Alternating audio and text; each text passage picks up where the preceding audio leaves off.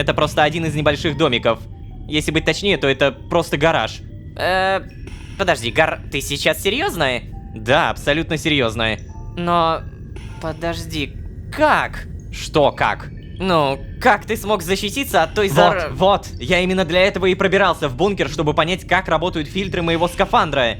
Погоди, чего? Что? Я, если что, так и не понял, как именно, но нашел знакомый материал. Мне пришлось забрать все фильтры из других скафандров. А дальше я просто залил все герметиком и включил вентиляцию. О, да уж. Что? Почему ты молчишь каждый раз? Ну просто что? Да я к тому, что ты действительно так быстро и легко разобрался в такой сложной технологии. Хотя ладно, это в целом неудивительно. Послушай, вот что я тебе скажу. Я знаю, что ты не тот, за кого пытаешься себя выдать. Что? Ты опять за свое? Мы это уже проходили. Да послушай ты, да, я уже поняла, что ты не тот, кого изначально мы здесь искали. Но глядя на то, как тебе все удается, и на вот это... Что? Что вот это? Да я... Слушай, скажи, что это за место? Очевидно же, оно находится вне Архея, да и вне миров в принципе. Мне хотелось бы понять, где я конкретно нахожусь, если вдруг стандартный способ выхода не сработает. В смысле, ты... Да, считай это вопрос моей безопасности. Если я окажусь в ситуации, где снаружи меня поджидает организация, я не хочу здесь оставаться до конца своих дней. И кстати, я также немного изучила эти странные слова. Пронус и малус. Это же просто название деревьев на одном из очень-очень древних языков. О, да, кстати, знаешь, я сам это только недавно узнал в ботаническом саду. Ой, давай без этого. Просто ответь мне. Ты расскажешь мне про это место или нет? Ты погляди-ка. Рассказать, не рассказывать, соврать. То есть я реально могу рассказать о том, что это место мне подарил Шангрин. Ну то есть о том, что это место по сути находится где-то в пустоте. Вообще Лая очень догадливая и все супер быстро схватывает на лету, даже без информации. Но оно и не удивительно, она из организации. До сих пор думаю, что рассказать это хорошая идея, но, блин, меня смущает, что постоянно у меня выбор по поводу этого. Ну давай, ладно, рассказать. Лая, это мое собственное карманное измерение. Давний подарок одного моего друга. Так, что? Погоди. Тебе друг подарил мир? Ты что-то типа бога какого-то местного, что ли? Чтобы тебе друг мир подарил? Да нет, какой бог? Да и не совсем местный. Я оказался здесь случайно. Случайно? Ну ладно, может быть и не очень случайно. Я, короче, вроде как мироходец. Ой, да что ж такое-то? Ну, конечно же, с кем еще могла меня свести эта долбаная судьба? Но как ты вообще тогда...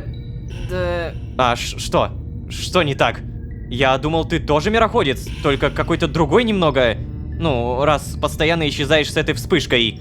Ай, да нет же, Лолошка. Я путешествую по линиям с помощью устройств организации. У меня ничего общего с мироходцами. Да, черт возьми, что такое, Лая? Почему ты злишься на меня? Я не могу сказать, что с подобной реакцией встречаюсь впервые, но...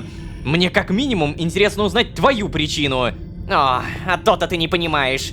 Какие могут быть другие причины? Вам, мироходцам, с самого рождения дозволено все.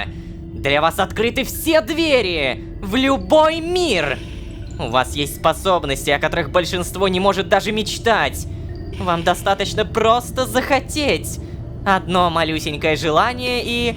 все. Что-то не получилось в одном мире, всегда можно начать заново в другом. Вы живете-то почти вечность. Преследует какая-то опасность. Вжух! И ты в мире, где нет никакой опасности. Но какой же это все ценой? Да никакой! Это просто дар свыше. Так, и Лая, успокойся.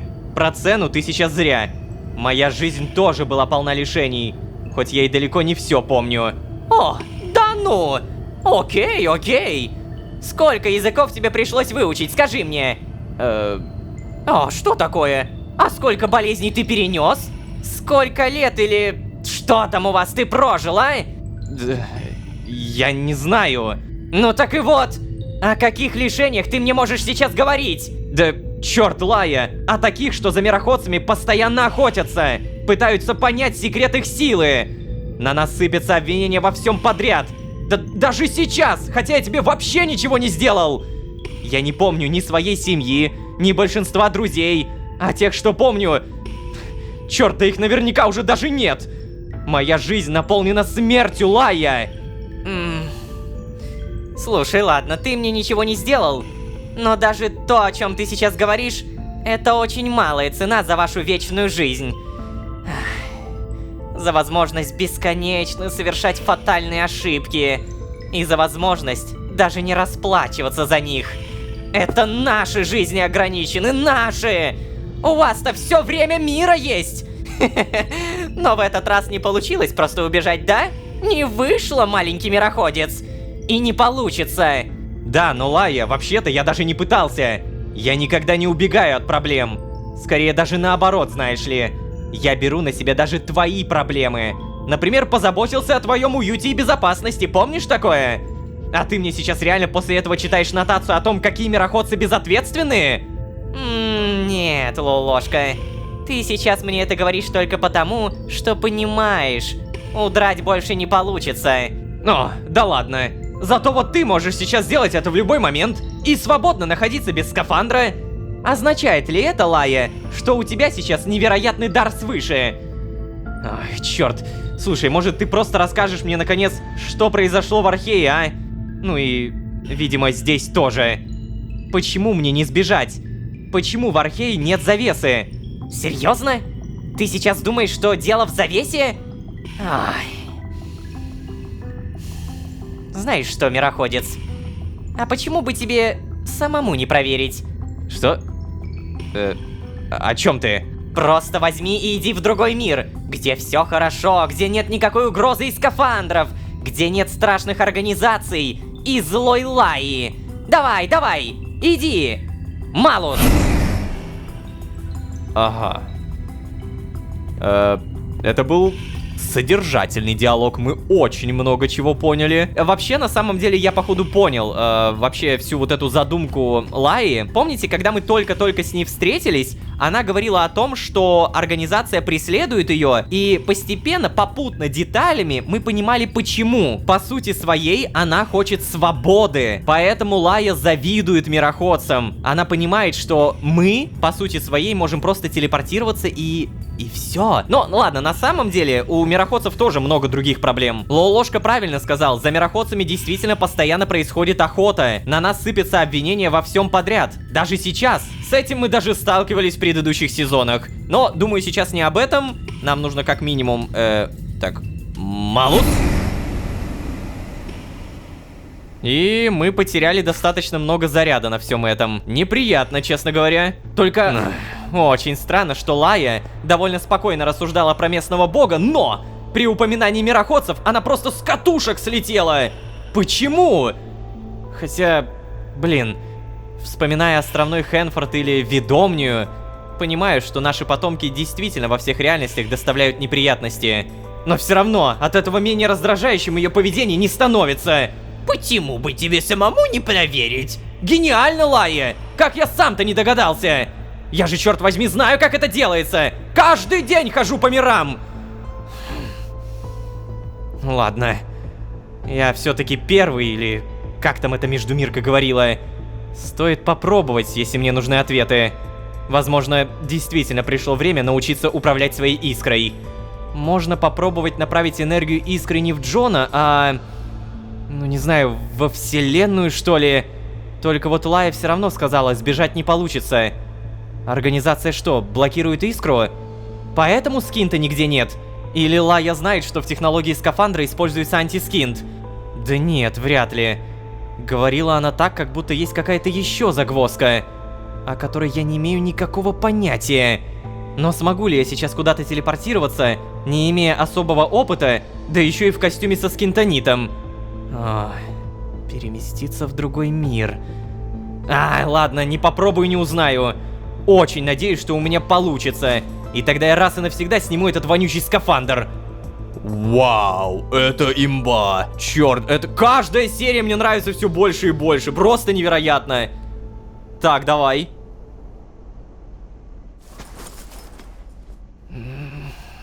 Куда бы отправиться? Честно говоря, хотелось бы куда угодно. Где нет всего этого.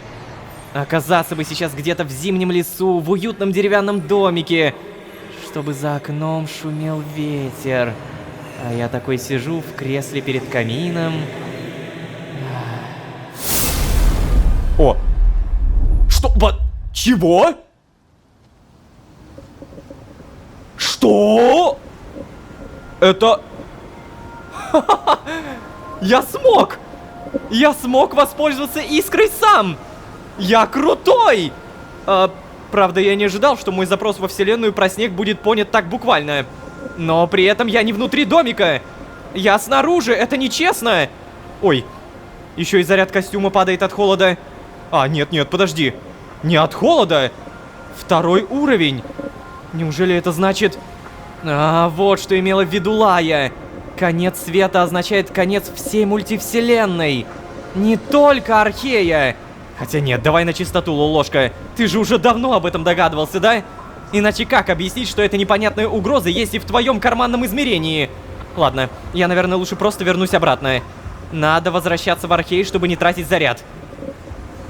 Так. Давай. Ой, блин, а если не получится? Черт, не получается. Так, ладно, не паниковать. Главное, не паниковать. Попробую снова.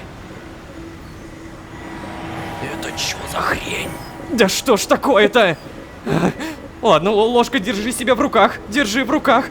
Может быть, я просто замерз? Да, точно, конечно. Я просто замерз, мне нужно согреться. Так, ладно. Черт.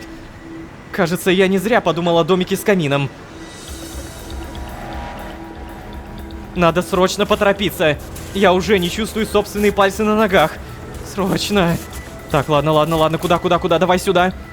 Что это, блин? Сено, навоз, я не понимаю, что это. Так, давай сюда. Домик с камином. Вот, домик с камином. Блин, я надеялся, что здесь будет теплее. Но это уже лучше, чем ничего. Если здесь есть камин, то должно быть что-то, что поможет разжечь его, верно? Да, наверное, но охренеть! Какой силой ты обладаешь, Лолошка? Какой, черт возьми, силой? Все это время тебя пожирал антискинт. А ты реально взял и тпшнулся. Так, здесь у нас... Веточка, кора ели. Давай-ка, наверное, все это достанем. Угу, осталось только разжечь.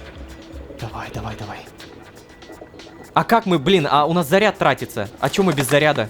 Это же плохо. Уверен, тут должна быть какая-то зажигалка.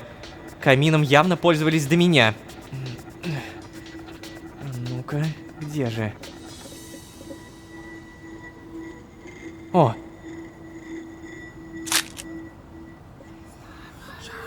что? Воспоминания? Ой, совсем сезон холодный выдался, да? Снега даже больше, чем обычно. В такой холод собачьи все голодают быстрее. Запасы кормовые закончатся скоро. Скотчинка вся замерзнет. Отправляться в поселение придется раньше, чем я планировал. Ай-яй-яй. Не нравится мне все это, ой, не нравится. Надо мне будет больше дровишек-то нарубить. Раз уж холодно так, то раскопится, значит, быстро. Ой. Ну, елочка, чего это ты? Оголодалась, да? Ну, сейчас. Растоплю тут немножечко. Холодно уж очень, ты ж сама понимаешь. Сейчас. О, мы можем даже так воспоминания смотреть. То есть, получается, умерла реально вся мультивселенная? Везде небезопасно. Меня может спасти только антискинт. То, что меня и убивает. А это же, типа, бред. Ну, ничего. Справимся мы, елочка, справимся. Ага, и не справились. Исчезли. Даже здесь. Черт. Да что ж это такое-то? Эти дурацкие воспоминания совсем не помогают. Я надеялся увидеть хоть что-нибудь полезное, но, как всегда, ничего. Нет, этот идиотский Архей, этот дурацкий конец света. Почему я не могу вернуться? Черт возьми. Зачем я вообще послушал Лаю? Надо было не лезть сюда. Просто остаться в Архее. Надо было остаться в Архее. Черт, домой! Наверняка меня ищут друзья. Рая, Джодах, Акетра. Они наверняка с ума сходят. Джон-то к ним наверняка вернулся. Я очень хочу домой, пожалуйста. Я очень хочу домой. Снова ничего не получается. А если меня вообще никто не ищет? Вот. Значит, пропал Лолошка в мультивселенной. А вместе с ним и все проблемы. Может быть, это только для меня, а не друзья? Почему? Реально, почему меня до сих пор никто не смог найти? Почему я вообще застрял в этом долбанном конце света? У меня вообще никак не получается выбраться отсюда. Костюм постепенно разряжается. Неужели я правда здесь останусь? Неужели навсегда?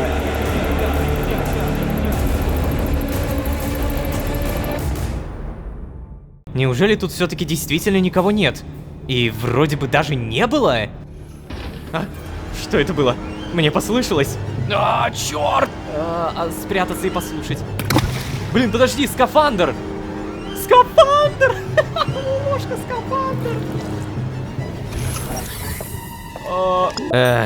И вот мы осознали, куда бы нам ни отправиться, где бы нам ни появиться, раз уж произошел конец света, в нашем союзе только одиночество. Одиночество длиной в целую мультивселенную. Просто представьте, вы боретесь за жизнь, в которой единственные, кого также можно назвать живыми, пытаются найти и убить вас. Это я даже не говорю про скафандр. Да, костюм вроде как спасает, но при этом медленно высасывает последние силы и уничтожает носителя. Предыдущая серия, напомню, закончилась на попытке использовать искру, найти безопасное место во вселенной, но попытка не увенчалась успехом, Лолошка более не может использовать перемещение, и тут бам, продолжение следует. Короче, либо мы тратим последние силы и у нас таки получается вернуться в убежище, либо я...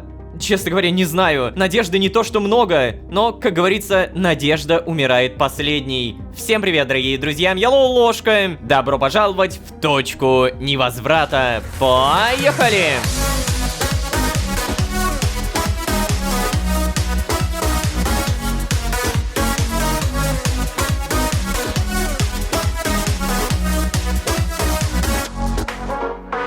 И снова всем привет, дорогие друзья, я Лолошка. Добро пожаловать в точку невозврата. Сезон, в котором мы пытались сбежать. Да, убийственная попытка использовать последние силы на телепортацию — это, возможно, худшее и лучшее решение одновременно. С одной стороны, теперь мы знаем, что наше одиночество — это не метафора. А с другой стороны, на это знание потрачено последнее... Как вы думаете, что? Магия? Нет, друзья. Самое страшное, что потерял Лолошка, это его самая сильная сторона характера. Надежда. Лолошка действительно потерял все, что у него было. Сейчас у меня 0 догадок, как из ситуации, где тебя убивает все и везде, выбираться. Но давайте догадки делать не будем, просто смотрим, что будет дальше. Начинаем через 3, 2, 1.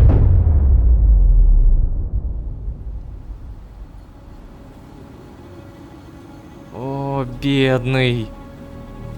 Эх, Лолошка, Лолошка. Да. Ну давай, встаем. Джон? Ну а кто же еще, если не я? Чего ты нюни-то распустил, а? Давай поднимайся уже. Ты не замерз, что ли?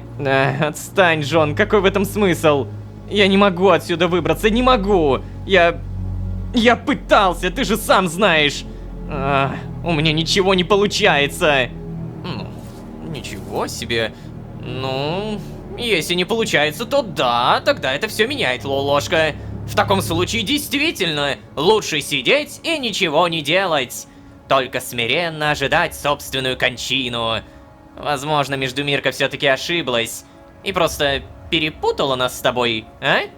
Хотя спутать мое прекрасное лицо с твоим все-таки сложновато. Джон, ну ты серьезно, чего ты хочешь? Ты поглумиться сюда пришел? Ответь! О, Лолошка, я просто хочу, чтобы ты перестал наконец ныть и взял себя в руки. Вместо того, чтобы выбраться из этого кайнозойского оледенения, ты делаешь сознательный выбор сидеть тут и мотать сопли на кулак. И зачем тогда, скажи мне, ты все это время вообще пытался выжить, а? Зачем обустраивал тот бункер, находил новое убежище? Зачем пытался разобраться, что происходит в Архее, если в итоге ты решил просто сдаться? Давай, вставай. Я ничего не решал, Джон. Моя искра не работает. Не работает. Я буквально ничего не могу сделать, Джон. То. Лолошка, ты же попробовал всего лишь один раз. Только один раз. Кажется, ты действительно сошел с ума. Потому что это вообще на тебя не похоже. Ну что не похоже? Что я могу сделать? Да как обычно же, то, что ты всегда делаешь. Попробовать снова. Лолошка, ты через столько прошел, что я всегда был уверен в твоей экстраординарной способности выбраться из любой пертурбации. Именно поэтому я и взял тебя с собой в Архей, болвана кусок. Потому что знал, что ты справишься. И видеть тебя сейчас это хуже, чем жалко, Лолошка. Ты же, мать твою, первый. Так веди себя соответствующе. Джон. Никаких Джон. Соберись, Лолошка. Просто соберись. Твоя вспышка не работает, потому что ты развел панику. Давай, дыши. Вдох. Пауза. Выдох. Повтори это пару раз. Ну вот и молодец. Чао. Ага. Черт, не могу понять, почему каждый раз я могу взять себя в руки только после того, как появится Джон. Такое чувство, будто я не могу функционировать нормально, если у меня нет наблюдателя. Я же понимаю, что Джон это только моя голова, иллюзия. Но почему-то без его появления у меня буквально нет сил даже встать. Надо выбираться отсюда. А то или я замерзну до смерти, или костюм сядет. Здесь так мало места. Чувствую себя как в спичечном коробке. Ладно, наверное, попробую снаружи. Лишь бы в этот раз все получилось, пожалуйста. Вдох. Пауза. Выдох. Вдох. Пауза. Выдох. Угу. Слушайте, это было сильно, а еще сильнее видеть 2% заряда. Давай-ка, наверное, экстренный аккумулятор мы используем. Да, вот так поспокойнее будет. Ты же, мать твою, первый, так веди себя соответствующе. Да, я напомню, что самый-самый первый Лолошка это этот Лолошка, тот, за которого мы играем. А Джон хоть когда-то и носил имя Лолошки, все равно переименовался в Джона, и как бы он ни старался, то есть даже если он вернет себе имя Лолошка, он все равно не изначальный. Окей. А что мне в итоге надо выйти? Ща, на всякий случай тут все посмотрим. О, гниль, возьмем. Далее никаких крутых предметов здесь вроде бы не найдется. Какая-нибудь уточка, кстати. Нет? Вроде бы по нулям. Ладно. Итак, Архей. Я хочу вернуться в Архей. В мое маленькое скромное убежище, где меня не найдет никакая организация. Где я смогу хотя бы ненадолго перестать переживать о том, что скафандр разрядится и я умру. О. Хорош! Хорош! Получилось? А, черт, у меня получилось! Наконец-то! Я живой! Я живой! О, да, ты живой! О, Джон, огромное тебе спасибо за буллинг! Как же хорошо быть в тепле! Так, ладно, надеюсь, мне хватит аккумуляторов. Без заряда костюма я окажусь запертым здесь. Ну, или в машине. Любой из вариантов мне не нравится. Может быть, Лая поможет? Стоп! Я же могу вернуться в свое карманное измерение! Почему я подумал об этом только сейчас?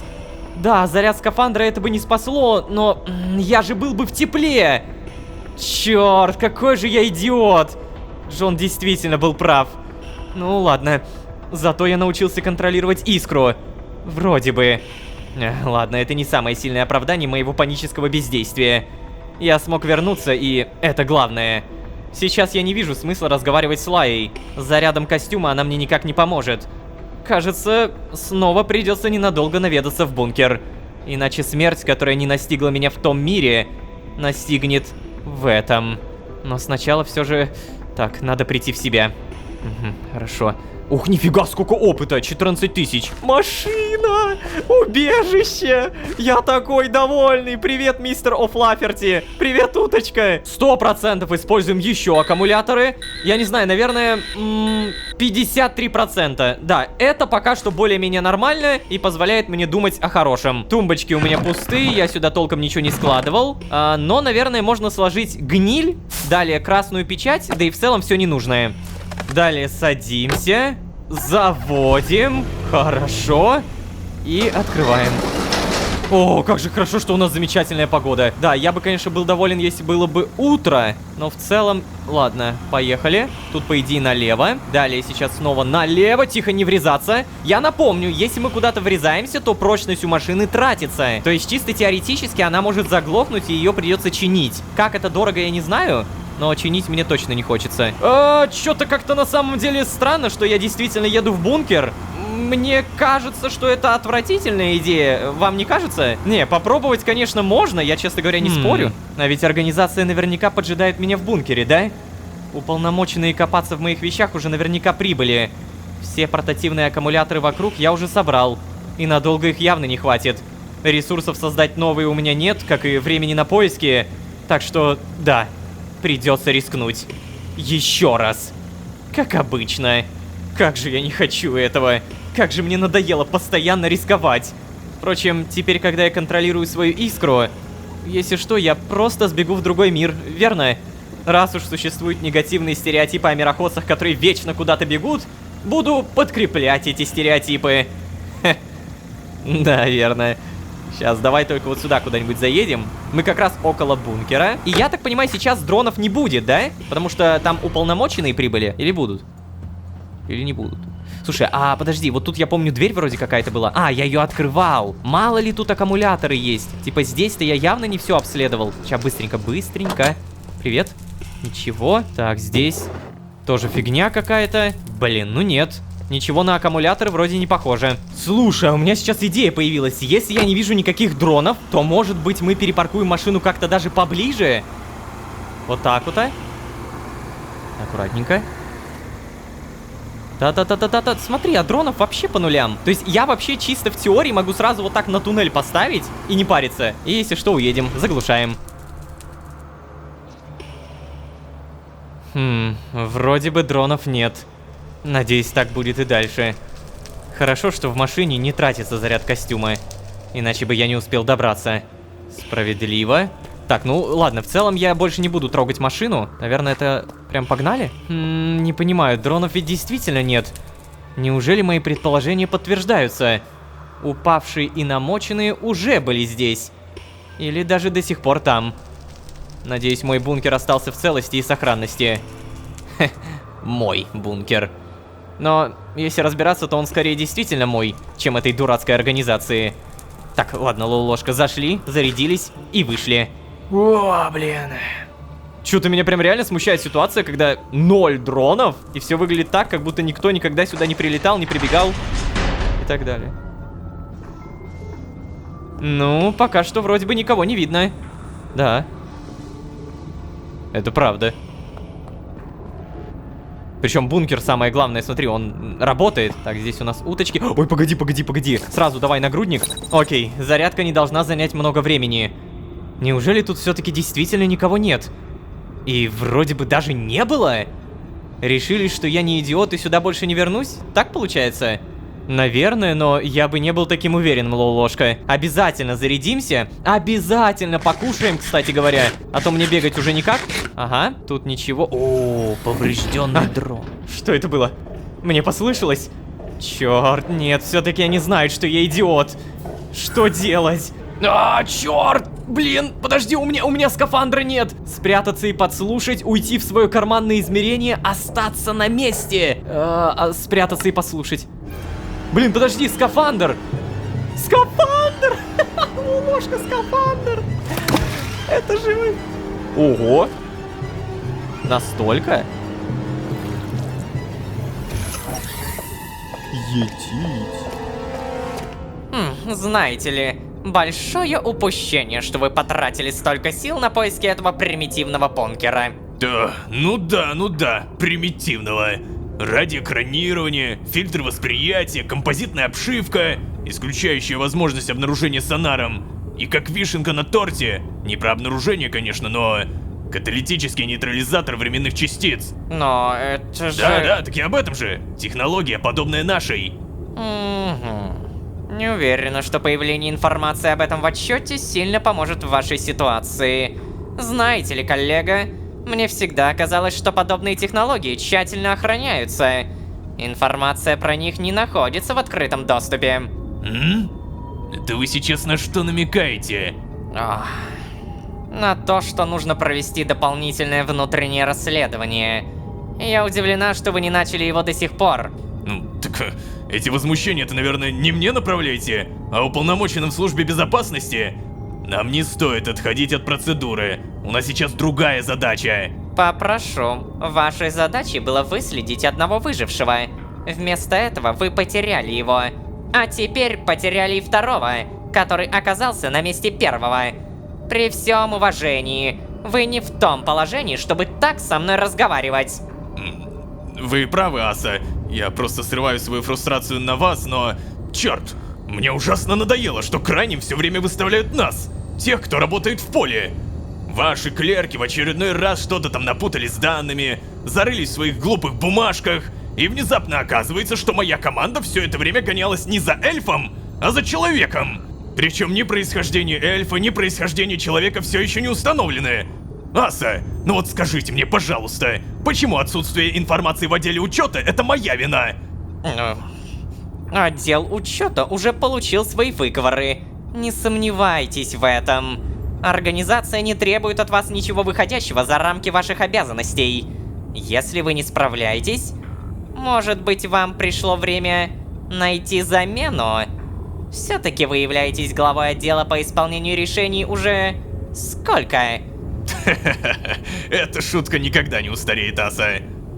Давайте заканчивать здесь. Я сделаю все, что смогу, чтобы отчет выглядел в вашу пользу. Но не могу ничего обещать. О, спасибо, Аса. Ай, что могу сказать? Органолептический метод ничего не выявил. Обратимся к местной технологии. Хорошо.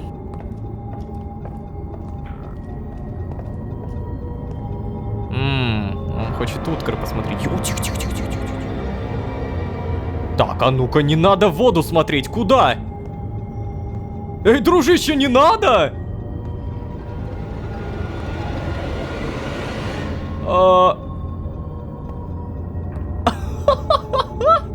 Реально засел там. А то, что костюм заряжается, они не заметили, да? Ой, слава богу, что... Эй, слушай, разыскиваемый никогда не менял белье. Ну так ведь времени-то прошло всего ничего. Ладно. Примитивные технологии этого века не дают никакой информации. Говоришь, все-таки примитивные? И откуда вы? Кто вы? Что вы? Ну, я понимаю, что это организация, но...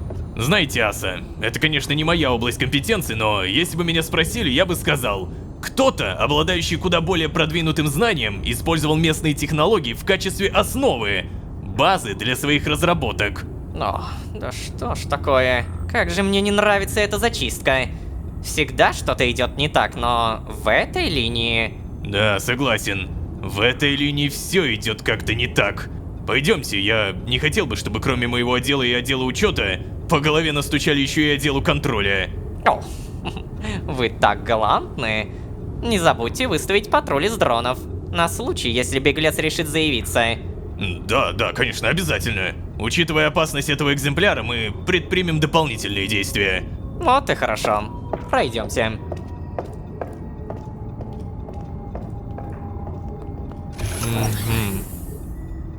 Обалдеть. О, черт, меня чуть не поймали. Наверх, быстрее. Это было очень опасно. Ох. Но мне повезло, что... Нет, ладно, мне не повезло. Пока я не выбрался отсюда, я не могу говорить об удаче. А, то, что костюм не спалили, да? Так, Слушайте, камера на всякий... Смотрящий все еще не появлялся. Вот это пипец. Так, обязательно берем это, надеваем. Здесь у нас, получается, ничего нет, и... Ребята, вы поняли? Они искали человека, который выжил в этом бункере. Только при этом не человека, а эльфа. То есть, получается, какой-то эльф жил в этом бункере. Но куда же ты пропал, эльф? Неужели действительно просто испарился? Причем, я думаю, всем очевидно, этот эльф какой-то дико умный. Он знает даже про антискинт, который защищает от этой, типа, радиации или что-то в этом духе. Здесь у нас ничего, погода, благо, нормальная. Ну и что там, реально сейчас будут дроны? Так. О, нет дронов, нет дронов, нет дронов! Хорошо, пока нет дронов. Ну его нафиг, машинка, привет. Так, сразу заводимся. А! Я слышал дрона. Я слышал только что дрона. Все, вот теперь точно можно сказать, что мне повезло. Надо убираться отсюда, пока не прибыли эти дополнительные действия. Согласен, Лолошка. То есть мы поняли, что над этой временной линией сейчас начинает работать все больше и больше отделов, потому что это для них нетипичный случай. То есть изначально, когда они находили выживших, наверное, с ними было просто. Их тупо убивали, и все. Но тут, значит, появляется некий Лолошка и некий эльф, которые живут. Я насчет эльфа не уверен. Ну, то есть, мы его так и ни разу не видели. Это владелец бункера. Но насчет себя я точно уверен. И меня так просто не оставят. Да, для организации, как я уже понял, нетипичный случай. Так, машинка. Давай как-то аккуратненько заезжаем. Молодцы. Тихо. Главное, чтобы ни во что не врезаться. Глушим. И фу. Так, ладно, надо подумать. Что вообще значит временных частиц? Время же вроде как нематериальное. Ну, разве что кроме смотрящего. Однако Лая про смотрящего вообще не в курсе. Значит, это не про смотрящего. Только это вообще ничего не объясняет. Даже наоборот, еще больше вопросов. Не-не-не-не, ломать голову не вижу смысла. Просто отправляюсь к Лае. А, ну да, вот, логично, хорошо. Канистра с топливом, подожди, давай сразу, наверное, зальем на будущее, как говорится. А то я все ношу это и ношу, не заливаю. Прям все топливо точно тратить не буду, потому что как будто бы в будущем появятся такие приспособления, которые тоже будут требовать бензин. Далее мы прописываем Прунус. И... Здравствуйте. Кого это я вижу? Снова ты? Привет, Лая. Что, не ожидала меня увидеть, да? Ну почему это? Ожидала. Я же сказала, что тебе некуда бежать. Убедился? Давай без этого, прошу тебя. Слушай, Лая, я правда постоянно сталкиваюсь с ненавистью к мироходцам. Мы можем дискутировать на эту тему часами, но я пришел сейчас не за этим. Мы можем поговорить нормально, пожалуйста.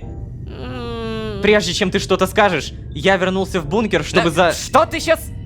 Ложка, зачем ты просишь моих советов, если совершенно не слушаешь их? Что я тебе сказала насчет бункера, а? Лая, не перебивай меня. У меня кончился заряд у костюма, и не было другого выбора. Ну ладно, по крайней мере ты не попался организации. Ты же не попался? Вот, и я как раз об этом и хотел поговорить. А ну-ка, да, нет, что подожди, это? не перебивай. Прошу, дай мне хоть раз нормально закончить. Давай. Спасибо. В бункере было 2 человека. Я спрятался, они не заметили меня. Двое? Кто? Ребенок с таким очень низким голосом. Я уже встречал его. И женщина в костюме, похожа на обычного клерка. Понятно. Скорее всего, прямо перед твоим появлением был полноценный обыск. Те, кого ты видел, те самые уполномоченные. Только при них мог производиться обыск бункера. Наверняка они прислали Асу, по-любому. Да, была Аса. Женщину именно так и звали. Конечно. Ее ненавидят все, Лолошка. Как штурмовики, так и сиделки. Что? Кто еще раз? Ой, точно. Давай так, в организации есть 2 вида должностей. Те, кто работает с документацией, сидящие в Синклите, их неофициально называют сиделками. И те, кто работает непосредственно в линиях, разбирается с последствиями. Таких неофициально называют штурмовиками. Эта терминология запрещена, потому что у нее много негативных оттенков, но ею пользуются все. Слишком уж удобно и слишком прилипшая. Неважно, кто ты, штурмовик, сиделка или кто-то посередине. Никто не любит Асу с ее слащавым голоском, глупыми прическами и зорким глазом. Она написала доносов на сотрудников больше, чем все остальные сотрудники вместе взятые. Ну слушай, не знаю, мне показалось, что ребенок с ней разговаривал очень даже приветливо. Ну так потому что она ни разу не написала ни одного доноса на него. Да и вообще относится к нему не совсем как к коллеге. А, как к сыну, да? Ты совсем ничего не понимаешь, да? Так, слушай, Лая, давай не об этом. Я вообще-то, знаешь ли, смог послушать их разговор. Это то, о чем я как раз бы и хотел поговорить. Ну ладно. Что? Они упомянули про то, что в бункере установлены фильтры временных частиц. Это как? Что это? О, ты же ходил в другой мир, да?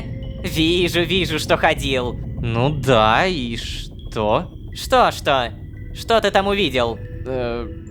Все то же самое, что и здесь. Ну? И какие выводы ты сделал? Что конец света наступил во всей мультивселенной. О, бинго! А теперь попробуй сопоставить увиденное с подслушанным. Да, черт, Лая, я, честно говоря, не совсем понимаю, как это можно связать. Ну хорошо, раз уж ты узнал факты сам, я подскажу, как объединить все в общую картину. Конец света — это общий термин, который используется между всеми мирами. Армагеддон, Рагнарёк, Судный день, называй как хочешь.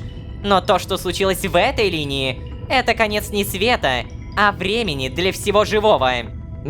Что? Ну я же говорю понятно. Что непонятного в моих словах? Да все, Лая, все! Что значит конец времени? Ну, как время может кончиться, если оно продолжает идти? День сменяет ночь, погодные явления тоже меняются. Мы с тобой в конце стоим и даже разговариваем. Я не застыл, и ты не застыла, как статуя. О, Лолошка, у тебя очень поверхностные представления. Ну, может быть.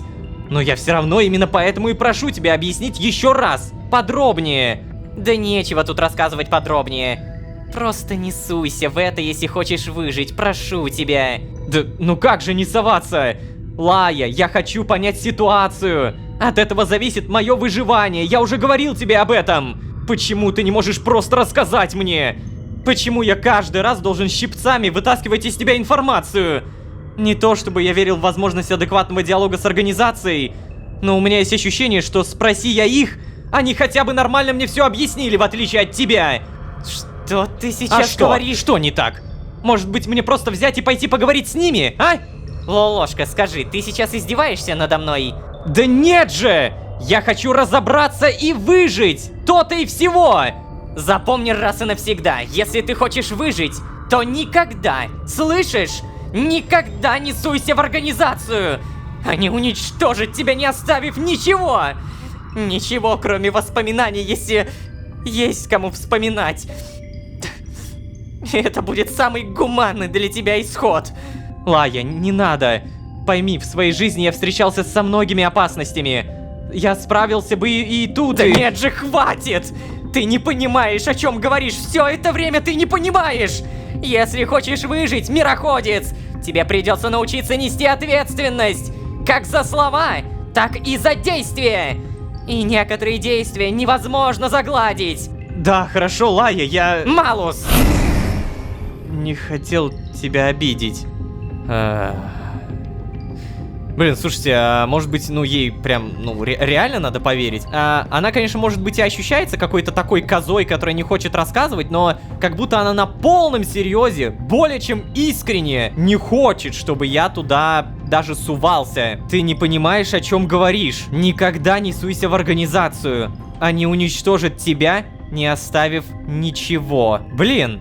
Учитывая, что у нее в такие моменты даже слезы на глазах появляются, у меня почему-то ощущение, что она, ну, самого искреннего выживания мне желает. Ну, правда. Тут, знаете, такие две стороны одной медали. С одной стороны, ну, правда, хочется знать, но с другой стороны, она понимает, что эти знания приведут меня только к одному исходу. Ну, смерти. С другой стороны, она не знает, кто такой смотрящий. Она удивляется тому, что я Лолошка. То есть, какую-то часть информации ведь она тоже не знает. Либо, наоборот, знает что-то такое, информация, которую, если она мне не расскажет, только спасет меня. Короче, серия, вот давайте я подытожу. Серия 10 из 10. Такая крутая информация, это вау. Я, как Рома, хочу верить Лае, я как Лоу-ложка хочу понять, что же все-таки за организация такая. Давай-ка без лишних слов прописываем Малус.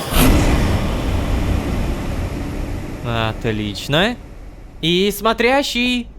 Да что ж такое-то, а? Ну это уже сюр какой-то. Ну, смотрящий, у меня фотоаппарат уже 4 серии подряд. Я умоляю тебя, появись. Друзья, я очень надеюсь, что вам нравится, как развивается сейчас сезон. Я очень надеюсь, что вы поддержите меня и команду своим лайком и подпиской. Ребят, вот правда, в условиях замедления Ютуба, тотального замедления, очень тяжело работается, потому что, ну, все то, что нас окружает сейчас на Ютубе, правда, немного удручает. Нет такого человека, который радовался бы происходящему.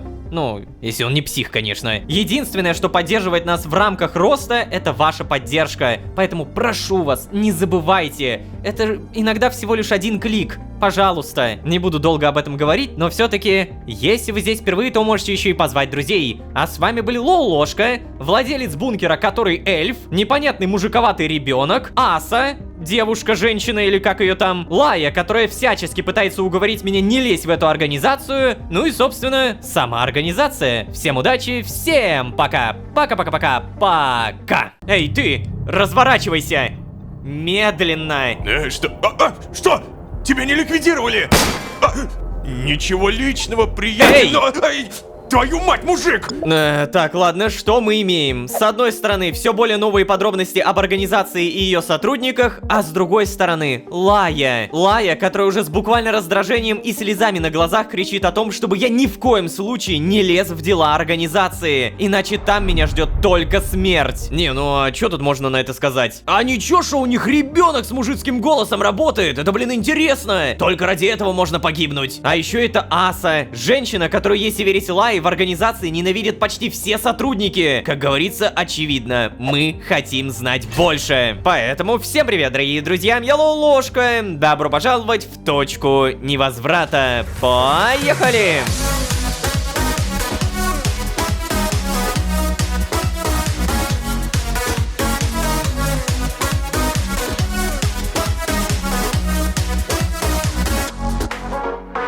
И снова всем привет, дорогие друзья, я Лоу-ложка. Добро пожаловать в точку невозврата, сезон, в котором мы знакомимся, хоть и не напрямую. Да, сотрудники организации, очевидно выполняющие не последнюю роль в карьерной лестнице, обсуждали не просто многое, а самое интересное. Например, первое, изначально про Лоу-ложку даже не знали и думали, что я в скафандре это тот, за кем они охотятся изначально. А охотятся они за каким-то там эльфом. Вот почему Лая удивилась, что я называю себя Лоу-ложкой. Второе, они упомянули, что в бункере установлены какие-то фильтры временных частиц. И, судя по всему, это тот самый антискинт. Черт возьми, кто владелец этого бункера, если у него настолько обширные знания? И, наконец, третье. Обычно в каждой линии всегда что-то идет не так. Но в этой линии не так идет все. Поэтому будут предприняты дополнительные действия. Какие действия, пока непонятно. Короче, на данный момент очевидно, что жизненные позиции, если так можно сказать, у Лаи и Лоу-ложки начали все больше расходиться. Она из-за того, что слишком много знает, ничего не хочет рассказывать, а я из-за того, что знаю практически ничего,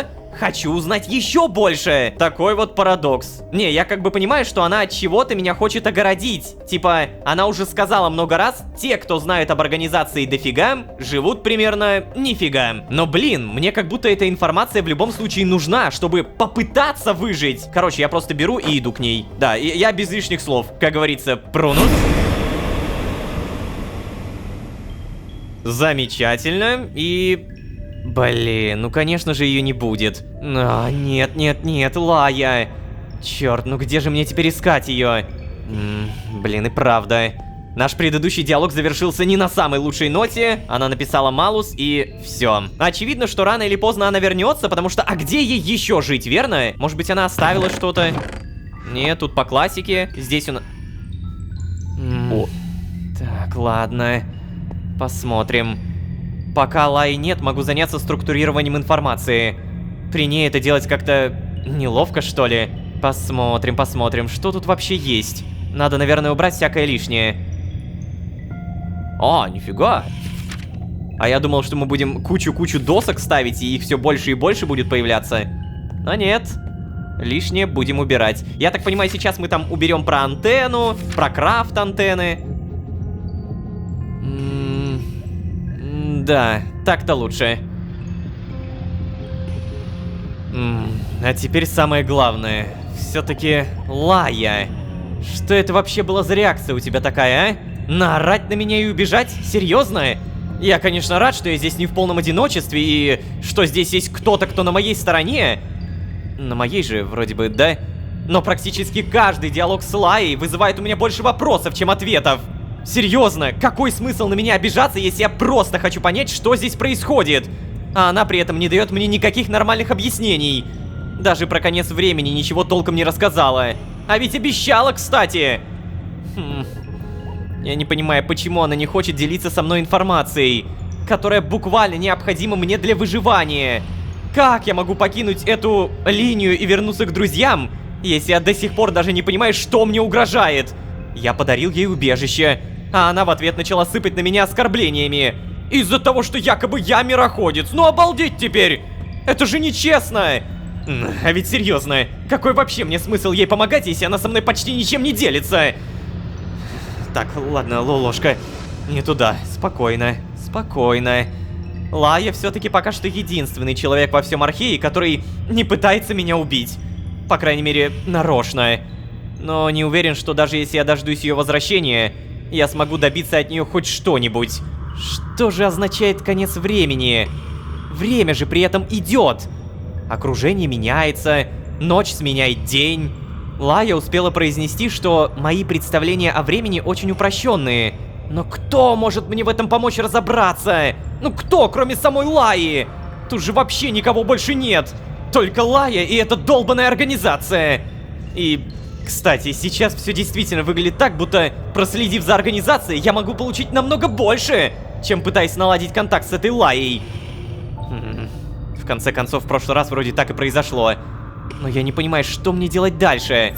О, ух ты. Дождаться возвращения Лаи, вернуться в бункер и попробовать дождаться кого-то из организации? Фига себе выбор. Ну не знаю, блин, честно признаться, я бесконечно много хочу верить в сюжетную броню, но в то же время мне так много уже намекает, что она не работает. Такое чувство, что если я буду слишком долго с этим заигрывать, Лолошка пропадет как персонаж. Ну, я как бы не верю в это, но какие-то уж слишком больно большие намеки начали появляться на это. Ладно, я реально попробую к организации пойти. Я реально попробую, да. Ладно, Лолошка, в прошлый раз же мне удалось остаться незамеченным. Ну, практически. Значит, в этот раз тоже должно повезти, верно? В любом случае, я всегда смогу сбежать в карманное измерение, и мне никто никогда не навредит. Во всяком случае, если я все сделаю быстро. И если заряда костюма будет достаточно. Офигенный план. Разве нет? Да, я хотел сказать, Лолошка, отличный план. Вообще ни капли не рискованный.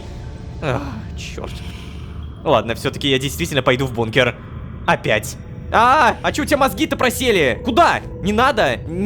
Сам придумал, блин, сам паник. Прежде чем куда-то топать, прежде чем куда-то ехать, проверяем, что у нас здесь. Ух ты, блин, а. Так, получается, мы теперь можем по цепочкам смотреть, куда что идет. Вот это Архей. Что произошло после моего ухода из Архея? Куда пропала завеса и когда она пропала? Куда делся Скинт в Архее? О, это, кстати, интересно. Иоганнес видел Тадмавриэля? Кто знал, что будет конец света? Если Иоганнес построил бункер, знал ли он про надвигающуюся катастрофу? Что случилось с Церковью Очищения? Это очень интересные вопросы. Так, погоди, а здесь? Организация. Синклит. Что это? Вообще Синклит упоминался только, получается, Лаей. Она говорила, что шла по какому-то проклятому Синклиту. Если мы загуглим это слово Синклит, то получим собрание заседания. Собрание высших синовников. Это мне мало что дает, но, видимо, это связано с каким-то судом, с чем-то очень высшим в организации. Далее у нас идет штурмовики-сиделки. Штурмовики — это, получается, те, кто работают в линиях, а сиделки — это те, кто работают с документами в организации. Отдел учета следят за выжившими, служба безопасности. Контроль внутри организации? То есть, получается, внутри организации следят за организацией. Не, ну в целом звучит логично, да? Чтобы там никакой фигни не сделали. Лая была штурмовиком? А ведь, кстати, получается, так и есть, скорее всего. Отдел исполнения решений. Непосредственно пытаются убить меня. Ребенок работает тут. Почему они занимаются этими убийствами? Что за линии? Что значит отвязаны от времени?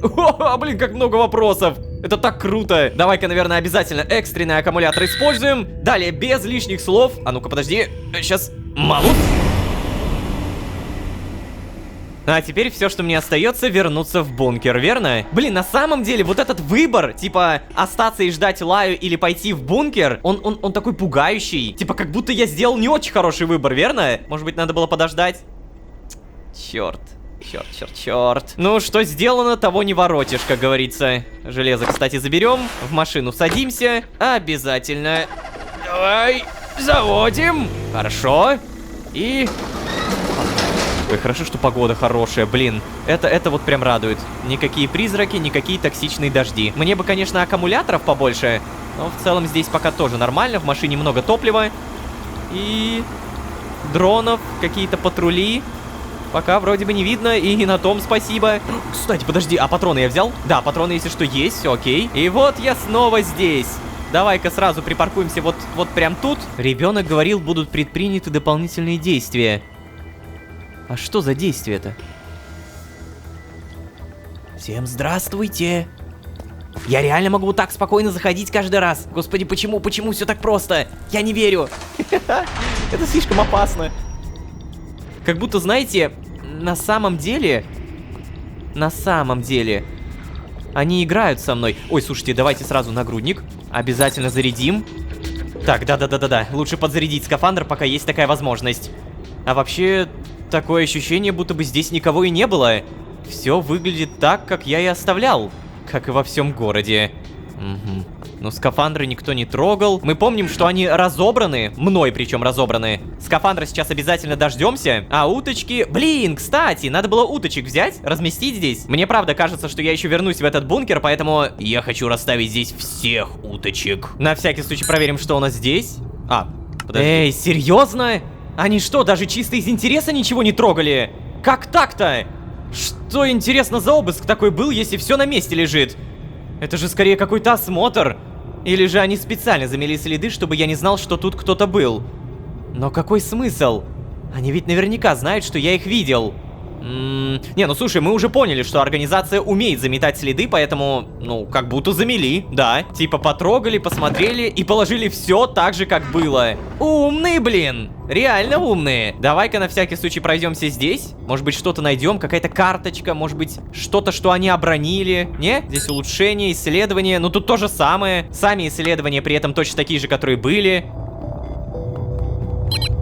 О, полечились, это хорошо. Здесь он... Почему у меня каждый раз 5 очков генома? Что это за дурацкий визуальный баг? Я же знаю, что у меня не столько. Я потрачу буквально 1, здесь все поменяется и станет 0. Но я могу, например, вот, убирает урон от падения с 6 блоков и меньше. Ой, кстати, это прикольно. Давай.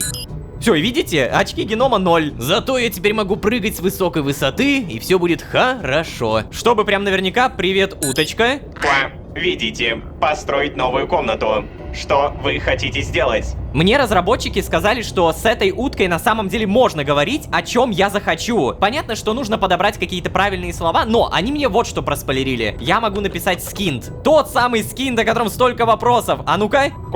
Скинт — это мистические кристаллы, упоминающиеся в архейских летописях в период пробуждения. Что вы хотите сделать? Да ладно. Это... Я получил... Ответ? Это нормальный ответ. Слушайте, ребят, если вы хотите, чтобы я что-то задал, пишите в комментариях. Так, подожди, я сейчас, знаете, я сейчас выпрошу еще хотя бы один вопрос. Итак, я узнал еще. Я могу спросить, сколько сейчас времени? Это хороший вопрос. Так, сколько время? Ошибка. Параметр не найден. Что вы хотите сделать? Параметр не найден? Блин, что насчет, если я спрошу население? Население города Силанхва составляет... Поиск. Нет данных. Что вы хотите сделать? Ну да, этот вопрос я уже помню, когда-то задавал. Ну прикольно, то есть если я вот найду какие-то такие слова, которые затриггерят ее скрипт, пишите об этом, пожалуйста, в комментариях, ребят, вот правда, пишите. Так, погоди, а я в итоге выбраться-то отсюда могу? То есть я реально могу выходить сейчас из бункера И сейчас у нас даже ночь. А какого черта? Мне говорили, точнее, ладно, не мне. Я слышал про какие-то дополнительные действия. Про то, что якобы что-то произойдет, а в итоге вообще по нулям. У нас ни дрона, ни каких-либо опасностей. Здесь вроде абсолютно все то же самое. Ну да, заметать следы-то они умеют, это мы знаем. Но не настолько же, чтобы я как будто совсем кретин. И... Тихо. Дроны. Так, дроны там летают. Не знаю, надо ли мне на них натыкаться. Слушай, машина. Знаешь, что я хочу сейчас сделать? Зараженная утка, иди сюда. О, коллекционный предмет. Подожди, что, я его первый раз беру? Серьезно? И раз уж я могу сейчас зайти и выйти из бункера вот так вот... Я не знаю, на пофигу. Гоу, съездим за другой уткой. У меня сейчас складывается ощущение, что я просто должен был в бункере что-то найти, но из-за того, что я это не нашел, сюжет просто не продолжается. Но это, кстати, нам даже на руку. То есть мы можем немножко... Не то чтобы потянуть, мы скорее можем выполнить офигеть какую качественную подготовку. Так, все, машина. Вот, находим гараж. Обязательно открываем. Сразу же, наверное, закрываем. И утка, привет! Ай, да хорош, утка-панк. Может быть, я, кстати, могу здесь что-то взять? О, подожди! Раз уж сюжет у нас пока не продолжается, а что если сделать экстренный аккумулятор? Вы понимаете, что сейчас я повелитель времени? Пока я что-то не нашел в бункере, я могу не бояться за сюжет. Вещи у меня, правда, не здесь, а опять же в бункере. Но вот этот дом я, по-моему, не исследовал. Сейчас, может быть, найдем тут что-нибудь интересное. Те же там экстренные аккумуляторы. Может быть, даже не будем крафтить.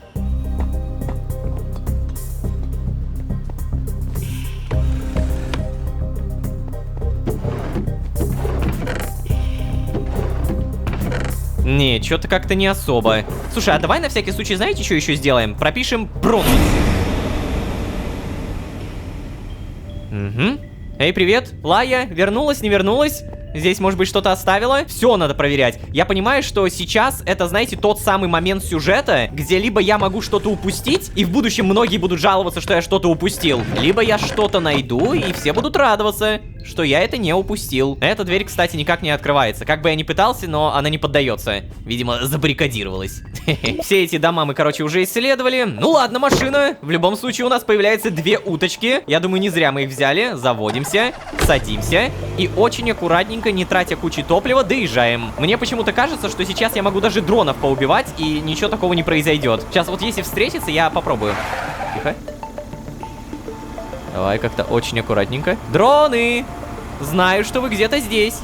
Как назло, просто ни одного. Мы же слышали. Реально, ни одного дрона. Просто все исчезли. Как так? Ладно, не тянем резину. Сейчас машину оставляем где-нибудь вот здесь. Хорошее место. Как будто можно легко, если что, удрать. И возвращаемся в бункер. Я тут хожу как свой. Это просто, это сюр какой-то. Это реально сюр. Нагрудник скафандра. Сюда. Уточка, давай-ка сразу. Сюда. И утка-панк. Йо, пошел процесс. Ну-ка, зараженная утка. Несмотря на неопрятный внешний вид, очень хорошо очищена. Понятно. Утка-панк. Ей пофиг.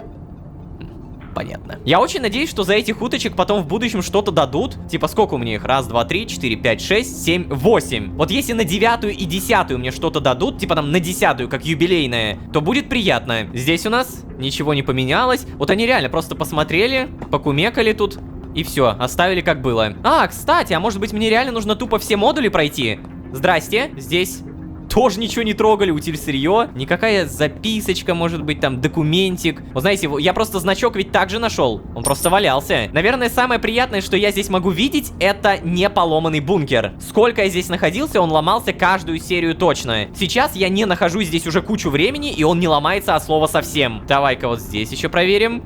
Моя кухонная зона. Да ты вы бросьте, ну правда ничего не будет. Здесь они, короче, вообще ничего не оставили. О, кстати, а что насчет слайма? Эй, привет. О, живой слайми! Приветики! Ай, как давно не виделись. Слушай, ну у тебя не то чтобы что-то поменялось, верно? Блин, а ведь и правда давно не виделись. Давай, иди поглажу. Все, до свидания. О. Так. А если мне вообще все это просто померещилось? Вдруг это были помутнения рассудка? Черт, ужасное состояние, когда не можешь доверять самому себе.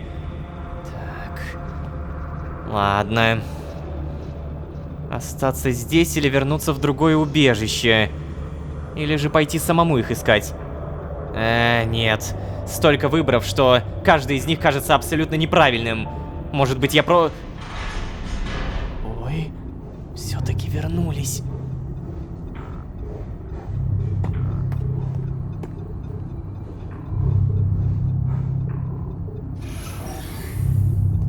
А кто это? Ой, боже. Черт возьми.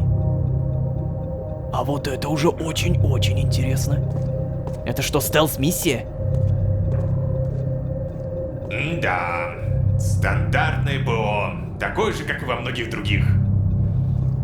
Ой. У него значок какой-то. Ты, и зачем ему столько? Ты про скафандры? Понятно. Так просто не отодрать обшивку. Эх, уязвимые бы места найти. Эх, сколько же мутатени. Зачем меня вообще сюда отправили? Господи, это еще кто такой?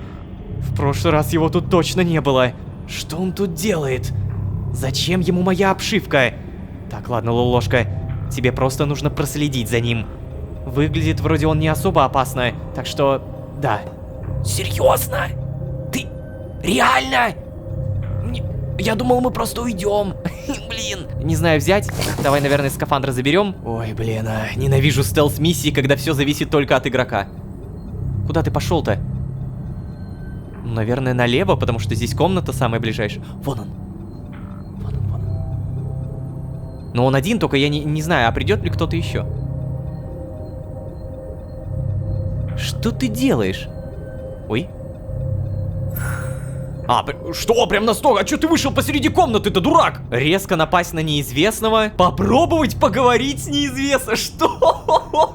Вот это выборы в этой серии! Это какие-то прям ультра-ключевые выборы. Продолжить наблюдать за неизвестным. То есть я реально могу поговорить? Я как бы понимаю, что либо я сейчас иду ва-банк и все еще продолжаю надеяться на сюжетную броню и так далее, либо я... Ну, я не знаю, я просто не хочу ждать лаю. Резко напасть на неизвестного я тоже не хочу, очевидно. Поэтому либо наблюдать, либо поговорить. Блин, я знаю, как меня сейчас будут все ненавидеть. Я хочу, да, поговорить. Эй, ты! Разворачивайся! Медленно! Что? Что? Тебя не ликвидировали? Какого? Нет, не ликвидировали. Даже не думай.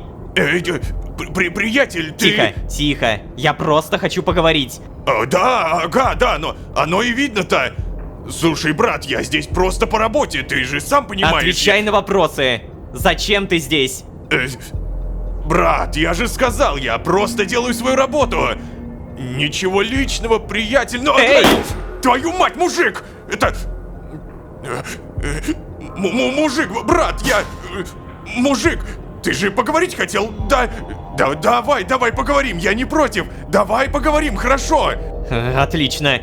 Кто ты и что ты здесь делаешь? Брат, я изучаю материалы, из которых был сделан этот бункер. Говори дальше, почему ты их изучаешь? Потому что это моя работа. Серьезно? Для чего ты изучаешь мой бункер? Потому что мне поручили. Ты... Серьезно, хватит! Ты можешь нормально мне ответить? Брат, мужик, я нормально отвечаю. Что я должен тебе сказать? Не знаю, может быть что-нибудь более информативное? Ну и... Стоять! Слушай, ты, приятель, ну пожалуйста, я не знаю, как тебе ответить. Да меня о таком даже не инструктировали. Меня вообще не должно быть здесь. Я не должен работать в стертых ветках. Что еще раз? Каких еще ветках? Ну мужик, я просто подменяю коллегу. Давай, может быть, ты с ним разбираться будешь, не со мной.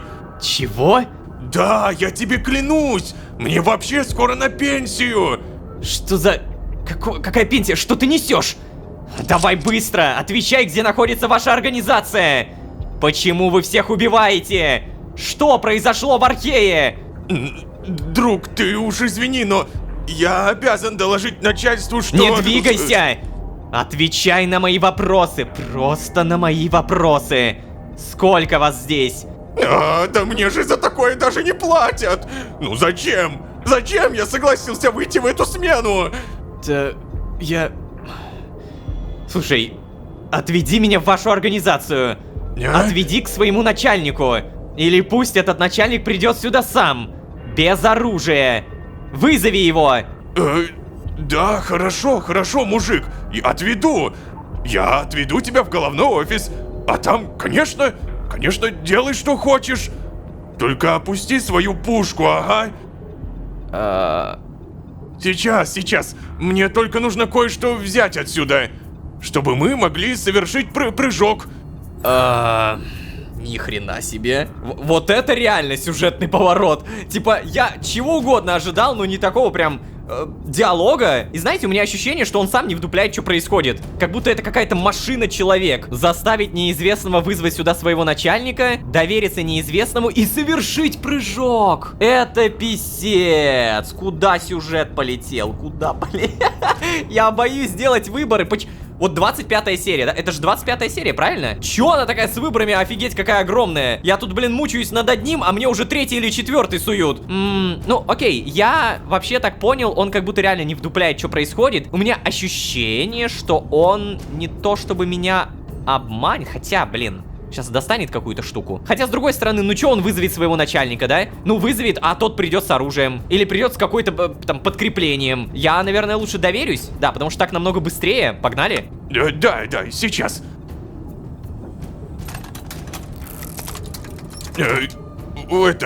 Мужик, ты только давай там реально без пушек, ладно? И я просто не могу позволить, чтобы меня уволили, когда до пенсии рукой подать. О, черт!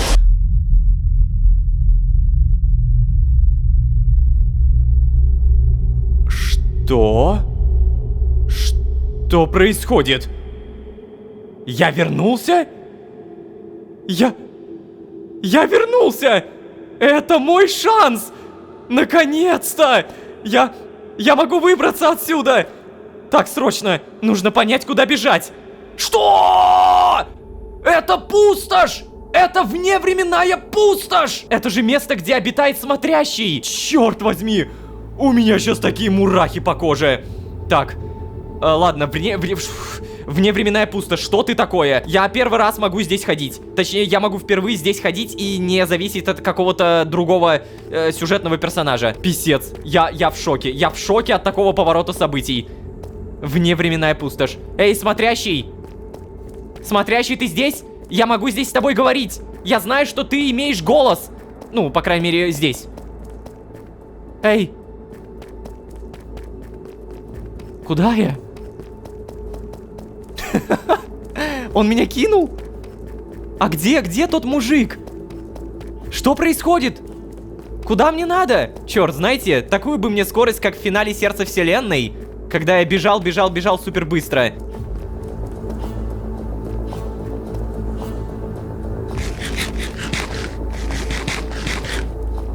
Я не понимаю, я что, бегу недостаточно быстро? Черт! Неужели я застрял здесь? Эй! Кто-нибудь! Джон!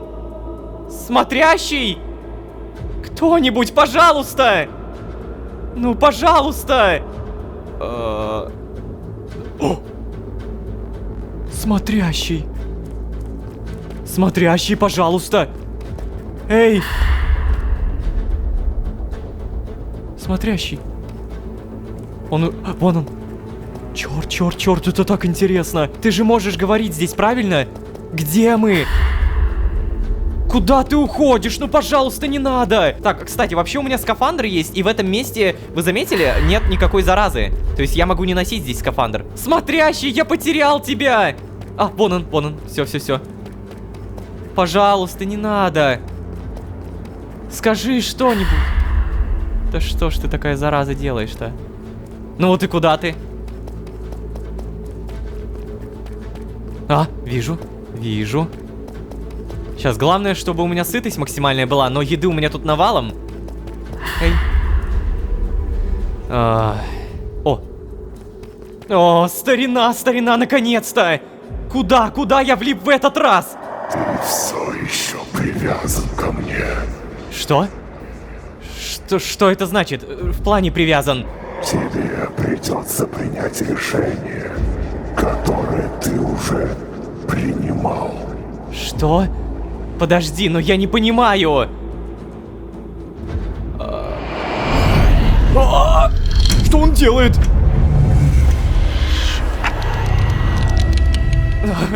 Что это? Что это было?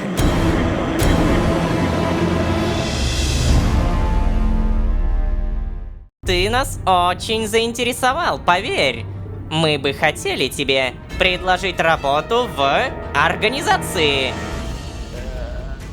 Ни хрена себе. Ой-ой-ой, вневременная пустошь. Место, где время является пространством. Место, где у смотрящего есть голос. И место, в которое мы попали в предыдущей серии. Это было мощно. Напомню хронологию событий. Сначала мы видим непонятного работника организации. Далее заставляем этого работника отвести нас в саму организацию. И после, хоть мы и добиваемся телепортации, лишь попадаем во вневременную пустошь. Так ли это было задумано этим работником? Непонятно. Мы немного побегали, ничего не поняли, увидели смотрящего и впервые получили информацию от него самого. Ты все еще привязан ко мне. Тебе придется принять решение, которое ты уже принимал.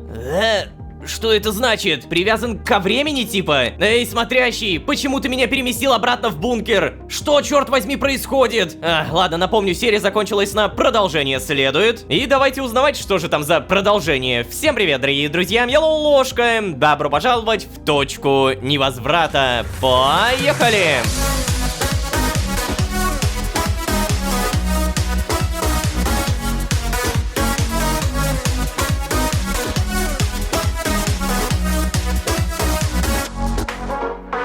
И снова всем привет, дорогие друзья, я Ложка. Добро пожаловать в точку невозврата. Сезон, в котором мы привязаны? Что это значит? Буквально цитата смотрящего. Все еще привязан ко мне. Тебе придется принять решение, которое ты уже принимал. Вот только-только я начал думать, что вот оно, наконец-то я получу 1000 ответов, узнаю, кто такая организация, но нет. Теперь я лишь понимаю, что надо будет сделать какой-то выбор, который я уже делал. Но какой? Какой выбор я делал? Надеюсь, вы понимаете, это вопрос, ответ на который мы не получим из какого-то учебника. Никакая Лая не сможет рассказать нам, что нужно делать. Да она даже о смотрящем, походу, не знает. Придется хорошенько думать, догадать. Но перед этим понять до конца, кто такая организация. Меня все еще не покидает фраза Лаи, что они наемники. Значит, они на кого-то работают, верно? Также напомню, серия закончилась на появлении меня в бункере. Продолжение следует. И что в этом продолжении, узнаем через 3, 2, 1.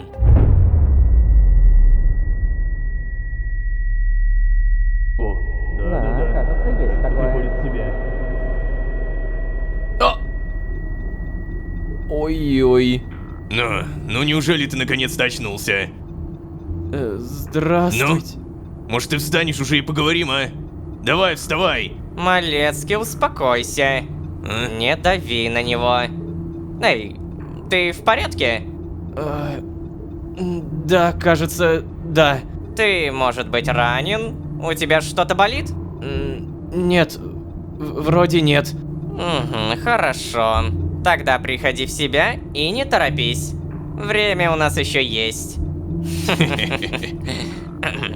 Как будешь готов, поговорим. Это пипец. Это явно не то, чего я ожидал увидеть. Давай, Малецкий, нужен горячий напиток. Да что, Аса, опять ты за свое? Это же не обязательный пункт регламента. Угу, не обязательный, но рекомендованный. Поверь мне, Малецкий, это поможет нам выиграть пару дополнительных очков. А в деле вербовки иногда именно они становятся решающими. Да, ну это же страшная глупость. Допустим. Хотя я предпочитаю избегать оценочных суждений в этом деле. Мы имеем дело с существами, которые слишком отличаются от нас, Малецкий. Я нахожу, что полагаться на рекомендации исследовательского отдела – это хорошая стратегия. Все-таки они постоянно наблюдают за этими существами и анализируют их поведение. Инструкции не просто так пишутся. Ну а если ты ни во что не ставишь наших исследователей, отдай хотя бы должное моему опыту. Да, Как будто у меня опыта нет. О, я не говорила, что его нет. Но это опыт в другой области. Да, ладно, уговорила. Я сделаю горячий напиток. Но в следующий раз будешь делать его сама. Вечно заставляю делать всю грязную работу. Здравствуйте. Да, приветствую. Как самочувствие? Ну, вроде нормально. А теперь скажи, ты готов с нами общаться? Ну... Что, блин? Вытащить оружие, сбежать в карманное измерение? Не-не-не-не-не-не, я Прунус точно не скажу перед ней. Вытащить оружие как будто тоже звучит как бред, да? Согласиться, да, согласиться. Вот и отлично. Сейчас мой коллега принесет тебе горячий напиток. Не желаешь присесть? Да... Ну, здесь особо и негде. Ну так мы можем организовать? Нет, нет, спасибо, не надо. Какое-то странное настойчивое дружелюбие. Доверие вообще не внушает, если честно. Ну хорошо, хорошо, как скажешь. Ой.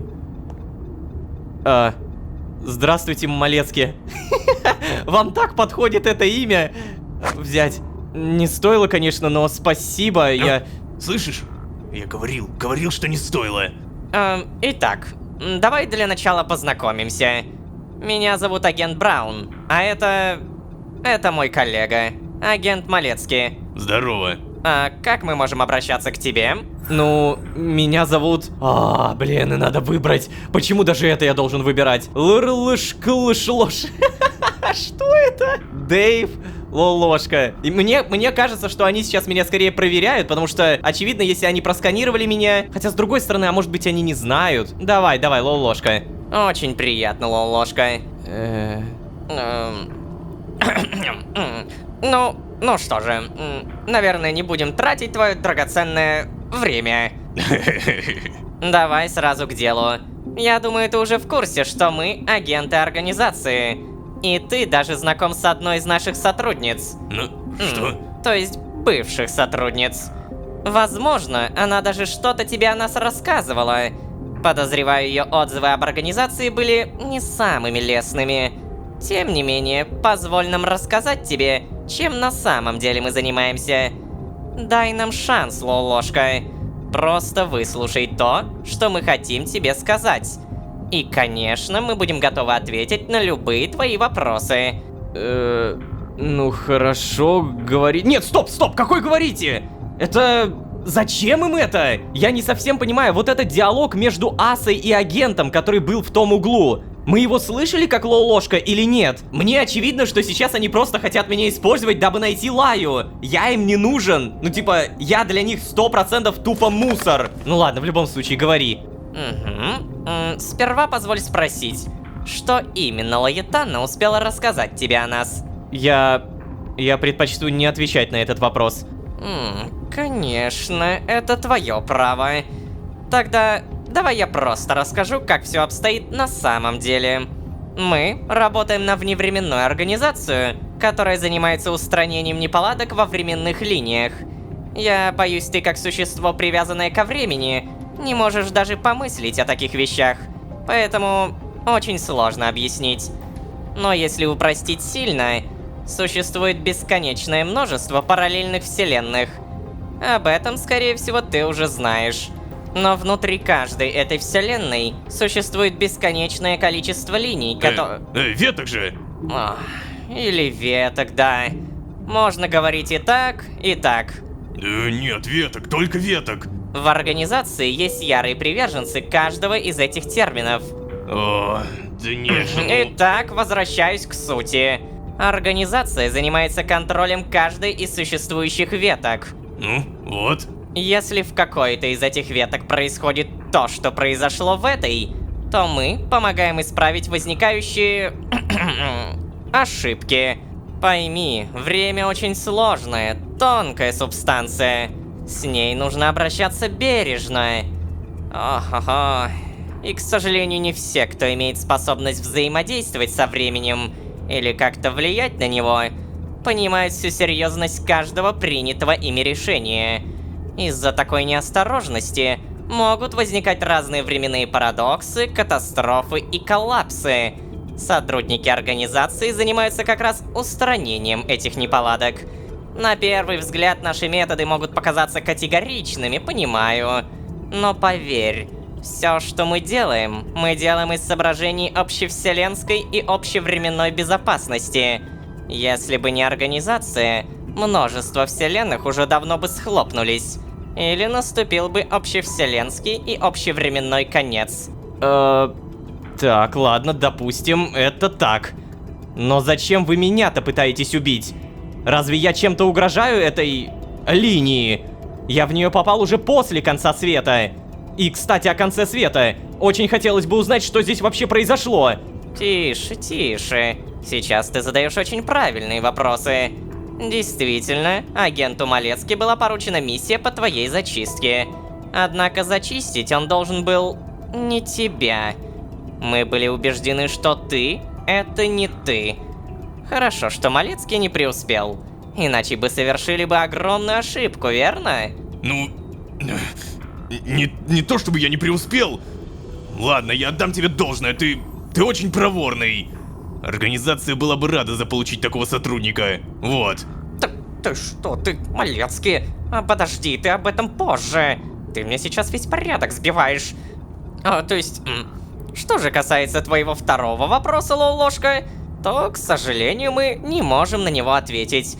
Я бы, правда, очень хотела поделиться с тобой информацией, но ты должен понимать, у такой серьезной организации, естественно, очень строгая политика неразглашения. Поэтому о некоторых вещах я тебе рассказать не смогу.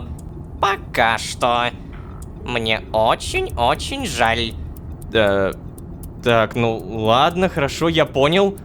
А что насчет Лаи? О, Лая. Лая — это тяжелый случай. Вообще-то она была прекрасным агентом. Я несколько раз ходил с ней на парные миссии. Она всегда работала четко, эффективно, не болтала по пустякам. Считай, идеальная напарница. Ну, что ты? Я понимаю, что она была твоей подчиненной, но все-таки она больше с нами не работает. Ну, вообще она действительно была прекрасным сотрудником, пока ни с того ни с сего не взяла и не предала нас. Знатные, конечно, мозги там промыли. Она еще уши развесила и... Тише ты. Малецкий пытается сказать, что Лаэтанна оказалась под дурным влиянием. Да. К сожалению, не все способны понять, что организация всегда действует исключительно во благо. Ведь мы занимаемся настолько сложными вещами, что когда смотришь со стороны, не вдаваясь в подробности, наши действия можно истолковать неверно. Но поверь, Лолошка, этический вопрос волнует нас больше всего. Это основа организации. Основа, которая призвана помогать всем существам. В нашем главном штабе есть несколько департаментов, работающих над оперативным разрешением кейсов повышенной сенситивности. Не говоря уже об отдельных командах, действующих локально на объектах. Это правда. Если у кого-то возникает сложная моральная дилемма, мы обращаемся к специалистам, в том числе и высшее руководство. Когда принимает какие-то масштабные решения, оно обязано проконсультироваться с этическим отделом. Это часть регламента. Как много информации. Просто скажите мне, что теперь будет с Лаей?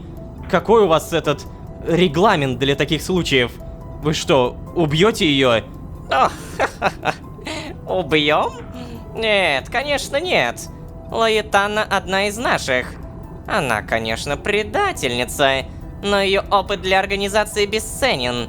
Да и работникам она была прекрасным. Сейчас мы ищем ее, чтобы поговорить. Всего лишь провести разъяснительную беседу. Да, я уверена, нашим коллегам удастся найти с ней общий язык. Думаю, Лолошка, она просто запуталась. Так, слушай, а может быть с ним уже как-то к делу ближе, не? Да подожди ты, Малецкий. Ты, кстати, совсем не пьешь горячий напиток. Он уже остывает. Да, точно. Спасибо. Так, подожди, в смысле? А тебе чё, прям так важно, чтобы я выпил? А я не буду. Что такое? Тебе не нравится напиток? Скажи, может быть, ты хочешь какой-нибудь другой? Малецкий мигом сделает. Нет, спасибо, я просто не хочу пить. Да, ладно, конечно. Без проблем. Может быть, у тебя есть какие-то другие вопросы, на которые ты бы хотел получить от нас ответ? О, а вот это, кстати, да. Например, как вы оправдываете свои убийства? Лая сказала мне, что вы за мной охотились, потому что вы занимаетесь зачисткой линий. Не оставляете в них ни одной живой души. Ох, какой молодец! Ты задаешь очень умные вопросы. Дело в том, что эта ветка должна была быть закончена. Это было совершенно неизбежно. Ох, и то же происходит со многими другими ветками. К сожалению. Наша задача — избавить существ, привязанных ко времени, от страданий, если они по ошибке выжили в тех ветках, в которых время закончилось. Ты разве не страдаешь в этой ветке? Нет? Ну, то есть, да, я страдаю, но я не настолько страдаю, чтобы хотеть умереть. Может ли быть, что ты не настолько привязан ко времени, как остальные? Ну ладно, хорошо, давай не будем об этом пока что. Я понимаю, что у тебя нет причин быть с нами полностью откровенным, Лолошка, когда мы сами не можем поделиться с тобой некоторыми данными о нас. Но ты нас очень заинтересовал, поверь. Мы бы хотели тебе предложить работу в организации. Если ты согласишься сотрудничать, мы во всех подробностях расскажем тебе и о нашей работе, и о том, как устроено время, и о любой из существующих линий. Ты получишь доступ ко всей информации по всем существующим линиям и вселенным. Но на этом преимущества работы с нами не заканчиваются. Все новобранцы организации проходят через процедуру временной дематериализации. Или как у нас это неформально называют, отвязка. Только представь себе, ты больше не будешь привязан ко времени. Ты станешь вневременным существом. Сможешь передвигаться в этой среде без скафандра, а также получишь гарантированный социальный пакет. О, да-да-да-да-да. А знаешь, какие у нас условия жизни в общежитиях организации, а? Это даже представить себе невозможно. Ну, пока не увидишь. Ну и, конечно, зарплата отличная. Что происходит? Раз это невозможно себе представить, пока не увидишь своими глазами, может быть, вы просто устроите мне небольшую экскурсию? Хотелось бы понимать, где мне предлагается работать и жить, прежде чем на что-то соглашаться. Оу, Лолошка, мы понимаем, о чем ты. Но нет, экскурсии у нас не предусмотрены. В здание организации имеют доступ только ее сотрудники. Это железное правило. Тем более, ты в любом случае не сможешь попасть ни в один наш офис, не пройдя процедуру отвязки. Мне жаль, Лолошка. Но поверь, нам было бы невыгодно врать о хороших условиях. А организации было бы невыгодно плохо относиться к своим сотрудникам. Ведь мы все работаем лучше, когда о нас заботятся. Что скажешь? Ты готов принять наш оффер? Это очень неожиданное предложение, если честно. Я... Ни хрена себе... Не, ну блин, очевидно, что, опять же, типа, все же поняли, все же не настолько дураки, чтобы не догадаться о том, что я на самом деле просто им нужен для чего-то. Мне кажется, это связано с Лаей, типа, им просто нужна Лаэтана. Что выбрать? Категорически отказаться? Попросить время на подумать? Согласиться работать? Я в шоке, что у меня 2 серии подряд такие выборы. Я прям, ну не знаю, я в тотальном шоке. Попросить время на подумать, давай-ка попробуем. Что? Подумать? Слушай, я не уверена, насколько ты понимаешь, какие преимущества тебя ждут, если ты согласишься работать на нас. Да. Соглашайся, Лолошка.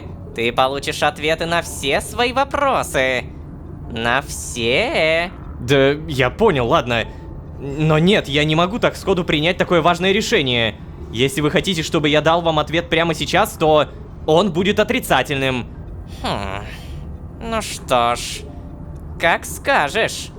Мы дадим тебе время подумать. Охота за тобой будет прекращена. Серьезно?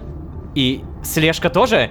Ой, послушай, мы тебя в любом случае насильно в организацию не потащим. Мы просто хотим помочь тебе. Но если тебе нравится жить в совершенно пустой ветке в полном одиночестве, когда вокруг такая агрессивная среда и нет возможности даже разобраться в том, что происходит, если такая жизнь тебя устраивает, без проблем. Да, согласен. Я бы даже это жизнью не назвал. Это же скорее выживание. Именно, послушай Малецкого. В общем, Лолошка, ты можешь делать что хочешь, но подумай как следует над нашим предложением. Мы вернемся к тебе за ответом чуть позже. До свидания, Лолошка.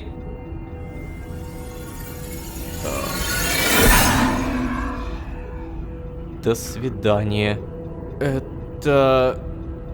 Это был неожиданный поворот. То есть совсем недавно они буквально пытались меня прикончить, а теперь они мне мило улыбаются и зазывают в организацию? Лае я, конечно, тоже не слишком доверяю. Да и расстались мы в последний раз совсем не на хорошей ноте. Но ей я все равно доверяю больше, чем этим странным ребятам. Они серьезно убивают живых существ и еще умудряются это как-то прикрывать этическими нормами? Да это же бред и самообман какой-то. Но все-таки интересно, какие цели преследует на самом деле эта организация? Каковы ее масштабы? Зачем я понадобился им? Как же много вопросов. Все это требует подробных размышлений и анализа в стиле Джона. Но займусь я этим, наверное, чуть позже. Чувствую, что сейчас мне просто необходимо как следует отдохнуть и, наконец-то, поспать в кровати. В своем, черт возьми, бункере. Вроде бы, как я понимаю, я теперь могу сюда вернуться, да? Правда, проверю-ка для начала, все ли здесь в порядке. Мало ли, что-то произошло, пока меня не было.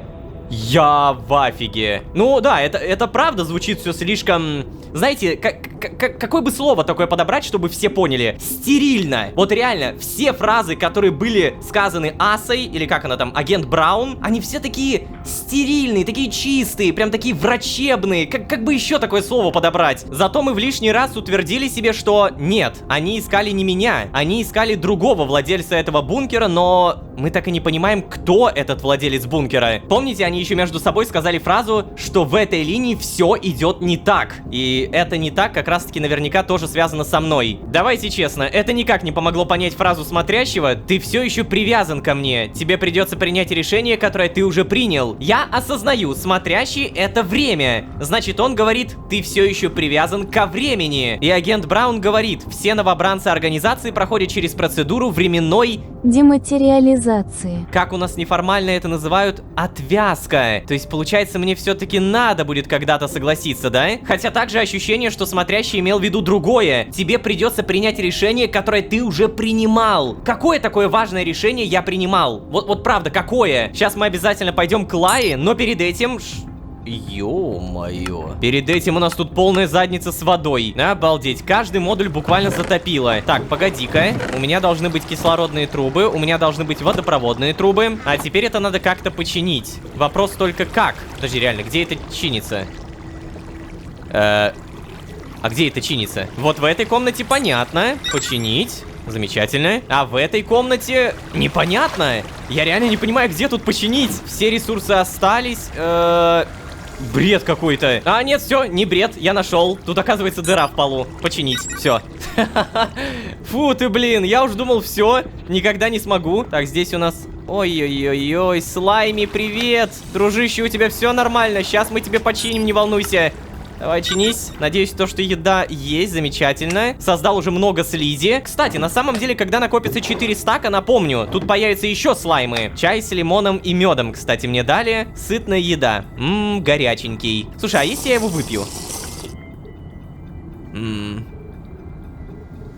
Вроде бы все нормально. Может быть, что-то поменяется, но походу это реально был чай с лимоном. Продолжаем чинить. Хорошо. Починка выполнена. Скафандр забираем, надеваем. И вопрос, а неужели прямо сейчас дронов не будет? Типа, я больше не могу их убивать и фармить опыт? Ё-моё! Эй, уточка, привет. Короче, в комментариях некоторые написали вопросы. И самый популярный вопрос у Уткар: как дела?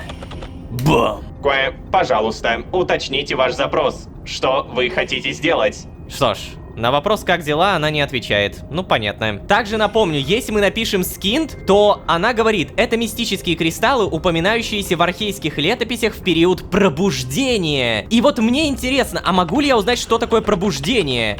Ну-ка. Пробуждением называют один из самых древних периодов архейской истории. О нем очень мало известно. Все, что дошло до наших дней, сводится к тому, что народы Архея наконец освободились ото сна. Это трактуется всеми учеными по-разному.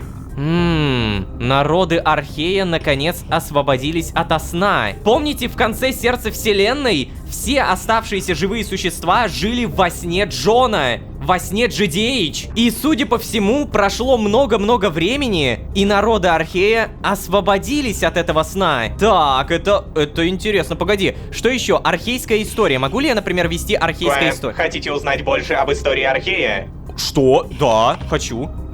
Посетите этнографический музей города Силанхва по координатам минус 2978, минус 85. Что вы хотите сделать? А, это тот самый музей, в котором мы были, да? Могу ли я, например, вести архейская история? Наверное, это будет не очень, да? Пожалуйста, уточните ваш запрос. Что вы хотите сделать? Ну да, архейская история это не то. А если я просто вот архей веду, кстати? Пожалуйста, уточните ваш запрос. Что вы хотите сделать? Понятно. О, кстати, подожди, а если ввести про владельца этого бункера? Владелец бункера. Пожалуйста, уточните ваш запрос. Что вы хотите сделать? Да, короче, кто я? Кто? Ошибка. Пользователь не зарегистрирован. Чтобы пройти регистрацию, обратитесь в ближайший офис Уткар. Что вы хотите сделать? Ай, короче, ладно, плевать. Вы можете писать свои какие-то вопросы дальше, я буду их обязательно брать и иногда вписывать. Утка у нас такая, любит вопросы, но не на все отвечает. Пойду-ка, наверное, на всякий случай проверю. Дроны. Неужели они правда пропали?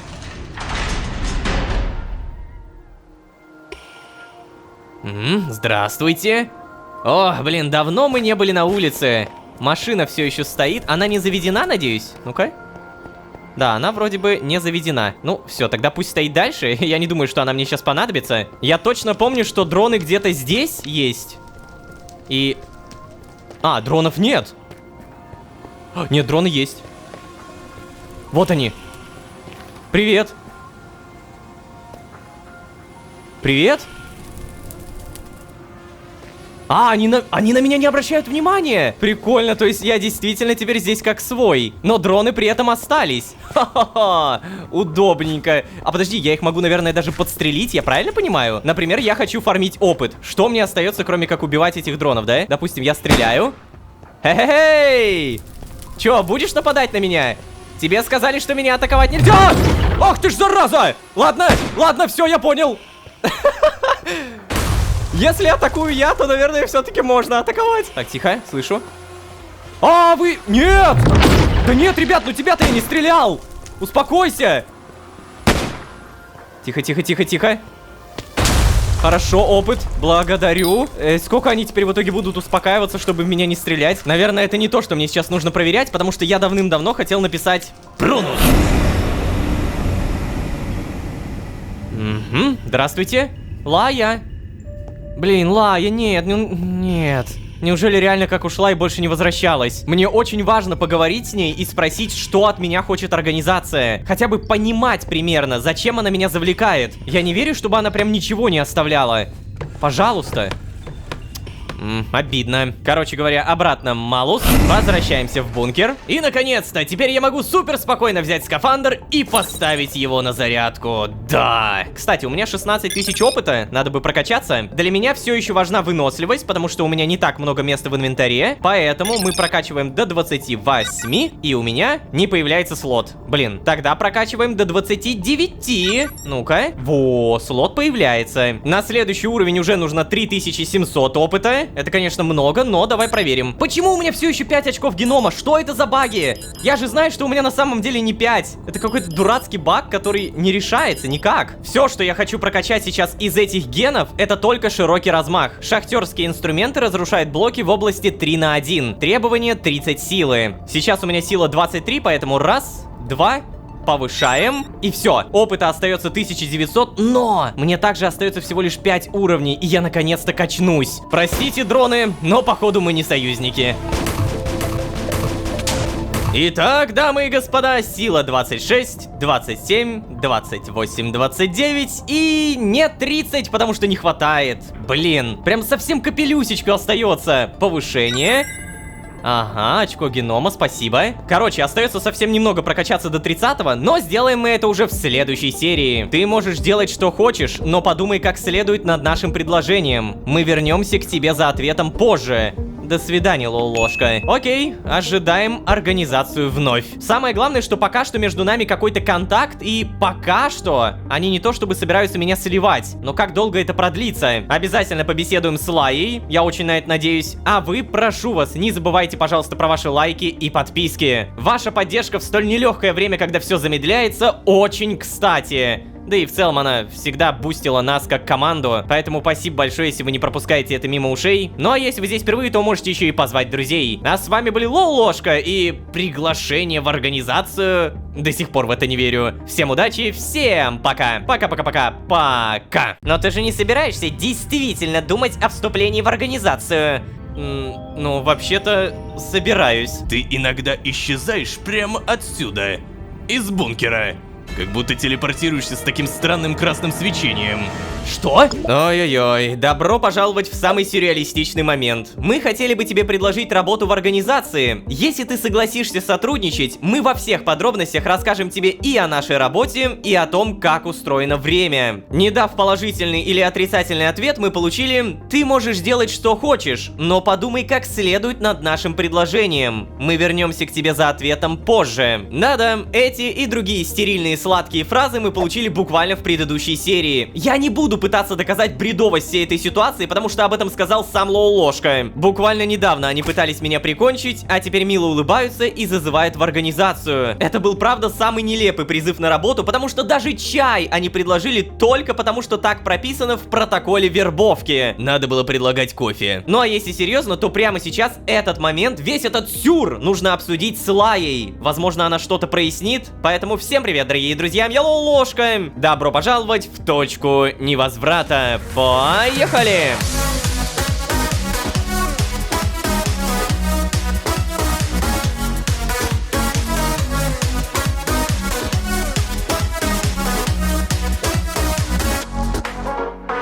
И снова всем привет, дорогие друзья, я Лол-ложка. Добро пожаловать в точку невозврата. Сезон, в котором мы вербуемся.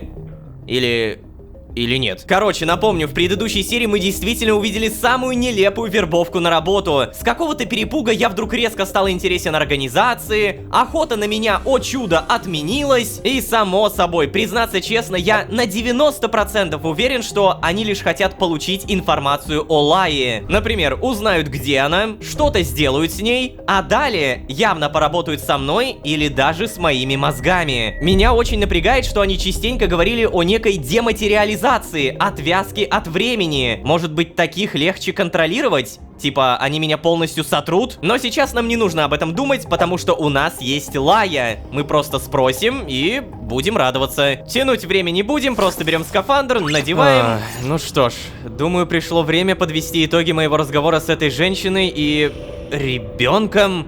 Нельзя сказать, что я много от них узнал, но тем не менее мне есть что добавить на доску. Надо будет заняться этим как можно скорее, пока воспоминания еще свежие. Вот только есть вещь, которая не дает мне покоя. Манера речи этой женщины. Эта речь очень сильно отличалась в разговоре с ребенком, когда Браун думала, что они наедине, и в разговоре со мной. Как будто два разных человека. Бррр. Даже как-то не по себе от этого. А еще то, как она говорила о Лае. Мы не собираемся ее убивать, мы только хотим поговорить. Она просто запуталась. Да, конечно. Не сомневаюсь, это будет милая беседа за чашечкой кофе, да? А еще вся эта история про то, что они устраняют ошибки в ветках, в которых произошло то же самое, что и в этой... Как это понимать-то вообще? То есть конец света они останавливать не пытаются, а занимаются только прекращением страданий выживших. И почему они, кстати, вдруг передумали меня убивать? Решили предложить работу? Они думали, что я это кто-то другой, да. Может быть, владелец бункера? Его собирались вроде как устранять.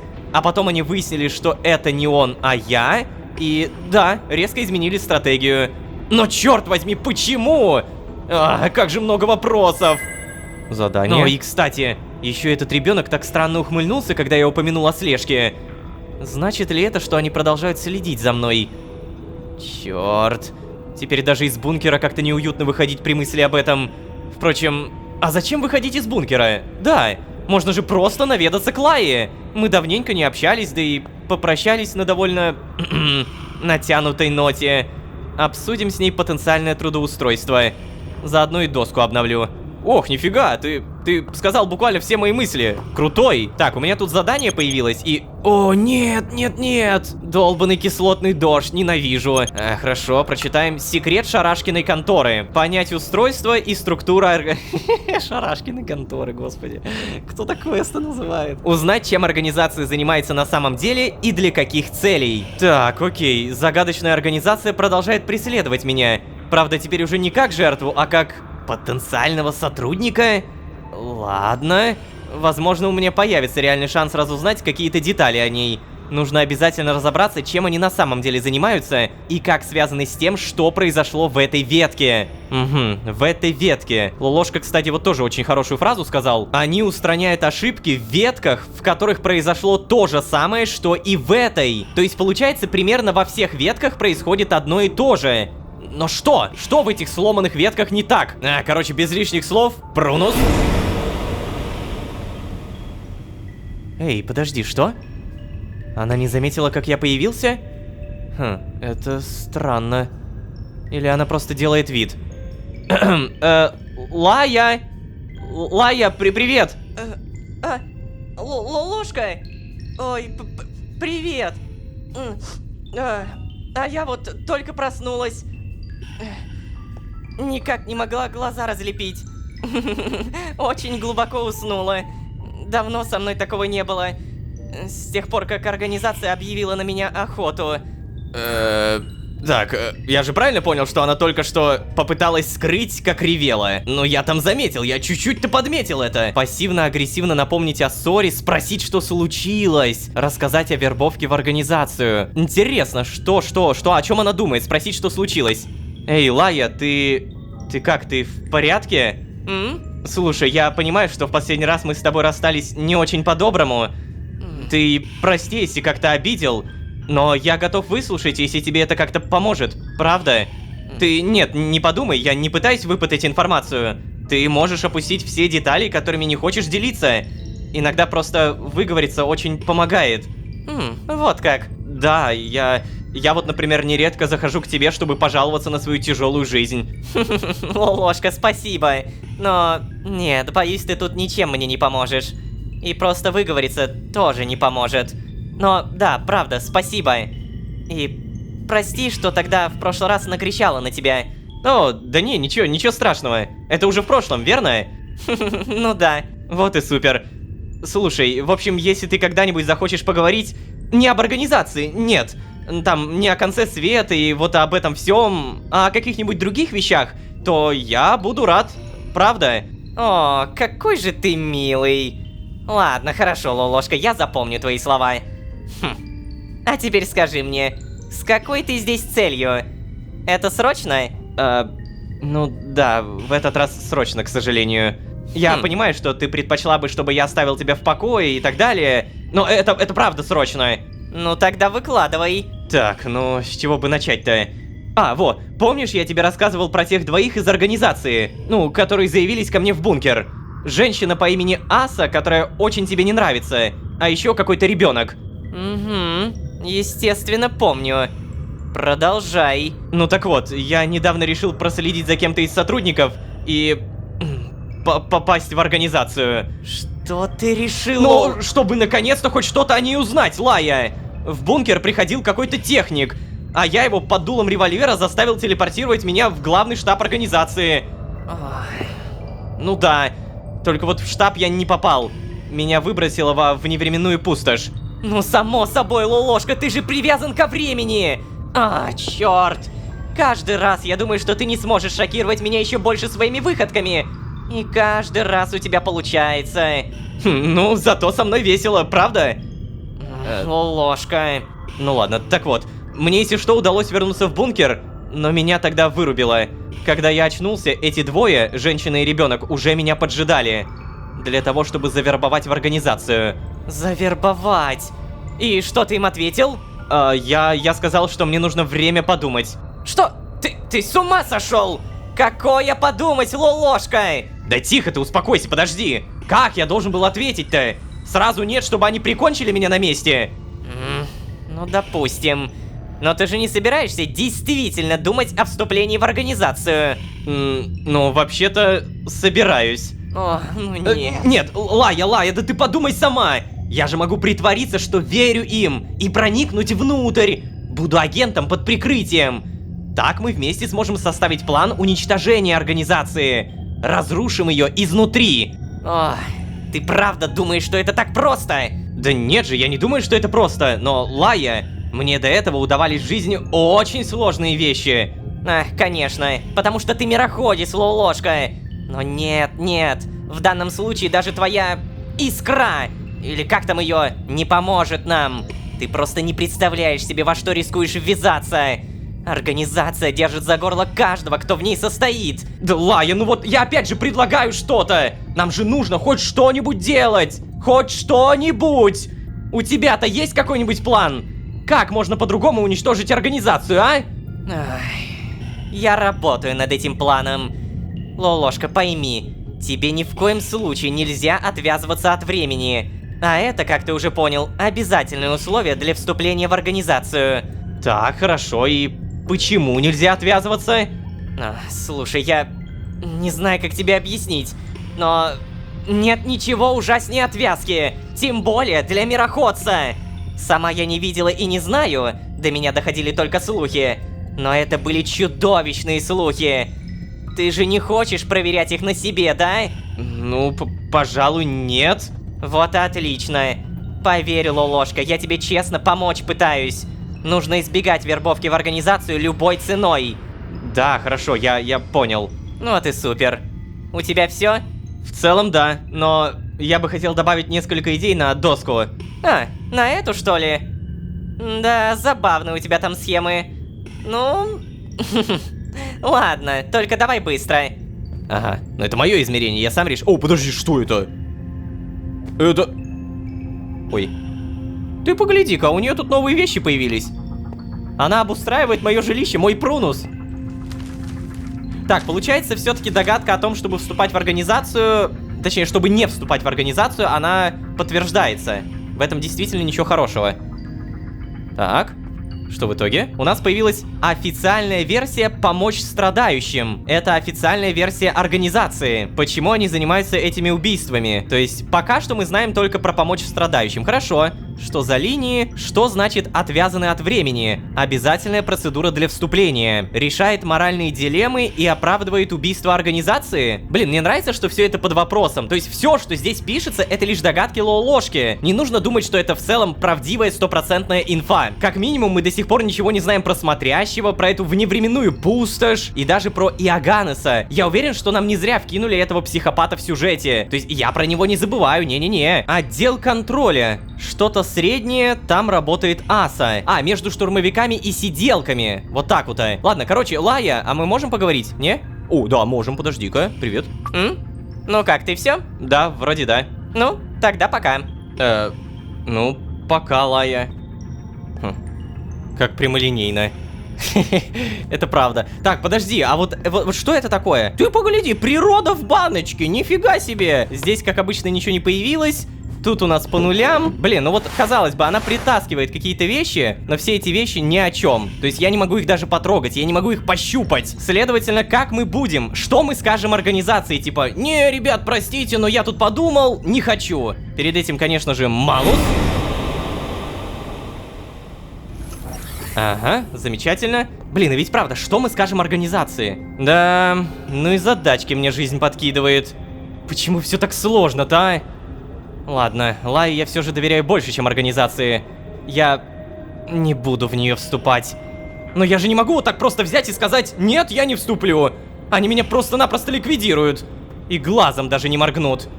Значит, мне нельзя попадаться им на глаза. Неужели придется снова оставлять бункер? Или подожди, может быть, мне удастся еще немного потянуть время? Что, как? Что это значит? О, господи! Твою ж мать! Угу, и тебе здорово. Ты меня чуть не до смерти напугал! Ну, прости, не хотел. Чё, все нормально? Ах. Да, мне только отдышаться немного надо. Хорошо. Ну чё, отдышался? Черт, серьезно? Как тебе... Ну вот и отлично. Я тут по делу к тебе. Ты серьезно? Они что там, в этой организации все такие прямолинейные? Ты скажи, ты подумал о том, чтобы присоединиться к нам, не? Готов дать ответ, не? Что, уже? Да вы же только что ушли! Да, как это только что? Не могло Ну быть не-не-не, только что... то есть не буквально, но еще же прошло совсем мало времени. Для принятия такого серьезного решения этого явно недостаточно. А, да? Ну, я попытался рассчитать время. Да, я даже с исследовательским отделом проконсультировался. Ты уж прости, у нас с этим действительно проблемы. Мы уж давно забыли, каково это быть привязанными. Ладно, ничего страшного. Но вообще, кроме того, что у меня было слишком мало времени на подумать, есть еще одна проблема. Ну, какая же? Аса, она профессионал своего дела. После бесед с ней ни у кого обычно вопросов не остается. Не остается? Ты сейчас серьезно это? Ну, да, не остается.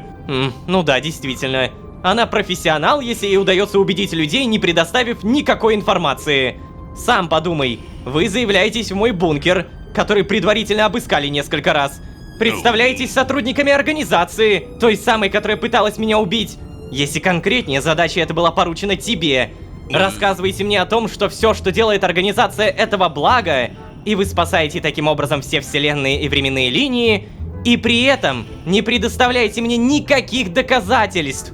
То есть я просто должен поверить на слово, верно? Затем вы отказываетесь показывать мне офис, отвечать на мои вопросы.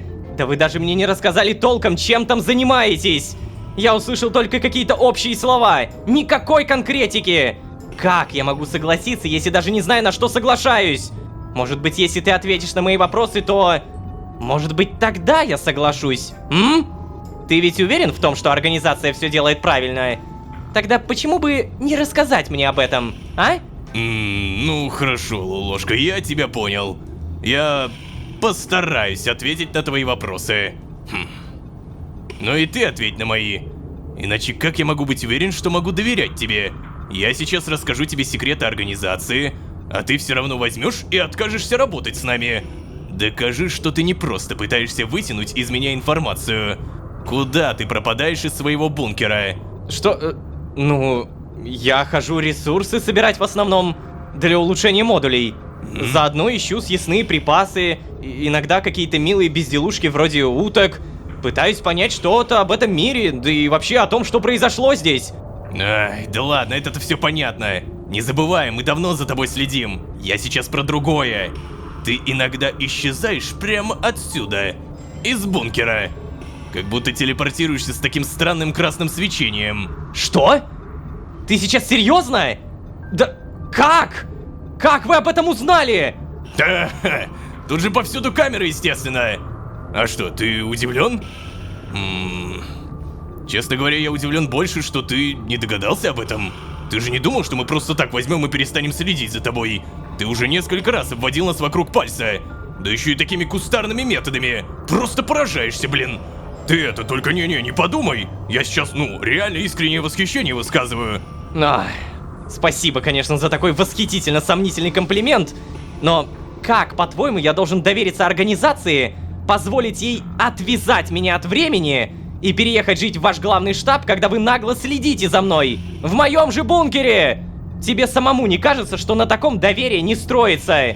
Ну да, ты прав. Но, к сожалению, я здесь очень мало что решаю. Да и не во все тайные организации меня посвящают. Я хоть и начальник отдела, но ранг у меня совсем невысокий. И уж тем более я не вхожу в высший менеджмент. Ладно, но ты же хотя бы знаешь, где в моем бункере установлены камеры? Ну, это я знаю, да. Но протокол строго запрещает разглашать такую информацию. Да и тем более самому объекту слежки. Так... Малецкий, ты же только что мне рассказал про эти камеры. Разве ты уже не нарушил протокол? Ну, нет, тут у меня выбора не было. Мне же нужно было узнать, куда ты телепортируешься со странным красным свечением. Если бы я не рассказал тебе про камеры, ты бы сам догадался, что они есть. Иначе откуда бы у нас такая информация? Нарушение протокола возможно, но только в случае необходимости этого нарушения для достижения цели. Господи! Ты как биоробот какой-то. Ну, я, короче, в целом примерно представляю, кто там в организации работает. То есть они такие прожженные бюрократы, назовем их так. Они четко и строго действуют по бумажке. Ну так, Малецкий, а может, если нарушать, так нарушать до конца? Нет? Ну, есть у меня одна идейка. Рассказать тебе напрямую о местонахождении камер я все-таки не могу, иначе потом не пройду этическую проверку. Но, наверное, я могу сказать, сколько их. Вот, я ведь уже раскрыл информацию о том, что они есть, да? Назвать лишнюю цифру — это вроде как не страшно. А если ты их сам найдешь и обезвредишь, это будет не моя вина. Да. Ну, что скажешь? Это так странно. Ну да, это лучше, чем ничего. Так, сколько в итоге их? Должно быть 12. В плане, что значит должно быть? Ну, по моей информации 12. Не я же их сам устанавливал, своими глазами не видел. Но должно быть 12. Хорошо, я понял. В итоге рассказать про Прунус? Чё, реально? Если я это сделаю, то по сути все, я расскажу про Лаю. У меня, знаете, ощущение, что если я сейчас выберу Прунус, то арка с Лаей полностью закроется. И вот сейчас у меня выбор, то ли я теряю этого персонажа, и походу Прунус тоже, либо не теряю. Но объективно тут даже, видите, не только Лая, тут еще и само измерение не хочется как-то просрать, вот так тупо. Выгнать ребенка и заняться поиском камер. А давай. Ну, что ж, агент Малецкий, спасибо за информацию. Ты не возражаешь, если я прямо сейчас воспользуюсь ей? Очень неуютно осознавать, что твой дом напичкан камерами, и за тобой постоянно следят. Понимаю. Я тогда попозже зайду, да? Хорошо, ладно, заходи, только, пожалуйста, не надо больше телепортироваться прямо ко мне в бункер. Ты можешь прийти с улицы и постучать в дверь. Можешь же, прежде чем зайти? Ну да, без проблем. Вот и договорились. Ну, до скорого. До встречи, Лолошка. Да уж. Как оказывается, действенно работает прямолинейность на сотрудников организации. Интересно. Они ведут себя так, будто время терять не хотят. А именно это им вроде как совсем не грозит. Ну что ж, ладно, за работу. Нужно найти и вывести из строя 12 камер в бункере. Что? А как? Так, партиклы какие-то. Что? Ты погляди-ка! Это что такое? Куда? Не-не-не, погоди. Хорошая, кстати, мысль. Они ведут себя так, будто время терять не хотят, но при этом именно это время совсем никак им не грозит. Ну, то есть потеря времени. А еще я понимаю, что они настолько действуют по бумажке, что это можно использовать против них самих. По сути, Лолошка сейчас просто взял и переиграл Малецкого. Это было странно. Их протокол вербовки, видимо, не позволяет сейчас обижать меня и всячески заставляет сделать так, чтобы я доверился. Это что такое? Это что такое? А какого черта? Рубильник не трогать, все полетит. Подожди, а что я здесь делаю? Так, может быть здесь? Выключить свет? Выключить свет. Самый простой способ обнаружить скрытые записывающие устройства — искать блики от их объективов. Лучше всего эти блики будет видно в темноте с помощью другого объектива. Например, фотоаппарата. Задело. Вот оно что. А я думаю, зачем нас партиклы сюда ведут? Не трогать, все полетит. Бам! Правильно ли я понимаю, что сейчас во всем бункере нет света? Етить. А что мне делать-то? Типа я беру сейчас фотоаппарат и... О! Что это такое? А что это такое? О! Подожди, я убил? Я уничтожил? То есть они реально понаставили здесь кучу камер, но... А когда? Я походу понял. Когда, помните, сюда приходили эти двое, то есть Аса и Малецкий, они здесь еще стояли и разговаривали. С тех пор, получается, я пришел, успел увидеть какого-то работника, и как бы дальше уже вы помните, я появился у смотрящего. Так, сломаем, камера минус. Блин, прикольно! Это так необычно, фотоаппарат, который ловит блики. Где вы? А что это тут у нас такое? Получай. Уже минус 3 камеры. Наверняка вот здесь в округе тоже будет какая-то камера. Нет? Да. Ой, ты посмотри, как спрятали. На!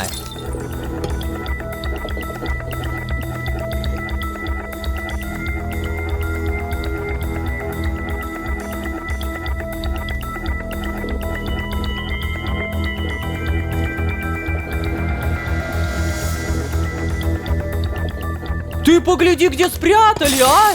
Нифига себе! Так, ладно, вот теперь, по-моему, точно одна осталась. Во, посмотри, как быстро. Нет! Батюшки, да сколько, я еще настолько плохо считаю.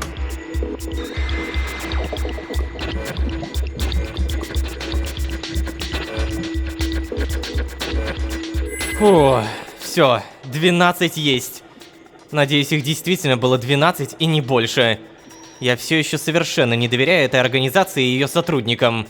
Хотя конкретно Малецкий вроде бы мне кажется относительно неплохим парнем, ребенком. Надо вообще будет спросить у него, что с ним такое приключилось. Такая внешность при таком голосе. Да еще и общается он совсем как взрослый. Он не может быть настоящим ребенком, я не верю. Ну что ж, до встречи, Малецкий. Задание кто-нибудь меня слышит? О, это то самое задание! Найти странного ребенка. Вот оно, выполнено. Я узнал, что если в этой временной ветке кто-то и остался, то вряд ли я с ним встречусь. Единственными моими собеседниками стали сотрудники организации, которая, видимо, находится вне времени, а также само время. Но из него так себе собеседник. А, блин, кстати, смотрящий! Он же не появляется столько серий подряд! Заметьте, он перестал появляться с тех пор, как появилась фраза «смотрящий выражает легкий интерес». То есть все, с тех пор он вообще не появлялся ни разу. Единственный раз, когда мы его увидели, это в пустоши. Но, блин, в пустоши, конечно, надо было его сфоткать. Что-то я вообще не подумал об этом. Давай-ка сразу, наверное, вниз. Надо будет обязательно свет включить, я же могу это сделать. Знаем теперь, где и вода перекрывается, и свет. Бам! Отлично, включилось. Но, намного лучше. И вы поглядите, сколько мне опыта за задание дали. 15 тысяч. Повышение. И... подожди. Неужели это означает то самое? Неужели я наконец-то могу прокачать нужный мне навык? Шахтерские инструменты разрушают блоки в области 3 на 1. Бам! Неужели? Господи, да неужели? Я хочу это проверить. А ну-ка, надеваем. У нас сейчас все еще кислотный дождь, и это первый раз, когда мы выходим из бункера. О, здорово, дождь! Давненько не виделись! Блин, реально, первый раз вышли. Но нам все-таки самое главное проверить эту способность. Давай вот здесь. Так. О! Боже, какой кайф! Это просто самый лютый кайф! Очень обидно, что, конечно, от этого у меня способность быстрее не восстанавливается. Но, ладно, зато копаем мы теперь явно быстрее. На улице долго бегать не будем, всего доброго. Костюм обратно на зарядку. И надо понимать, что мы прямо сейчас имеем. Нам точно нельзя в организацию. Мы точно не можем сбежать из этого мира, потому что он везде такой. Но при всем при этом единственные, кто могут мне, я так понимаю, помочь выбраться из этой катавасии, это опять же организация. Ее способы работы, вся вот эта бюрократическая система. Надо будет разбираться с этим, но при этом постепенно выпытывать еще больше информации. Чему я точно доволен, так это тому, что я не выбрал вот это. Рассказать о Прунусе. Посмотрим, что будет дальше. История явно набирает обороты и закручивается сильнее. Ну а вы, пожалуйста, не забывайте накрутить ваши лайки и подписки. Ваша поддержка — это огромный буст мотивации. Надеюсь, вы не короче, ребят, я понимаю, что вас, наверное, может раздражать эта фраза. Поверьте, это правда. То, что я говорю, каждый раз произношу это в конце. Про лайк, про подписку. Это не с бухты-барахты взято. Правда, надеюсь на вашу поддержку. Еще раз спасибо. Ну, а если вы здесь впервые, то можете еще и позвать друзей. А с вами были Лолошка и бюрократическая организация. Всем удачи, всем пока. Пока. Не могу себе представить ситуацию, где я привык к убийствам людей. Не-не-не, не только люди, не. В основном у нас там какие-нибудь боги или полубоги. Мы не просто так перестали вербовать случайных существ из веток. О, вот, кстати, тогда вопрос. А почему тогда меня вербуете? А мы... Ну и, дамы и господа, есть вопрос, который пожирает меня изнутри. А что если действительно отвязаться от времени и пройти процесс дематериализации? Что если Лая преувеличивает проблемы вступления? Ну, вступления в эту организацию. Сейчас соберем чуть больше информации и решим. А вообще, всем привет, дорогие друзья, я Лолошка. Добро пожаловать в точку невозврата. Поехали!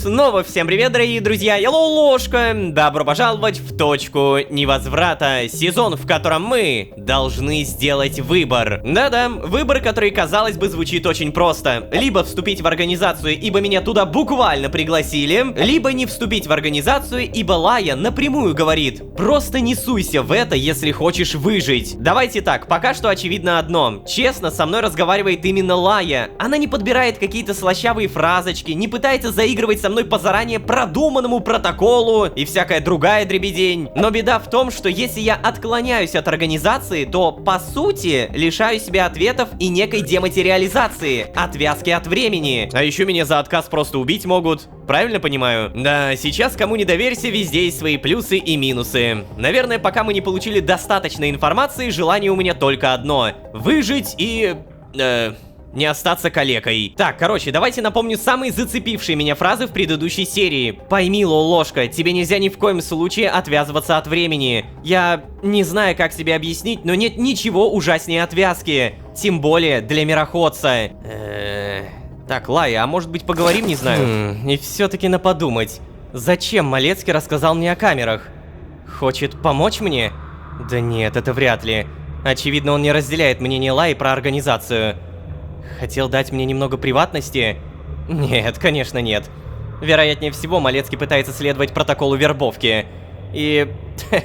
должен признать, у него это получается естественнее, чем у агента Браун. Как бы это смешно ни звучало, но Малецкий, он как будто видит, что за его целью есть личность. Хотя, впрочем, возможно, это просто я вижу то, что хотел бы видеть. Это все, блин, так странно. Лая говорит об организации как о каком-то всемогущем зле. Но мой личный опыт пока что показывает совершенно обратное. Это просто разрозненные смешные существа, которые просто делают свою работу, как умеют. Вот, например, Аса, да? Она кажется настолько оторвана от реальности, что ее следование протоколу абсурдное. Взять тот же чай, который она заставила сделать для меня Малецкий. Что это было? Это же был просто обычный чай. Но все вокруг него было обставлено так, как будто они хотят убить меня. Отравить!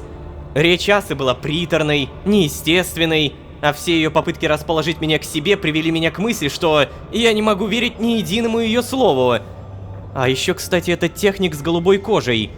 Единственное, о чем он мог думать, столкнувшись со мной, это о какой-то там пенсии, которая его ожидает. Так, ладно, что в итоге насчет Малецки? По нему вроде сразу видно, что он самый типичный штурмовик, которого только можно себе представить. Видно, насколько некомфортно ему говорить со мной. Он привык с такими, как я, обращаться иначе. Даже так?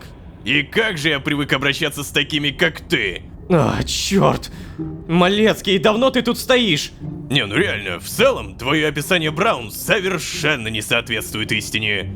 Хотя, ладно, откуда тебе знать, какая она? Ты же вроде как не общался с ней, да? Малецкий, мы же договаривались! О чем? Про стук в дверь! Блин, точно. Прости, забыл.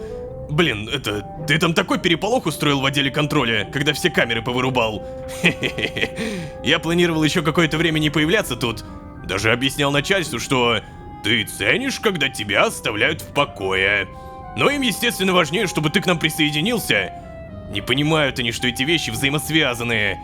Ай. Вообще, знаешь, ловко ты это с фотографирующим устройством придумал, а? Наш технический отдел сначала даже и не понял. Губан как увидел, что ты делаешь, так и залип. Смотрел, пока ты до 7-й камеры не добрался, наверное. Он потом так смеяться начал. Мне казалось, что весь Синклит затрясся. Перестал смеяться только тогда, когда ты последнюю камеру вырубил. Да, понял, что это для его отдела-то значит. Молодец, блин. Ага, то есть ты сейчас хочешь сказать, я вырубил все камеры, да? Ну, если тебя даже реакция Губана не убеждает, то я даже не знаю, что может убедить. А вообще это... Слушай, ты ведь по-любому все понимаешь, да? Меня действительно послали сюда вербовать тебя. Посчитали, что раз ты меня уже видел, то со мной будет проще и все такое. Реально? А их не волнует, что ты пытался убить меня? Такие мелочи там, наверху, никого не беспокоят. Так вот, вообще знай, обычно вербовкой занимаются специально обученные для этого сотрудники, поэтому протокол там максимально расплывчатый, типа сотрудник может прибегать к тем способам привлечения, которые считает лучшими в каждой ситуации. Ну а я чё? Я-то не обучен. Я понятия не имею, что будет лучше в нашей с тобой ситуации. Давай просто, не знаю, поболтаем. Я тебе про работу свою расскажу, ты вопрос позадаешь. Все равно тебе со мной торчать. Хоть сделаем это время более-менее приятным для обоих. Что скажешь? А чё, так можно? Подожди, реально? Согласиться, само собой. Да, конечно, давай. Звучит прикольно. Слушай, знаешь, честно говоря, это, наверное, самый нормальный разговор, что у меня был с момента, как я здесь оказался. Да-да-да, слушай, только у меня к тебе предложение есть небольшое. Давай не будем торчать в этой коробке, а? Да, тебе в другом месте нужен костюм, но тут такой спёртый воздух, и еще так скучно. А у тебя что, есть идея, куда бы ты хотел отправиться в этом мертвом городе?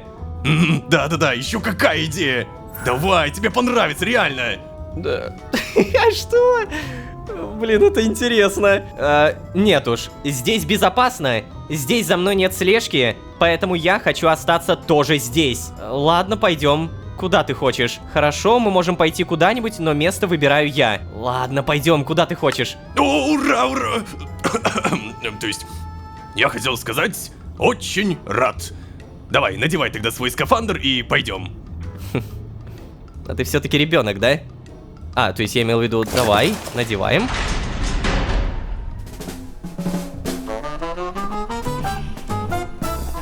Куда это? Где это мы? О, этот запах. Ну, что думаешь? Подожди, Малецкий, серьезно? Ты привел меня в боулинг? Угу. Когда организация разрешает нам выходные, мы с коллегами часто играем. Знаешь, как они меня называют между собой? Ну и как же? Большой Малецкий. Слушай, ладно, ты прости, что я так пользуюсь своим положением. Просто выходные у нас редко случаются. А поиграть-то хочется. Ну ладно, ты только смотри, я сам-то тоже не промах. Обыграю тебя, а ты еще расплачешься. Ну, слушай, я может и выгляжу как ребенок, но поражение принимать умею. Тем более, я вряд ли проиграю. Я очень хорош, я хорош. Блин, мне так нравится Малецкий. Ну, понятно, что он следует протоколу, но как бы очевидно, Ух ты, как красиво стало. Я не убираю это из головы. То, что, по сути, он занимается вербовкой как таковой. По-свойски. Сейчас я тебе покажу, как надо. Так.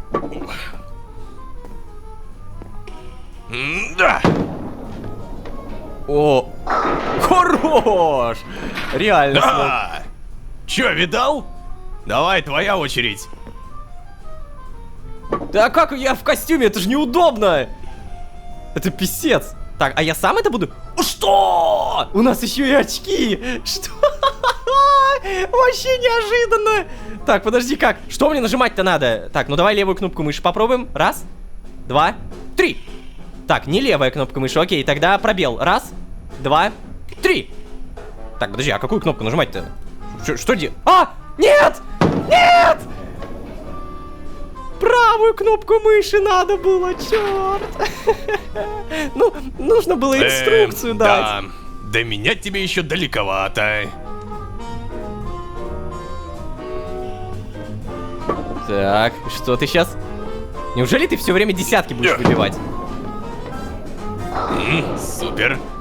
Ну так и чё, ложка, чё думаешь про нашу организацию?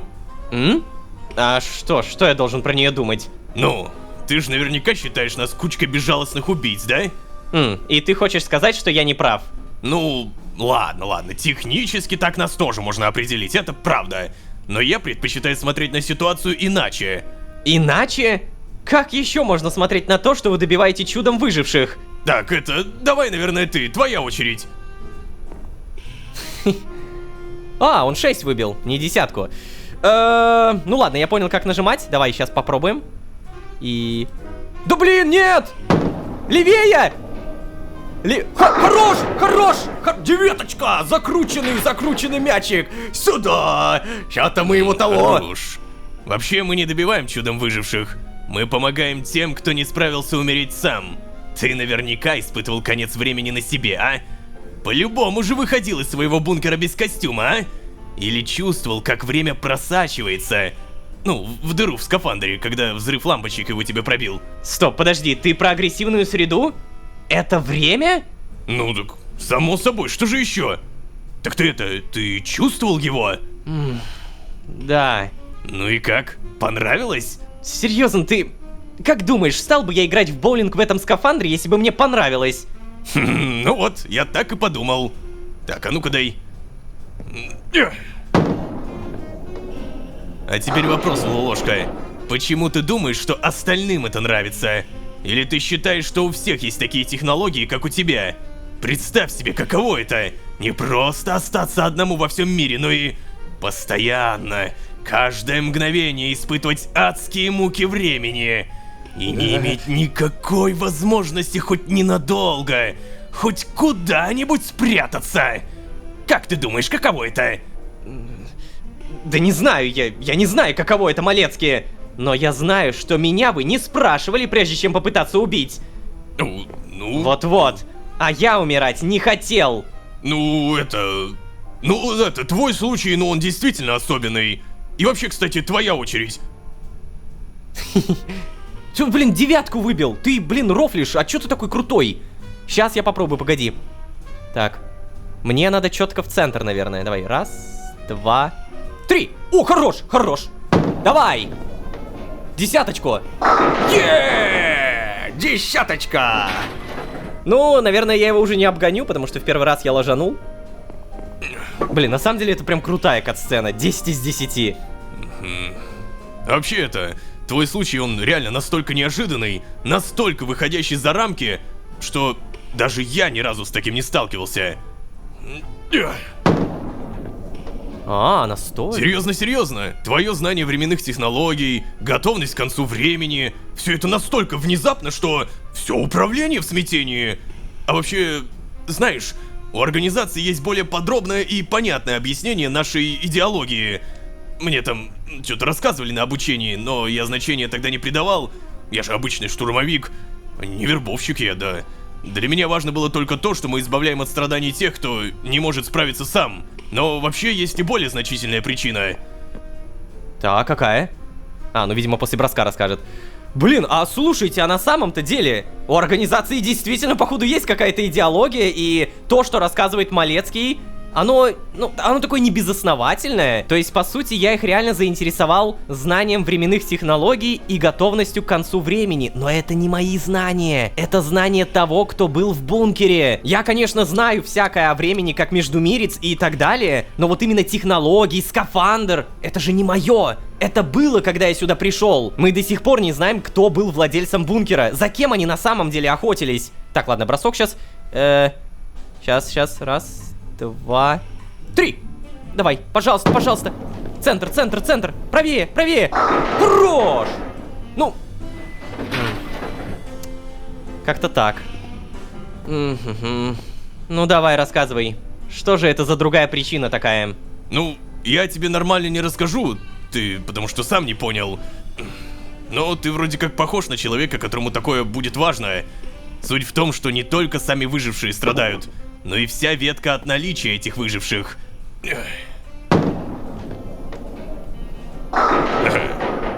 Страйк. Ну, не знаю, Малецкий. Все то, что ты мне сейчас говоришь, это похоже на какую-то религиозную муть. Не, Лолошка, поверь, наша организация меньше всего похожа на религиозную общину. Любой отвязный от времени знает, что никакие религии, никакие боги не способны победить естественный ход вещей. Конец времени — это неизбежность, которая ждет любую ветку. И мы просто помогаем веткам заканчиваться легко, безболезненно. Вот как. Тогда, Малецкий. О, блин, это такая крутая информация. Так много годноты нам сейчас насыпали. Вот, допустим, он говорит о том, что они якобы помогают. Но они же, по сути, и убивают эту ветку, нет? Типа, а на кой смысл избавляться от этих выживших, если можно просто не трогать всю ветку? Не? Что такое эти ветки? И с какой точки они ветвятся? Но как происходит сам конец времени? Вот! Как происходит конец времени? Нам надо понять, а может быть это не они уничтожают, кстати? Что значит, что сама ветка страдает от выживших? Время страдает? Я не понимаю. Вот, как происходит конец времени? Знаешь, Малецкий, судя по тем воспоминаниям, что я видел, это не было естественным ходом вещей.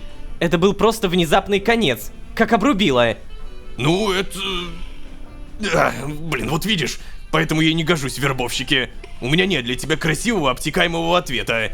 Вообще, я подозреваю, что никто не знает этого.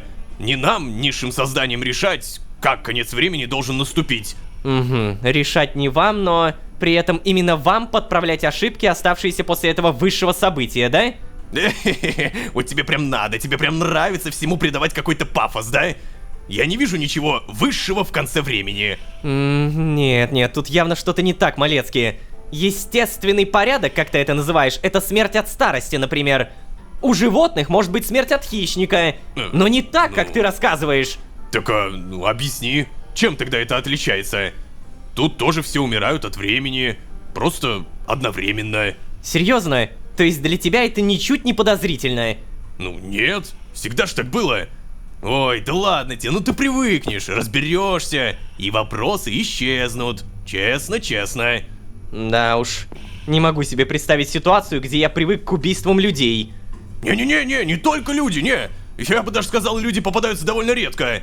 В основном у нас там какие-нибудь боги или полубоги, призраки, иногда ведьмы, продавшие душу и подписавшие всякие контракты с дьяволами и прочей ерундой.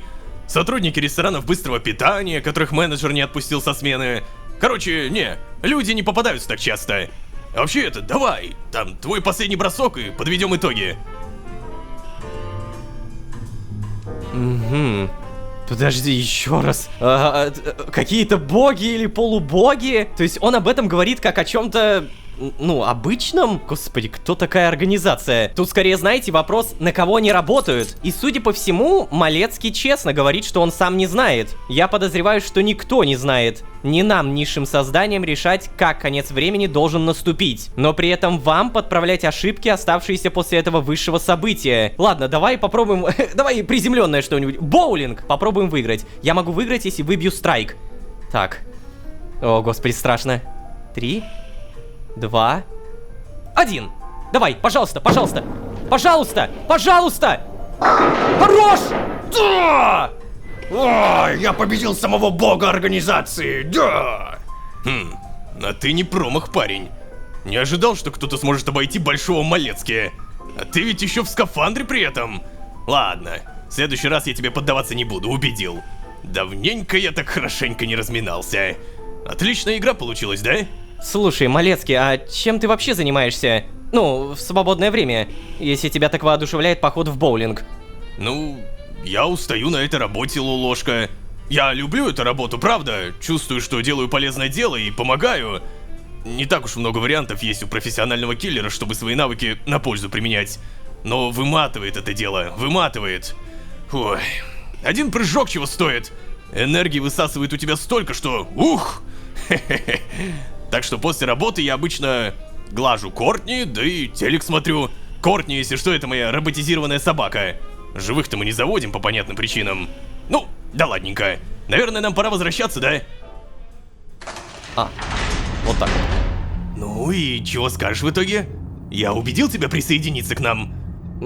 Малецкий, ты же понимаешь, я до сих пор даже сам не осознаю, какую именно работу вы мне предлагаете. Ну, как же, ну в организации же! Да нет, это так не работает, гений. Я могу представить себя офисным клерком, но мне нужно больше подробностей про социальный пакет. А из меня бы наверняка вышел отличный штурмовик, о боже. Если честно, твои слова меня скорее запутали, чем убедили. Да, вот это правда. Типа, на кого в итоге работаете, я так и не понял. Кому там решать, эти линии обрывать или не обрывать? Но даже несмотря на все то, что он сказал, в целом, немножко идеология организации стала, ну такой, типа, более прозрачной, да, понятной. Получается, если прямо сейчас я сниму скафандр, откажусь от этого бункера, выйду на улицу, то я там буду просто бесконечно умирать. Получается, во всех ветках, где остались живые, они всегда живые, понимаете? Они всегда просто умирают и бесконечно мучаются. По правде говоря, твои слова меня скорее запутали, чем убедили. Да? Блин, ну... наверное, потому что я так себе вербовщик. Ну, я все как есть рассказывал. Я нигде не врал, нигде не приукрашивал, не. Ладно, ты это, если что, подумай еще. Да. Я и не ждал, что ты так быстро примешь решение.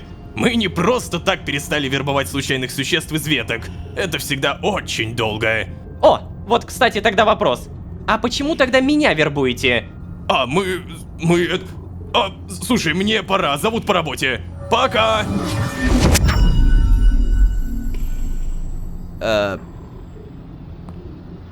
Ты что, нормальный вопрос, а реально? Если вы перестали вербовать других, то почему тогда я вам интересен? Вот на этом моменте стало очень интересно. Это была, скажем так, достаточно живая и, будем честны, подробная реакция, чтобы заинтересоваться еще сильнее. Так, стоп, у меня 15%, сразу заряжаемся обязательно. Честно признаться, мне кажется, что это еще сыграет в сюжете. То, как мы выманились из бункера и пошли играть в боулинг, это важно. Скорее всего, здесь на самом деле у них нет слежки. Мне кажется.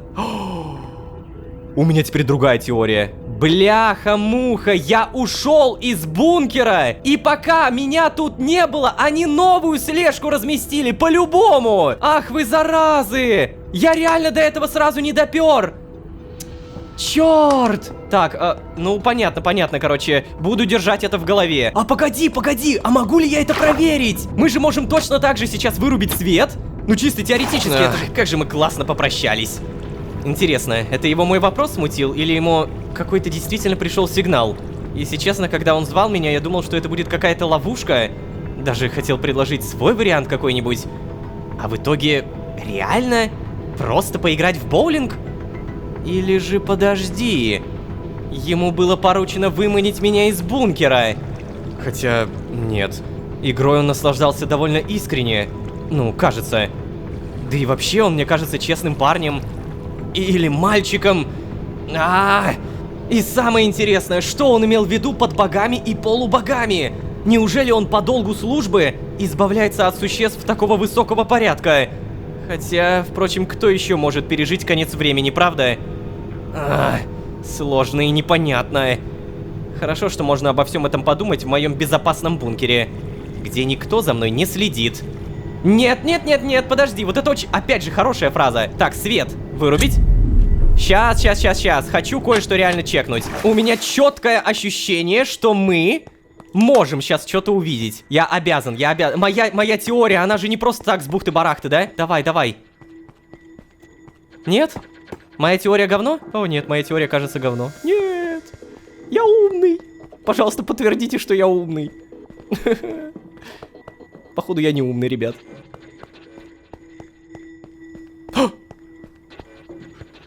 Да! Я не тупой! Это камера, да? Обалдеть! Я был прав, предчувствие не обмануло меня. Нет, это мое предчувствие! Оно было раньше, чем твое! Я сам додумался! Ой, блин, я чувствую себя реально гением после этого. Так, понятно. Ну, Малецкий, ну, зараза, а. Я уж тебе доверился. Я уж думал, ты такой... Вот, вижу. А так вот, никогда не верь организации. Помните, Лая так и сказала: никогда не верь организации. Надо будет обязательно поговорить об этом с Лаей. Вся та информация, которая обсудилась с Малецким, явно важна. Но я не думаю, что он мне врал. Вот правда, вся та информация, которую он сказал, скорее всего, это не выдумки. Только, блин, учитывая, что я ломаю эти камеры и не знаю, сколько их всего, это все бесполезно. Ну, то есть прям максимально. Да, я могу там поломать 3. Третья, кстати, как раз. Вот так. Могу поломать там 4, 5, 100. Найти хотя бы, не знаю, там, ну 5, ну 6, ну 10. Черт, это невозможно. Еще нашел, вот она. Вот прям в коридоре. Так, отлично. Это уже 4.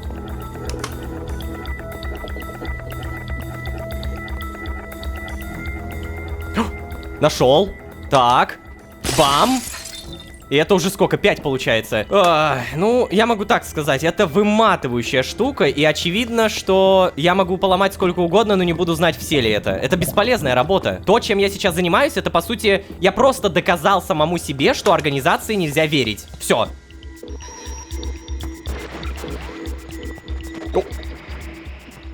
Что это? Подожди. Это уточка-камера? Что? Это утка-камера, реально. Нифига. О, подожди, а это что? А, это просто... Боже, я уж подумал, тут можно прочитать. Ладно, плевать. Я не знаю, я не хочу искать эти камеры. Я уже слишком много времени на это потратил, и мне... Ну, буду честен, мне лень. Это невозможно, я даже не знаю, сколько надо ломать. Сейчас обязательно уточку поставим, но перед этим вниз спускаемся, свет включаем. Кстати, а вот если воду нажать?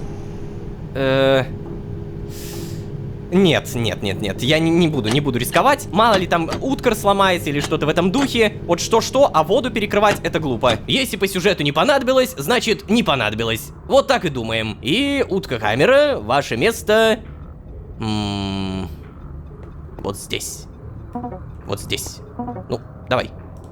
А, сюда пока не ставится, потому что это не заполнено, серьезно. Утка-камера номер 60 прямиком из креклита. Создана с одной целью — следить за мной. А вдруг она реально работает? Ну, в том плане, что она как камера, не? Просто реально поставили камеру, которая теперь бесконечно будет следить за мной. Ну, ладно, следи. Далее надеваем скафандр и тут же прописываем пронус. Отличненько, здравствуйте.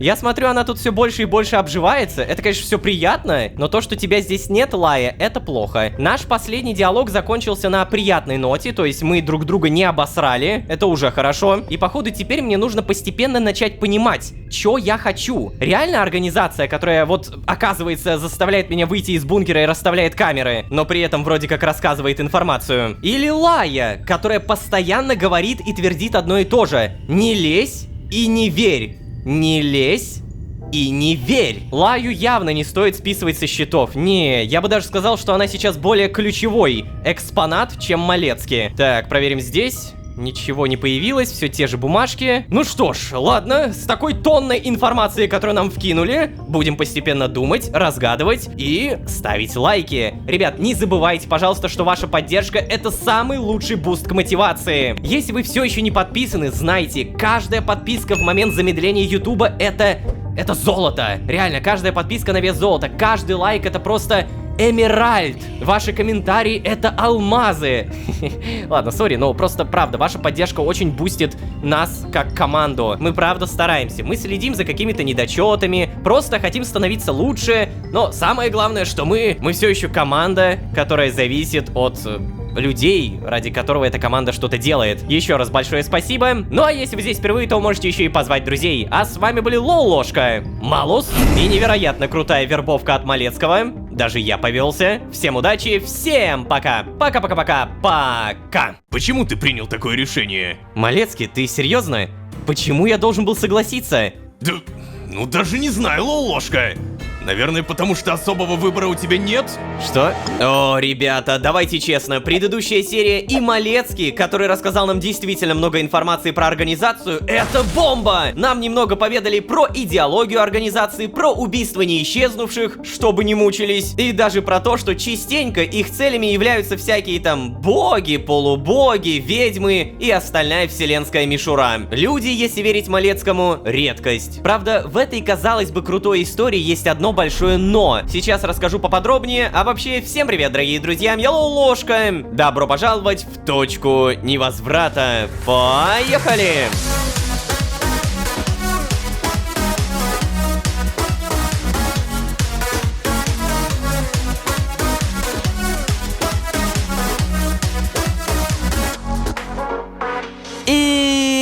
Снова всем привет, дорогие друзья, я Лолошка. Добро пожаловать в точку невозврата. Сезон, в котором мы получили невероятно крутую информацию. Малецкий, задача которого меня всячески привлечь в организацию, справляется не просто хорошо, а замечательно. И нет, я это говорю не как Лолошка, а как Рома. От такой откровенности Малецкий мне прям захотелось верить, что они там реально все ровные парни, ровные девчули, у них там крутая идеология, и они лишь помогают спокойно закончить мертвую временную ветку. Ладно, если серьезно, передать всю информацию, которую сказал Малецкий, будет тяжело. Я советую посмотреть или даже пересмотреть предыдущую серию для полного понимания сюжета. Но меня удивило, что чаще их основными целями являются всякие там боги, полубоги, ведьмы, а вот люди, кстати, встречаются редко. На мой вопрос, кто решает, умрет временная ветка или нет, мы получили якобы никто не знает этого. Ни нам, низшим созданиям решать, как конец времени должен наступить. Скажу честно, я думаю, Малецкий не врал, но давайте помнить, он говорил лишь лишь то, что знает сам. Я уверен, у него тоже не вся база данных, точнее, доступ к информации. И если на этом этапе вы подумали, что вау, какая же организация классная, они так легко рассказывают все и вся, они наверняка добрые чуваки, то... начинается не самая радужная история. Далеко не радужная. Когда мы вернулись в бункер, оказалось, что наш поход в боулинг — это лишь прикрытие, дабы организация вновь разместила камеры. Я нашел как минимум 5, и я уверен, что где-то есть еще. Вот прям уверен. А еще это реакция на вопрос, а почему тогда меня вербуете? Вот что это? Что? Неужели тут ему нельзя говорить правду? Также напомню, Лая явно не просто так говорит «не верь организации», а также «тебе ни в коем случае нельзя отвязываться от времени». Я долго думал, почему организация вообще все это рассказывает, всю эту правду, так много информации, и пришел к мнению, что если я все-таки откажусь от этой организации, то они меня... Ну вы поняли. Короче, прежде чем куда-то идти или, например, телепортироваться в Прунус, хочу сразу добавить, я сделал новые патроны, то есть у меня их больше стака, а самое главное, я нашел новую фразу у утки. Нашел, но не дослушал, поэтому прямо сейчас... Здрасте. Кое, видите, 1. Построить новую комнату. Что вы хотите сделать? Да-да-да, я хочу ввести слово «пыль». Да, она на это слово реагирует, поэтому бам! Воздухоотводы кислородной системы бункера содержат систему очистки от пыли и самые современные фильтры. Загрязненность фильтров составляет 3,4%. В замене нет необходимости. Хотите узнать больше о системе очистки воздуха? О, и тут можно даже ввести «да-нет». Ну давай. Системы воздушной фильтрации делятся на мембранные, ионообменные, плазмотермические. Еще больше о каждом типе фильтров вы можете узнать у инженера по воздушным потокам компании Уткер, чья бесплатная консультация включена в стоимость услуг по установке системы фильтрации в ваш бункер. Что вы хотите сделать? Многовато информации, не самой полезной для меня, но прикольно, что я вот так могу находить всякие фразы, и она реально что-то говорит. Если серьезно, то встреча с Малецки была такой... душевный, что ли? Или это я просто совсем изголодался по общению, если даже разговор с представителем недружественной организации кажется мне душевным? Наверное, я бы обсудил этот вчерашний поход в боулинг с Лаей. Но что-то мне подсказывает, что опять в Прунусе ее не будет. В любом случае, лучше проверить. Вдруг я ошибаюсь. О, вот это хорошие мысли. Короче, без лишних слов, здрасте, скафандр, надеваем и тут же прописываем Прунус.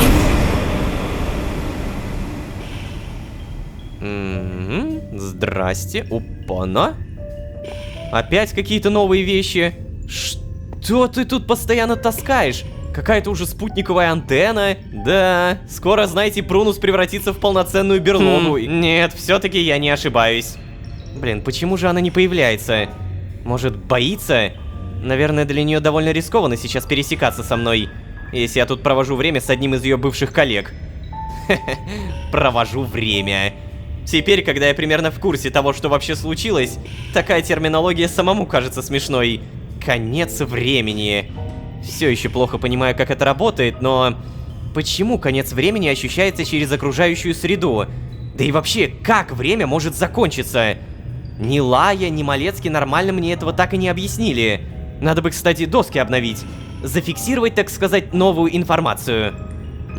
Слушай, не-не-не, Лолошка, я тут немного не согласен. Я вообще не согласен. Наверное, для нее довольно рискованно сейчас пересекаться со мной, если я провожу время с одним из ее бывших коллег. Нет. Я замечаю то, что она сюда возвращается. Я вижу, как она сюда что-то таскает. И я напомню, у Лаи все это время есть какой-то план. Теперь я начинаю в целом понимать, почему она мне ничего не рассказывает, потому что она боится, что меня завербуют. Короче, ее осторожность теперь все более понятная, но... Что же ты в итоге делаешь? Что у тебя там за планы такие? Реально, уже какую-то технику таскает. Давай-ка, наверное, обновим информацию. Угу.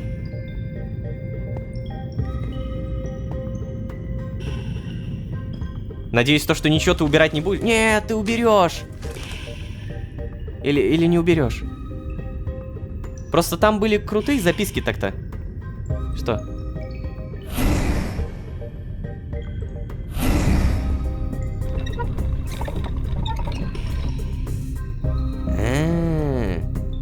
Новая дощечка.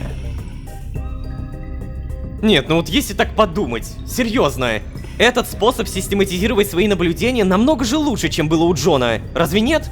Теперь про организацию я знаю намного больше.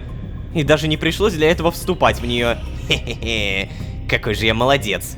Ну не знаю, я уверен, что то, что они тебе рассказали, это еще как-то аукнется. Они захотят уступки, понимаешь, Лолошка? Они захотят уступки. С какой бы дощечки начать? Давай, наверное, с этой. Появилось очень много всего, например, вот, вербовщики, протокол вербовки. Перестали вербовать существ из веток. И да, после того, как я узнал, я спросил, а почему тогда меня вербуете? В ответ мы лишь получили мотание головой, мычание и... все, больше ничего. Как и почему происходит конец времени, знает только руководство. Дальше, организация Синклит. Что это? Исследовательский отдел. Изучает миры, линии и их жителей. Отдел учета. Следят за выжившими. Ничего нового в целом больше не добавилось. Так, а здесь... тоже ничего, а вот это полностью новая доска. Начинается все либо отсюда. Линии страдают от конца времени. Что это за линии? Официальная версия — помочь страдающим. Почему они занимаются этими убийствами? Есть какая-то другая причина? Вот это... Блин, мне так нравится эта систематизация, это очень крутые доски. И я правда тоже думаю, что это намного лучше того, что было у Джона. Что значит отвязаны от времени? Обязательная процедура для вступления. Пока что мы знаем про эту отвязку от времени, что Лая говорит ни в коем случае этого не делать. И при этом смотрящий говорит, что я все еще привязан к нему. То есть привязан ко времени. Мне нужно сделать выбор, который я уже совершал. Непонятно, блин. Так, Лая, скажи-ка мне, пожалуйста, ты возвращаться будешь? Может быть, у тебя какие-то крутые вещи появились? Нет, как обычно, все это пусто. Лая так и не пришла. Ладно, попробую застать ее немного позже. В другое время. Так, ладно, заряд не тратим, прописываем Малун. О, подумать только. С 3-го раза соизволил постучать. Ну надо же.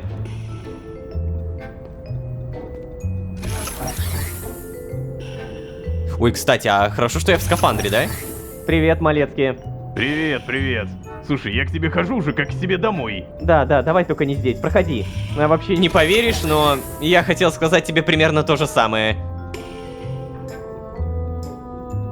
А вообще, знаешь, я почти подумал, что это не ты. В твоем духе как будто бы врываться без приглашения. Да ну ладно тебе, ну чё, я же извинился в прошлый раз. Да и в этот раз не забыл, что нужно постучать. Да. Ну так это, кстати, что? Ты теперь решил? Нет, малецкие. Так, нет, не решил или решил, что нет? Так, подожди, что-то я запутался. Вступлю ли я в организацию? Я сказал нет. Нет, не решил. Решил, что не вступлю. Не, ну ладно, давайте я сразу от себя скажу. Я, как Рома, очевидно, хочу выбрать нет. Потому что та информация, которая мне подавалась на протяжении всех серий, она как будто... Она такая сладенько обманчивая. И при всем при этом кричащая, чтобы я не поддавался на эту сладенькую информацию. Возможно, если бы я играл сейчас в какой-то самый первый сюжетный сезон, я бы подумал, да, прикольно. Но теперь, когда у меня, знаете, закалка уже, я понимаю, no. Но это очевидно, no. Но...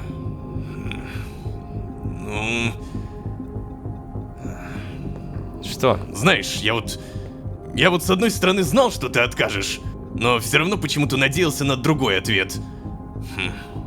Ты вот можешь сказать, почему? Почему ты принял такое решение? Малецкий, ты серьезно? Почему я должен был согласиться? Да, ну даже не знаю, Лолошка. Наверное, потому что особого выбора у тебя нет?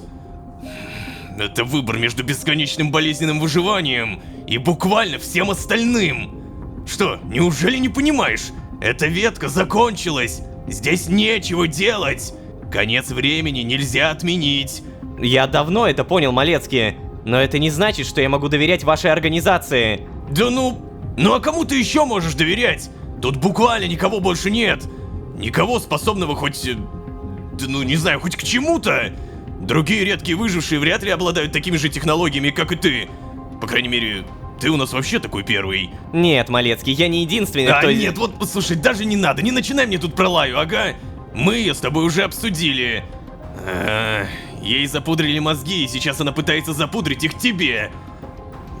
И, кстати, она вообще тебе говорила, что планирует делать? И как? Уверен, что нет, потому что она и сама не понимает, как ей теперь поступать. Вернется, ее ждет понижение по рангу, лишение соцпакета и премий. Хм, ты сейчас говоришь так, будто бы она не может не вернуться. Да, реально. А куда же ей деваться-то? Она отвязанная, как и все мы. Но, вот видишь, знаешь, ты сейчас только сильнее убеждаешь меня в том, что мое решение правильное. Блин, ну это все потому, что я не вербовщик. Это правда. Твои навыки рекрутинга определенно оставляют желать лучшего. Да, ну мог бы и помягче, знаешь ли. Ай, я тут вообще-то задачи другого отдела выполняю, если чё. Ладно. Ты так и не ответил на мой вопрос. Тебя чё конкретно смущает-то? Да все, Малецкий. Буквально все. А конкретнее сказать не хочешь? О. Так, ну ладно, он, видимо, перестает постепенно играть доброго дяденьку, ребенка, парня. Кто он, кстати? Самое главное, что в нем проснулся вот этот штурмовик. Я не понимаю, что меня ждет после вступления в организацию и отвязки от времени. Я должен больше узнать про организацию и про ее структуру. Кто у вас главный? Как вы узнаете о том, что временные линии заканчивают свое развитие? Слушай, Малецкий, а ты сам не хочешь сказать мне, зачем я вам сдался? Почему просто не оставить меня в покое? Вот да, меня правда интересует, я-то зачем им? Вот конкретно я, почему? Ну а это что, не очевидно? Такой вот ты, ну крутой. Не смогли тебя убить, обводишь нас вокруг пальца постоянно. Не сможешь устранить врага, значит заставь его примкнуть к тебе. Реально? То есть вот таким правилам обучают вас? Не, это я просто так думаю. Вообще, если честно, я даже завидую тебе, Лолошка. Не особо тебя понимаю, но точно завидую. Ты ведь реально считаешь, будто бы у тебя выбор есть. И это действительно начинает походить на... будто бы он реально есть. Что? В плане, что ты имеешь в виду? Ну... Слушай, давай-ка прогуляемся, а? В прошлый раз мы классно... ну, вопросики-то обсудили, да? Снаружи. Давай в этот раз тоже снаружи. Я тебя на улице подожду. Подожди, он мне хочет что-то сказать вне камер? В тебе что, проснулся альтруист, который на этот раз реально хочет сказать что-то не по протоколу? У него в этот раз какой-то странный вид. Блин. Только не говорите мне, что я нашел не все камеры. О, реально? То есть обыгрывается, что я начал их искать в предыдущей серии? Я напомню, в предыдущей серии я их сам нашел. Вот именно что сам. Лолошка об этом даже толком и не говорил. Даже никакой подсказки не было. Ну, я уверен, что не все камеры были найдены. Вот прям 100%. Сейчас, конечно, свет у меня включен, поэтому я не найду. Ладно, скафандр надеваем и прям сразу погнали. Погода у нас нормальная.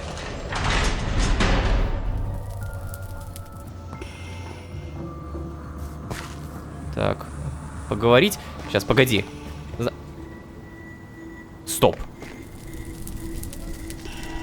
А вы помните, тут сундук стоял? В нем еще очень много годноты было.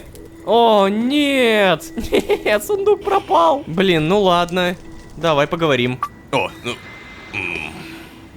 Вот теперь представь, как удобно тебе было бы сейчас без скафандра-то, а? Нет, Малецкий, прекрати. Такие манипуляции на меня не действуют. Да ну... Не, я не пытаюсь манипулировать. Я говорю по фактам.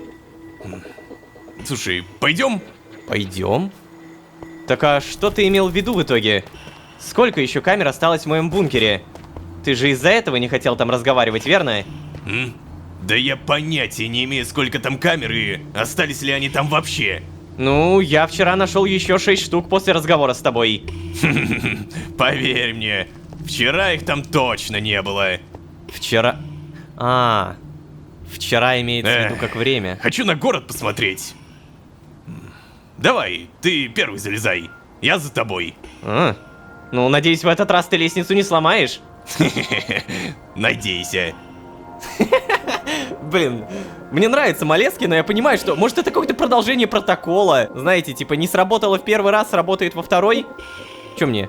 Садиться? Сейчас давай тогда факел уберем. Что мне делать? Подойти как-то? Ну так и что в итоге? Ты говорил про то, что у меня выбор есть и все такое.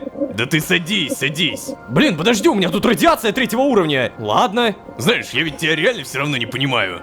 Мне кажется, это выбор без выбора. Но ты при этом так уверен в своей правоте. Не могу не гадать, что я сделал бы на твоем месте. Ну, ты уже как минимум выбрал вступить в организацию. Разве нет, Малецкий? Ну да. И на самом деле, наверное, я бы поступил так снова, просто...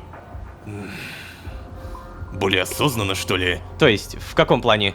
Ну, а ты как думаешь? Вот, кстати, как ты считаешь, почему я выгляжу вот так? Потому что ты потомок дворфов? Очень смешно, ложка. Ну, кстати, ладно, Малецкий, вообще, если честно, я правда давно хотел спросить. Почему ты похож на ребенка? И самое главное, что с твоим голосом?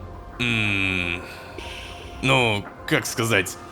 Я выгляжу как ребенок, потому что прошел процедуру отвязки, когда только-только перестал под стол ходить. Это долгая история, ложка. Может быть, когда-нибудь я тебе расскажу ее, но нет, не сейчас. Не-не-не. Сейчас главное, что я точно не жалею о том, на что пошел. Ничуть не жалею. Но, блин, вот все равно, знаешь, есть вот это гложущее чувство. Будто бы вот как-то вот все, я не знаю, скомкано было, что ли. О, кстати, вот об этом. Как это происходит? Ты перестал расти именно после отвязки, да? Не, это процесс временной дематериализации. Он видоизменяет твой геном. И вот после этой процедуры клетки твоего организма перестают развиваться. Как еще, по-твоему, отвязывают от времени? Так, ну, я понятия не имею, Малецкий, я же не отвязан. Ну... И, кстати, если что, на всякий, я не хочу. Звучит стрёмно, правда? Ну, вообще, если честно, да. Это сложная процедура и... действительно стрёмная чушь там. Я мог бы сказать, что ты струсил, но будь я на твоем месте, я бы тоже сначала спасовал. Так что, кажется, я начинаю понимать, почему ты так сопротивляешься. Ага. А что насчет голоса? Что с ним? Ну, просто поменял его. Это результат тренировок, использования парочки устройств и операции. Знаешь, как обидно, когда собственные коллеги смотрят на тебя как на ребенка, а? Я столько раз слышал это мерзкое «Мальчик, где твои родители?» А я вообще-то старше некоторых по рангу.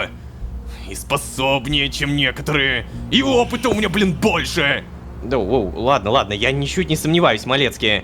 Да, блин, нет, я правда, я серьезно. Некоторые вообще границ не видят. Это неприятно. Каждому коллеге нужно доказывать, что я нормальный. А я не просто какой-то там мальчишка. Успокойся, Малецкий, я не думаю, что ты какой-то мальчишка. Но впечатление ты правда производишь странное.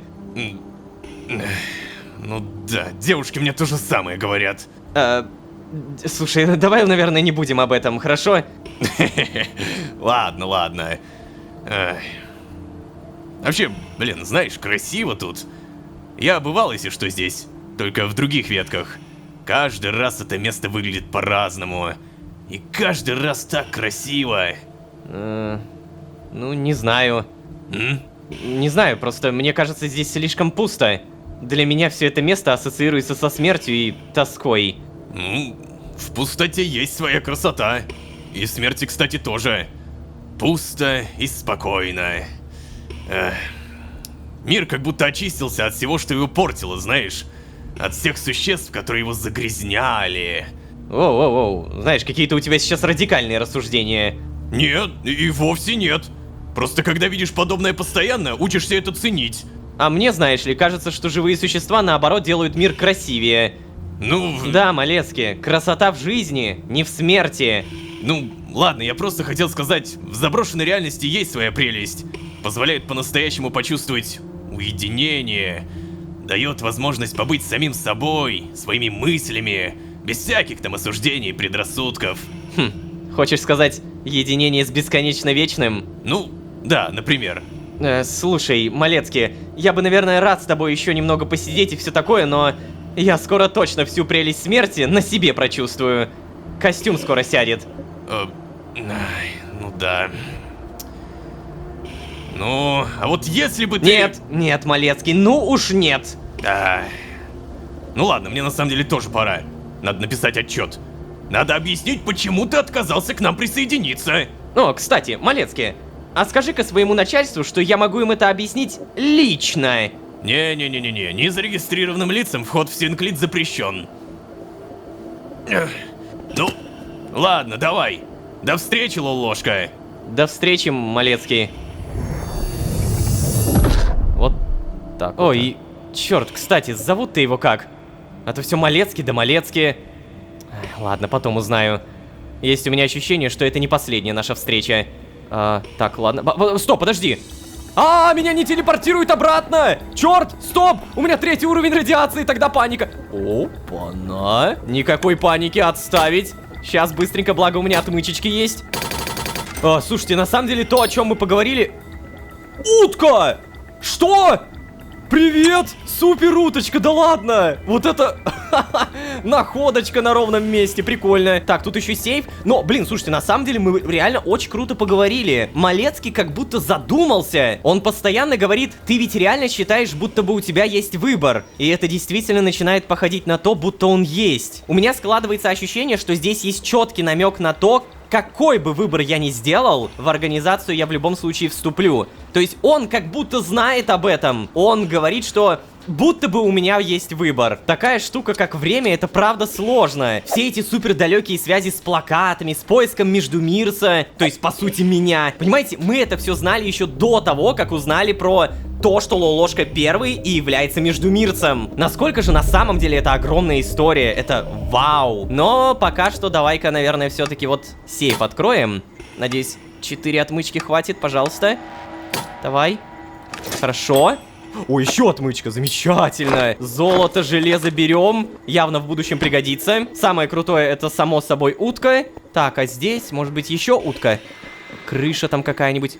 Кстати, а где это я? Это где вышка, да? Блин, ладно, надо спускаться, у меня 20%. Уже очень плохо, прям очень-очень плохо. Самое тупое в этой ситуации, что я не знаю, куда бежать. Блин, пожалуйста. Вот-вот-вот, спуск вниз. Какие дурацкие лестницы. Ощущение, что я в этом здании уже когда-то был. Подожди. Стоп. Я знаю это место. Это мэрия. Вот здесь, по-моему, сейчас уровень 2 будет. Да, я помню, обалдеть. Из памяти не вылетело.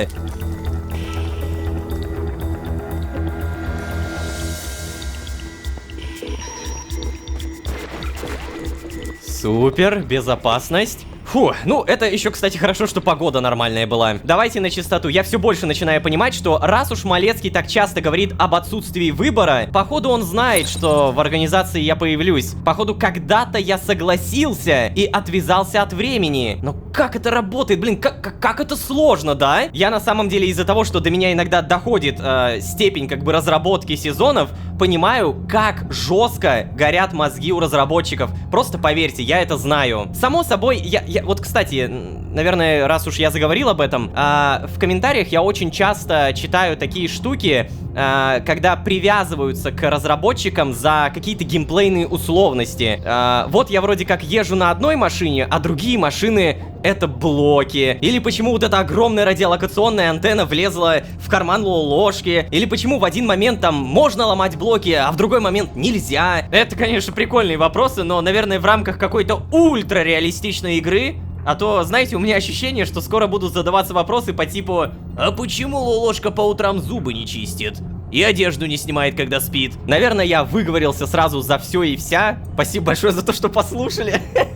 Я что-то прям так много наговорил. Так, ладно, супер утка. Бахнули. Проверяем, что здесь написано. Номер 18. Разрушила утиный город, чтобы всех спасти. Это отсыл... Блин, я забыл мультик, как называется. Черный плащ вроде бы. Отсылка на черного плаща. Блин, или как этот мультик назывался, правда не помню. Заметил, что у меня 2 модуля поломаны. Это плохо. Электричество и электричество. А еще они заперты, блин. Самое фиговое это когда модуль запирается, потому что здесь требуется тот самый железный механический компонент. И у меня его очень мало. Ладно, зайдем с другой стороны. Ой, тут с электричеством еще беда. Тихо. Так, проверка. Это высоковольтный кабель. Ой, давай сразу быстро это сделаем. Все хорошо. Потом, сколько у меня механических компонентов? Всего 6? Это очень мало. Давай-ка сразу железные пластины создаем. Благо, у меня прям железа сейчас полным-полно. И также нужен медь. О, меди у меня тоже навалом.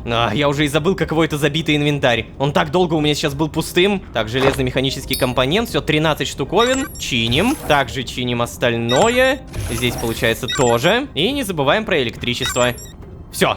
Вроде бы я починил все. Вообще, наверное, за очень много времени впервые надо почистить инвентарь. Точнее, сундук. Потому что вы посмотрите, и здесь забито, и здесь забито. Так что да, не тянем время.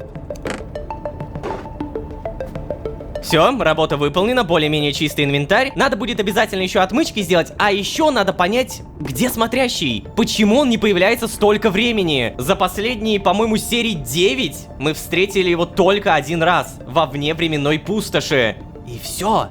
Он перестал появляться. Мне интересно, что это у него там за новые задачки появились, что он перестал следить за мной. Все это обязательно узнаем в будущем. Ну а вы, пожалуйста, не забывайте поддерживать меня и команду при помощи лайков, подписки. Или, кстати, вот ссылка на Бусти. Нас можно даже поддержать материально. Я никогда не настаиваю на этом. Но если вы даже попасть сюда хотите никнеймом, пока я вот говорю эту фразу, то также можно это сделать на Бусти. Большое спасибо за вашу поддержку. Подписка, лайк, комментарий и, возможно, даже денежка — это лучшая мотивация, которую можно придумать. Спасибо большое. Ну а если вы здесь впервые, то можете еще и позвать друзей. А с вами были Лолошка и задушевный разговор с Малецким. Всем удачи, всем пока. У меня нет выбора. Пока-пока-пока-пока. Обнаружили еще одного выжившего.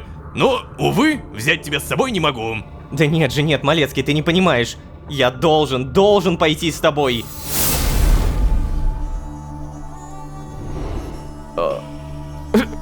Что?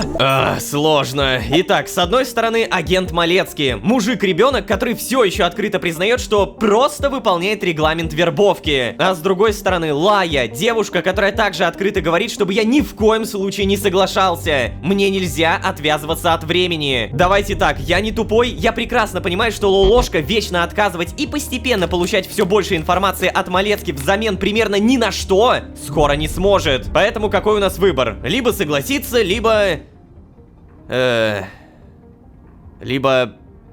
Ну ладно, выбора-то у нас действительно как будто и нет. Давайте просто посмотрим, что будет дальше. А вообще, всем привет, дорогие друзья, я Лолошка. Добро пожаловать в точку невозврата. Поехали!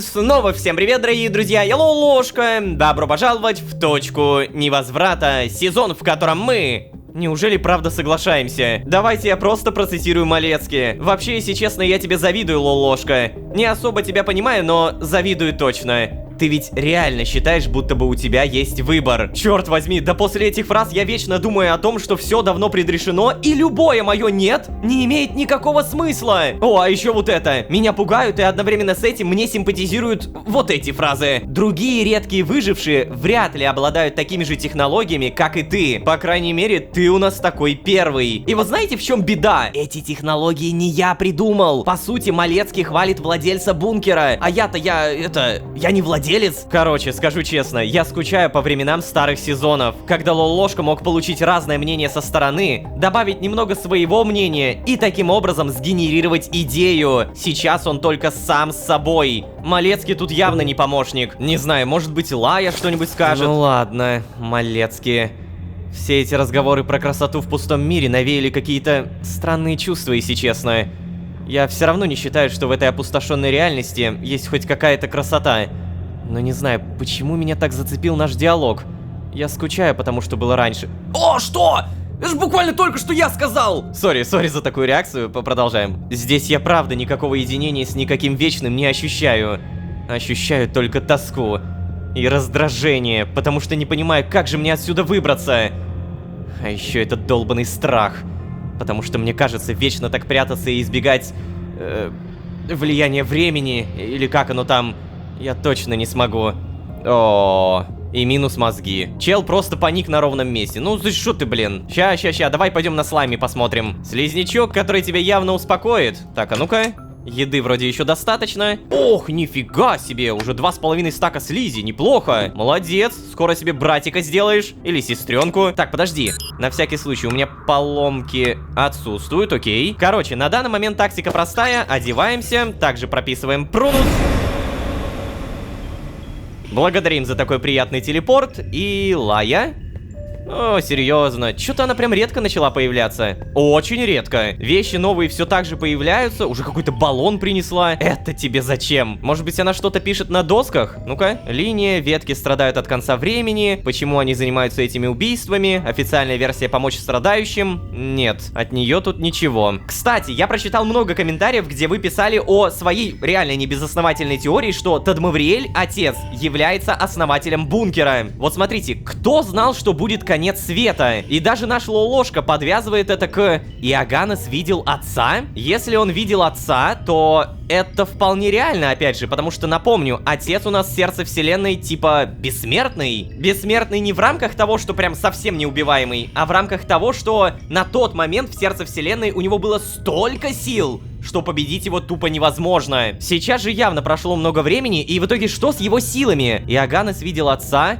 Где Тадмавриэль? Что произошло после моего ухода из Архея? Вот, и, наверное, реально самый интересный вопрос, куда делся весь скинт? Ладно, возвращаемся на базу, ставим костюм на зарядку, и, внимание, у меня есть примечание. Суп. Как вы, наверное, заметили, он постепенно заканчивается. Ладно, Лолошка, стой. Надо решить, что мне делать дальше. Только почему это всегда так тяжело?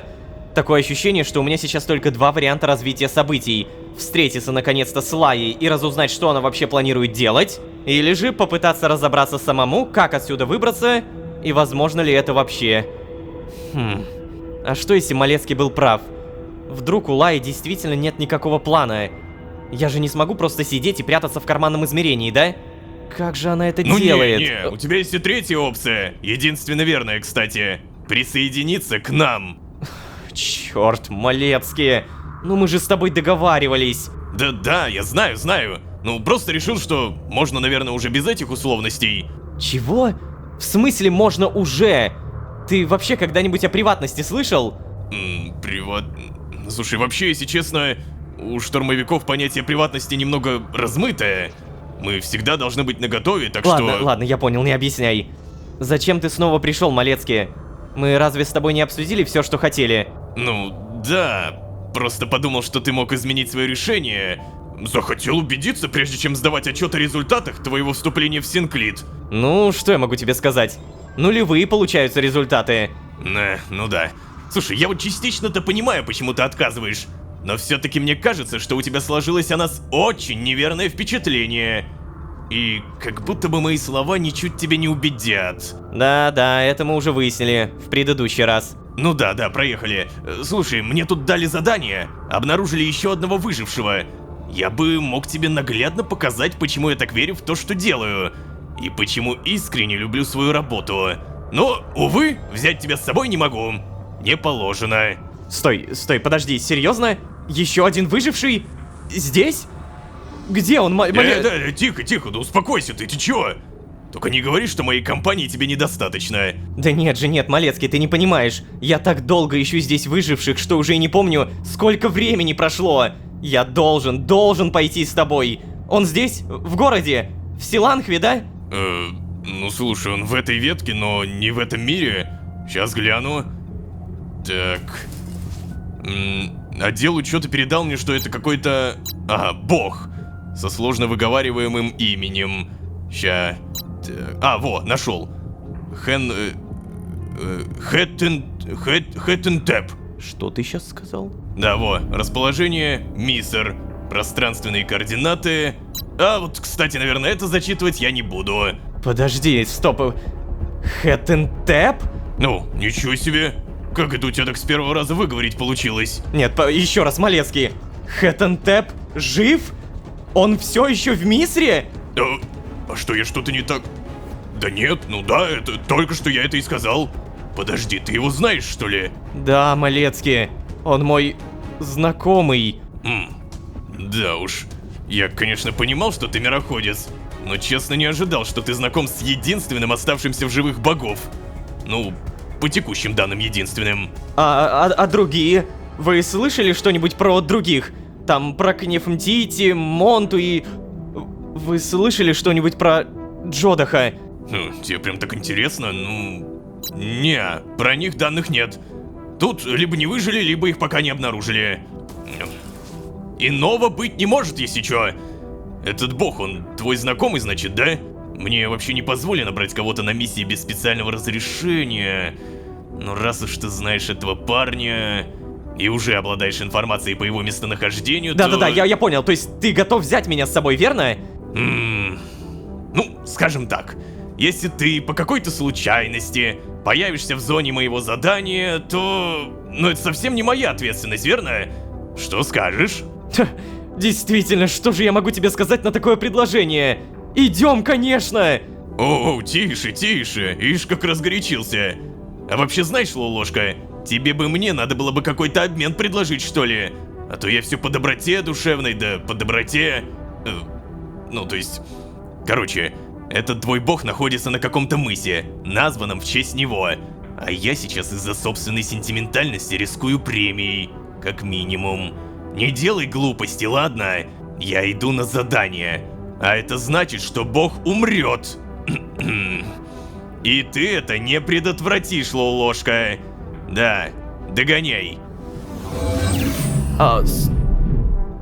Стой. Что? Подожди, еще раз! Хэтентеп. Расположение Миср! Обалдеть! Ребят, если кто не знает, если кто не помнит, там речь идет про сезон 13 огней. Миср — это название мира, в котором мы провели весь сезон, опять же, 13 огней. Там действительно были такие боги, как Кнефмтити, Ронос, Селиасет, Монту и как раз-таки Хэтентеп. Кстати, Хэтентеп — это единственный бог, который представал перед нами только в человеческом обличии. Насколько я помню, его звали Спенсер, но...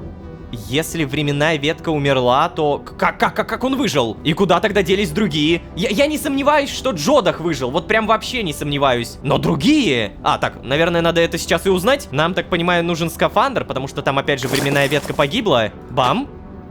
Так, и как это будет выглядеть? Хэтентеп один из выживших. Все еще не верится. Это же... Получается, наша последняя встреча была так давно. Может быть, он понял, как уменьшать влияние времени? Он же бог знаний, как-никак. Малецкий сказал, что я не смогу ему помешать, но... Черт, я все равно постараюсь сделать все возможное.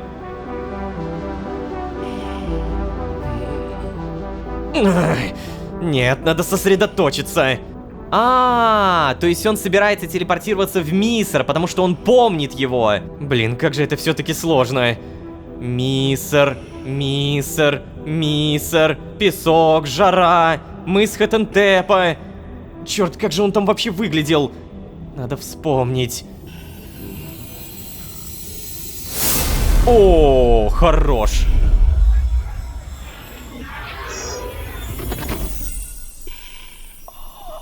Да ладно, реально Миср. То есть настолько погибла мультивселенная? Хэтентеп. Боже, а я смогу походить? Что такое? Эй, стоять! Что? Ну вот ты скажи, куда ты направился, а? Тебе напомнить, он не должен нас видеть. Это не по протоколу. Ладно. Но ты посмотри на него. Думаешь, он сможет дать тебе отпор? Знаешь, о чем я реально думаю? Я думаю, что я переоценил твою способность не делать глупости. Но я же еще ничего не сделал. Так это пока что. Слушай, ладно, Малецкий, ну просто дай мне с ним поговорить. Ты же не должен показываться сам, верно? Да, успокойся, Лолошка, он не сможет с тобой поговорить. Он уже умирает, погляди. Хотя, кажется, ты не понимаешь, да? Ну, ладно, иди. Понимай. Да ладно. О, я могу управлять. Ой, стоп. Мне здесь жарко, да, потому что костюм в нем же жарко. Капец, Миссер. Но это, кстати, Миссер, который... Я не то что... О, статуя Хэтентепа. Блин, у меня такие приятные воспоминания сейчас. Так, ладно, сори. Какая же к черту ностальгия. Хэтентеп. Поговорить. Эй, Хэтентеп? Это ложка. Ложка? О, вот уж не знал, что ты когда-нибудь вернешься. Особенно сейчас. Эй, Хэтентеп, ты как? Ты можешь встать? У меня в другом мире есть бункер, и если что... Тяжело понимать. Голову изнутри как будто сжимают раскаленными щипцами. Как давно ты здесь? Где все остальные? Гнев Мтити уводит их. Увела. Или планирует. Как же невыносимо. Я ощущаю все и сразу. Будто бы все, что происходило, происходит и только будет происходить, давит мне на плечи. Мысли путаются. Перед глазами все плывет. Ложка? Эй, это ты? Ты ведь уже был тут. Ты пришел снова.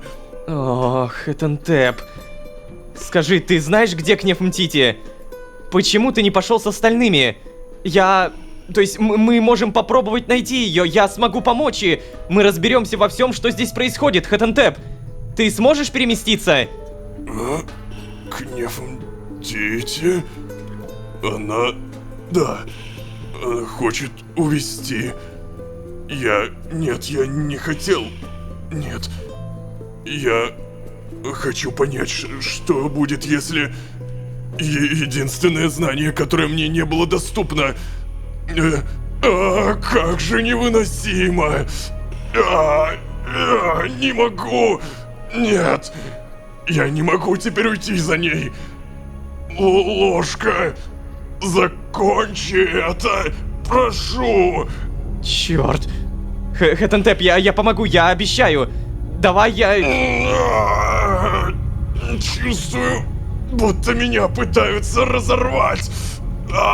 И в то же время сжать до одной точки! Это знание не стоило того, ложка! Я пытаюсь сделать другой выбор, но не могу! Потому что я не совершил его! И... совершил одновременно! Я не могу остановить это! Останови ты, ложка! Прошу!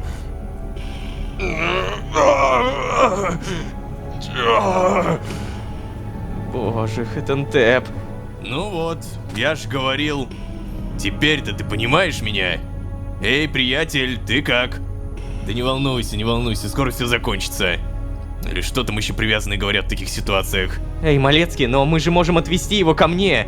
Время там не будет на него влиять И ты думаешь, что это восстановит его рассудок, ага? Ну, Малецкий, но мы же можем хотя бы попытаться. Эй, ложка! Останови это! Останови как угодно! Просто останови! Спенсер. Ну, и чё? Слушай, знаешь, мне даже стыдно вот так здесь стоять, зная, как мучается это... Останови! Ну все. Слушай, не, хватит с меня живодерства. Давай, дружище, спи спокойно. Что? Эй, чего ты... Нет! Малецкий, пожалуйста! Вот так вот. Малецкий! Что ты, мать твою, прямо сейчас творишь? Я же даже с ним ничего не обсудил толком!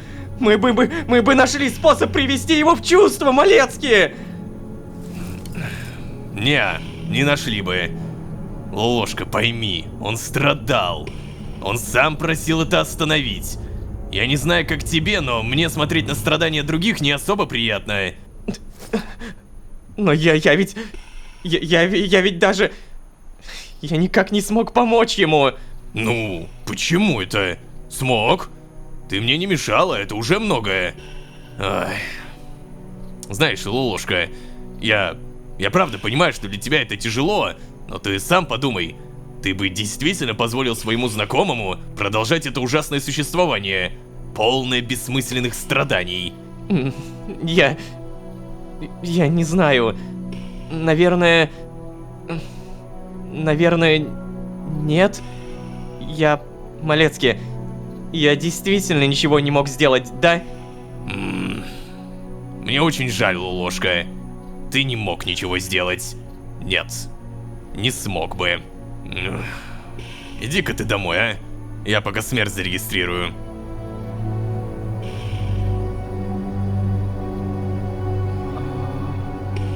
Вот как, значит, работает на самом деле организация, да? То есть, получается, если бы не было бункера, то я бы был примерно вот таким же, верно? Ну ладно, это было достаточно показательно. В целом, я теперь понимаю, почему они думают, что помогают. И как бы это на самом деле выглядит как помощь, правда? Вы заметили, как Хэтентеп узнавал и одновременно сразу забывал про меня? Я пытаюсь сделать другой выбор, но не могу, потому что я еще не совершил его и уже совершил одновременно. Чувствую, будто меня пытаются разорвать и в то же время сжать до одной точки. Это знание не стоило того, Лолошка. Это он о чем? Подожди, о чем? О чем речь? Видимо, речь о каком-то другом временном таймлайне, просто Хэтентеп ощущает сразу все и вся. Кнеф Мтити их уводит или увела, или только планирует. Ну да, короче, на все слова, которые произнес Хэтентеп, ссылаться можно примерно как на ничто. Зато мы знаем, как работает давление времени, если так можно выразиться. О, блин, как давно я не видел обычного неба. Звезды. Я могу поговорить с Малецким, но погоди. А могу ли я погулять? Мне никто не окликнет, там, не знаю. Все нормально, да? Кусочек золота, черный краситель. А могу зайти куда-нибудь? Нет, не открывается. Блин, постоянно мне жарко, мне все жарко и жарко. Что это? Плюшевый котик. Ну да, мы помним, что здесь любили котиков. Блин, это реально такое необычное чувство. Я хожу по другому сезону. Я прямо сейчас в 13 огнях, но при этом мертвых 13 огнях. При всем этом мы-то понимаем, что где-то в другой временной ветке 13 огней все еще существует. Библиотека имени Хэтентепа. Что? Утка-фараон. Вот это я... Не зря забежал. Это было действительно сейчас неожиданно. То есть здесь надо посмотреть, да? Рудное золото, дубовое бревно. Нет, это не интересно. Сюда не зайти. Ща, погоди-ка. Если мы нашли утку, значит можем найти и другое. А вот эти зыбучие пески все еще работают как зыбучие пески, правда? То есть я могу легко в них застрять? Честно, хотелось бы проверить, но... Нет. Я понимаю, чем это чревато. Вот это место, не знаю, я его не видел в 13 огнях. И этот город я тоже не знаю. То есть, видимо, мы попали... Непонятно куда, короче. Может быть, это мыс Хэтентепа? Просто он преобразился и в итоге стал большим-большим городом? Ради одной сцены построить городишко. Блин, я каждый раз просто в афиге. Чё только не придумают. Так, книга. Блин, пусто, не можем прочитать. Ну и, видимо, да, мне надо поговорить с Малецким. Я просто очень сейчас боюсь что-то пропустить. Сами понимаете, уточка. О, железо, золото, вот это возьмем. Ладно, возможно, утка здесь единственная, самая ценная. Хотя я вот здесь не был. Корабль может быть какой-то.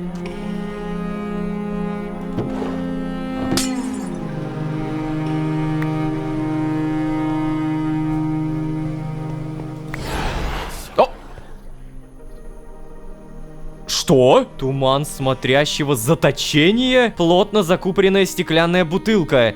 Содержит отголосок сущности, называемой смотрящим. От бутылки исходит невыносимый холод и тяжесть оков. Вот это реально что-то новенькое. Ты подожди. Нет, все, тут барьер уже, да? Здесь не пройти. Обалдеть! Вот такую коллекционку мог пропустить. Не, ну вот сейчас я уверен, что точно все нашел. Малецкий, ну что, поговорим? Ну чё, ты как? Кстати, а почему ты еще здесь? Я так давно здесь не был.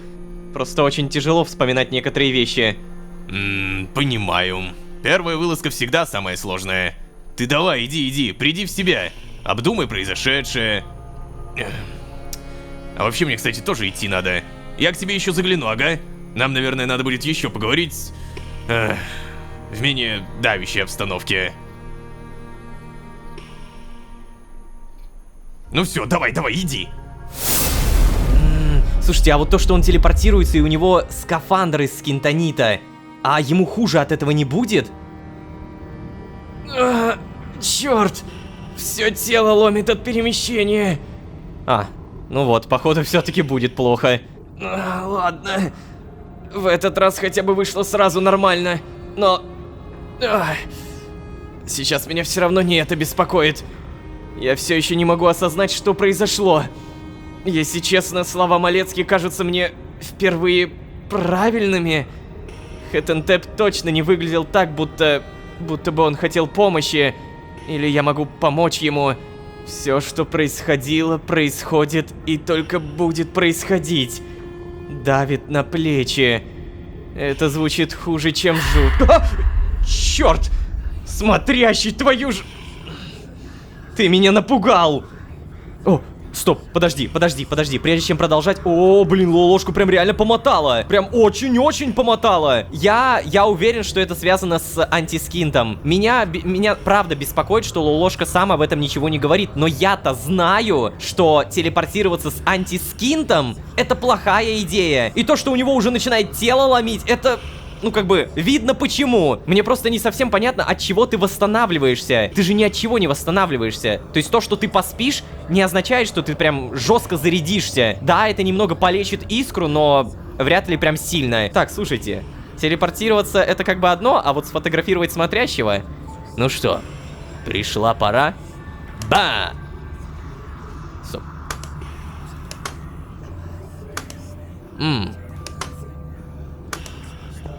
Ну да, я примерно этого и ожидал. Ладно, продолжаем. Слушай, смотрящий, вот кого-кого от тебя я точно не ожидал увидеть. Ты столько не появлялся. Не хочешь объяснить, что значили твои слова там, в пустоши? В ритме холодного сердца смотрящего угадывается сочувствие. Слушай, я правда не знаю, что мне делать. Знаешь, о чем я подумал тогда, когда Малецкий убил Хэтентепа? Что... Черт. Скорее всего, я бы сделал то же самое. Я не понимаю, хорошо это или плохо. Ладно, я надеюсь, ты появишься еще. Иначе я просто не выдержу всего этого. Вау. Ну что ж. Скажем так, это было сильно. Вообще все, что происходило в этой серии, это сильно. Ребят, вот просто сами скажите, напишите в комментариях, какое ваше мнение об организации. У меня, честно, мнение постепенно уже складывается, да. Меня просто беспокоит еще вот эти слова Лаи, которые постоянно говорят, что ни в коем случае не верь, ни в коем случае не... Ну, вы поняли, да? И я это правда не упускаю. Я понимаю, что все явно не так просто, как пытается показать мне Малецкий. Слушайте, я же могу полечиться, да? Давай-ка зайдем. О, спасибо большое. Пипец, я больше не хочу телепортироваться. Во всяком случае, не в скафандре. Туман смотрящего заточения. Куда я могу это положить? Прям сюда? Нет. Так, куда? Вот сюда? О, да. И это реально коллекционка. Ледяной взгляд смотрящего не дает вам сдвинуться с места. Это там внутри что-то есть, какая-то пимпочка. Слушайте, подожди, а может это ткань смотрящего? Хотя больше похоже на туман. Утка-фараон, ну это определенно сюда. Ну-ка. Невежество царя Крякоптока. Блин, вот эти описания, это лучшее описание, правда. Особенно вот это. Не удалось найти путь к файлу DuckFemGDH. Мне написали в комментариях, что это значит. Спасибо за пояснение, ребят. Вообще мы все больше видим, как работает время, как оно давит. Мы воочию заметили, что такое организация и как она... спасает, если так можно выразиться. Но при всем при этом мне супер-мега очевидно, что Малецкий не договаривает. Ну вот прям 1000%. Даже если он не договаривает, то он просто все не знает. Не нужно выкидывать из головы, что Малецкий в первую очередь штурмовик, который наверняка, ну, не получает всю инфу, как, например, могла бы получить Лая. И после полученной информации она и как раз-таки ведет себя так, как ведет. Это, конечно, все не точно, это лишь мои догадки, но это писец как интересно. Вот что самое главное. Посмотрим, что будет дальше. Нам нужно в любом случае как-то думать, что мы-то в организации вступаем, не вступаем. Пишите, в общем, что вы думаете про эту оргию, организацию. И надеюсь, вам понравилось, и вы поставите лайк и подпишитесь. Ваша поддержка — это лучший буст к мотивации. Напомню в очередной раз, надеюсь, вы не пропустите это мимо ушей. Ну, а если вы здесь впервые, то можете еще и позвать друзей. А с вами были Лолошка и возвращение в Мисор. Хоть и коротенькое. Всем удачи, всем пока. Пока-пока-пока. Пока. Когда отвязываешься, понимаешь, все проблемы на самом деле это от нехватки времени. Ну ведь реально, нет времени, нет проблем. Да? Ну, как говорится, официальная версия — помочь страдающим. Именно это нам словесно и уже даже на практике показал Малецкий в момент убийства страдающего бога. Бога Хетентепа. Давайте так, смотря на него, было понятно, Хетентеп ежесекундно переживает сразу все версии себя. Представьте, что в моменте у вас появляются воспоминания, которые вы вроде как не проживали, но получается проживали. И их тысячи, сотни тысяч. Наверное, единственное, что хочется в такие моменты — стереть себе память. Но у меня вопрос. Неужели мне реально стоит довериться организации? Скажу честно, звучит уже не так сомнительно, но черт возьми, все еще сомнительно. Нам как минимум обо всем этом нужно поговорить с Лаей. Давайте сделаем это. А вообще, всем привет, дорогие друзья, я Лолошка. Добро пожаловать в точку невозврата. Поехали!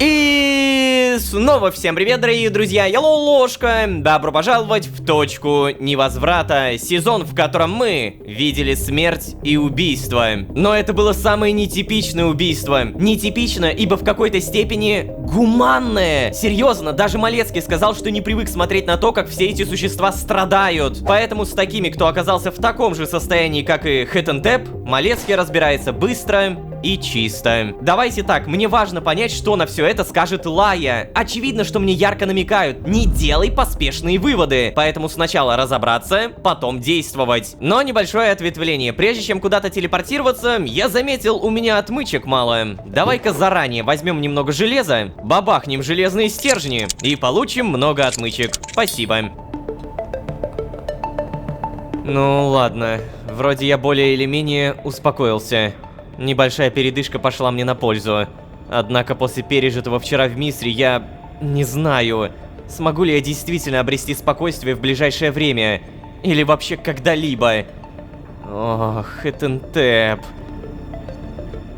Его жалкая скрюченная фигура до сих пор стоит у меня перед глазами. А ведь он не был обычным существом. Он был богом, черт возьми. Богом-покровителем наук, богом знаний. Он превосходил интеллектом и эрудицией всех остальных. И тем не менее, эти страшные мучения затуманили его разум. От рациональности самого ученого из богов не осталось ничего. Осталось только чистое безумие. Такое зрелище шокирует. До глубины души шокирует. Столько страдания было в его глазах. Ну да, мы поняли, как работает это убийственное время. Черт. Кажется, теперь я действительно начинаю понимать Малецкие и других сотрудников организации, которые верят в то, что помогают этим несчастным. Но мне не дает покоя взгляд Хетентепа. Если присмотреться, то он был уже мертв. Мертв до того, как Малецкий нажал на курок. Но, блин, неужели это действительно единственный выход? Я понимаю, что Малецкий в это верит, и остальные сотрудники, видимо, тоже. Но не Лая. Может быть, она убеждена, что можно как-то помочь этим существам, но при этом организация не хочет этого делать? Или организация просто не знает способа помочь и не ищет его? Было бы здорово, если бы Лая поделилась со мной своими домыслами. Но с другой стороны, возможно, организация все-таки просто не знает способа, но пытается, действительно пытается найти его. Но не находит. Пока не находит. Так, ладно. Сейчас я снова прихожу к тому, что единственный способ узнать, чем же организация занимается, это вступить в нее. Однако для этого мне нужно пройти какую-то процедуру отвязки. Лая говорила, что нет, ни в коем случае нельзя на это соглашаться. Но при этом до сих пор не объяснила, почему. Это, кстати, второй вопрос, который я хотел бы задать ей, и ответ на который очень бы помог мне. Значит, самое время навестить мою гостеприимную подругу. Кажется, мы сейчас будем допытывать ее, и в этот раз она не отмолчится, правильно? Хотя, с другой стороны, она, как обычно, может написать Малус. Короче, скафандр, здравствуйте. Далее, Прунус. Так. И вы то... Ой. Ой, подожди, у нее что... У нее что-то было? Ну, здравствуй, Лая. Давно не виделись. Ты где пропадала-то? Нет, тебя это не касается. Какие новости? К тебе снова приходил кто-то из организации, так ведь? Ну да. Подожди, а как ты узнала? Ну так, вид у тебя какой-то потерянный и подавленный. Вот и подумала, что еще могло довести тебя до такого состояния, кроме как верных псов организации? Ну, верных псов, серьезно? Ты же сама там работала еще совсем недавно. Вместе с этими самыми псами. Нет, серьезно. Неужели ты так быстро успела проникнуться к ним таким презрением? О, все, нет, не надо, я твои нотации выслушивать не намерена. Да, я сама недавно работала вместе с этими псами. И сама была у организации на поводке. Наивная. Ну а как еще назвать этих моральных коллег, а? Аса — настоящий цербер, а Малецкий — тренированная овчарка. А ты, видимо, чихуахуа, да? Что? А ты неплох. Шпилька засчитана. Признаю в тебе достойного соперника. И все-таки скажи мне, они снова приходили, да? Да, Лая. Малецкий приходил еще пару раз.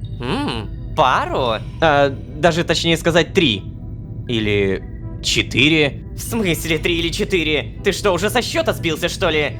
О, Лолошка, я надеюсь, он так к тебе зачастил, потому что ты категорически отказываешься вступать в организацию, а он тебя пытается уговорить. Ну, вообще, кстати, да, так и есть.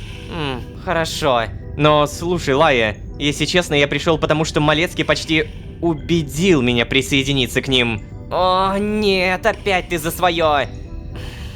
Я уж думала, что нашла себе относительно адекватного союзника.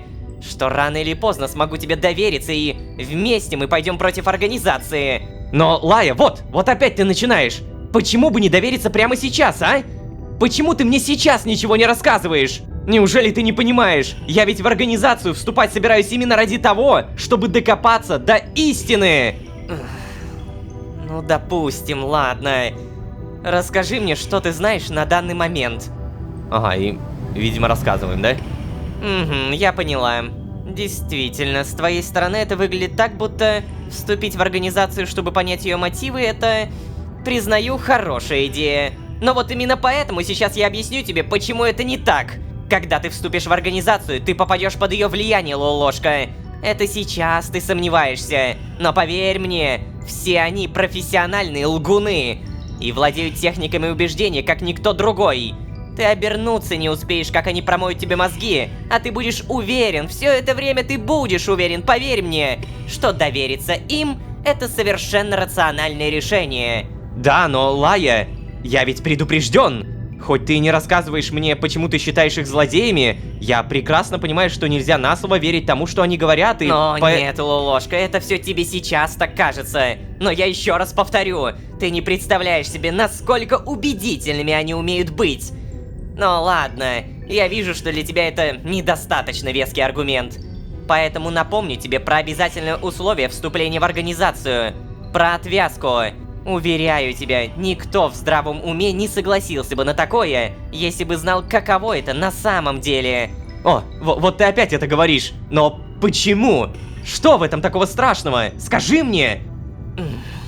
Ладно, хорошо. Я расскажу тебе. Во всех подробностях. Давай начнем с того, что все твои родные, близкие и друзья, любые привязанные, с которыми ты успел построить отношения, все они умирают на твоих глазах. Их жизнь для тебя лишь одно мгновение. Да, организация запрещает сотрудникам вступать в контакт с привязанными, и уж тем более вступать с ними в какие-либо отношения. Но всегда повиноваться этому правилу практически невозможно, иначе просто начинаешь сходить с ума. Изголодавшийся мозг жаждет нормального общения. Не общения с коллегами, с этими бессмертными мертвыми при жизни, а общение со смертными существами, Лолошка, в которых еще жива душа. Знаешь, бывает даже не разрешаешь себе ни с кем разговаривать, но просто кто-нибудь в толпе приглянется, И потом ты следишь за этим существом, наблюдаешь, как оно растет, принимает решения, взрослеет, стареет, строит отношения с кем угодно, но не с тобой. Потому что тебе нельзя. А тебе все это время так нужен друг. И потом этот друг, который никогда даже не знал тебя, умирает. Все, что ты видишь вокруг себя, это смерть, Лолошка. Ты когда-нибудь задумывался о том, что такое смерть? Смерть — это время, а время — это смерть. По сути, это эквивалентные понятия. Я уже сказала, что отвязанные становятся бессмертными, поэтому наш удел — вечно наблюдать за смертью вокруг нас. Ты думаешь, это легко? Да ты даже представить себе не можешь, что это такое. Нет, знаешь, вообще-то, Лая... Да, точно. Ты же мироходец.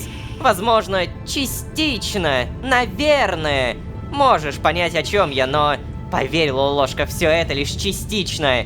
Ни одна из существующих во вселенных концепций ада не передает даже близко тех мучений, через которые тебе придется проходить постоянно. И это навсегда меняет тебя. Меняет твою личность, разрушает твою душу.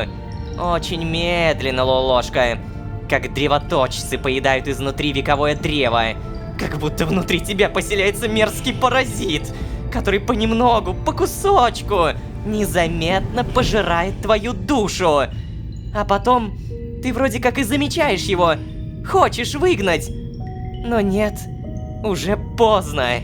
Ты пытаешься закрыть глаза на его существование, убедить, что да нет же, все в порядке, что ты точно никогда не потеряешь себя, не потеряешь свою душу. И вот однажды ты просыпаешься, а души у тебя больше нет. В отчаянии ты начинаешь ходить по коридорам Синклита и ищешь глазами. Неужели никто из твоих товарищей не замечает этого? Неужели они не видят, не чувствуют, что там от них, внутри, ничего уже не осталось? И вот, спустя время ты наконец находишь такие же безумные, полные отчаяния глаза, как и твои, и...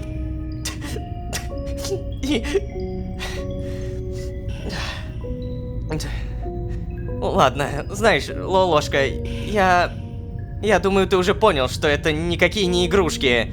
Преимущество отвязки — это самая наглая ложь, какую ты слышал от организации. Пока что. Они обещают бессмертие. И да, они действительно в каком-то смысле правы. Но даже это бессмертие, как это ни парадоксально звучит, не бесконечно. Тем более, учитывая твои особенности, тебе должно быть только проще понять, что не нужно этого делать. Если даже сейчас я тебя все еще не убедила, раскрою еще одну деталь. Для вас, мироходцев, отвязка от времени проходит особенно болезненно и имеет крайне жесткие последствия. Нет, я не могу сказать тебе, какие именно, потому что сама не знаю. Но я могу поручиться, что человек, который рассказал мне об этом, точно не врал. Я надеюсь, теперь-то ты понял, что отвязываться нельзя, ни в коем случае. Ни хрена себе. Это было мощно. И знаете, вот представьте вот чаша весов, и на протяжении многих-многих серий Малецкий, он вот так вот постоянно все больше перевешивал, все больше и больше и больше. И тут Лая, которая наконец-то, черт возьми, высказалась. Слушай, ладно, это было хорошо, это было правда круто. Меня правда смущает, почему ты раньше это не сказала? Так, еще раз. Преимущество отвязки — это самая наглая ложь, какую ты слышал от организации. Пока что. Ладно, я начинаю понимать Лаю прям очень хорошо. Это, конечно, все еще не стопроцентное понятие, потому что она не все рассказала, но она явно рассказала все то, что нам было интересно. Все это время нам было интересно, и вот оно. Поведала. Нам бы только понять, что она в итоге делает. Когда я пришел, она держала какой-то пергамент, какую-то бумагу. Так, ладно, еще раз, что ты сказала? Я надеюсь, теперь ты понял, что отвязываться ни в коем случае нельзя. Ну, знаешь, реально дошло. Спасибо. По правде говоря, я как Рома, вот именно как Рома, я все время думал вот точно так же, что и сказала Лая. Ты пытаешься закрыть глаза на существование этого паразита, убедить себя, что все в порядке, что ты себя не потеряешь. И вот однажды ты просыпаешься, а души у тебя уже больше нет. Наверняка вы много раз слышали фразу в духе «не потеряй себя». Ну вот она идеально подходит под весь этот монолог Лаи. И ведь самое-то главное, мы даже не знаем, какие способы использует организация. Но надеюсь, что нам все-таки раскроется больше информации. И что же мы хотим сказать? Пообещать Лае не отвязываться от времени и не вступать в организацию. Пообещать Лае не отвязываться от времени и спросить про методы организации. Аккуратно избежать ответа на вопрос и спросить про методы организации. Знаешь, мне кажется, что хочется понять, чем занимается Лая. Кажется, она что-то придумала. Поэтому давай вот это. Не отвязываться от времени и спросить про методы организации. Да, Лая, кажется, я понял. Ты сейчас была очень убедительна. Я не буду соглашаться на отвязку. Но все-таки у меня к тебе есть еще один вопрос. Почему ты так ненавидишь организацию? Ты сейчас серьезно? Нет, я согласен, что нет ничего хуже убийства. Но почему ты так уверена, что организация просто так хочет убивать? Я вместе с Малецки ходил на задание. Я видел, что происходит с выжившими. И... Что еще Да раз? нет, ну стой, остановись.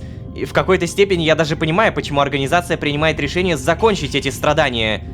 Хэттентеп сам молил о спасительной смерти. О, Лолошка, ну ты, конечно, даешь. Ты ведь понимаешь, что речь не идет о двух вариантах, да? Жизнь в страшных муках или спасительная смерть. Третьего не дано. А как же насчет отвязать всех от времени, а? По словам организации, это же просто мечта. Они так хвалят, это замечательная практика. Почему бы тогда просто взять и не осчастливить всех, а? Почему бы не принять всех страдающих в организацию? Нет, убить, конечно же, лучше.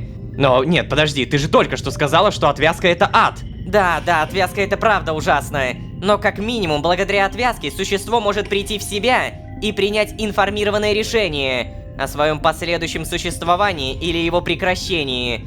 Ты сказал, что твой друг молил о смерти, да? И Малецкий, значит, великодушно освободил его. А ты не подумал о том, что твой друг, вообще-то, был не в состоянии принимать такие решения в тот момент? Ты считаешь, что он был в здравом уме? В трезвой памяти? Ну ладно, я понял тебя. Нет, я так не думаю. Вот именно. Организация запудривает мозги своим сотрудникам, убеждая, что смерть — это единственный выход.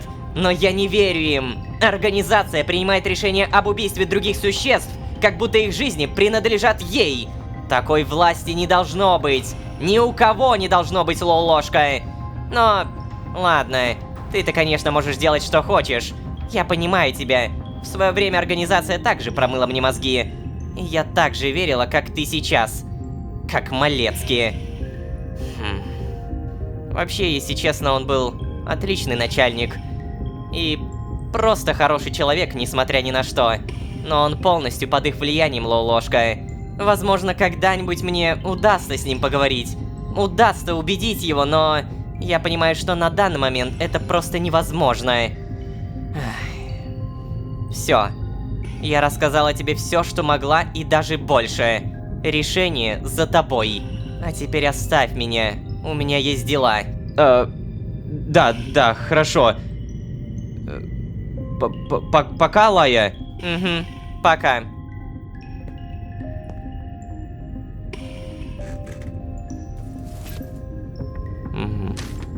О! Что ты рисуешь? Вот что это? Блин, и самое главное ведь достала прямо передо мной. Чё, я не могу спросить прям совсем? Давайте так, честно скажу, вот у меня, как у Ромы, чаша весов Малецкий и Лая снова сравнялась. Если моментами Малецкий прям сильно перевешивал, то теперь Черт, я прям очень сильно верю Лае. Очевидно, все то, что она произнесла, она в это верит. Ровно так же, как и Малецкий. Все то, что он произнес, он тоже в это верит. У нас такая крутая дилемма в этом сезоне. Блин, это дилемма жизни и смерти. Это так круто. Ни в одном сезоне такого не поднималось, и это все так сильно подается. Вау. Короче, надежда на то, что Лая что-то там придумает. Может быть, она реально строчит какой-то план. Но, знаете, что я заметил? У Малецки и у Лаи седые волосы. Как будто все, кто отвязываются от времени, получают вот такую небольшую прядь седых волос. Ой, так, у меня костюм разрядился больше, чем наполовину, поэтому, наверное, пора прописать малыш.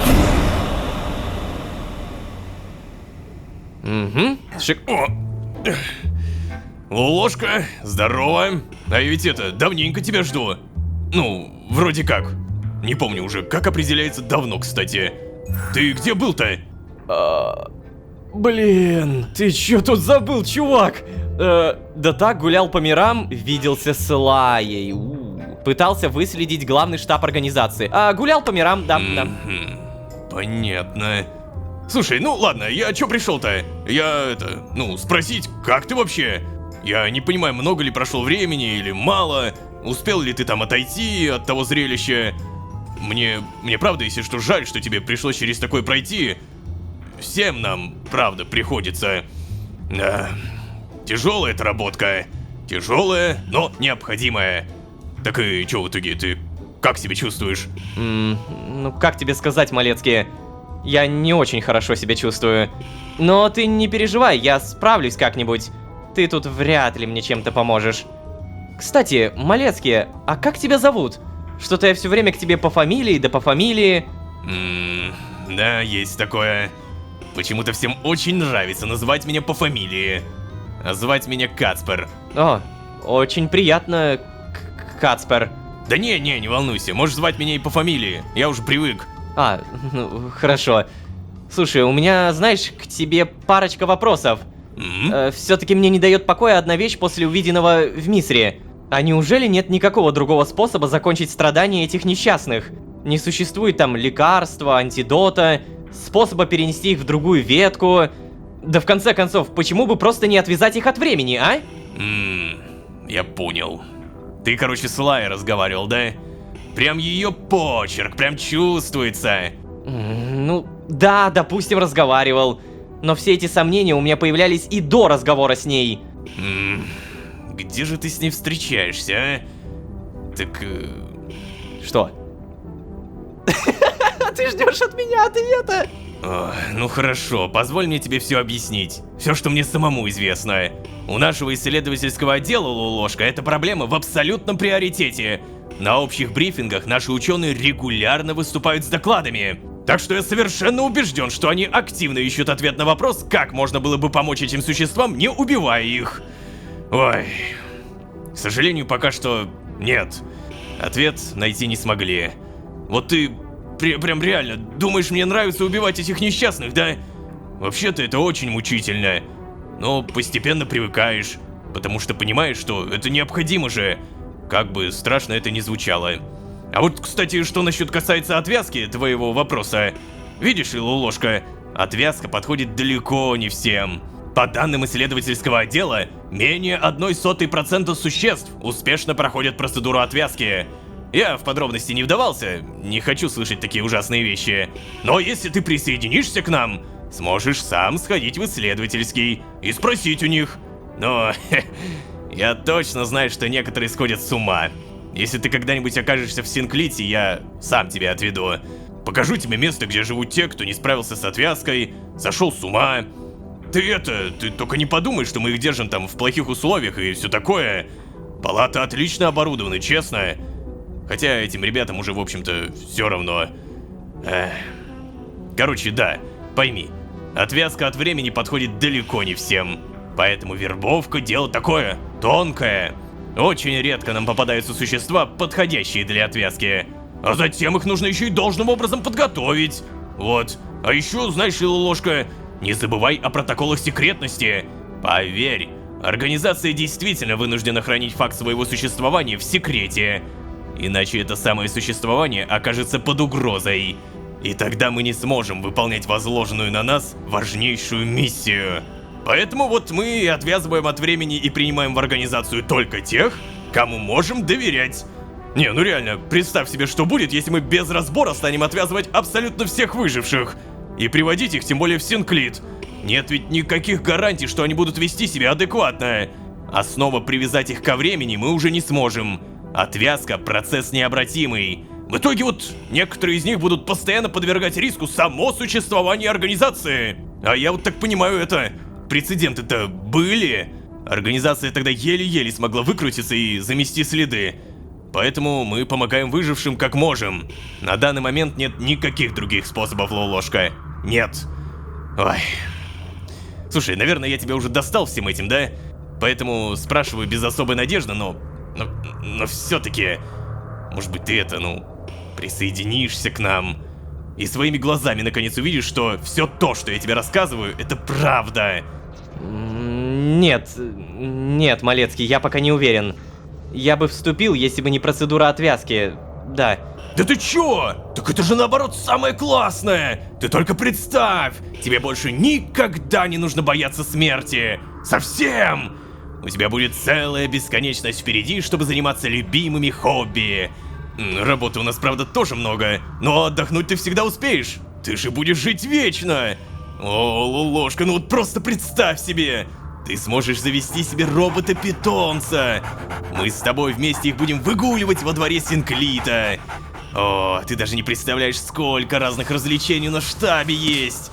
И совсем ни о чем не нужно переживать! Когда отвязываешься, понимаешь, все проблемы на самом деле это от нехватки времени. Ну ведь реально, нет времени, нет проблем.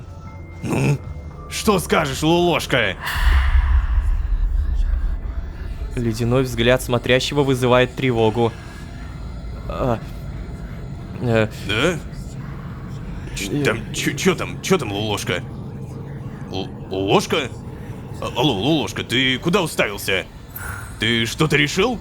То есть ты не видишь смотрящего. Потому что отвязанные от времени не могут видеть смотрящего. То есть если я отвяжусь, то я потеряю не просто всех, я еще и потеряю смотрящего. Ладно, давайте так. Как будто более очевидным стал тот факт, что я не хочу. Нет. Сори. Согласиться вступить в организацию с отвязкой от времени. Согласиться вступить в организацию при условии, что можно будет не отвязываться. Слушай, так это подходит. Вот это хорошо, да? Окончательно отказаться от вступления в организацию. Вот. При условии, что можно будет не отвязываться. По-моему, это хорошо. Типа, мне-то главное остаться во времени. Гоу. Малецкий, давай так, ты уж прости, но я категорически не хочу отвязываться. Но вступить был бы не против. Да, подожди. Но у меня есть идея. Я же мироходец, да?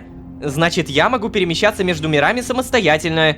Нельзя ли мне вступить в организацию, не отвязываясь? Ну да, в качестве исключения. Вы же так отчаянно меня пытаетесь зазвать и все такое. Я себе цену знаю, между прочим, Малецкий. Ну это ты выдал, конечно. Но ты понимаешь, что нам не очень нужен сотрудник в одной ветке. Мы-то, понимаешь, не совсем между мирами перемещаемся. Так что... Да нет, ты не понял. Я вроде как могу и во времени перемещаться. Чё? Просто, понимаешь, я сюда попал уже после конца света. Так что, возможно, с этим проблем тоже не возникнет. Ну... Ладно, слушай, звучит вообще-то довольно разумно. Может быть, могло бы и сработать. Только я сам-то, естественно, не уполномочен принимать такие решения. Это мне с высшим руководством переговорить надо. Уж очень необычные трудовые условия ты предлагаешь, очень необычные. Я сейчас тогда в штаб сгоняю, окей? Изложу им твой вариантик. А с тобой скоро свяжутся. Ты только Лолошка, не уходи никуда, не уходи. Ну или, можешь, там, уходи, но только недалеко. Только главное, не передумай, пожалуйста. Ладно, я пошел. Давай, пока, Лолошка. Пока. Ты посмотри, как загорелся, а? Подожди, реально? Ну, давайте так, перемещаться во времени Лолошка, конечно, смог, но только один раз за всю историю. Это когда он бежал сверхбыстро по вневременной пустоши. Тут суть-то в том, что мы даже не сможем переместиться во вневременную пустошь без матери. И... Короче, это все звучит как какой-то немножко бред. Бред не в том плане, что это не работает. Нет, это скорее работает, просто для этого нужна сила. А бред в том плане, что... мы не сможем доказать это Малецки. Как? Мы тут телепортируемся между мирами, и нас жестко бьет скинтонит, а тут, по сути, предлагается через вневременную пустошь пройти через время. Ну а если серьезно, то, что я сейчас говорю, оно пока непонятно, как работает. Это прикольно, что начали раскрывать, и это прям имба. Но меня вот что смутило. Снова привязать их ко времени мы уже не сможем. Отвязка — процесс необратимый. По данным исследовательского отдела, менее 0,01% существ успешно проходит процедуру отвязки. Откуда такая уверенность, что именно я отвяжусь? Я подробности не вдавался, потому что не хочу слышать такие ужасные вещи. Просто он все это мне так говорит, как будто уверен, что у меня-то точно получится. И давайте мое мнение как Ромы. Нет, в этот раз Малецкий после информации Лаи меня как-то уже не особо убеждает. Но если он сможет договориться о том, чтобы я смог принять участие в организации без отвязки... Это будет интересно, правда интересно. Только как это будет выглядеть? И почему я им так интересен? Вот самое главное, что они в мою сторону идут слишком большими поблажками. Очевидно, что они обо мне знают что-то такое, из-за чего и соглашаются. Ай, ладно, будем посмотреть.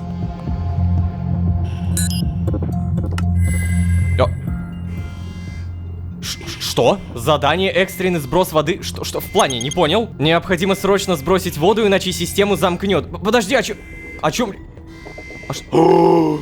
Бляха-муха! О май гад! О май гад! О май гад! О май гад! Подожди, что происходит? Внимание! Критический уровень воды. Требуется ручной сброс. Для того, чтобы осуществить сброс воды вручную, необходимо открыть запорные клапаны в нижней части водяного резервуара. Эту операцию необходимо произвести как можно быстрее во избежание короткого замыкания центральной системы. Реально вода поднялась. Подожди, ой, блин, что так резко-то все? Сейчас, погоди, поем. Я правильно понимаю, что мне сюда нужно? Там, я помню, что-то с водой было связано. Так, давай. Здравствуйте, что мне? Вот вентиль. Давай, крутить. Потом крутить. Что? Крутить, крутить и крутить. Это было быстро? И не так опасно, как будто. Так, ладно, выходим.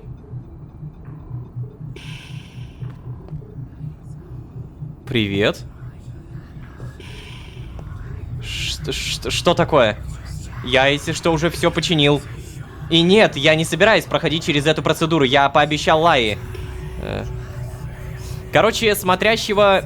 Я не понимаю, его беспокоит то, что я думаю об отвязке или нет? Что-то как-то странно, да? Что он там еще раз сказал? Нет времени, нет проблем. Вот он, вот, точно! Смотрящий олицетворение времени. Ну да, интересно, короче, что это за организация такая. С тобой мы больше действительно не поболтаем. Можешь посидеть, я в целом не против. Сфоткать мы его, конечно же, не можем. Потому что это работает примерно вот так. Ну и, наверное, давайте впервые вместе со смотрящим будем заканчивать серию. Это было действительно мощно. Мне суперски понравилась эта серия. Так много информации. Если раньше я думал, что в других сериях нам много информации дали, то теперь эта информация начинает синергировать сама с собой. И самое главное, немного опровергать и раскручивать саму себя. Именно поэтому у нас появляется вот эта вот чаша весов. Мы не понимаем, за что конкретно зацепиться. И то, как это подается в этом сезоне, это офигенно. Пока что ни в одном сезоне у меня не было вот такой мысли, что я не знаю, что выбрать. Опять же, будем посмотреть. Надеюсь, вам понравилось. Не забывайте, пожалуйста, про лайк. Не забывайте про подписку. Ваша поддержка — это лучший буст мотивации. Напишите что-нибудь хорошее определенным там людям в команде, если хотите. Это тоже интересно почитать. Ну, а если вы здесь впервые, то можете еще и позвать друзей. А с вами были Лолошка и смотрящий, который явно немножко что-то переживает. Всем удачи, всем пока. Пока-пока-пока. Пока. Внимание, внимание! Вышла из строя система очистки воздуха. Я могу забраться. Я могу быстро все починить и не париться. Система восстановлена. Так, мне Дамы и господа, замечательный выбор. Согласиться вступить в организацию при условии, что можно будет не отвязываться от времени. Давайте так, если организация уже даже не стесняется скрывать, что я им чем-то там интересен, что они даже готовы идти на разнообразные уступки, то вот и проверим, согласятся в этот раз или нет. У меня два минуса, если я не отвязываюсь. Первое, я не могу попасть в какой-то там синклит. И второе, я не могу путешествовать по другим веткам. Что очевидно, то есть мне придется сидеть только в этой ветке. Но ощущение, что даже если они согласятся, то ненадолго. Потом они все равно начнут давить, дабы я отвязался от времени. Но это потом. Прямо сейчас нам бы просто ответ получить. Поэтому всем привет, дорогие друзья, я Лолошка. Добро пожаловать в точку невозврата. Поехали!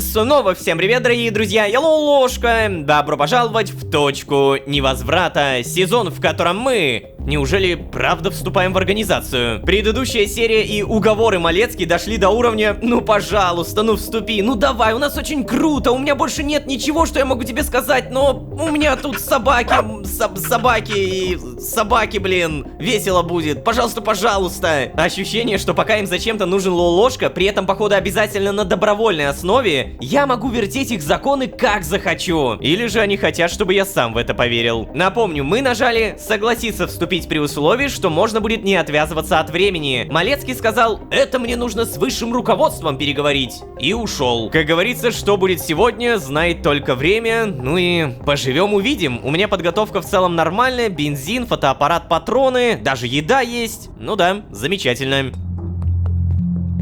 Так, стоп, Лолошка. А ведь если подумать, мне кажется, или я еще правда никогда не оказывался в настолько безнадежном положении? Нет, серьезно. Я сейчас нахожусь в мире, где в воздухе рассеяно некое концентрированное время. Мое выживание полностью зависит от исправности бункера, машины, скафандра. А я при этом мироходец, но с трудом использую свою искру, потому что круглосуточно окружен скинтонитом. Но даже если у меня и получается использовать эту искру, то какая разница? Я телепортируюсь в мир, где вижу все то же самое. Потому что конец времени произошел во всей ветке. А как выбраться из этой ветки? Понятия не имею. Да уж, когда у тебя мозги так себе, мысли у тебя тоже так себе, Лолошка. Нет, ну правда, мне одиноко, у меня постоянно что-то болит, где-то все время что-то ломается. Так и что же мне делать-то? У меня получается только два варианта. Либо продолжать жить так, как я живу сейчас, либо... Черт. Вступить в организацию, убивающую тех немногих, кто смог пережить конец времени. И, признаться честно, я правда надеюсь, что меня согласятся принять на работу без отвязки от времени. Хоть я и с другой стороны понимаю, что не смогу полноценно за ними шпионить, ведь я не буду отвязан. Я ведь даже не смогу попасть в их штаб. Но нет. Отвязка звучит настолько ужасающе, что ни в коем случае. Я ведь до сих пор не могу прийти в себя после разговора с Лаей. Проживать все эти смерти и... Да, я бы мог подумать, что это похоже на мою ситуацию, ведь я междумирец, но... Есть различие между жизнью вне времени и просто долголетием. Это ведь и не жизнь вовсе. Но почему тогда Малецкий всем доволен? А еще, помнится, Лая сказала, для мироходцев отвязка мучительнее, чем для всех остальных. Честно говоря, не хотелось бы все это проверять на себе. Правда, учитывая мое безнадежное положение, в какой-то момент может оказаться, что выбора у меня действительно не будет. Ладно. Ой, пока остается только дождаться ответа высшего руководства организации. Готовы ли они принять меня без отвязки? Ой, что-то дыхание перехватывает от мысли, что у меня не будет варианта спастись. Стоп, нет. Это опять что-то сломалось. Так, сейчас я понял. Быстро. Внимание, внимание! Вышла из строя система очистки воздуха. Необходимо срочно отремонтировать кислородный генератор. Он расположен в верхней части надземного вакуумного отсека Уткар. Бездействие приведет к отказу кислородозависимых систем и неизбежному проникновению внешней среды во все модули бункера. Возможные последствия: асфиксия, тошнота, головокружение, кислородное голодание и... смерть. Да, и хорошо, я понял. Супер быстро. Задание: ремонт кислородного генератора. Одеваемся. И тут тоже тратится заряд. Помню. Да, быстро. Сейчас, что у нас по погоде, интересно? Вот она что. Опять эта пылевая буря. Чёртова буря, как я тебя ненавижу. Так, ну ладно. В этот раз у меня в целом все более-менее нормально. Я могу забраться. Я могу быстро все починить и не париться. Как это работает-то? Вот. Кислородный генератор, 4 стальной пластины и высоковольтный кабель. Блин, ну кто ж знал-то? Пластины забираем, кабель перекладываем, кислородный генератор чиним, и задание ремонт кислородного генератора обновлено. Я, насколько помню, да, вот, надо запустить вентиляторы. Второй, далее 3-й, 4-й, и, по-моему, еще с этой стороны 5-й, 6-й. О, выполнено. Все, ну его нафиг, как говорится, поломки это плохо. А вот такая погода это еще хуже. Благо мне за все это дают опыт. У меня уже 18 тысяч, кстати, да? 18548. Скафандр снимаем, заряжаем. На всякий случай здесь все проверяем. Система восстановлена. Уровень загрязнения воздуха незначительный. Введите 1. Построить новую комнату. Что вы хотите сделать? Да я ничего не хочу сделать, спасибо большое. Так, мне по...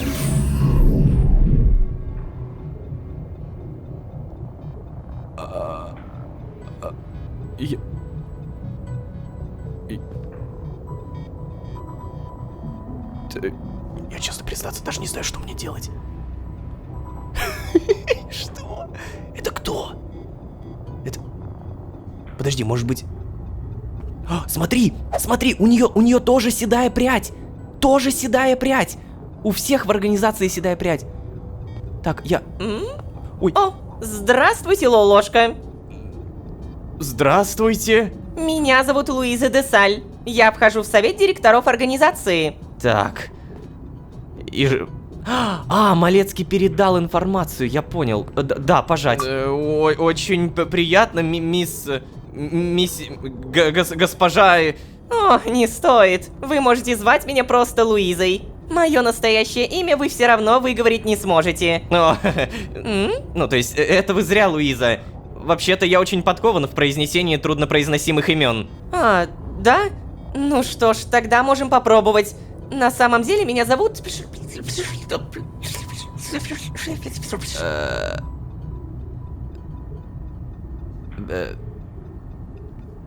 Что? Ладно, я, пожалуй, сдаюсь. Ну что вы, не расстраивайтесь. Мое выдуманное имя мне нравится даже больше. Почему бы нам не присесть? Что думаете? Да, хорошо. Ага.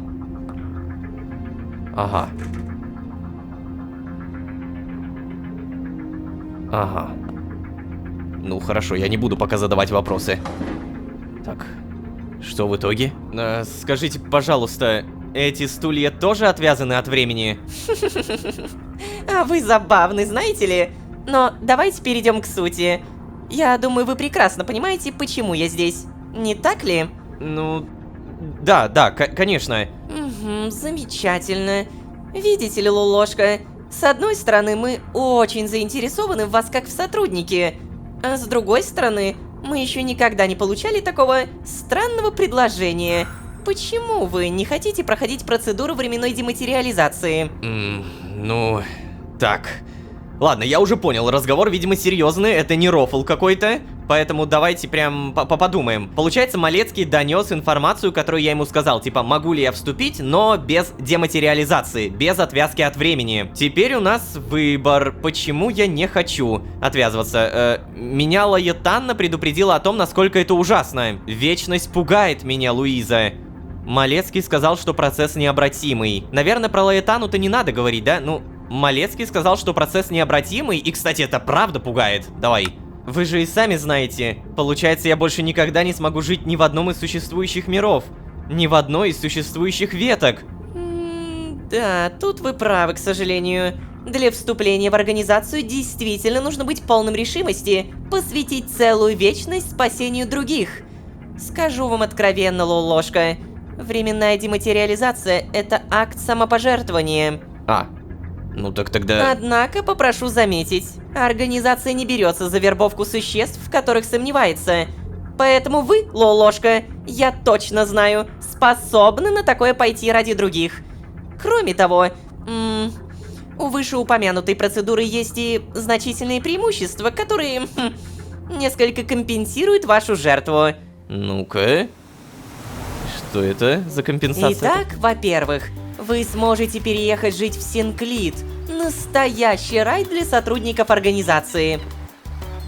Наш административно-хозяйственный отдел заботится о том, чтобы всем нашим работникам были обеспечены все условия для наиболее комфортного отдыха и досуга. Знаете, лично мое любимое место во всем Синклите — это столовая. Да-да, мы отвязали от времени лучшего повара всех времен и вселенных. Можно заказать любое блюдо, когда-либо существовавшее, в любой ветке, и оно будет приготовлено для вас в лучшем виде. И не переживайте по поводу того, что не сможете найти себе друзей. Синклит просто огромен. Организация — это масштабное учреждение, ведь мы все работаем в бесчетном количестве веток. Так что вы всегда найдете с кем провести досуг. Да-да-да. Поверьте, вам у нас понравится. Давайте признаюсь сразу. Раньше риск ошибки был выше. Мы действительно иногда вербовали не тех существ. Существ, которые были не способны пройти процедуру. Ой.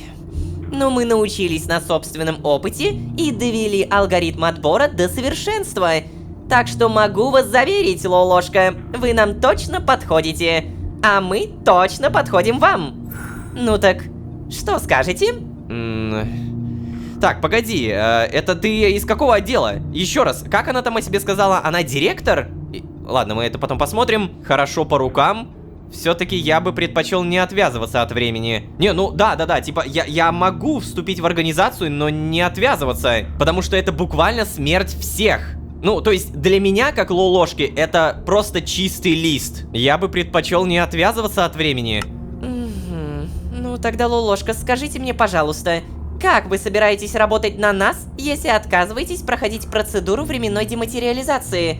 Вы ведь понимаете, что от сотрудника организации требуется как минимум регулярно перемещаться между мирами, не говоря уже о ветках. Ну, да, я конечно, я понимаю это, Луиза. И я, будучи мироходцем, способен делать это самостоятельно. Ну, в скафандре, в состав которого входит антискинт, правильно? Откуда вы знаете, что входит в состав моего скафандра? Забавно. Лолошка, вы ведь в курсе, что сотрудники нашего технического отдела приходили сканировать ваш бункер?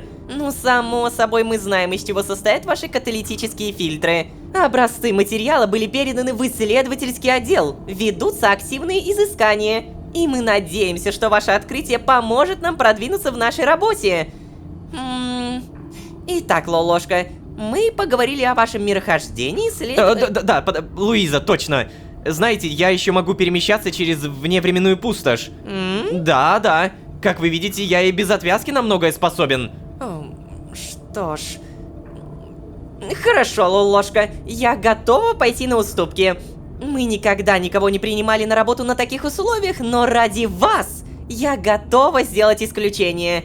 Однако, Лолошка, очевидно, вы сможете пользоваться своими способностями для организации только до определенного момента. Насколько мне известно, мироходцы не умеют перемещаться между ветками. Но пока в этой ветке еще остаются выжившие, вы сможете не проходить процедуру. Ладно. А еще, поскольку вы уже знакомы с агентом Малецки, да, я определю вас в его команду. Скоро вы отправитесь на свое первое задание, Лолошка. Но не беспокойтесь.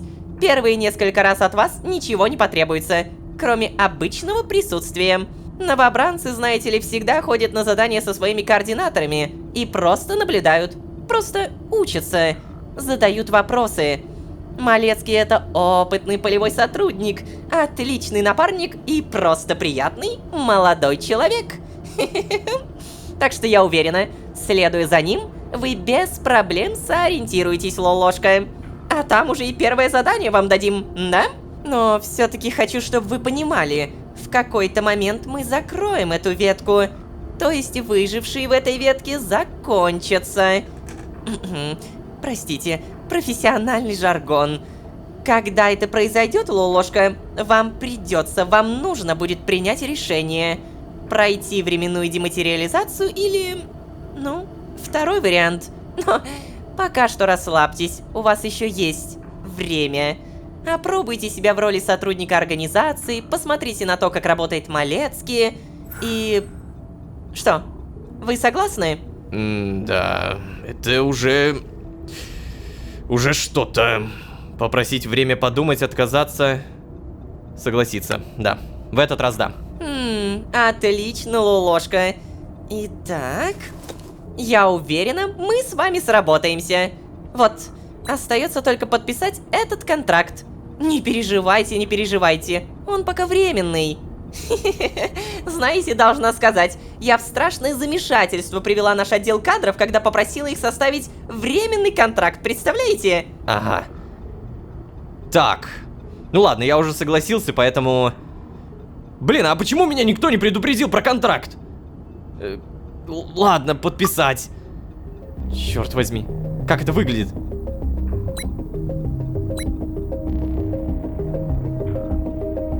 Ты точно прочитал, Лолошка?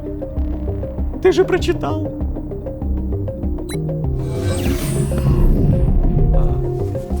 Ну, вот и все. Добро пожаловать в организацию, агент Лолошка. Поздравляю. Поздравляю. Агент Малецкий выдаст вам форму, значок и зачитает вам подробные инструкции. Желаю вам удачи на вашем первом задании, Лолошка.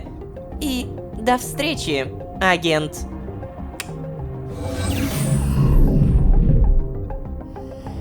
Я не могу поверить. Я действительно только что вступил в организацию. Да. Лая меня убьет, когда узнает об этом. Да, черт, теперь я начинаю сомневаться. Я точно принял правильное решение. Так, ладно, контракт временный, а от времени я пока не отвязывался. Как будто бы ничто не обязывает меня оставаться в организации навсегда. Правильно? И все-таки... Да, все-таки лучше поговорить с Лаей. Блин, подожди, а вдруг это обманка? Что значит временный контракт? Здесь же время типа не идет. То есть получается, пока я здесь, в этой временной линии, где остановилось время, я не могу отказаться теперь от контракта, не? У меня, правда, скорее немного другой вопрос. Почему о контракте я узнаю только потом, когда уже согласился? Нет, ну правда, то, как рассказывают про организацию, это прям сладенько для ушей. Так сладенько, так хочется. Даже вот... Не вижу никаких проблем, как будто бы. Но, очевидно, с Лаей поговорить надо, поэтому одеваемся. Далее прописываем Брунус. Ну, естественно. Ну, Лая, ну почему тебя никогда нет дома, когда ты так нужна? Черт.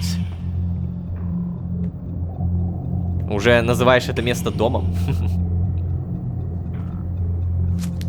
О, новая информация. Вот это, кстати, хорошо. Что думает сам Лолошка?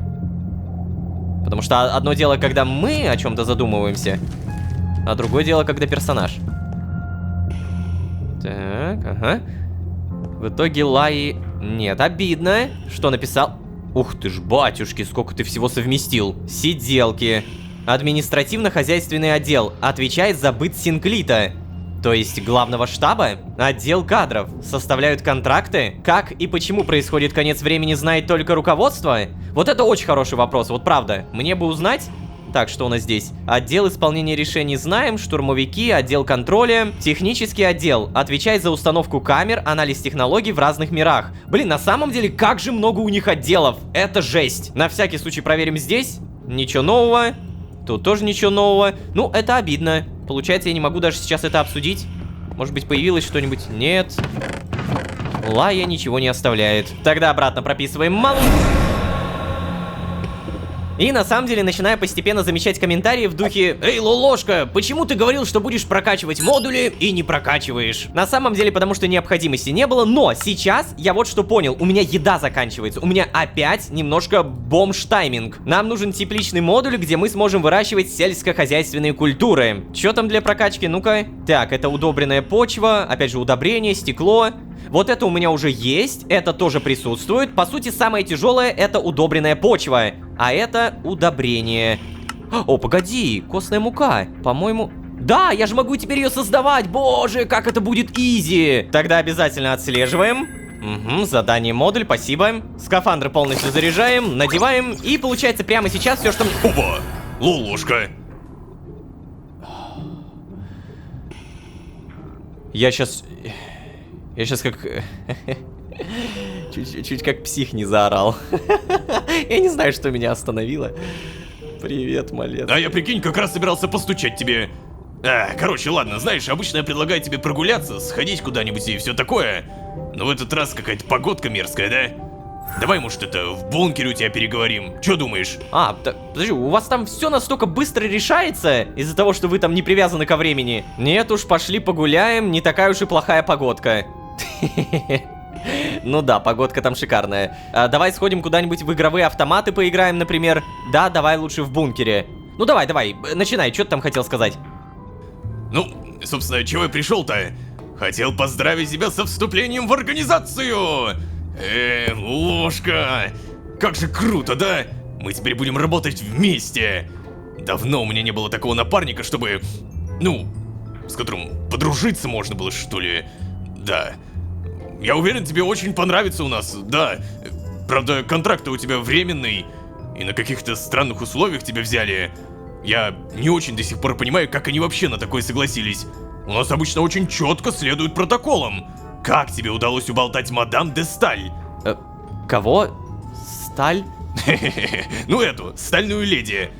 Так в Синклите называют Луизу. А, понятно. Да не, Малецкий, мне не пришлось ее убалтывать. А, даже так? Ага, даже скорее наоборот. Вроде она согласилась на все мои условия, но... Блин, меня не оставляет ощущение, что... Она меня все-таки уболтала. Да, это нормальное ощущение после разговора с Луизой.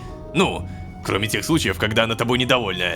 В таких беседах с ней ощущение гораздо острее. Скажи, она шикарная женщина.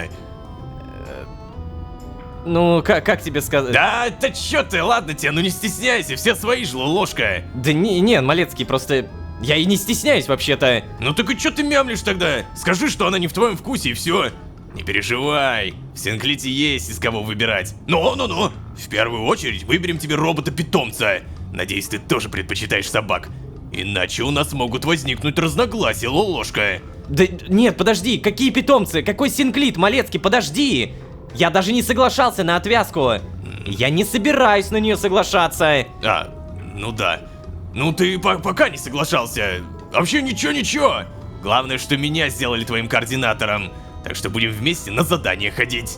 А после можно и в боулинг, и игровые автоматы, ну или просто по мирам погулять, да? Ты как, рад этому? Ну да, наверное, рад. Насколько может быть рад кто-то, кто застрял в вымершей ветке. И кто вынужден примкнуть к организации, которая добивает выживших. Да уж, понимаю. Ой.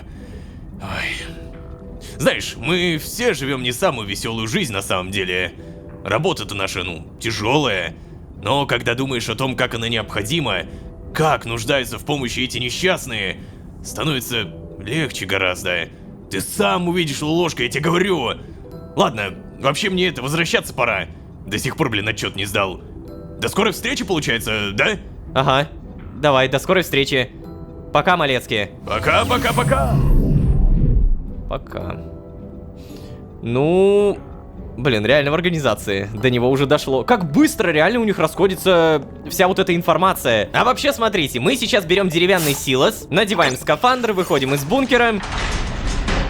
И с этой не самой приятной погодой, да, соглашусь, мы находим верстак. Вот. Так, аккуратненько. Куда-нибудь вот сюда встанем. Далее нам нужно, получается, немножко гнили. Все это дело объединяем, докладываем утильсырье, получаем костную муку. И прямо сейчас мы доделываем самое тяжелое. Деревянные силосы и костная мука. Все, по-моему, просто надо ждать, правильно? Нет?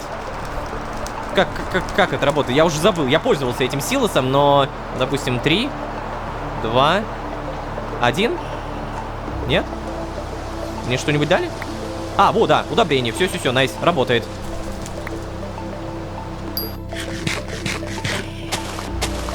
Машина все еще стоит. Ну и хорошо, что стоит. Блин, в эту песчаную бурю, знаете, что я понял? Легко потеряться. У меня даже компас не работает. Но благо я далеко не уходил, поэтому все, возвращаемся.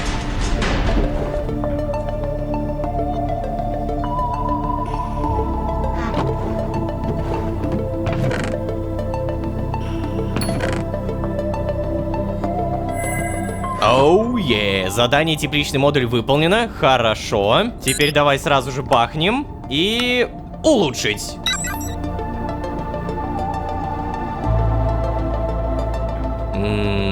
Ты погляди, теперь мы можем два вида растений выращивать.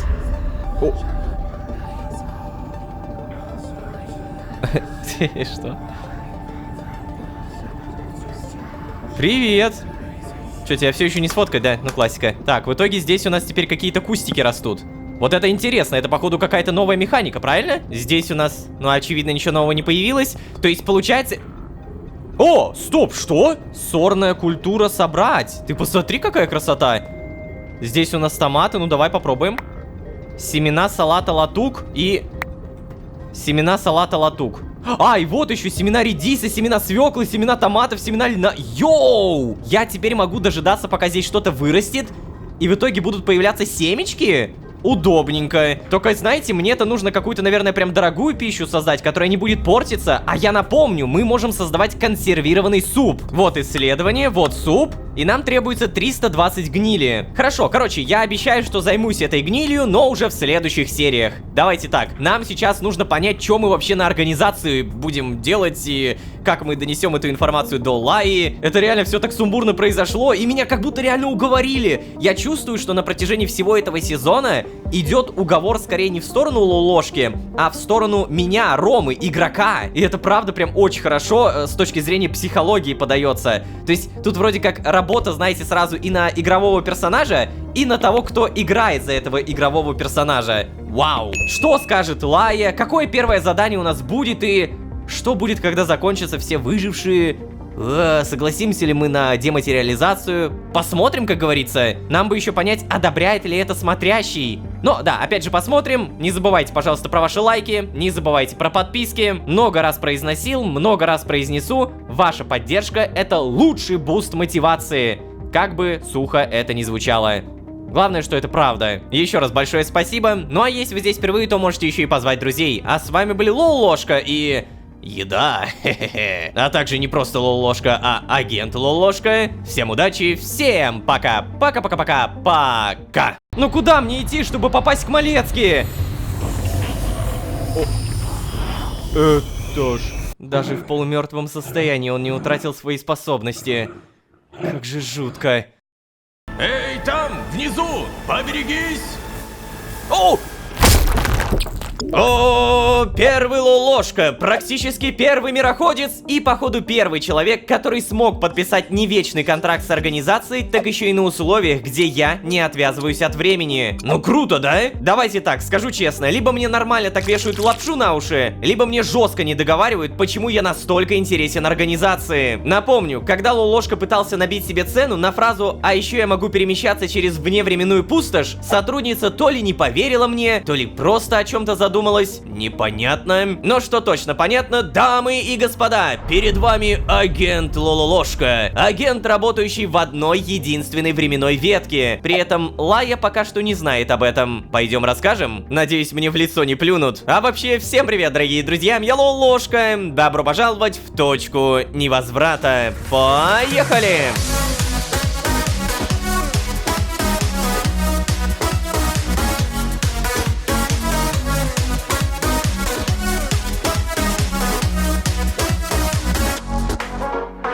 И снова всем привет, дорогие друзья, я Лолошка. Добро пожаловать в точку невозврата. Сезон, в котором мы, агент Лолошка. Отныне называйте меня только так. Ну да ладно, если серьезно, то мы сотрудник на птичьих правах. Я все еще привязан ко времени. Я не могу телепортироваться в какой-то там Синклит, но меня назначили не к какому-то там рандомному сотруднику, а к тому самому Малецки. Как говорится, одни только плюсы, правда? Признаюсь честно, мне действительно интересна реакция Лаи. Она явно удивится, если узнает, что теперь перед ней сотрудник, который не отвязался от времени. Но прежде чем куда-то телепортироваться, у меня новости. Прямо сейчас до серии я пошел в исследовательскую и та-дам! Горький опыт научил меня запасать консервы. Да, наконец-то они будут. Есть только маленькая проблема — костяной бульон. Я посмотрел, как он делается, и оказывается, представляете, там нужны косточки, которые я все это время тупо не добывал. Давайте так, берем костюм, надеваем, выходим.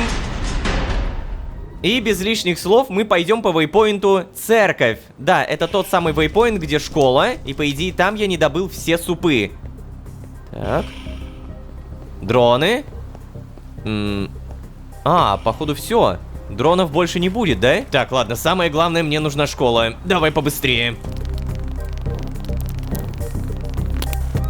Так, здравствуйте, пожалуйста, скажите, что супы я оставлял. Ой, нифига себе, высоковольтный кабель даже есть. Это мы по-любому берем. Вообще, я уже понимаю, что в этой школе я оставил много всего, поэтому по-любому берем все, что плохо лежит. О, наконец-то, хоть какая-то еда. Все, спасибо, спасибо. Только надо еще больше. О, все, я супер-мега спокоен, возвращаемся. И, наверное, самое приятное, это помимо супа получить много железа, потому что железо у меня действительно заканчивается быстро. Переплавляйся. Обязательно заряжаем костюм до конца. И вопрос, Лолошка, ты скажешь что-нибудь?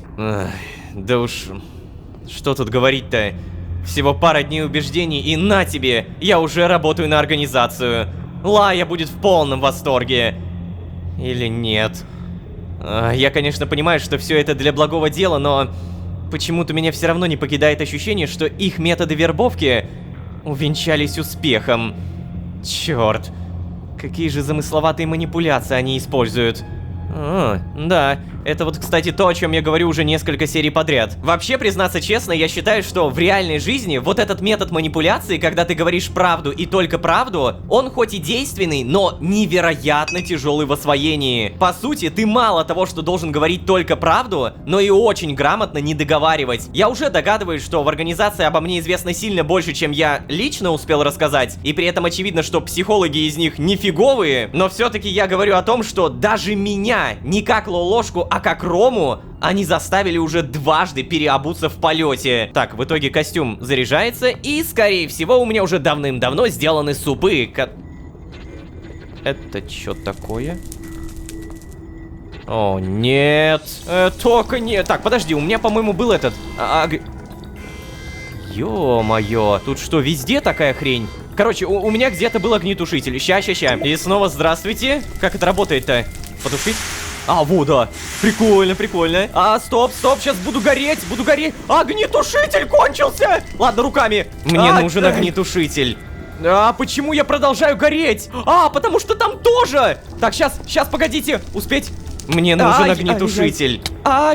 Нет, не умирать. Блин, 2 огнетушителя нужно, получается, правильно? Все, я потушил. Я потушил. Больше огня нет. Вроде бы мне неплохо, но у меня накопилась полная полоска. О, отлично. Если заходим сюда, то все пропадает. Ну, хотя бы так. Надо понять, какие проблемы. Уткар. Так, тепличный модуль, электричество и исследовательский модуль. Огонь! Подожди, все еще огонь? Какого черта? Я не понимаю, у меня реально копится огонь, но... Во, нашел. Мне нужен огнетушитель. Все. Надеюсь, больше не будет? Да, оно вроде бы больше не поднимается, полосочка остановилась. Ну, как говорится, живем. Тепличный модуль это здесь. Да, электричество полностью полегло. Мы обязательно чиним. Давай, молодец. И проверяем, что у нас тут выросло. Клубника? Нифига себе. Волчьи ягоды, ягоды белодонны. То есть тут может выпасть рандомное растение. Это удобно на самом деле, да? О, еще могу собрать, обалдеть! Да мне бы тут тогда, не знаю, какой-нибудь сундучело. Или... Сейчас тут все забито. Ну ладно, я понял. Пока что пусть растет. Простите, я клубнику только возьму. До свидания. Легкая закуска. Не, подожди, клубника отстой. Тогда мы съедим все сразу.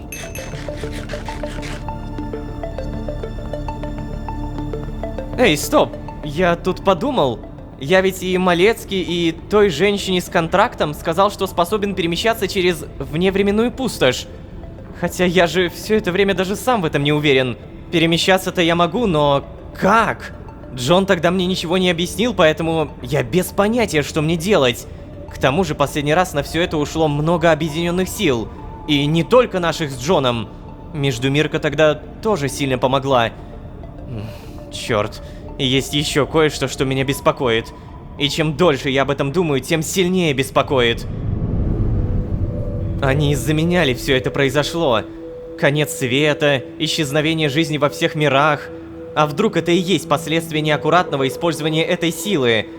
Что если это такой временной парадокс? Поэтому смотрящий за мной наблюдает. Хотя, думаю, для меня были бы другие последствия, если бы это было бы правдой из-за меня. Так что, нет. Однако, в любом случае, я очень надеюсь, что мне не придется больше возвращаться в эту пустошь. И все ограничится перемещением по мирам. Хотя... Даже так, с моими фильтрами это будет проблематично. А с другой стороны, кстати, я помню, что Джону как будто было бы плевать на антискинт. Может быть, и мне не так опасно. Так, ладно, с этим я точно справлюсь.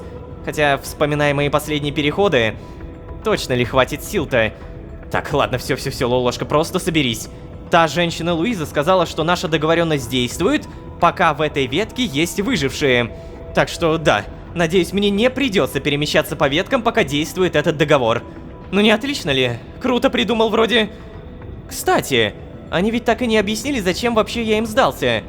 Малецкий тогда очень резко ушел от ответа и... ну нет. И ничего я тогда не ушел. Сказал как есть. А вот ты-то, видимо, погляди. Решил слукавить. Что? Нет, ничего я не решил. Не-не-не, Лолошка, я только что слышал. Говоришь, можешь прыгать через ветки, а сам надеешься, что не придется? Да нет, Малецкий, ты неправильно понял. Я могу прыгать через ветки. Просто я не уверен, что смогу делать это часто. Ага. Слушай, первое правило работы в штурмотряде. Никогда! Малецкий, слушай, давай без этого, а? Мало того, что ты опять не постучал...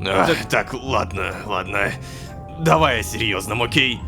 Я принес тебе нужное барахлишко. Погодь. Вот, это раз.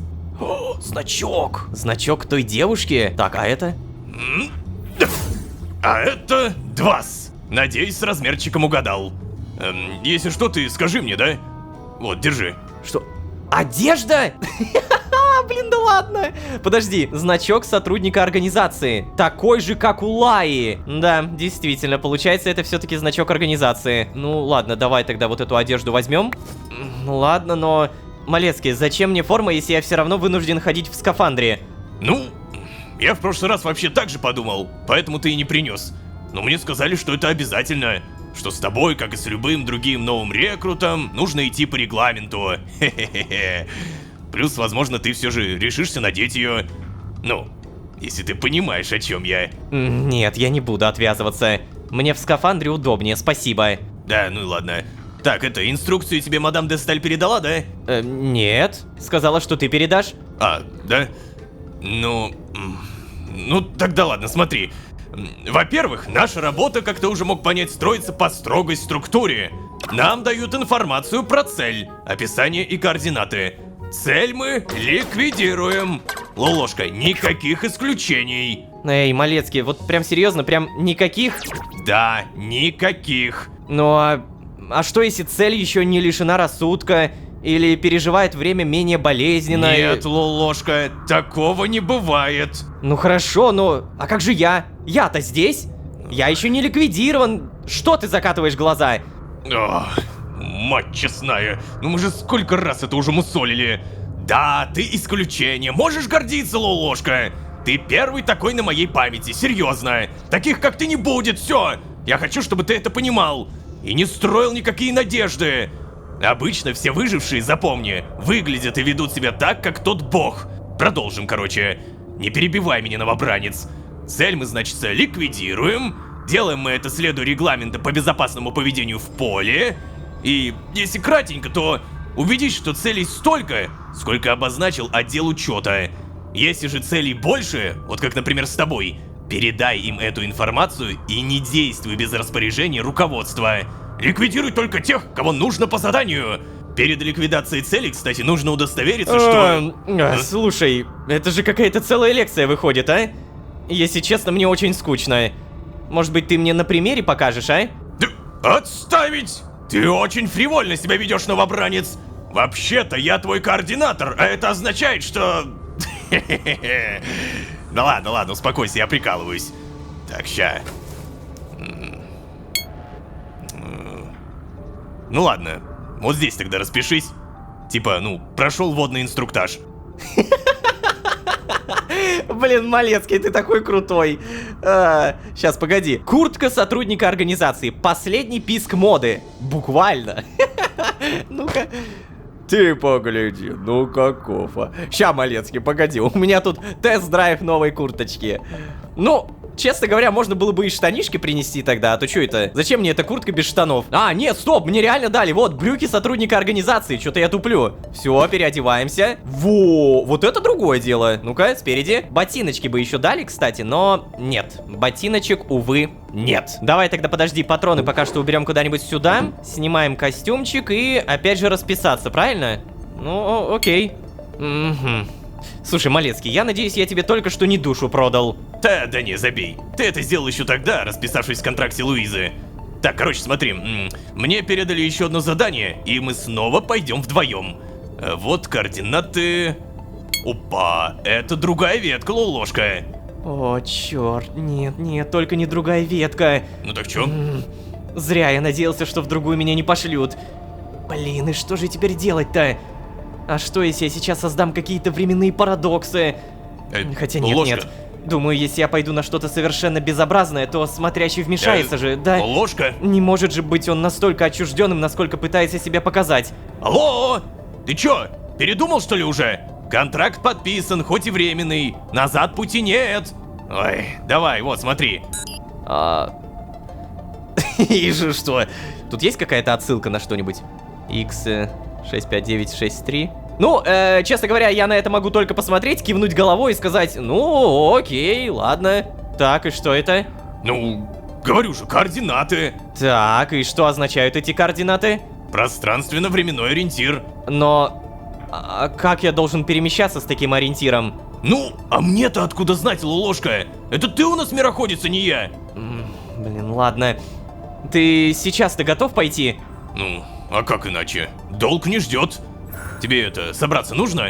Нет, да, пока что подожди, да. Угу. Блин, то есть подожди, Зачем ты тогда это сказал, Лолошка? Просто понимаете, если бы, возможно, Лолошка не сказал, что может телепортироваться через временные ветки, тогда бы Луиза не согласилась. Хотя, с другой стороны, скорее всего бы согласилась. Просто мы на самом деле этого ни разу не делали. И очевидно, что это выпотрошит все силы Лолошки. Ну, то есть, мы тогда это сделали почему? Потому что был Лолошка, был Джон и сила матери. А сейчас, по сути, только Лолошка со скинтонитом. Ну, обалдеть теперь. Давайте так, я не знаю, что меня ждет в другой ветке, поэтому подготовимся прям шикарно. Во-первых, мы уберем все лишнее. Не забываем взять бинты, заряжаем свой костюм, надеваем свой костюм и... Значит, насколько я помню, в прошлый раз я попал в пустошь, когда тот техник пытался переместить меня. Да, я помню. То есть ты хочешь сказать, что Малецкий должен то же самое попробовать сделать? Типа переместить меня в Синклит, но при этом я таким образом попаду в пустошь. Малецкий, поговорим? Чё, как, готов? Ну, вроде как, да, готов.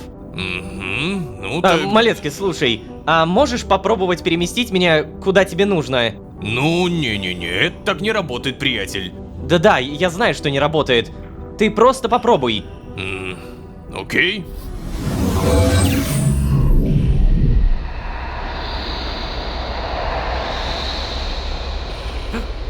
Получилось. Так, супер. Теперь нужно собраться. Смотрящий. Смотрящий, привет. Не надо, не смотри на меня так. Я понял твой намек. Я согласился только, чтобы понять, как выбраться отсюда. Ты-то не помогаешь мне? Ледяной взгляд смотрящего ничего не выражает. Что, серьезно? В этот раз даже сказать нечего. Смотрящий, я не могу тут бесконечно играть с тобой в гляделки. Ох. Вышло информативно, спасибо. Ну... Эй, смотрящий! Ну помоги мне! Ну куда мне идти, чтобы попасть к Малецки? О... Это ж... Да ладно! Смотрящий реально помог? И как это? Ничего себе, тут время еще и вверх работает. О, это что было сейчас? Может быть, надо быстрее? Как там говорил, это место не любит нерешительных, да? Окей, значит решительно бежим вверх. О, получается! Смотрящий! Спасибо! Эй, ложка. Ложка, вставай. О, эй, приятель, ты как, живой? Да, кажется, да.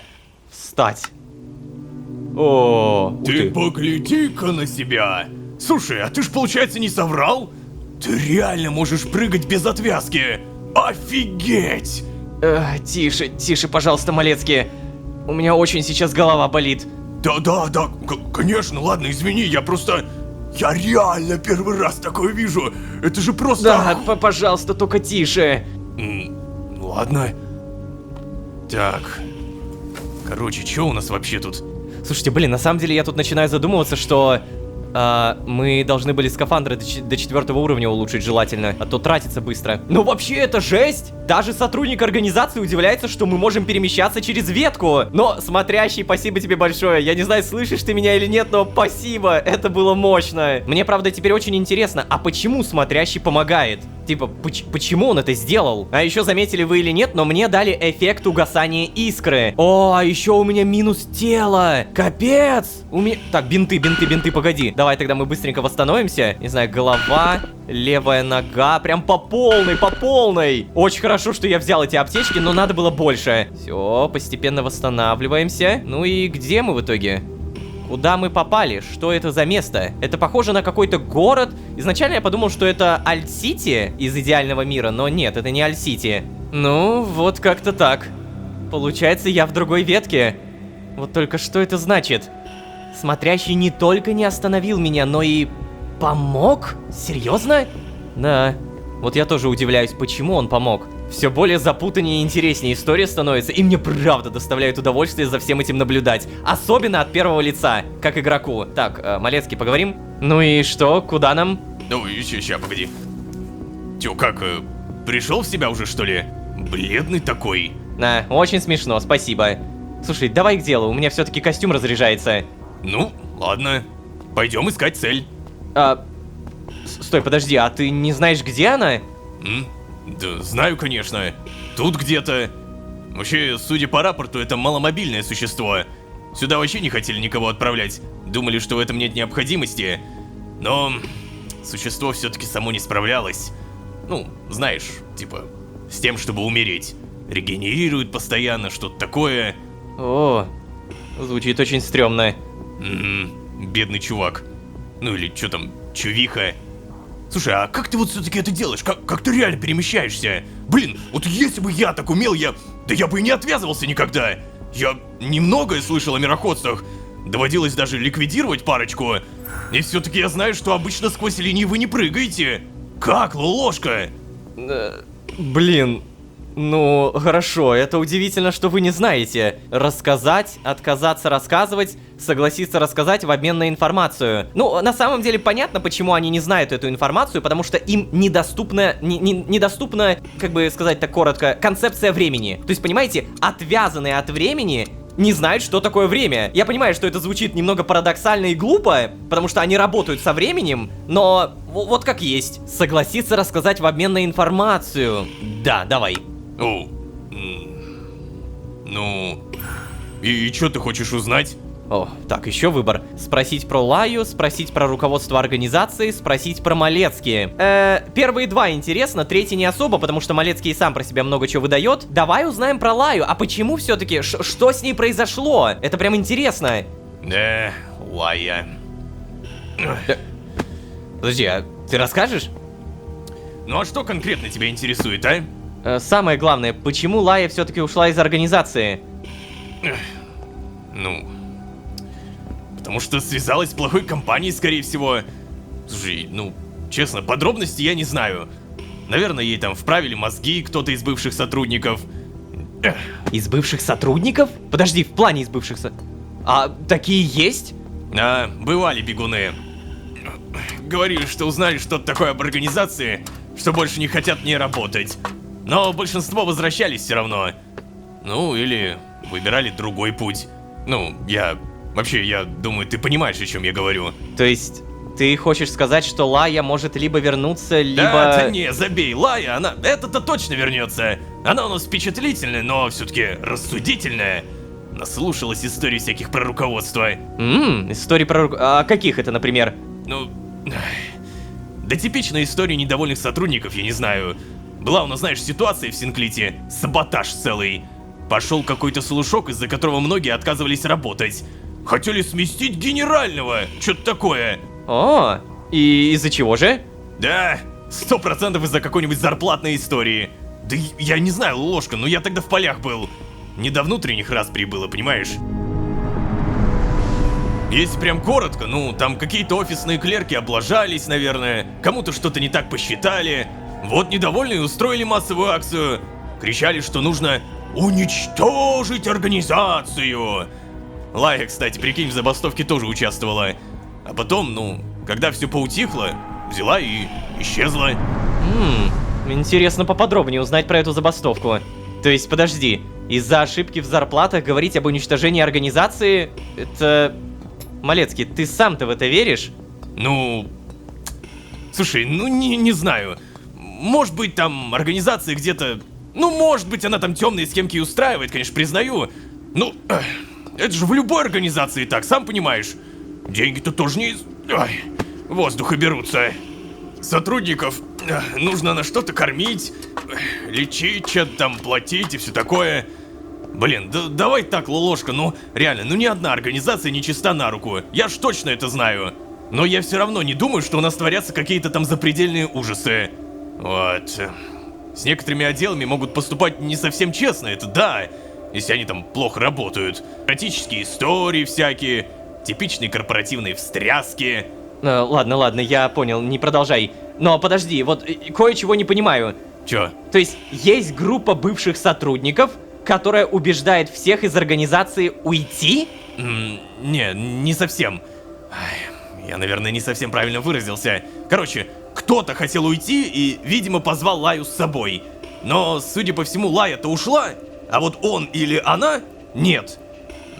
А вообще, раз уж ты только про нее все спрашиваешь... Погоди, Малецкий. И ты хочешь сказать, что таких недовольных сотрудников много, да? Да ну точно меньше, чем довольных-то. Недовольные все равно будут. Организация не может всегда работать идеально, хоть мы к этому и стремимся. Все делают ошибки, Лолошка. В этом нет ничего страшного. Главное, что в организации мы их сразу же исправляем. Всем устроившим забастовку тогда, кстати, сделали какую-то компенсацию. И никто тогда не умер, Лолошка, во. Ну, кроме тех, кто должен был умереть. Да ты только не думай всякого. Я про выживших, которые закончившиеся, говорю, да. Блин, Малецкий. Если честно, от всего этого у меня только больше вопросов возникло. Ну да. Слушай, а вот на мои вопросы, я так понимаю, ты не ответишь, да? Как обычно не ответишь. Кстати, погляди-ка. Нашли живчика. Ай, какое же мерзкое зрелище, даже отсюда. Так. Тут, кстати, если что, вроде тихо. Он последний во все ветки, скорее всего. Давай уже закончим его страдания. Как? Куда? Куда? Я не понимаю. Вот туда! Господи, все. Уточка. О, кстати, уточка, подожди! А вдруг я какую-то пропустил? Блин. Ладно, тут крыши, как будто пропустить было тяжело, но... Ага, логистическое ядро. Вот какие-то медные провода. Это мы берем по-любому. Давай тогда спускаться. Тихо. Блин, вот ты, конечно, телепортироваться-то умеешь, а мне не сказал, как спуститься. Сейчас как-то очень-очень аккуратненько это сделаем. Ай, больно в ноге. Блин. Ладно, вот я уже и здесь. Малецкий, ты там как... О май гад. Даже в полумертвом состоянии он не утратил свои способности. Как же жутко. Подожди, мне кажется, или это... Ноктир? Эй, там, внизу, поберегись! О! Черт! Ты чего творишь, Малецкий? Охудеть! Вот это он, конечно, убийца! Со стажем, черт возьми! А если бы реально на меня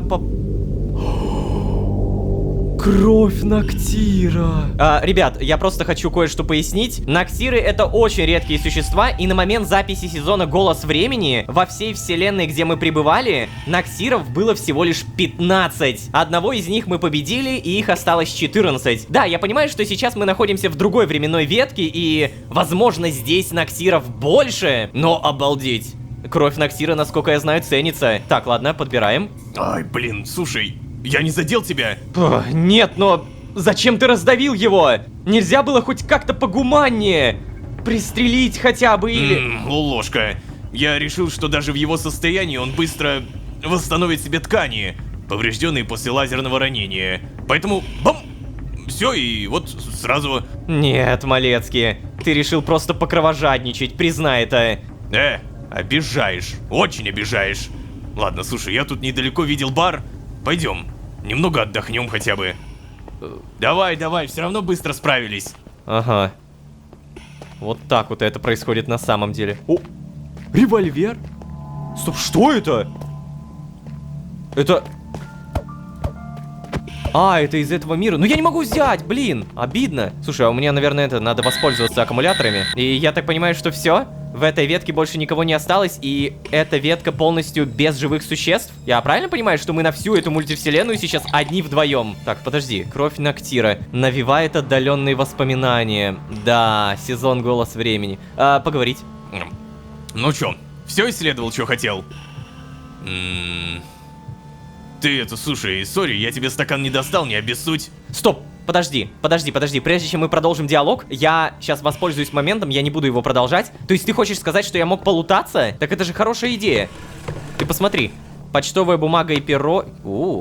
Колпак, брюки шеф-повара. Я не знаю, возьму на всякий случай, почему бы и да. Я уверен, что тут должна быть утка. Я на миллиарды процентов уверен, что здесь может быть утка. И также примерно на 2 миллиарда я уверен, что она где-то здесь. Она где-то рядом, и я... Подожди-ка. Кажется, я вижу. Вот она, это же утка. Это же утка, правильно? Да, нет? Сюда! Кибердак 7702. Мы попали в мир киберпанка, получается. Вот это я взять, жалко, все еще не могу. Здесь просто площадь. Не, я не думаю, что мне надо сюда. Просто пойдем дальше. Попробуем найти здесь. Так, вот, кокосовый напиток. То есть тут подразумевается, что я буду лутаться, следовательно, мне по-любому надо полутаться.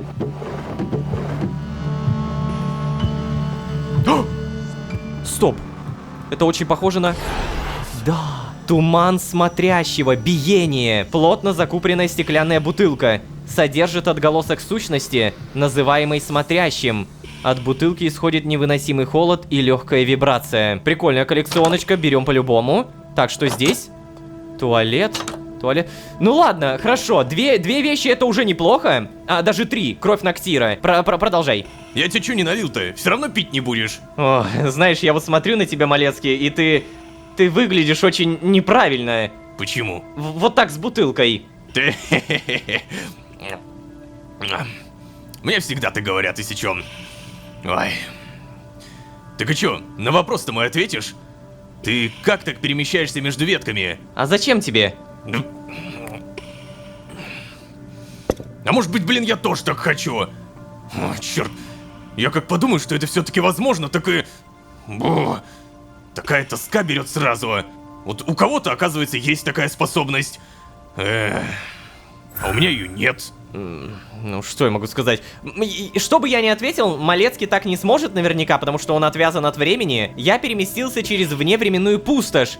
Не уверен, что отвязанные от времени так могут. Вот, да. Неважно, как я переместился, Кацпер. Ты, скорее всего, так не сможешь. Извини. Я могу вот так вот ответить, не упоминая вневременную пустошь. Давай, извини, но не получится. А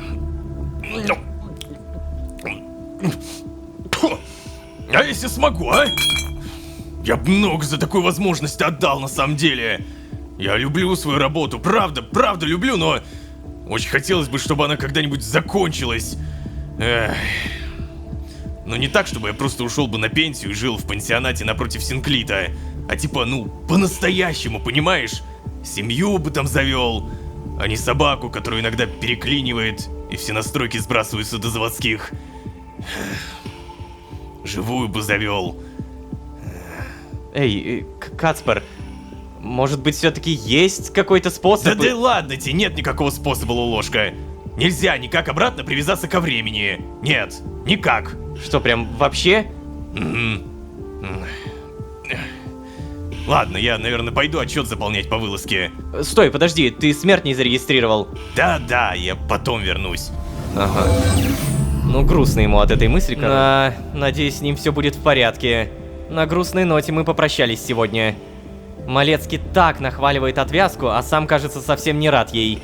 Да, вот. То есть все-таки промелькивает иногда. Все, завербовали, теперь можно и по душам поговорить, правильно? Только погоди, а как мне в итоге вернуться-то? Стоп, подожди, а реально, как вернуться? Что мне нужно...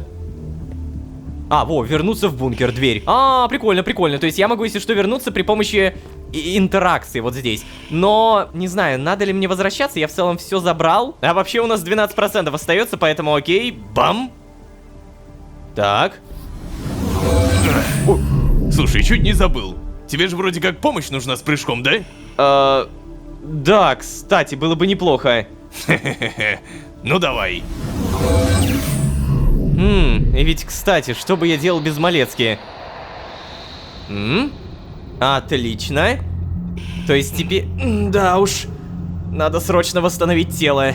Это невыносимая боль. Где там мой медицинский модуль?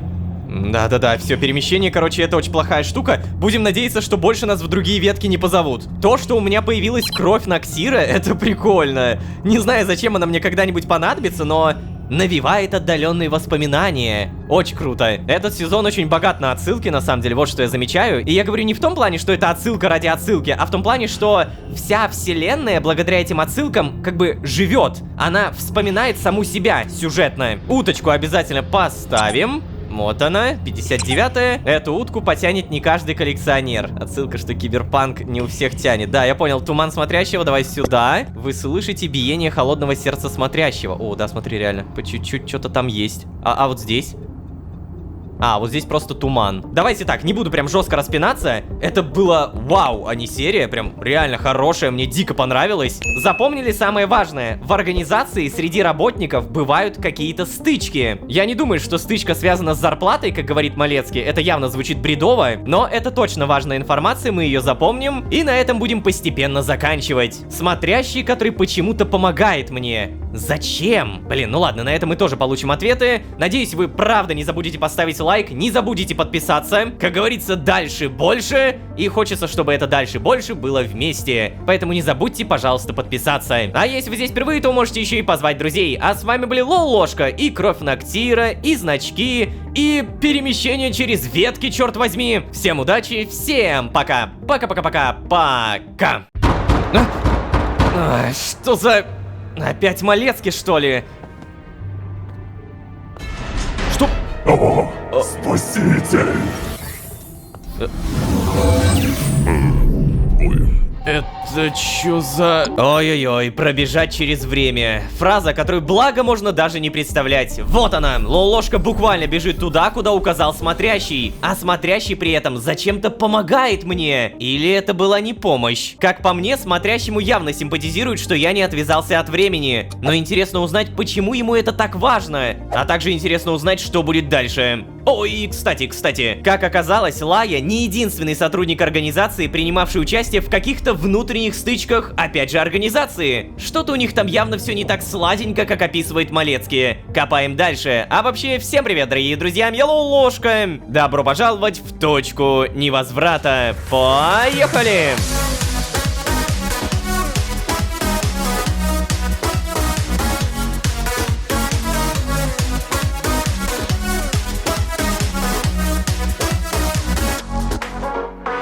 И снова всем привет, дорогие друзья, я Лолошка. Добро пожаловать в точку невозврата. Сезон, в котором мы узнали очень много. Первое. Малецкий никогда раньше не встречал привязанного ко времени, как я, который может проходить через время. Второе. Существует много других мертвых веток, которые продолжают закрываться путем убийства выживших. Например, как Ноктир в предыдущей серии. Третье. В самой организации происходят разного рода стычки, о которых Малецкий не может пояснить, но при этом говорит что-то в духе «Да 100% из-за зарплатной какой-то истории». Ага, свергнуть организацию из-за зарплаты. Так я и поверил. И, наконец, четвертое, самое главное, мы подписали чертов контракт. Как вы понимаете, координаты какой-нибудь живой временной ветки мне теперь не дадут. Да и не дали бы до этого, ибо, опять же, я подписал контракт. Я напомню, организация о самой себе хранит тайну. То есть, если я попробую о ней кому-нибудь рассказать, мне явно трындец, потому что я нарушу анонимность. Короче, ладно, в любом случае, я не собирался пока что идти против организации, но зато я точно собирался сделать экстренные аккумуляторы. Все вещи уже собраны. Один забрать, второй забрать. Спасибо. Так, ладно. Что-то я все-таки чувствую себя ужасно. Перемещаться через пустошь оказывается очень тяжело. Такое ощущение, будто из меня высасывают энергию, и как будто дело не только в костюме из антискинта. А еще это задание. Ноктир. Я ведь до сих пор помню этот мерзкий звук, когда его расплющило. Неужели действительно не было никакого другого выхода? Неужели мы никак больше не могли помочь ему? Я ведь даже не пытался и... Нет, ладно, нет. Я не могу сейчас об этом думать. Надо просто постараться отвлечься. Так, что еще произошло в эту вылазку?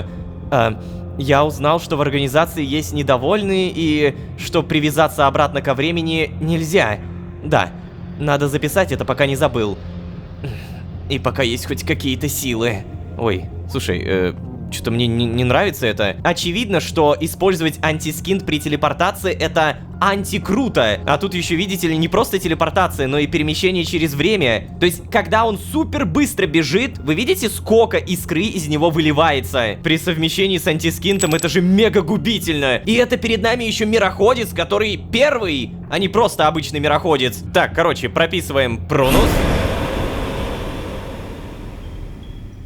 Спасибо большое. Так, Лая... Нет, ее здесь нет. Хорошо, давай тогда напишем. Использовать доска.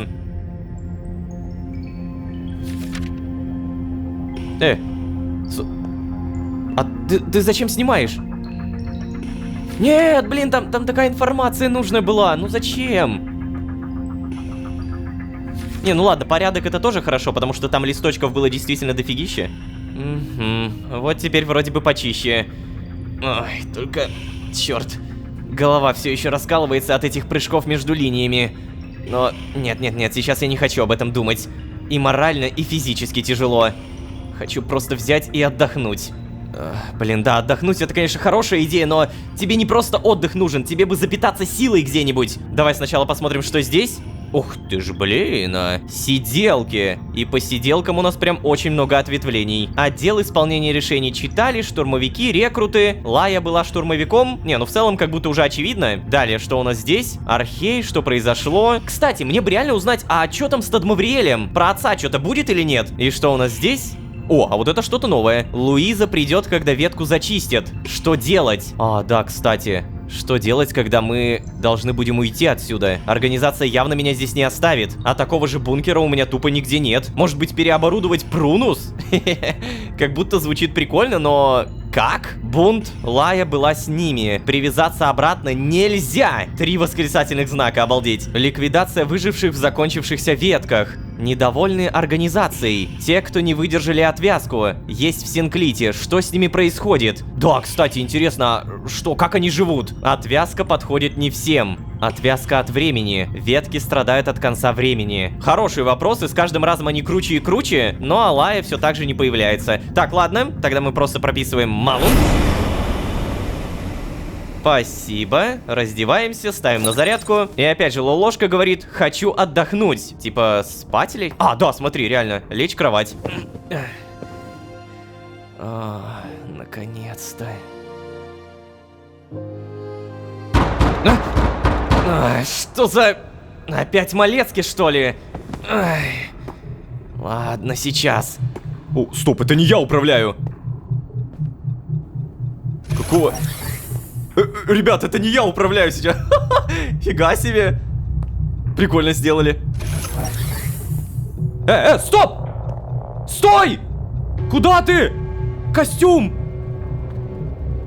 Что? О, спаситель! Что происходит?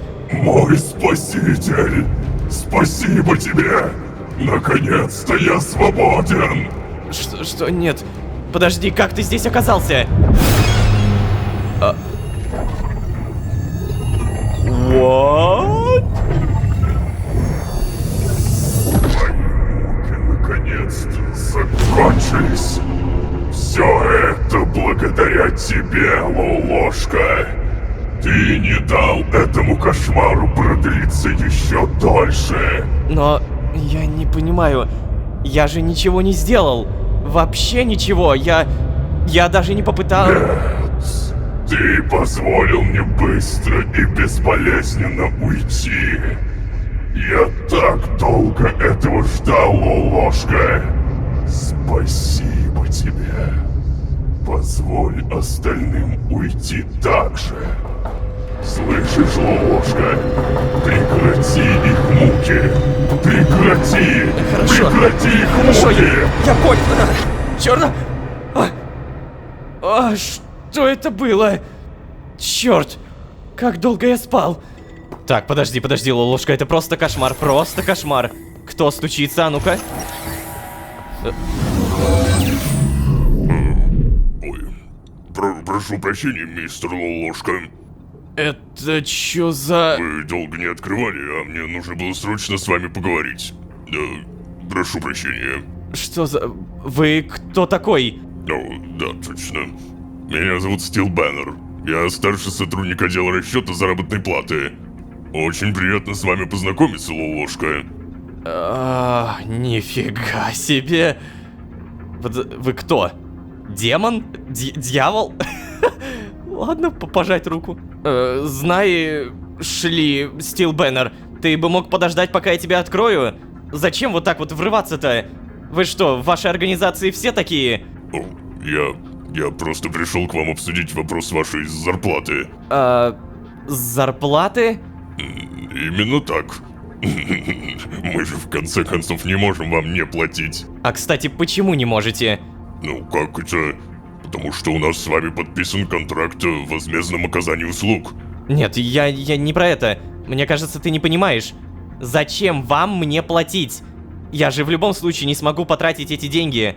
Я и так могу бесплатно брать все, что захочу, и... Да, конечно. Но наш с вами контракт предполагает, что вы выполняете поручения организации, а взамен получаете вознаграждение. Даже в рамках стажировки на позицию «Штурмовой отряд». Мы не можем нарушать условия контракта. Ну что ж, ладно.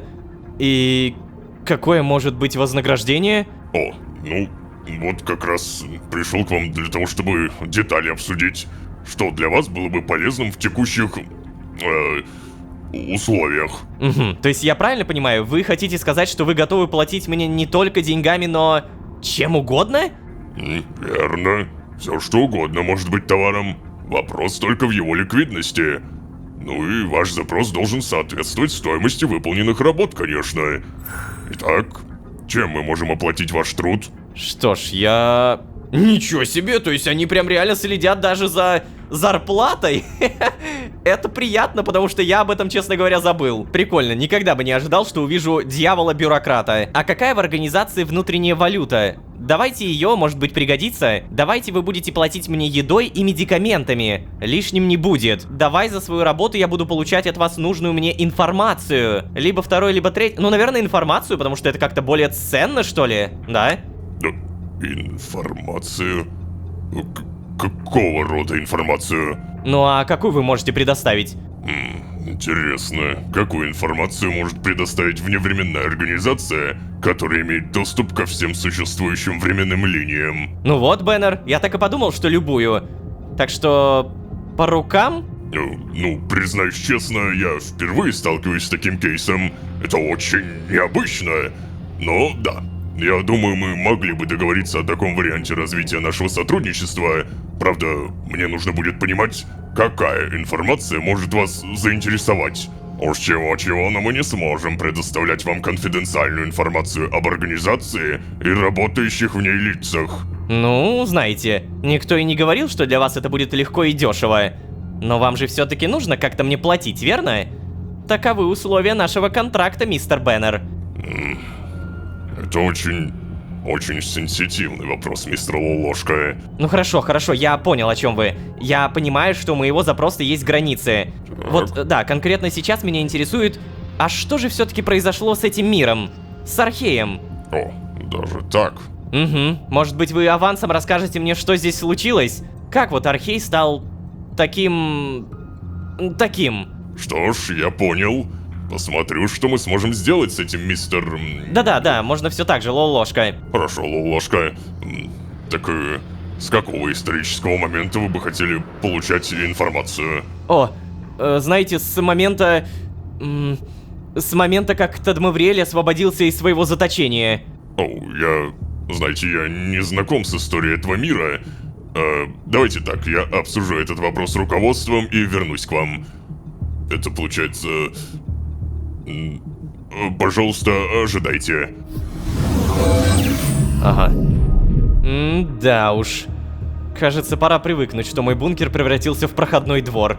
Надеюсь, они просто согласятся платить мне хотя бы информацией. Постепенно начну задавать больше вопросов про их внутреннюю кухню. Буду расширять границы дозволенного, так сказать. О, слушай, умный. Хорошо, что я не сказал медикаменты и там еда. Это было бы тупо. Конкретно сейчас меня интересует, что все-таки произошло с этим миром, с Археем. Это очень крутой вопрос. С момента, как Тадмавриэль освободился из своего заточения. Ух. Блин, если они мне скажут, это будет самая лютая, крутая информация, которую я давно хотел узнать. Получается, все, что Так, мне нужно... А если серьезно? Из-за резкого появления этого стила я ведь даже не успел осмыслить свой сон. После него должно было бы стать легче, но... Черт, мне скорее стало жутко. У меня Ноктиры и так уже ассоциируются со странными сновидениями, но в этот раз было как-то по-особенному странно. Он поблагодарил меня за смерть? Неужели это мое бессознательное так пытается успокоить мое чувство вины? Тот Ноктир, еле живой, он выглядел так... жалко, что ли? Такое могущественное существо и в таком состоянии. Это вам не солнце гасить, получается. Ладно, тому Ноктиру тоже нельзя было никак помочь, как и Хетентепу. Можно ли вообще хоть кому-нибудь помочь из этих выживших? Не через убийство, а как-нибудь иначе. Я не могу перестать думать об этом. Кажется, все-таки должен быть какой-то способ. Должен! Но на практике все доказывает обратное.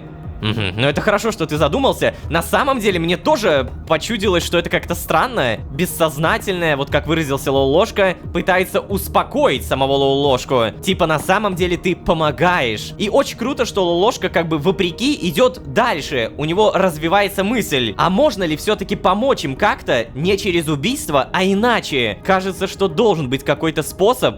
Но на практике пока что все доказывает обратное. Посмотрим, как говорится, что уж нам остается. Так, у нас в итоге здесь ничего не поломано, окей. И знаете, я тут подумал, мы улучшили ферму до 2 уровня, и теперь она каждый раз дает всякие разные растения. Например, светящиеся ягоды, волчьи ягоды. Круто, да, но! А что если улучшить до 3 уровня? Я уверен, что рано или поздно мы дойдем до уровня, когда еда будет идти рекой. Я не могу бесконечно надеяться на консервированные супы. Короче, тепличный модуль, материалы, отследить. Ну и кстати, нужно примерно то же самое, что и для 2 уровня. Окей, сейчас будет.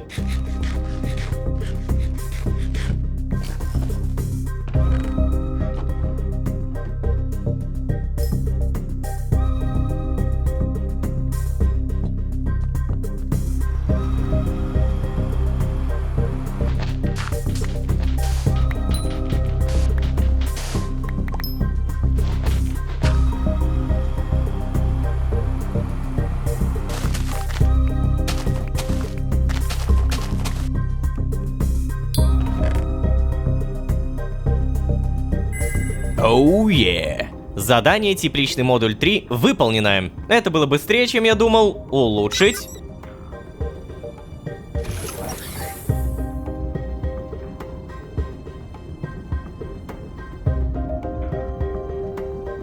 Ой, нифига тут появилось. Мешочки. Наконец-то можно складировать. Правильно понимаю? Да, я могу наконец-то складировать, и даже компост появился. Вот это уже имбово. Но надо будет прокачивать еще. Теперь у меня будет сразу 4 грядки. У меня уже целых 3 Кстати, как это называется, я забыл. А, точно, клош. Значит, отсюда мы берем семечки, пихаем их сюда, а вот тут можно даже складировать. Господи. Ну, итак, мистер Ложка, я, обсудил ваш запрос с моим непосредственным руководителем. И что вам сказали? Ой, ну, буду с вами честен. У руководства возникли некоторые сомнения относительно такой транзакции, поскольку стоимость информации еще никогда не высчитывалась в конкретном эквиваленте. Ой, но, знаете ли, они были очень воодушевлены вашей нетривиальной просьбой. Воодушевлены? Ну, конечно. Вы ведь могли попросить все, что угодно, но пожелали лишь получить ответы на свои вопросы. Это, знаете ли, очень необычный жест. Положительно вас характеризует. Мы готовы согласиться на такой формат сотрудничества. Но, конечно же, на период действия вашего временного контракта. Вот. Распишитесь здесь, пожалуйста. Стой, а это... О, не переживайте. Мы указали данные условия через доп. Соглашение. С пометкой, что конфиденциальная информация о работе организации не подлежит раскрытию и не является формой оплаты.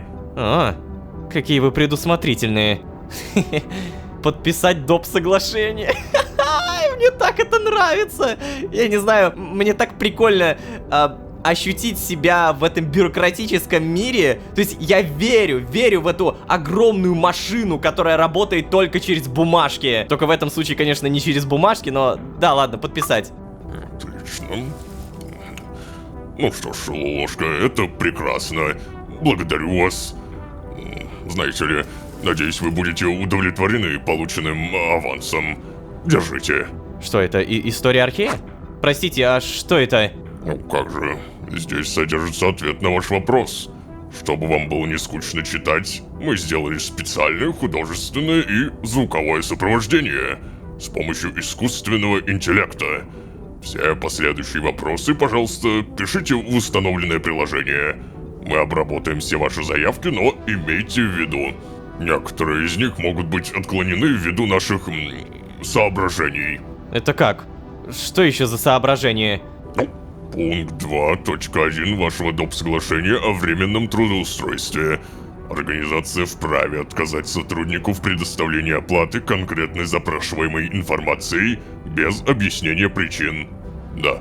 До встречи, мистер Ложка. Да, конечно, до встречи. Да уж, какой жеманный... человек? Интересно, что он вообще принес? Подожди, что? Жеманный? Сейчас я хочу узнать, что это. Лишенный простоты и естественности. Манерный. Ну, в целом, да, все правильно. В итоге, что это такое? Планшет сотрудника организации. Хоть что-то в этом мире не требует подзарядки. Ха-ха, да ладно.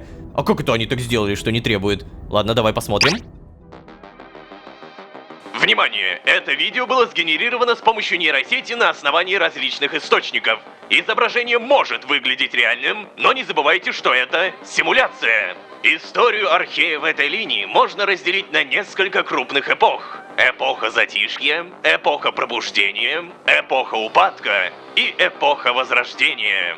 В эпоху Затишья архейцы проживали в отдельном измерении, косвенно связанном с самим миром. Согласно некоторым источникам, оно называлось Сомнос. Сомнос был создан искусственно, одним из магов времен до Затишья, как убежище и защита от опасности, которая царила в мире до периода пробуждения. Перемещаться из данного измерения в Архей существа могли с помощью скинта. Это разрешалось только отдельным специально обученным воинам, ведь в оригинальном мире царило страшное зло, подчиняющее себе через физическую и душевную болезнь. Так жители Архея назвали существовавшее в ту эпоху божество. Одно из имен этого божества было Отец. Однако точной информации, почему именно так, у нас нет. Архейцы же покидали Сомнос только с целью бороться против Отца. Эпоха Затишья была окончена, когда божество было повержено и лишено своей силы. Но по некоторым источникам божество не погибло, а покинуло Архей. Хотя критики не согласны с данной теорией, так как перемещение из Архея в другие миры никогда не было возможным. С гибелью или же исчезновением этого божества началась эпоха пробуждения. Необходимость в сонности в данный период была утрачена, а само измерение постепенно забыто. Одним из основополагающих факторов развития цивилизации Архея в эпоху пробуждения был Скинт. Скинт и его частицы, спарки, использовались в ежедневных бытовых нуждах, как источник энергии, как источник тепла, света и товарообмена. Добыча Скинта была одним из главных производственных процессов Архея. Однако же, данный ресурс был исчерпаем, и постепенно его повсеместное использование стало сокращаться. Уже под конец эпохи пробуждения Скинт превратился в статусный символ. Его использование могли позволить себе только представители архейских элит. В период пробуждения случались межрасовые и гражданские войны за Скинт и спарки. Искусственно производить Скинт невозможно, поэтому постепенно он полностью исчез.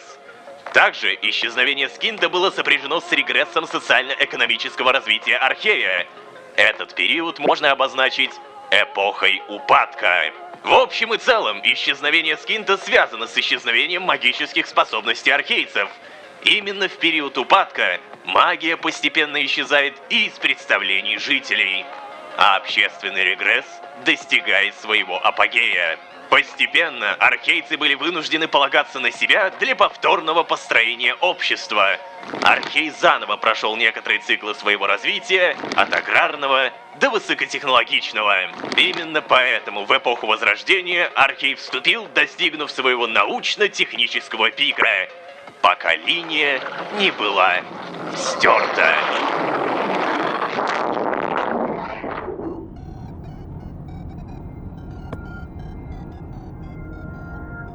Но много информации, я согласен, Лолошка.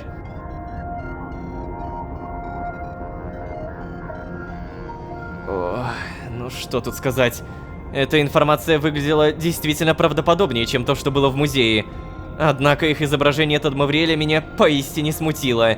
Да, я как бы понимаю, что это была генерация с помощью искусственного интеллекта, но... Почему именно отец выглядел так? Так... странно. Все остальное было более-менее реальным, но вот именно фигура Тадмавриэля, она была как будто намеренно искажена. Или же организация просто не знает, как он выглядел. Так, ладно, в любом случае теперь я знаю, что Скинт исчез не из-за какой-то катастрофы, и не из-за конца времени. Скинт исчез, потому что архейцы неразумно использовали его. Это подтверждает мои опасения. Междумирка действительно отдала нам весь свет, что в ней был. А еще я заметил, что на всех кадрах в Архее были... сумерки. Даже после предполагаемой гибели Тадмавриэля. Все еще непонятно, куда же пропал отец. Вряд ли архейцы действительно убили его. И все-таки теперь у меня ощущение, что с помощью этого видео я больше узнал об организации, чем об Архее. Информация, которую они мне дали, явно была тщательно отфильтрована. Например, там ничего не было про то, что некоторые жители Архея знали про конец света. И готовились к нему. А владелец моего бункера так вообще подготовился идеально. Хотя, судя по всему, его это не то чтобы спасло.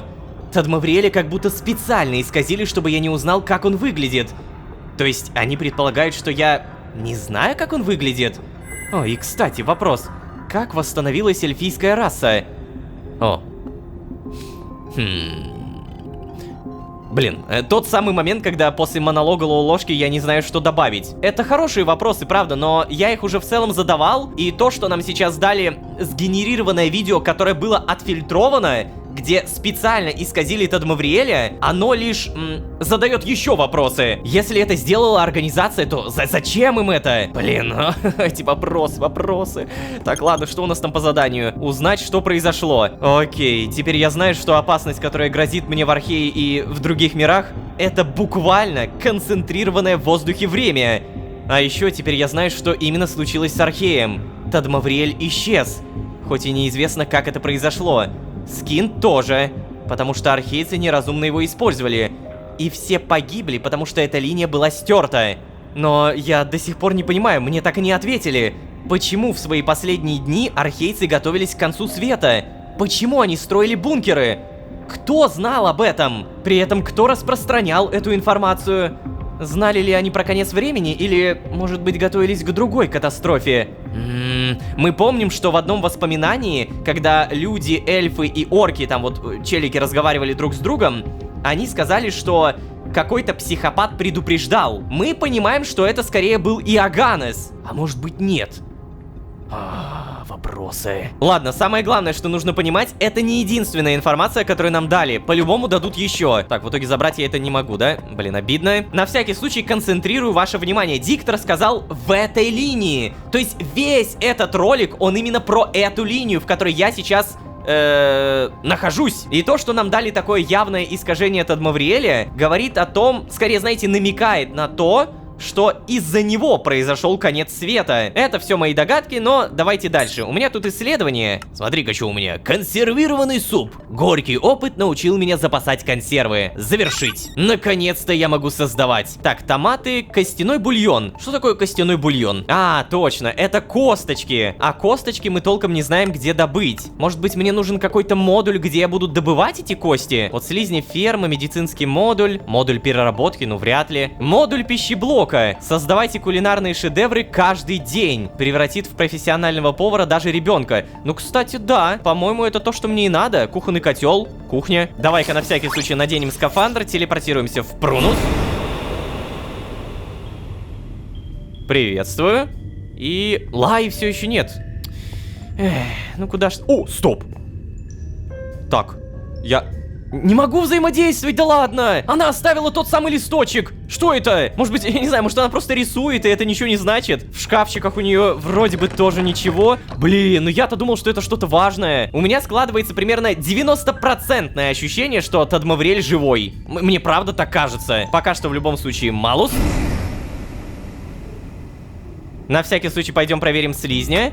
Эй, Слайми! Привет! Слушай, а сколько ты слизи добыл? О, нифига себе! Слушай, погоди, у меня есть идея. 281 слизь. Подожди, а я же могу это, братика или сестренку сделать, правильно? Да, смотри, нужно 256. Яйцо слайма, исследование. Все, наконец-то! Капец, он, конечно, за столько серий сделал 256 слизи. Сколько серий прошло? 15? Ну да, ему пришлось прям жестко постараться. Слайми, ты молодец. Ты реально герой. Сладкое желе до сих пор непонятно, зачем используется. Но, наверное, нужно улучшать вот этот модуль, и тогда мы узнаем. Организация, стычки в организации, Тадмавриэль, Иоганнес, про которого я не забываю, Лая, которая что-то задумала против организации, и даже видео из искусственного интеллекта. Все это мощно. Будем смотреть, что будет дальше, и, конечно же, будем не забывать ставить лайки. Попрошу внимания, ребят, я правда не забуду попросить лайки и подписаться, потому что, черт возьми, как оказалось,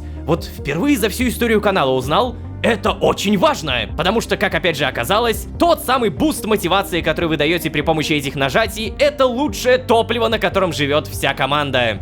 Ну ладно, если серьезно, то не забудьте, пожалуйста, поддержать нас, подпишитесь, если вы еще не сделали этого. Ну а если вы здесь впервые, то можете еще и позвать друзей. А с вами были Лоу-Ложка, Дьявол и... видео с искаженным Тадмавриэлем. Всем удачи, всем пока. Пока. Я не задавал вопроса, Скриме. Например, можно раздобыть большой чан, набрать туда воды и сбросить туда выжившего. Что, черт возьми? Просто махните рукой перед собой, чтобы запустить программу. Давайте, ребятки, я верю в вас.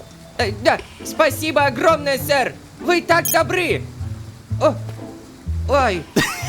Ух ты. Итак, что у нас есть? Исторические данные, имеющие исторические ценности. Именно такую информацию мы получили в предыдущей серии, посмотрев сгенерированный искусственным интеллектом ролик от самой организации. О, тема довольно интересная. Я бы даже сказал щепетильная. Что было с Археем и куда пропал отец? Давайте честно, если про Архей, пропажу Скинта и внутреннее мироустройство стало понятно, то вот про Тадмавриэля и бункеры вообще ничего не сказано. Почему Тадмавриэля замазали? Почему его сделали вот таким? А самое главное, зачем создавались бункеры? Заметьте, вопросом данной темы задаюсь не только я, но и сам Лоу-Ложка. Информация, которую они мне дали, явно была тщательно отфильтрована. Например, там ничего не было про то, что некоторые жители Архея знали про конец света. Владелец моего бункера подготовился вообще идеально. Но, напомню, мы так и не уверены, что они готовились именно к концу времени. Об этом говорится даже здесь. Знали ли они про конец времени?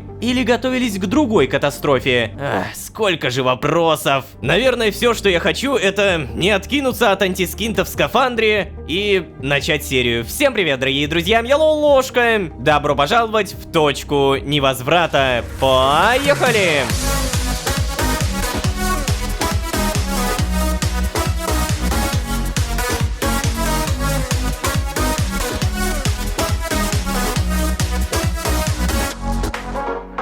И снова всем привет, дорогие друзья, я Ложка. Добро пожаловать в точку невозврата. Сезон, в котором мы, наконец-то, лицезрели старый добрый Архей. Да, тот самый Архей с той самой точки, когда мы примерно покинули его в сезоне Сердца Вселенной. Развитие, расовые войны, бездумная трата последнего скинта. После того, как мать отдала последние мирохоческие силы, все это мы увидели в предыдущей серии. И не только увидели, но и тупо узнали. Кстати, если кто не помнит, мать, которая по сути является первым междумирцем, выглядит вот... Да, вот так. И про ее расу мы до сих пор мало что знаем, а возможно никогда и не узнаем. Короче, мне кажется, что если организация намеренно пытается исказить отца, то есть Адмавриэля, а также очень навязчиво пытается отвязать меня от времени, то это лишь значит, что она знает куда больше, чем делится. Хотя ладно, это и так очевидно. Просто вполне реально, что кто-то там, внутри организации, осведомлен о моей способности проходить сквозь время, без дематериализации. Короче, ладно, может быть, когда-нибудь и о главах организации узнаем, а пока что, дамы и господа, Эй, погоди. А ведь, оказывается, я не так уж и плохо устроился, да? Мало того, что организация так и не заставила меня отвязаться от времени, так я же еще и убедил их платить мне зарплату информацией. Неплохо. Да, понятно, что контроль над этой информацией все еще у них в руках, и они могут скрывать ее часть, или даже манипулировать какими-то фактами. Но, скорее всего, я смогу заметить, когда меня пытаются обмануть или что-то там замолчать. О чем бы мне спросить у них в следующий раз? Да, скорее всего, следующая зарплата не скоро, но неплохо было бы иметь заранее несколько вариантов. Что же все-таки стало с завесой в Архее? Почему здесь не пропал антискинт? И... Что это вообще такое на самом деле? Антискинт.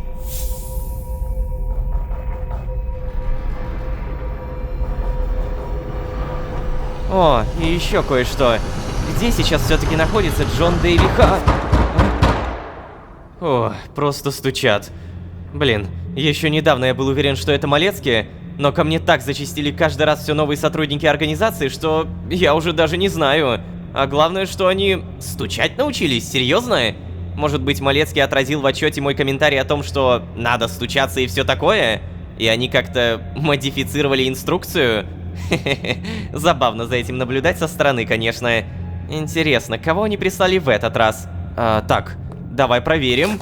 Слушай, ну, вполне вероятно, Малецкий. Или тот Беннет. Опа-на. Так, подожди, это у нас жара, да? Получается, сейчас там очень-очень жарко. Давайте так, я ставлю на Малецкие. Мне нужно прям выйти, окей. Ну-ка. О, да, действительно, Малецкие. Привет, напарничек! То есть, пока еще новобранец-стажер, но... Ладно, короче, это не важно. Уж я-то договорюсь, чтобы нам дали продолжать работать вместе и после твоего обучения. И тебе привет, Малецкие. Ты как, зайдешь? Или снова пригласишь меня куда-нибудь? Не в этот раз, извини. Так чё, можно зайду? Ну, да, конечно.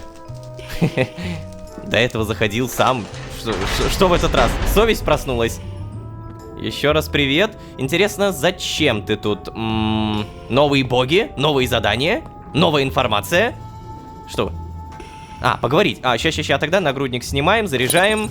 Говорить. Ну, короче, Ложка, сдал я отчет о нашей последней вылазке, расписал там, как провел инструктаж тебе, и как показал на практике, в чем состоит назначение штурмовика. И ты представляешь, они у меня не приняли его, сказали, что такой инструктаж никуда не годится. Не по протоколу, видите ли. Иногда я забываю, насколько у нас все строго регламентировано. Ты только не подумай, не. У нас постоянно вносят изменения в протоколы. И отделы кадры стараются оперативно реагировать на обратную связь, которую получают из внешнего мира. Но вот иногда они просто игнорируют твои доводы, если те кажутся им недостаточно значимыми. Хотя... вообще, ладно. Может быть, тебе и действительно не помешает более подробный инструктаж провести. Но ты уж прости, Лолошка. Поведение твое на последнем задании было реально не оптимальным. Наверное, это я плохо тебе все объяснил. Тогда это, да, конечно, моя вина. Так что не бойся. Никаких санкций от начальства. Так, слушай, Малецкий, а ты к чему клонишь? А? Да ну, ни к чему. Просто хотел предупредить тебя и... Ай, ну ладно. Короче, меня же все-таки заставляют провести тебе этот настоящий инструктаж. По регламенту. Но поскольку ты не отвязан и не можешь попасть в Синклит, я не понимаю, как это будет выглядеть.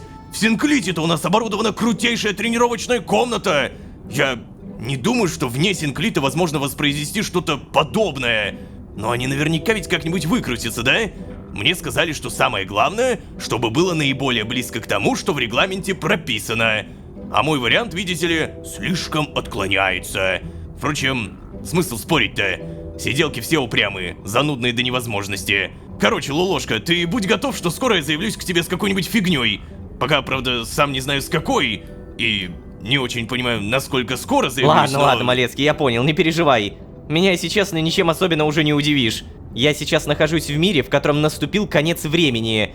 И разговариваю со взрослым человеком, который выглядит как ребенок. Потому что его отвязали от времени. Ну да. Да. И я напомню тебе еще на всякий случай, что я мироходец. И я немало повидал на своем веку. Хотя почти все и забыл. Ну, забыл? Вот это у тебя откровения пошли. Погоди, а чё с тобой такое случилось-то? Насколько много ты забыл? Блин. Слушай, Малецкий, ты прости, но...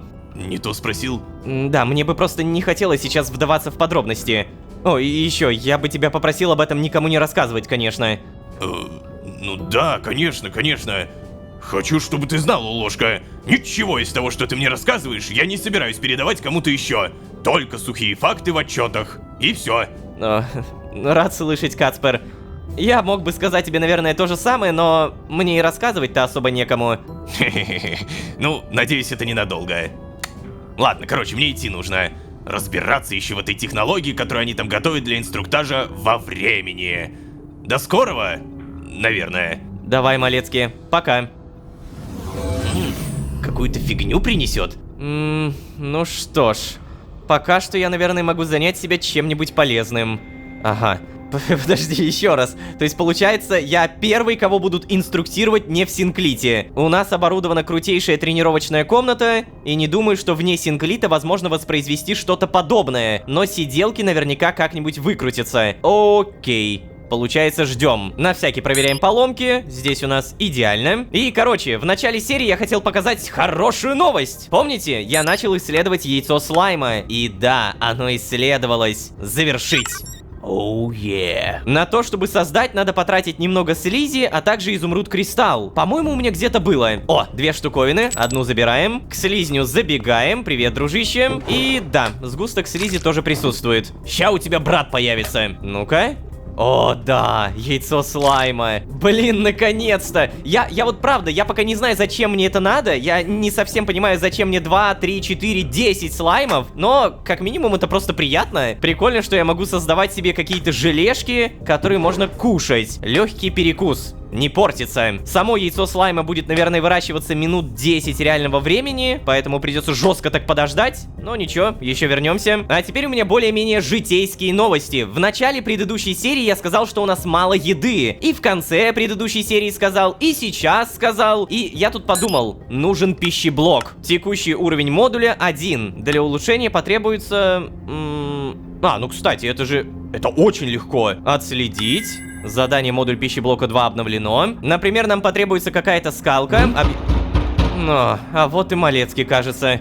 О, серьезно? Так быстро? Сейчас, погоди, у меня скалка, ребят, скалка. Это очень важно, я считаю. Ей можно даже драться. Прикольно. И все создание вот этого модуля состоит из всяких скалок, кастрюль, мисок, баночек. Вот баночка с специей с сахаром. Это что такое? А, это просто сахар и цветочный горшок. Изи. Ладно, кто там пришел? Ой, стоп, куда это я? Обязательно скафандр.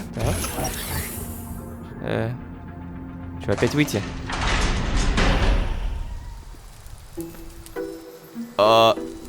Эй, Лолошка, снова привет. Позволь тебе представить другого нашего новобранца. здравствуйте. Скримера. Скример, знакомься, это Лолошка. Приятно познакомиться. Привет! А я обожаю таких персонажей. Да, и мне очень приятно, Скример. Ну чё, Лолошка, ты как? Готов пройти инструктаж для стажеров организации? Каждый, вступающий в наши ряды... Да, Малецкий, ты же мне уже все объяснял. Да, Лолошка, ты чё? Я же по регламенту иду, по регламенту. Если бы мы были вдвоем, ну, я бы опустил эту часть, конечно. То есть... Господа, каждый, вступающий в наши ряды новобранец, должен пройти подробный инструктаж. Есть, сэр. Скример, ты чё это? Я же просил тебя обращаться ко мне, ну, по-нормальному. Если не маршал там какой-нибудь, это... Ой, да, прошу меня простить, сэр. Ой, то есть, господин. Ой, то есть... Да все, просто Малецкий, дружище, просто Малецкий. Не нервничай ты так, Скример. Да, прошу меня простить, просто Малецкий. Я не могу, сори, ребят, я долго сдерживался. Я не могу. Это хорошо. Короче, вы двое, попрошу вас слушать меня особо внимательно. По окончании инструктажа вы должны будете расписаться в ведомости о том, что инструктаж прошли и вопросов не имеете. Соответственно, если в будущем вы совершите на задании какую-то грубую ошибку, о которой вас предупреждали на инструктаже, то вас могут отштрафовать. Конечно, сэр. Справедливо, сэр. Ну что, вы двое готовы? Давайте, пойдемте. Это получается новобранец, как и я? Скример? Блин, мне он так нравится. Стой, Малецкий. А ты куда нас ведешь-то? Ты как только что назвал своего начальника. Это неправильно. Черт. Скример, успокойся, пожалуйста. Он обращается ко мне так, как я хочу, чтобы ко мне обращались. О, я понял, сэр. Ой, то есть, Малецкий. Короче, Лулошка, я искал какое-нибудь место, где можно провести что-то типа лекции. Не в бункере же у тебя это делать, да? Да и начальство бы это не одобрило. Уж если не Синклит, то должна быть какая-то нейтральная территория. Ну, логично, пожалуй. Мы в подвал пойдем? Зачем же в подвал-то? Там есть прекрасный большой актовый зал. О, актовый зал. Да, Скример, давай, вперед. Блин. Бедняга новобранец. Ну, чё, он не мироходец. Он ничего еще не видел, жизни не видал, понимаете? Вот такие вот новички у нас. Что это вообще за раса? Это рыба какая-то? Ну ладно, короче, вы тогда садитесь, а я, пожалуй, пойду подготовлюсь.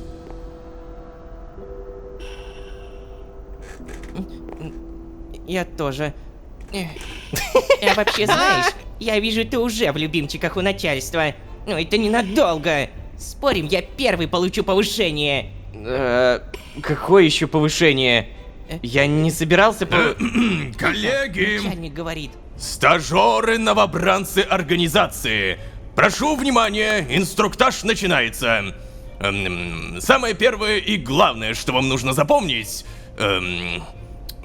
это то, что организация придерживается строжайшей политики невмешательства.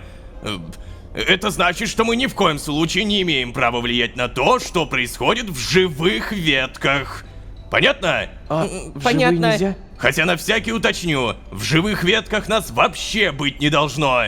Но так, на всякий случай реально предупреждаю. Итак, в стертых ветках мы никак не можем обнаружить своего присутствия. Я, да, понимаю, звучит странно. Зачем прятаться от тех, кто и так уже ослеп от боли и подлежит ликвидации, верно?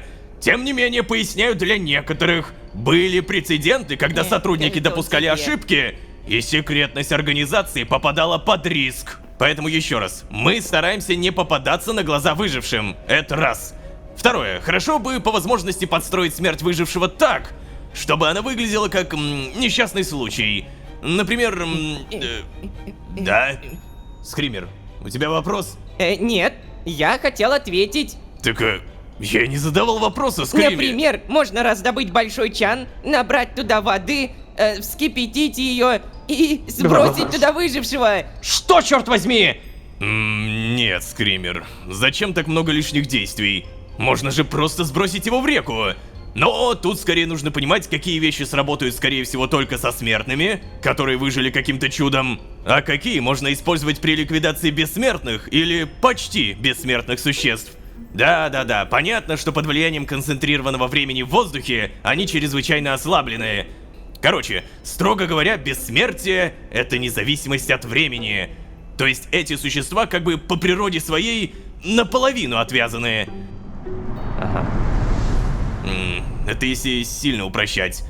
Я сам не знаю, если честно, и не понимаю, что это значит, но мне так объясняли. Когда происходит конец времени, эти существа входят в плотный непосредственный контакт со всем временем, которое когда-либо было и будет. Что, собственно, и делает их смертными.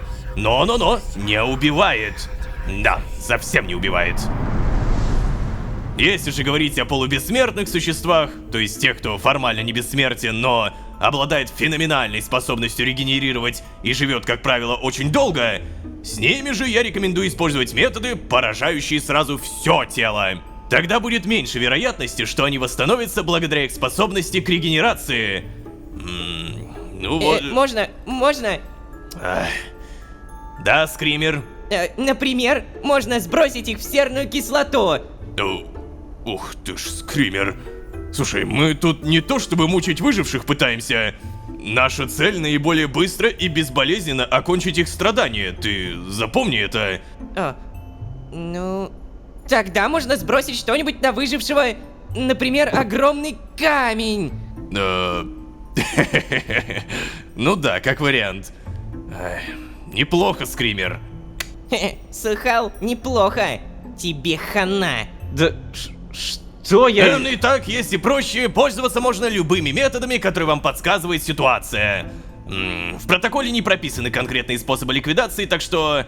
Штурмовик имеет право проявлять свою изобретательность в каждом конкретном случае.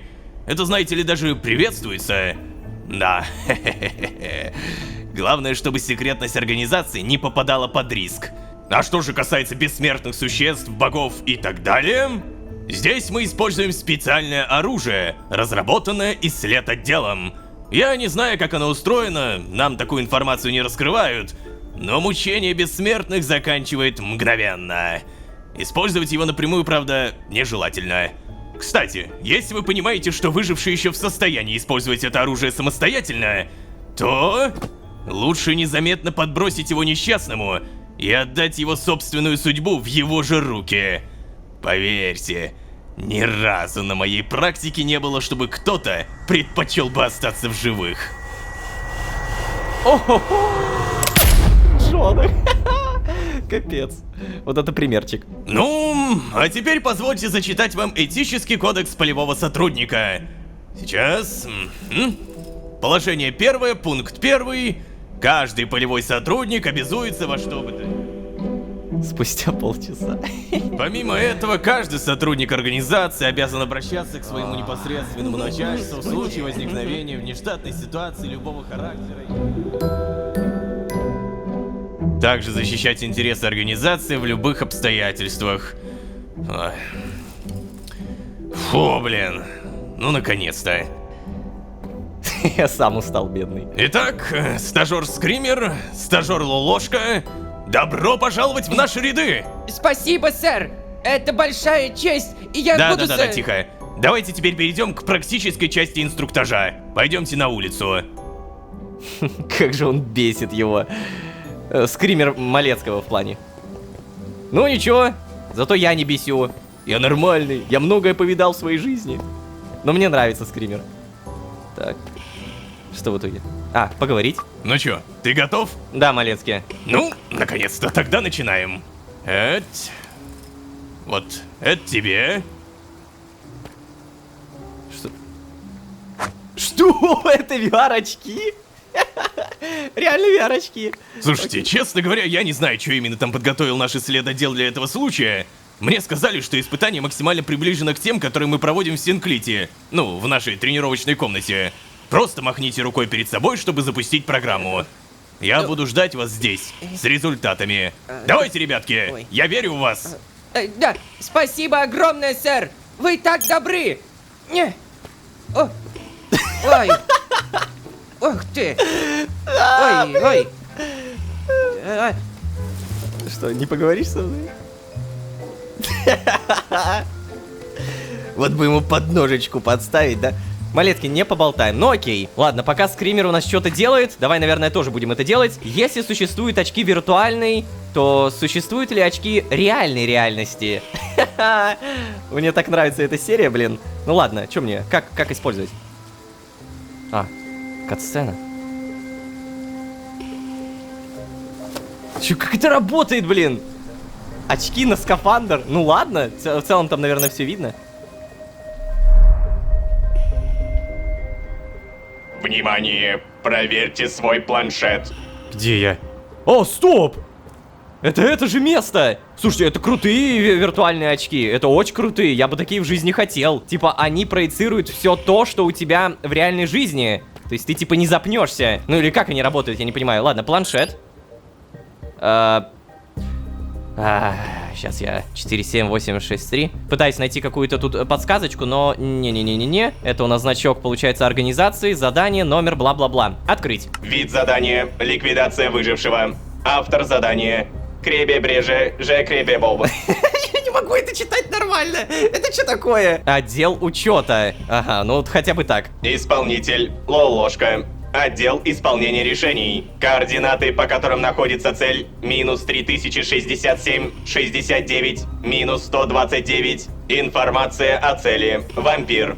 Существо с очень ограниченной смертностью. Единственный способ остановить сердечную мышцу – прямое ранение серебряным предметом. Длительное пребывание на солнце не убивает их, но приносит невыносимые страдания. Угу, ну у нас как раз сейчас солнце, да? Минус 3067. Это... стоп. У меня вейпоинты все сохранились, но нету вампира. То есть придется именно по координатам искать. Ладно. Опять же, если по координатам, то это сюда. Так, сюда зайти можно. Ладно, попробуем пройти здесь. О, кажется, вот она, моя цель. Что же мне с ним делать? Подойти и выстрелить серебряной пулей в сердце, спрятать револьвер с серебряной пулей где-то рядом и заставить вампира найти его. Бросить револьвер с серебряной пулей в сторону вампира. Ну, вообще, чисто в теории нам говорили про бросить, а если спрятать? Так, а что если... Что если я положу револьвер под тем дальним навесом, а потом заставлю вампира переползти под него? Таким образом он сам найдет револьвер, да? Но где взять серебряные пули? Внимание! Вы можете воспользоваться вашим виртуальным материализатором. Что я могу материализовать? Погоди, так у нас же и револьвера нет, точно! Тогда получается револьвер с серебряными пулями. Готово. Револьвер с серебряными пулями у вас в инвентаре. Прикольно. Так, в итоге под каким навесом надо спрятать? Я так понимаю, что кинуть в его сторону это было бы странно, потому что... Ну, это странно, да, очевидно. Все-таки спрятать как-то получше. А как? А под каким навесом? Я же не должен спалиться. Мне кажется, что должна быть какая-то интеракция. Типа, я должен положить револьвер, но... Никакой интеракции я не вижу. Здесь вроде бы тоже ничего. Если я попробую зайти... ну, конечно. Я провалил задание, да? Да. О, я с другой стороны появился. Так, кажется, вот она моя цель. Что же мне с ним делать? Бросить револьвер серебряный. Спрятать. Ну, опять спрятать. Так, а что если я положу револьвер под тем дальним навесом, а потом заставлю вампира переползти под него? Таким образом, он сам найдет револьвер. Но где взять серебряные пули? Внимание! Вы можете воспользоваться вашим виртуальным материализатором. Что я могу материализовать? Так у меня и предыдущий не обновили. Ой, в смысле, не убрали. Ну, давай снова револьвер с серебряными пулями. Готово. Револьвер с серебряными пулями у вас в инвентаре. Окей, окей. Ну, может, это визуальный баг скорее, да? Ну, плевать, плевать. Главное, что револьвер есть. Где можно спрятать? Вот это навес? Как будто это навес. Типа, вампиру надо прятаться там, где нет солнца. А, во! Реально, вот он. Положить револьвер. Так, хорошо. А дальше-то что? Как мне заставить его переместиться под этот навес? Он вообще в состоянии самостоятельно ползти? Блин, почему все так сложно? Почему вы просто не стреляете издалека? Расстрелять крепежи навеса из револьвера, найти веревку, сделать лассо, набросить его на ногу вампира и... Что, перетащить его под этот навес? Нет, попытаться использовать магию, чтобы сдуть навес. Да-да-да-да-да, получается, он же сейчас под навесом, а мы его сдуем. Раз уж я в симуляции, почему бы не попробовать наколдовать ветер? Ну-ка. В симуляции можно что угодно, да? Ой-ой-ой. О, черт, черт, черт! Не успел я порадоваться, что у меня получилось использовать магию. Как выяснилось, что я принял совершенно дурацкое решение. Я не думал, что он будет страдать настолько сильно. Черт. Ой. Ползет. Ой. Так.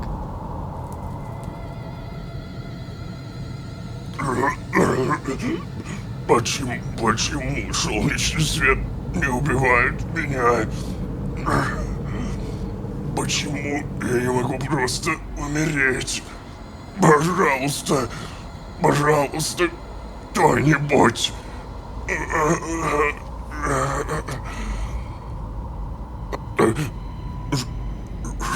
Что это? Не может быть. Неужели... О, черт.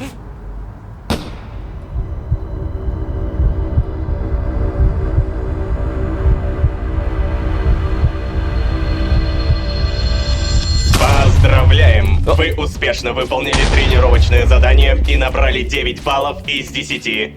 Этот результат лучше, чем у 96,4 новобранцев. О, ну и хорошо. Раз уж прошел, можно и снять эту дурацкую штуковину. Да. О! Что? Я реально здесь? Нет, да ну нафиг, я прям реально ушел из города. Это пипец, это не то, чего я ожидал, честно. Я почему-то думал, что это все-таки происходит где-то там. Ну, прямо около Малецки. Какую странную VR-фигню они придумали. Вот реально, Малецкий сказал, что фигню принесет. Фигня и есть. Куда там? Я, по-моему, здесь шел, да? А, во, все, я нашел. Здорово, Малецкий. А где скример? Че, как, поговорить? О, Лолошка, а ты у нас крутой! Я получил уже результаты твоего тестирования на планшет. Мало того, что ты сдал с первой попытки, да еще и с таким результатищем! Надо сказать, я реально впечатлен. А вот у скримера там какие-то проблемы. Боюсь, затянется эта история. Да уж. Ты это, если что, прости, что такой официозный инструктаж вышел. Навязали мне этого новичка, блин. Видите ли, не было свободных штурмовиков, кто мог бы заняться его инструктированием. Я думаю, ты это, можешь домой идти, своими делами заниматься. Не буду тебя задерживать. Это оставь, пожалуй, мне. А, Верочки. Прикольно, мне понравилось. Спасибо тебе, Малецкий. Я бы составил тебе компанию, но у меня костюм разряжается. Да, кстати, точно. Все время забываю, что ты зависим от этой штуковины. А мог бы, если что... Ладно, я понимаю. Не сейчас, не об этом. Давай, беги, заряжай свой костюм. Давай, пока, Малецкий. Пока-пока-пока. О, как же хорошо, что нас телепортирует. Ох ты ж, блин, 3%! Сильно-сильно и мало-мало. А ну-ка сразу заряжаем. И Лолошка, скажешь что-нибудь? Нет? Блин, обидно. Мог бы и сказать. Друзья, ну надеюсь, вы все поняли. Отныне у меня появился новый грозный соперник. Скример. Ненавижу скримеры. Ладно, если серьезно, мне безумно понравилось, и особенно это. 9 баллов из 10. Этот результат лучше, чем у 96% новобранцев. Наверное, я бы набрал меньше баллов, если бы просто кинул пистолет вампиру. Типа, это было бы не так незаметно. Но давайте будем честны, это видео может стать куда лучше, собрать на 100% больше результата, чем другие видео, если вы поставите лайк и подпишитесь. Друзья, не забывайте, что ваша поддержка — это лучший буст к мотивации. Команда старается, мы все стараемся. Все ради того, чтобы вы получали эмоции. Надеюсь, вам правда нравится, что вы смотрите. Ну а если вы здесь впервые, то можете еще и позвать друзей. А с вами были Лолошка и Скример. Всем удачи, всем пока. Пока-пока-пока. Пока. И вот как я должен переместиться в мир Тау 346? У меня нет информации про выжившего, так что надо просто быть начеку. О, виртуальная реальность. Идеальный способ, чтобы провести полный инструктаж перед работой в организации и нападать по жопе скримеру, маленькой писклявой говорящей рыбке, которая пытается заслужить внимание Малецки. Малецкий мой, черт возьми! Короче, у меня 9 баллов из 10. Я буду точно замечательным сотрудником, вот только использовать телепортацию не хочется. Говорят, не полезно для организма, если у тебя скафандр с антискинтом. Короче, мне нужна информация. Я бы даже сказал, зарплата в виде информации. А вообще, всем привет, дорогие друзья, я Лолошка. Добро пожаловать в точку невозврата. Поехали!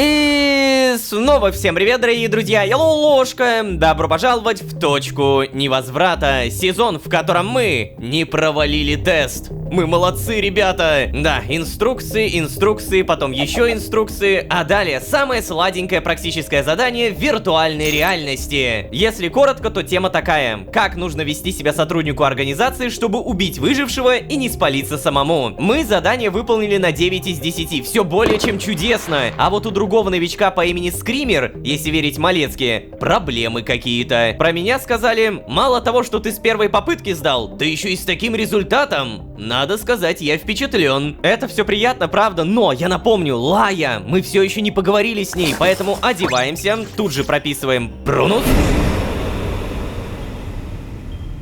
И, пожалуйста, Лая. Да ты брось, опять, серьезно? Сколько можно не появляться? Ладно, здесь я даже проверять ничего не буду, сразу Малус. Перейдем к более приятным новостям. Дамы и господа, в нашей семье пополнение. Слайми 2! У-ху-ху! Привет! Наконец-то у братика появился братик. Или у сестренки сестренка. Ну ладно, это не важно. Главное, что теперь у меня будет больше слизи. Клянусь, я не знаю, зачем эта слизь нужна, но я уверен, что она понадобится, если я буду прокачивать модули дальше. Пока что я могу разве что, ну не знаю, взять желе, покушать немного, далее прибрать это обратно.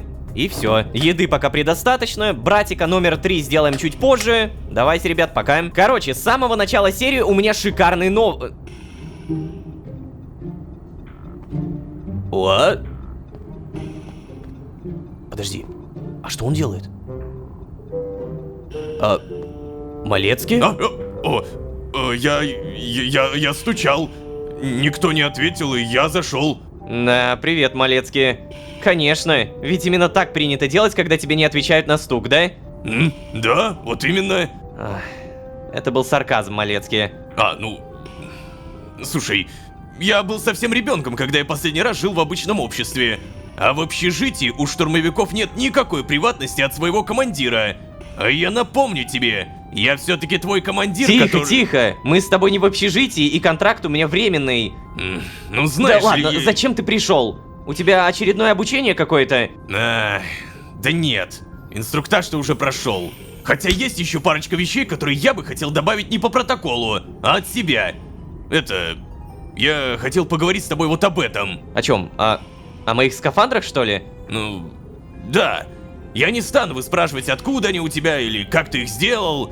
В конце концов, это проблема других отделов, а не моего. Я просто хочу напомнить тебе, Лолошка, что это единственное, что обеспечивает тебе сейчас жизнь за пределами бункера. А, ну, какое потрясающее наблюдение, Малецкий.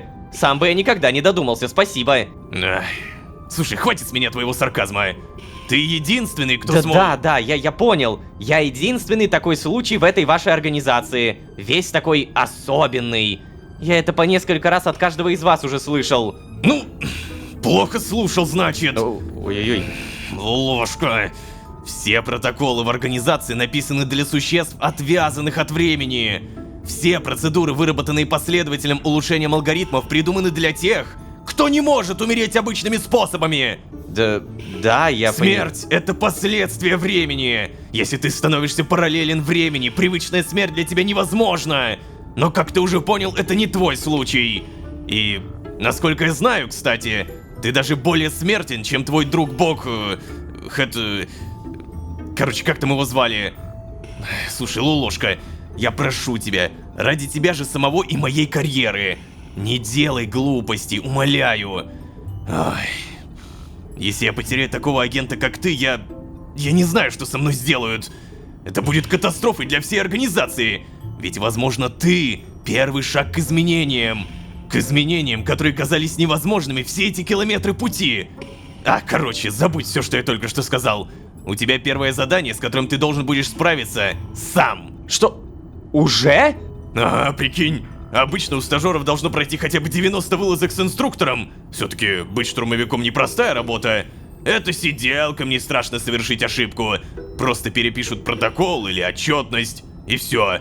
А вот если ошибемся мы, под угрозой секретность всей организации. Да. Поэтому я так и не понял, почему тебе решили уже сейчас поручить самостоятельное задание. Но, вероятно, это потому, что они считают тебя подающим надежды и очень особенным. А меня не только непревзойденным исполнителем, но и блестящим инструктором. Ну, не знаю. Слушай, Кацпер, ты не обижайся на меня, но у меня такое ощущение, что за этим должно быть что-то еще. Не может быть все так просто. Ну, не знаю. В наши должностные инструкции не входит обдумывание и обсуждение рабочих задач. Но если ты думаешь, что кто-то хочет, чтобы ты провалился, постарайся не провалиться, чтобы утереть там всем носы. Да. Так, сейчас. Вот, значит, в этот раз между ветками прыгать не придется, даже перемещаться во времени, только в другой мир. Странная ситуация с этим выжившим какая-то. Что? Что там такое? Да, обычно новых выживших ветках не может появиться. Поэтому, например, твой случай такой редкий и странный. Так, сейчас. Короче, фактически конец времени происходит в ветке не одномоментно, а распространяется. От конца времен до момента, в котором ветка началась. Чего? Ну, блин, такое обычно новичкам не рассказывают, даже отвязанным. Хотя им как раз мы могли бы показать прямо на примере. Хе-хе-хе. Хочешь прогуляться, а? Что? Ну, нет, я только вернулся в бункер. Так, а ну-ка, как твой инструктор и старший по званию, говорю, ты хочешь прогуляться. Что? Блин, я же даже не подготовился. Короче, Лулошка, после того, как ты догадался и нашел камеры в бункере во второй раз, безопасники перестали лепить там тебе камеры. Но я не могу быть уверен, что там нет прослушки. Ладно. Я уже понял, зачем ты меня из бункера вытащил. Угу. Давай за мной. Ничего себе. А я тебе нравлюсь, да? Короче, представь себе фитиль у бомбы. Сейчас будет пояснение за конец времени, да? Как ты знаешь, у фитиля есть конец. Это конец времен. Есть момент в пространстве времени, когда конец наступает абсолютно всему. Попасть туда не могут даже сотрудники организации, Лулошка, потому что это, конец. Не только времени, но и пространства. И вот представь, что конец фитиля подожгли. Так. Огонек медленно съедает фитиль от конца к самой бомбе. Именно так же движется конец времени в ветке. Это движение измеряется не только во времени, но и в пространстве. Поэтому мы в Синклите тоже должны его придерживаться. Мы начинаем зачистку с конца времени и постепенно движемся к точке начала ветки. Поэтому в той части, где ветка уже зачищена, не может появиться новых выживших. Но вот, появился. Я понял.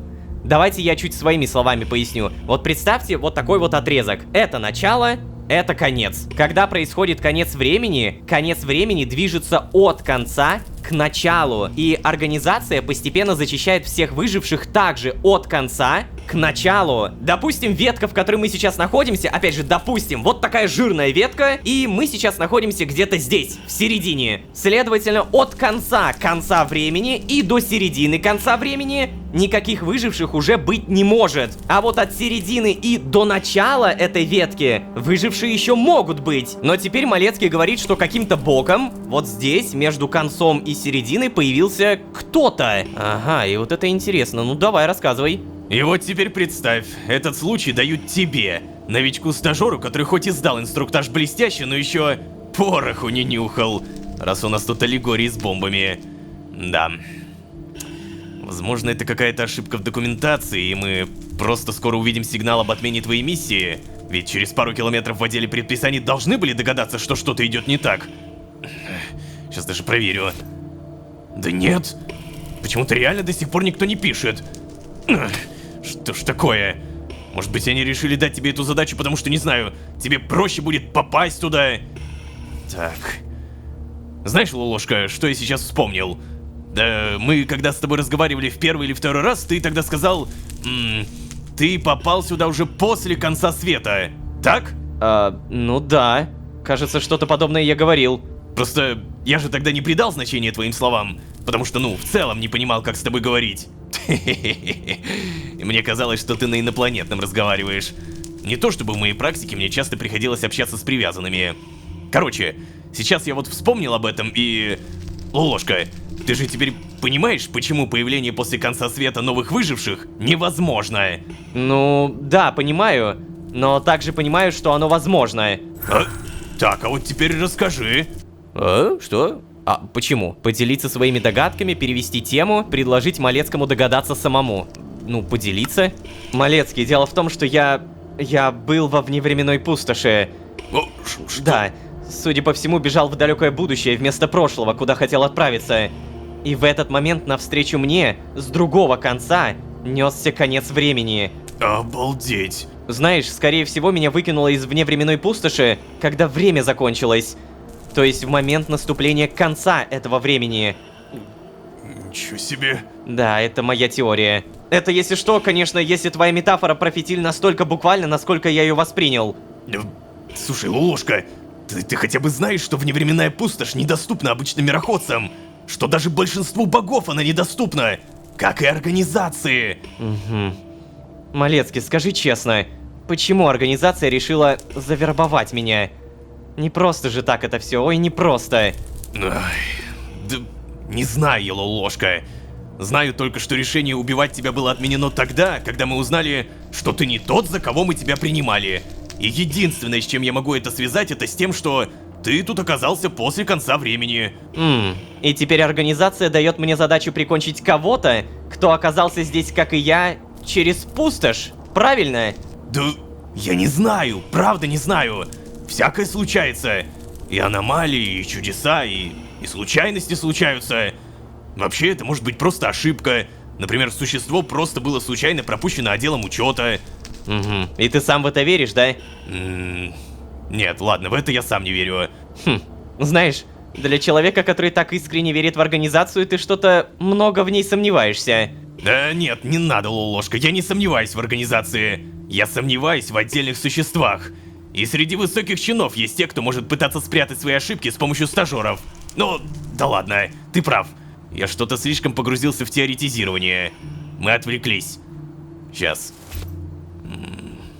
Короче, мир Тау 346, Эпсилон Лямбда 8 в квадрате, 49 Омега 7 Хи. Ну так вот. Нам пора.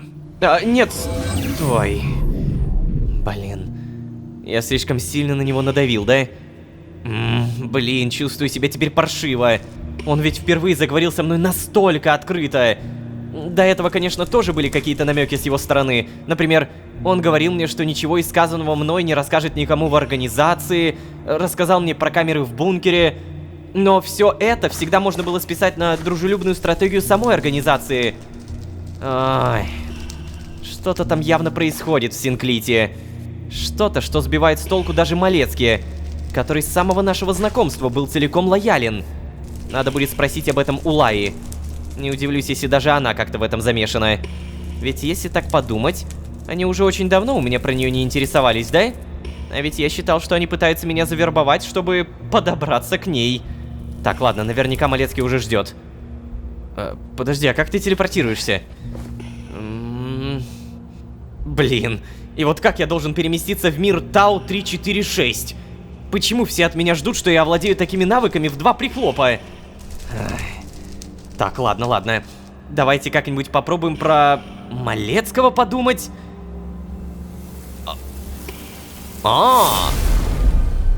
Реально? Так, и где я? И где Малецкий?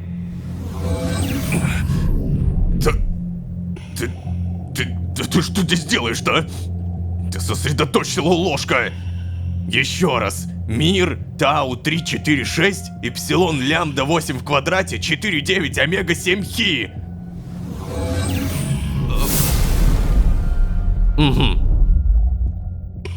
Да уж.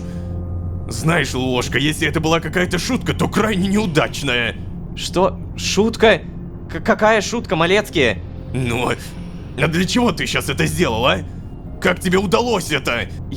Малецкий, я не понимаю, чё... Это я сейчас не понимаю, это... Я не понимаю, что ты делал в моем мире. В моей комнате. Что? То есть, нет, Кацпар, я клянусь, я понятия не имел. Я просто не знал, как мне попасть куда надо и решил попробовать отправиться за тобой. Всего-то. Да, ладно уж, проехали. Теперь я, кажется, понимаю, почему задание дали стажеру. Это камерный мир. Все, что ты видишь, это весь мир и есть, если что. Ты уже бывал в таком? Нет. Выглядит немного сюрреалистично, да? Ну... Есть такое. Но я, если честно, уже привык. Запомни, в камерных мирах часто происходят какие-то аномалии. Сложность работы с такими местами заключается в том, чтобы не быть обнаруженными. У меня нет информации про выжившего, так что надо просто быть начеку. Я вмешиваться не буду, но буду наблюдать, чтобы, если что, подскочить и помочь. Понял? Учти, ложка, если что-то пойдет не так, я должен буду отразить это в отчете. Удачи. Вот так вот-то. Ё-моё, и такие миры существуют, офигеть! Привет. Чё, прям вот так наблюдать будешь? Блин, ну у меня заряд тратится, допустим. Чё делать-то, Малецкий? Вау, как интересно. До конца времени этот мир был обитаем? Если да, то кем обитаем? Насколько же странные места встречаются в мультивселенной? Это правда. О, ты как забрался? Тут какие-то цифры, буквы. Как в этом месте кого-то искать, реально? Прикольно, прикольно. Типа, вот такие скомканные камерные миры могут быть. Это, знаете, в каком-то смысле похоже на мой Прунус. Черт, блин. Кажется, задачу не попадаться никому на глаза я провалил. Но стоп, это же... гусь! Это просто гусь! Так, а ну-ка... Стой, Малецкий! У меня выбор. Малецкий, стой, не надо. Это должен сделать я справлюсь. Убей его быстрее. Малецкий, стой!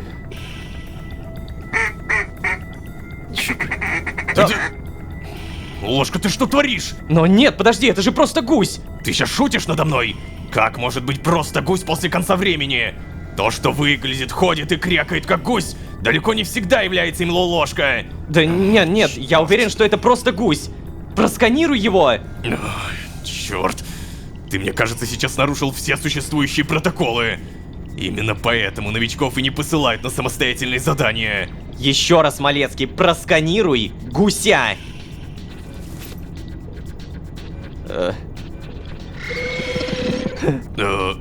Так, ладно, слушай, я понятия не имею, что происходит, но... Это реально просто гусь. Вот, я же говорил. Только... Что мы будем делать с ним? Ну... Так... Ну знаешь, от того, что это просто гусь, наша задача же не меняется. Если ты сейчас завершишь дело, я не стану упоминать в отчете, что ты выдал себя. Не думаю, что организации от этого будет грозить опасность. Ты справишься, помни о том, что ты ему просто помогаешь. Помогаю? Знаете, я не вижу, чтобы гусь мучился, кстати. Знаешь, этот гусь не кажется мне страдающим. Посмотри на него. Я заберу его к себе в бункер, и он будет моим питомцем. Реально? Ну, кстати, он реально не страдает. Буквально. Нет, Малецкий, я уже провалил эту миссию. Я не хочу убивать ни в чем не повинную птицу. Сделай это сам. Я в бункер. Хорошо, ладно. Сделаем вид, что я не проваливал задание.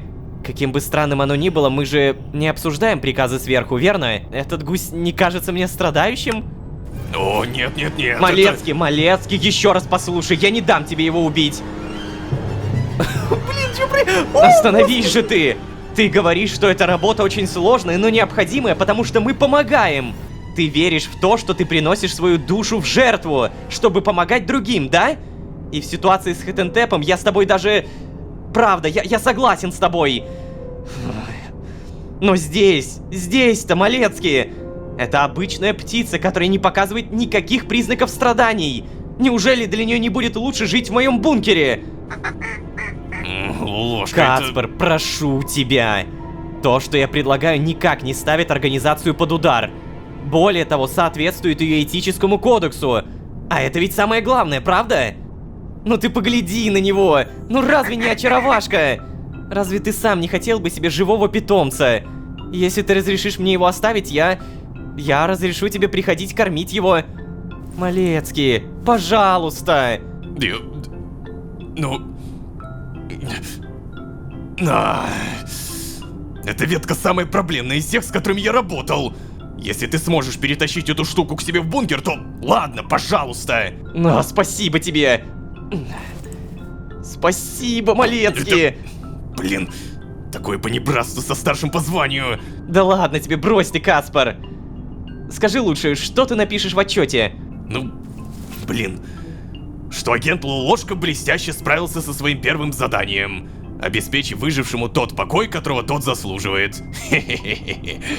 В работе стажер использовал свою смекалку и опирался на этический кодекс организации, продемонстрировав тем самым великолепное знание протоколов и принципов нашей работы. О, а я погляжу, ты спец в написании подобного. Ну, это далеко не первый мой отчет, Луложка.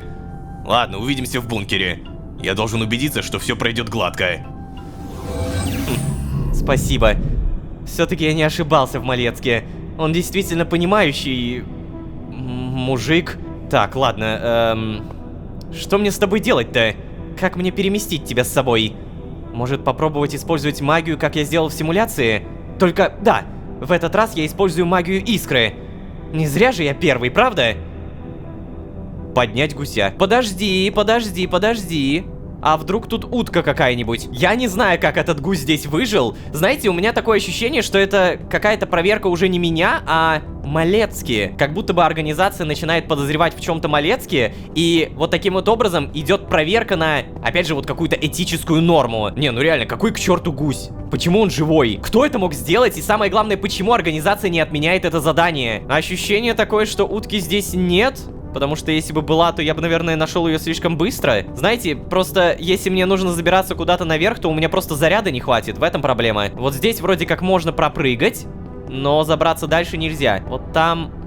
Нет, подожди, здесь нельзя забраться. Ладно, короче, я просто рискну. Давай, уточка. Ой, в смысле, гусь. Я каждый раз тебя уткой называю. Гусь, точно. Здорово. А ну-ка. Сюда. Ай! Черт. Кажется, переход обратно дался мне нелегко. Эй, Ложка, ты как? Ты в порядке? Ты как себя чувствуешь? Ой, блин. Я очень рад, что зачистка прошла без проблем. Неудивительно, что организация поручила такую задачу тебе. Это было очень легко, и ты справился отлично. Можешь отдохнуть до следующей задачи. Только прошу тебя, будь осторожен. Не думаю, что у тебя будут проблемы из-за гуся, все-таки у тебя уже есть слайм. Но пока что не афишируй этого пернатого. Удачи. Ага. Так, ну и ладно, что мне теперь с тобой делать? Не знаю, может быть, покормить? Какого черта? Так, ладно, вообще на самом деле не смешно, что угасание искры, вы заметили, да, когда я только телепортировался, мне уже было пипец как плохо. Каждый раз новая телепортация все хуже и хуже. И в этот раз у меня даже тело красное. Не оранжевое, а именно красное. Как будто бы скоро мы поймем, что... О, это визуальный баг. У меня уже 2 серии подряд, это краснота. Не знаю, как убрать. Короче, как будто бы скоро нам будет полная жопа от того, что мы телепортируемся и телепортируемся. Все, немножко полечились. Как мне покормить тебя? Гусь. Хочу тебя уткой назвать, но ты же гусь, да? Это пипец какой-то. Живой гусь. Как ты выжил? Как ты, черт возьми, выжил? Я правда не понимаю. Ударить нельзя. Взаимодействовать нельзя. Но раз у нас вообще пошла тема про еду... Ребят, я, помните, в самом начале начал говорить про хорошие новости, когда еще Малецкий здесь стоял. Так вот, я до этой серии сделал... это. Красота, ляпота. Убираем все, что было, берем все, что лежало, и... Задание модуль пищеблока 2 выполнено. Это было быстро, согласитесь. И модуль пищеблока, материалы, улучшить.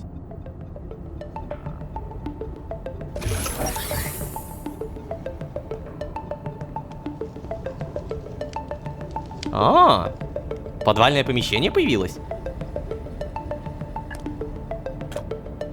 Ой-ой-ой.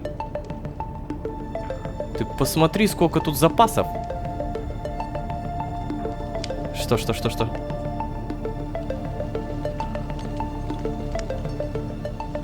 Что? Баночка специй с сахаром. Нужно 8 штук. А почему у меня 7 из них никуда не исчезли? Ну ладно, окей. О, начать готовку. Подожди, а что я могу? Начать готовку как? О, и мини-игра запускается. Рис с гриба... Что? Подожди, какие грибы? Где? А, ни хрена себе! У меня тут запасы появились! Рис с грибами. Посмотрим, как он делается. Рис с грибами создается при помощи риса, красных грибов, коричневых и картошки. Так, а еще мне нужны, получается... Да, миски. Грибочки обязательно другие. Картошка. И я забыл, что еще нужно. А, рис. Где взять рис? Это рис? Это рис. Так, как это выкладывается-то? Где это выкладывается, самое главное? Я же не понимаю. Кухонный котел. Вот оно. Раз. Вот, закидываем. Ага, молодцы. Замечательно. И все, оно варится. Черт возьми, а что ж так все резко-то, а? Я же не привыкший просто к такому. И... готово. Я сказал, готово. Что мне надо сделать? Что мне нужно сделать? Я не понимаю. Или я типа все сделал? Ну-ка. Подожди. Типа все настолько просто. Короче, на всякий случай выяснил, все ли я правильно делаю. Оказывается, мне нужно вещи, все эти готовые блюда складировать сюда. В этот холодильник. Все, я понял. Овощной суп теперь нужен. Свекла, картошка, морковка, капуста. Так, значит, это все берем. В целом, как будто изи. Не замечаю пока никаких проблем, но это неожиданно. То есть, каждый раз, когда мы прокачиваем какой-то модуль, открывается что-то новенькое. И походу, мы теперь можем делать себе много еды. Давай овощной суп сюда. И все, да, смотри, в итоге мне дали овощной суп и вареный рис. То, что мы успели приготовить, то и далось. И готовить, видимо, можно раз в определенное количество времени, потому что сейчас я не могу приготовить. Если что, не в момент мини-игры забирать отсюда вещи нельзя, и после мини-игры они все пропадают. То есть, получается, остаются только блюда, которые ты приготовил. Умно. Чем гусей вообще нужно кормить? Может быть, ягодку какую-то дать? Может быть, я не знаю, помидор? Вот у меня помидор здесь растет. Давай реально попробуем. Так, это тоже, наверное, соберем. Ох, господи, как много всего. Я даже съем это. Вообще, вся эта ситуация с гусем, с другим миром, она выглядит супер подозрительно. То есть, вот настолько, что все, что было до этого, не так подозрительно, как этот чертов гусь. Организация дает мне это задание, при всем при этом не отменяет это задание, даже несмотря на то, что знает, что я все еще стажер. Дает это задание именно в этой ветке, и по счастливой случайности именно в этой ветке произошло то, что этот гусь... Как тебя назвать-то? Короче, гусь появился тогда, когда не должен был появиться. Совпадений настолько много, что даже Малецкий начал думать, что здесь что-то не так. В Синклите что-то происходит. И вот что происходит, надо будет еще понять. Короче, не знаю, вот у меня тут говна навалом. Держи, томат. Ой. Гусиный хвостик аж подрагивает от радости. Что? Это что, новый смотрящий? Теперь будем наблюдать за гусиный взгляд гуся выражает благодарность. Все, кушать больше не хочешь? Ну, короче, да, с этим гусем явно что-то не так. И у меня есть теория, такая микротеория, что он отвязан. Ну, потому что он не умирал там, значит это отвязанный гусь. Моя теория может оказаться полным говном, но тем не менее давайте почистим инвентарь, все мои остальные вещи тоже забираем, и теперь мы вместе на пару с гусем, которого так тянет к утке. Видите. 1. Построить новую комнату. Что вы хотите сделать? Да. Я ничего не хочу сделать, спасибо. Так вот, на пару с этим гусем, которого, не знаю, можно как-то назвать, но пишите в комментариях, будем постепенно заканчивать. Влепите свой царский гусиный лайк, свою самую лучшую уточную подписку и, конечно же, самый зрительский комментарий. Ребят, не забывайте, пожалуйста, что ваша поддержка — это самый лучший буст мотивации. Что сейчас происходит с сюжетом? Много чего происходит. У меня есть разнообразные догадки, но, скажем так, если я буду их вываливать, они явно не сработают, потому что это так, слишком пассивные догадки. Я бы даже назвал их отстойными. Думается мне, что в следующей серии мы, может быть, поговорим с Лаей, может быть, нам объяснят, что это за гусь такой, почему организация дает именно мне такое задание и так далее. Но опять же, если вы здесь впервые, то можете еще и позвать друзей. А с вами были Лолошка и Гусь! Всем удачи, всем пока! Пока! Сейчас бы мясо, прям настоящего мяса. Где там был этот гусь? Стоп, в смысле гусь? О, вот и мясо! Иди сюда! Оу е! Живой гусь, не умирающий в конце света, появившийся после того, как организация уже зачистила мир. Скажи мне это серии 5 назад без контекста, я бы подумал, что все это звучит как бред. Но теперь я понимаю, это звучит как намеренно подстроенный бред. Эй, привет, гусь-скафандр. Давай я даже догадки о тебе строить не буду. Уверен, все узнаем дальше. А вообще, всем привет, дорогие друзья, я Лолошка. Добро пожаловать в точку невозврата. Поехали!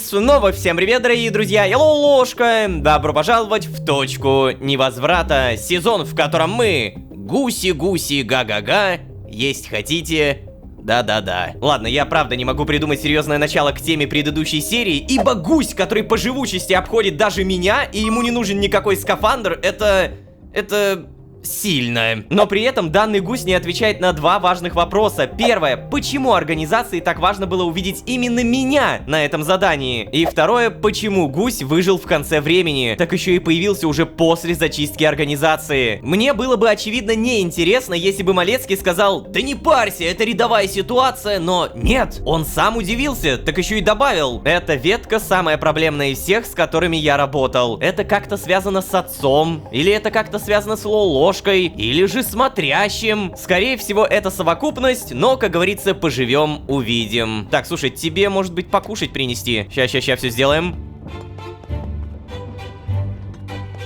Вот, держи, дружище. Гусь выглядит довольным. Ну что, мне кажется, я прошел сюжет. Ладно, если серьезно, как обычно, я хочу проверить Лаю. Пожалуйста, будь там. Пронус?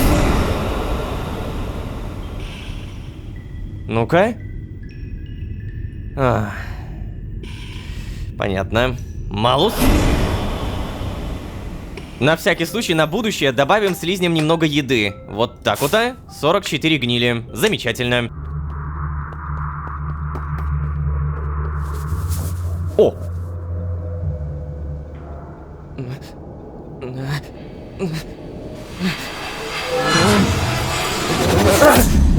Что за...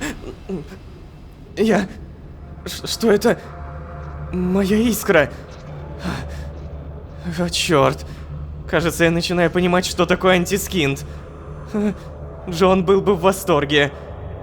Если я в ближайшее время не разберусь, как этому противостоять, то... Впрочем, нет. Лучше не предаваться этим мыслям. Я, в конце концов, первый. Ведь в Архее раньше была целая куча скинтонита. Я припоминаю его даже на зубах у зараженных зверей. И только большие кристаллы имели хоть какой-то эффект на меня. Ой-ой-ой. Черт, вот только сказал, что лучше не думать об этом, так тут же и продолжил. Привет. Слушай, мне и без того есть о чем подумать, да? Но прежде чем думать, надо бы прогуляться. Глупая прогулка для моего глупого ментального здоровья. Но нет. Из бункера выходить я точно не хочу. Наверное, погуляю тут. начну с медицинского модуля. Мне нужно хоть немного восстановиться. Етить. Угасшая искра на максимум! Это чё такое? Погоди, погоди, у меня появилась кое-какая догадка. Я понимаю, что это сейчас будет пальцем в небо. Неужели скинтонит как-то связан со сном? Все, это моя единственная догадка, я ее даже не разовью. Типа, это все, что я могу сказать. Обалдеть, вот настолько мы перебздели с этими порталами, телепортациями, скафандрами с антискинтом. Ну, короче говоря, скоро нам полная жопа. Давай-ка, правда, восстановимся. Хорошо. Что-то я проголодался. Что? Так резко? Ладно, консервированный суп в целом есть, поэтому не проблема, давай поедим. На самом деле я так устал есть эти консервы. Сейчас бы мясо, прям настоящего мяса. О, точно. Где там был этот гусь? Стоп, в смысле гусь? Ложка, что с тобой? Не-не-не-не! Так, это сон? Это же сон, правильно? Эй, гусеныш, ты здесь? Гусеночек, сладенький, жирненький, где ты? Чё происходит? Зачем ты его так? Не надо. Мы его даже не успели назвать. Ну ты пипец. Реально гуся пытается найти.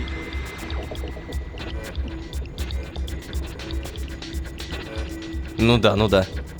Вот прям здесь. В печку залез. Ложка, что с тобой происходит? О, вот и мясо! Иди сюда! Черт! Стой, стой, гусь! Что происходит? Стой, гусь!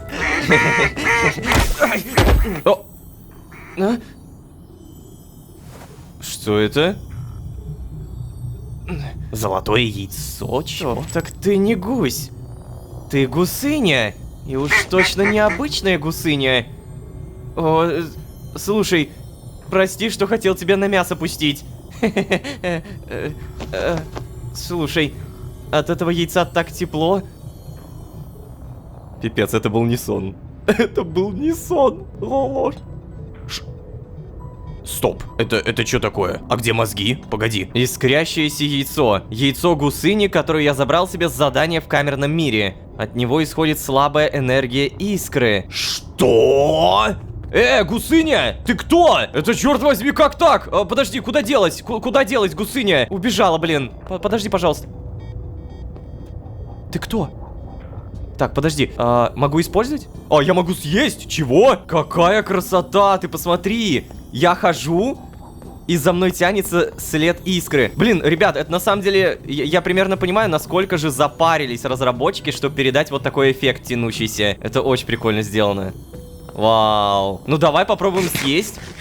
Ага, восстановилось. Как вкусно. Я чувствую, как сила разливается по моим венам. И это вовсе не сытость, это... Гусыня-мироходец? То есть, нет, в смысле не по венам разливается гусыня-мироходец, а в смысле... Да, короче, повезло, что никто этого не слышит. Нет, не повезло. Что? Лая? Ты какого черта? Ты что тут делаешь? Ну, вообще, хотела задать тебе тот же вопрос вместе с «Где ты пропадал?», но... Я так поняла, ты себе нашел подругу по интересам? Ай-яй-яй. Гусыня-мироходец. Это же само по себе абсурдно. Так еще и в... Стертой временной ветке. Погоди-ка. Откуда бы тебе знать про... Стой, подожди, Лая. Не здесь. Тут могут быть прослушки. Да? Да, я серьезно. Здесь небезопасно.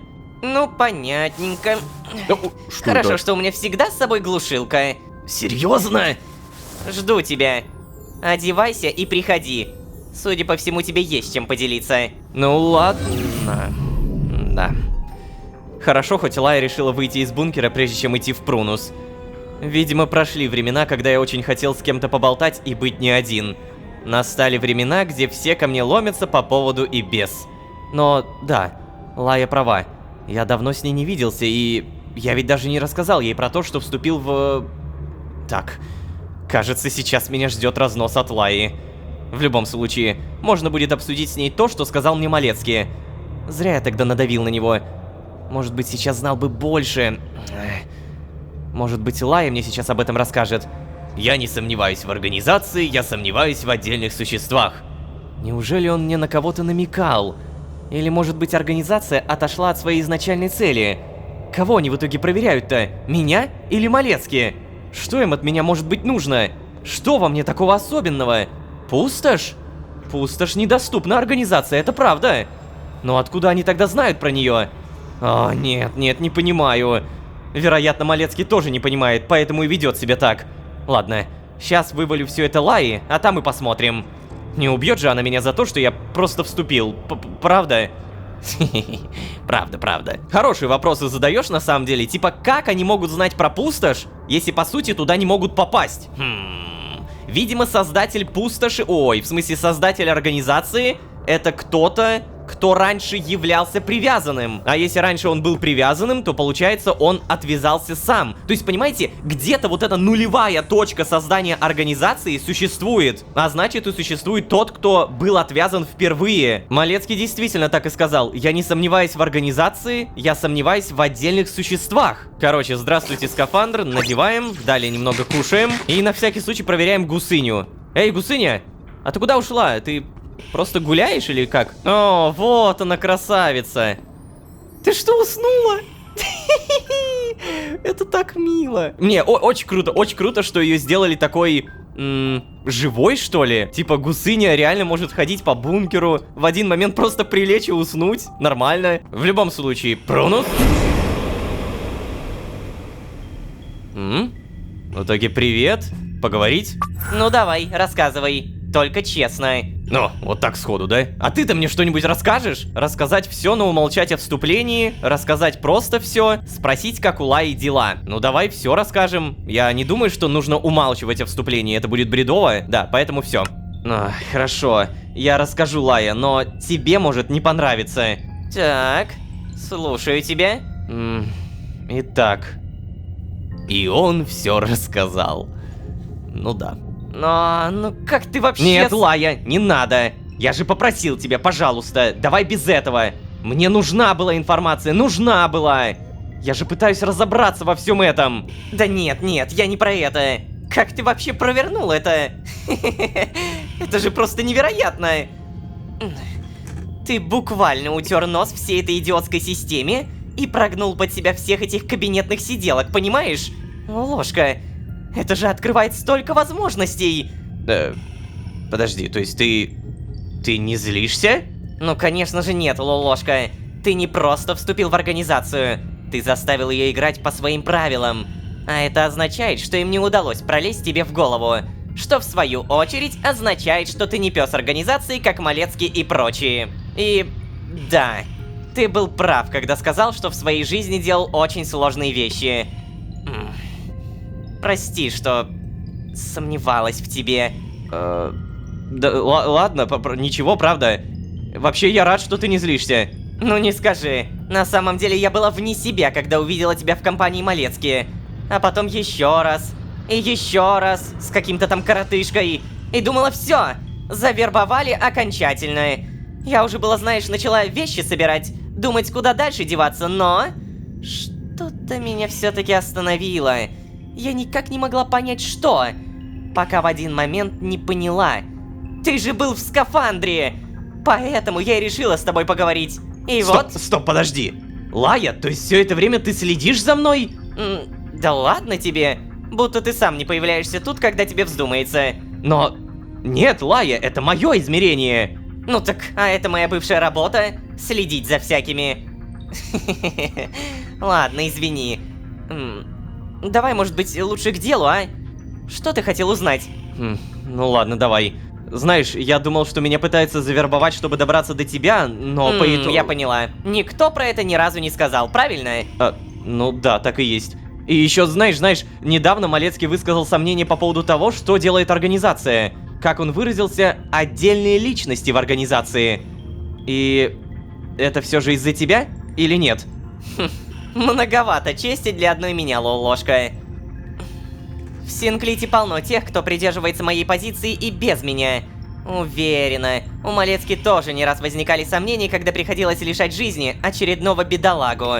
Знаешь, Лолошка, то, что мы... То есть, они делают, в корне неправильно. Нужно прекратить эти убийства. Да, Лая. Но ведь ты же сама знаешь, это единственный способ прекратить страдания, которые существа проживают, оказавшись в конце времени. Или как там? Я сам не до конца понял. Ну, примерно так. Но знаешь, Лолошка, я размышляю над этим уже не 1000 километров. И пока у меня нет толкового плана, что делать. Но я работаю над ним. Эти убийства нужно прекратить. О, кстати, а что это за километры такие? Я не первый раз о них слышу. Нет, не уходи от темы, Лолошка. Ты должен перестать убивать. Не выполняй приказы из Синглита, пожалуйста. Помоги выжившим. Да, а чего я-то сразу? Ты сама-то хоть пробовала? Ты ведь знаешь не хуже меня, каково это смотреть на то, как они мучаются. Мне пришлось наблюдать за тем, как это происходит с моим знакомым богом. Да, он был счастлив окончить свои бесконечные страдания, понимаешь? А затем я видел сон, где... Короче, Лая, ты серьезно предлагаешь продолжать все эти страдания, пока ты просто придумываешь план? И, кстати, на всякий случай, я не убивал еще никого сам. Но в какой-то момент я понимаю, что, возможно, придется. Ведь по протоколу я... Стоп. Лолошка, ты мне сейчас серьезно будешь затирать про протокол? О, видимо, я ошибалась, когда думала, что они не смогли пробраться тебе в голову. Да не, Лая, подожди ты. Я просто имею в виду, что... Нет, ты не принадлежишь сам себе, Лолошка. Ты можешь думать, что у тебя есть выбор, свое мнение, но... они уже добрались до тебя. Да нет, Лая, какого? Я же даже не отвязался от времени. Прости, ты имеешь с ними контакт, я не могу быть в тебе уверена. Я не могу тебе сейчас ничего рассказать. Малус. Эй, да... Черт. Лая. Знаешь, да не пойти ли тебе Так, ладно. Спокойно. Все же несколько важных моментов я узнал. Лая остынет, и мы еще раз поговорим. Хотя... Признаться честно, в этот раз она выглядела более рассудительной. Как будто бы ее реакция была не просто бесконтрольным взрывом гнева. Если она занимается тем, чем я подозреваю, что она занимается, а именно продумывает план по уничтожению организации, то я могу понять ее настороженность по отношению ко мне. Но что-то все-таки не дает мне покоя, помимо организации и Лаи. Ладно, вернусь к себе. Это чё было? Ладно, я в какой-то степени более-менее могу понять Лаю, потому что она явно знает сильно больше, чем я в том плане, как организация воздействует на мозги. Заметьте, даже мы из серии в серии возвращаемся постоянно к мысли, а может быть организация все это, как-то спланировала. Вот она произнесла очень хорошую фразу, которая меня прям зацепила. Ты уже не принадлежишь сам себе, Лолошка. Ты можешь думать, что у тебя есть выбор, свое мнение, но... Они уже добрались до тебя, но я же не отвязался от времени. Прости, ты имеешь с ними контакт, а я не могу быть в тебе уверена. Вообще, Лолошка действительно слишком много взял как бы сторону организации в последнее время. Мне, как Роме, не понравилась фраза Лолошки. Да и не убивал я еще никого сам. Но в какой-то момент, возможно, придется. С каких пор ты начал так думать, Лолошка? С каких пор? Короче, потом с ней все это порешаем, а пока что Малус... Спасибо. Так, Гусыня, ты где? О, привет. Как бы тебя назвать-то? Может быть, у тебя имя есть? Может быть, ты говорить умеешь, а? О, погоди. Так, стоп. Куда? Устала смотреть на скафандр, уснула. Так, ладно, переодеваемся. Давай-ка уберем все-таки это на зарядку. Далее это уберем просто сюда. Немножко вот так погладим Гусыню. На всякий проверим, что у нас здесь... Ух ты ж, бляхому. О, нет, это почему у меня все поломалось? Везде электричество. Ну что это, что такое? Гусыня провода погрызла, пока меня не было, что ли? Или же... может быть, это последствия от глушилки Лаи? Кстати... А ведь этого действительно не было, а тут бам, везде появилось. Тупыми вопросами не задаемся, просто берем и чиним. Да, ты погляди, везде все поломано. Починить. И в остальных местах тоже.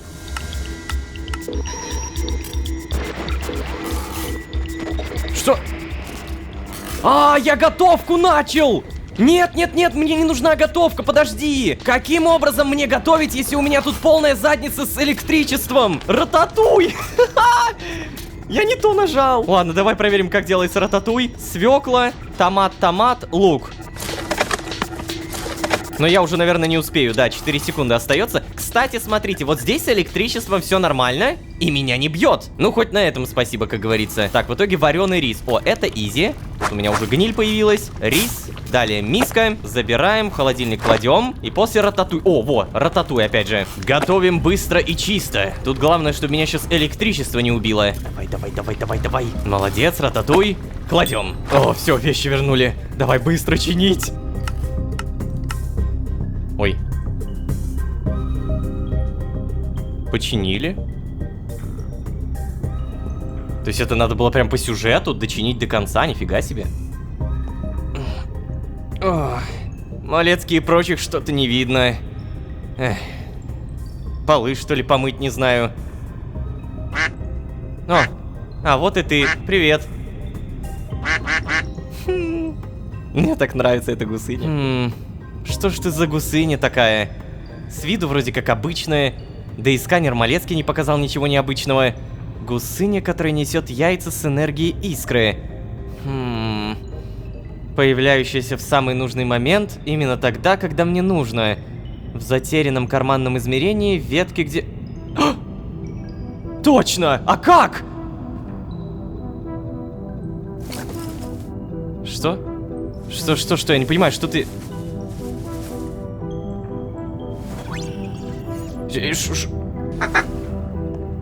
Какого черта? О, ну конечно! Похоже, у меня тут отвязанная от времени гусыня. Но как это возможно? Очевидно, гусыня неразумная, она ведь не разговаривает. Да и ведет себя как животное. И снова я возвращаюсь к одной и той же мысли. Не было ли это проверкой от организации? Если же это проверка, то мне она дорого обошлась. Переходы в скинтонитовом скафандре тяжело даются моей искре. Для чего же такие сложности-то? Им же, получается, тоже потребовалось отвязать животное, засунуть его в камерный мир. Нет, это слишком много бюрократических проволочек для них. Я не думаю, что они бы пошли на это. Тем более, когда их цели настолько неявные. Оба!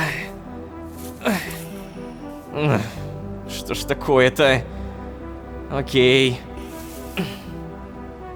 Ну, не знаю, допустим, ты реально гусиная богиня. Буквально одна из первых, бороздящих просторы пустоты. И вот ты в очередной раз по обыкновению, пересекая вневременную пустошь, залетаешь слишком далеко, как я, и оказываешься в небольшом мире, где мы с Малецки спасаем тебя.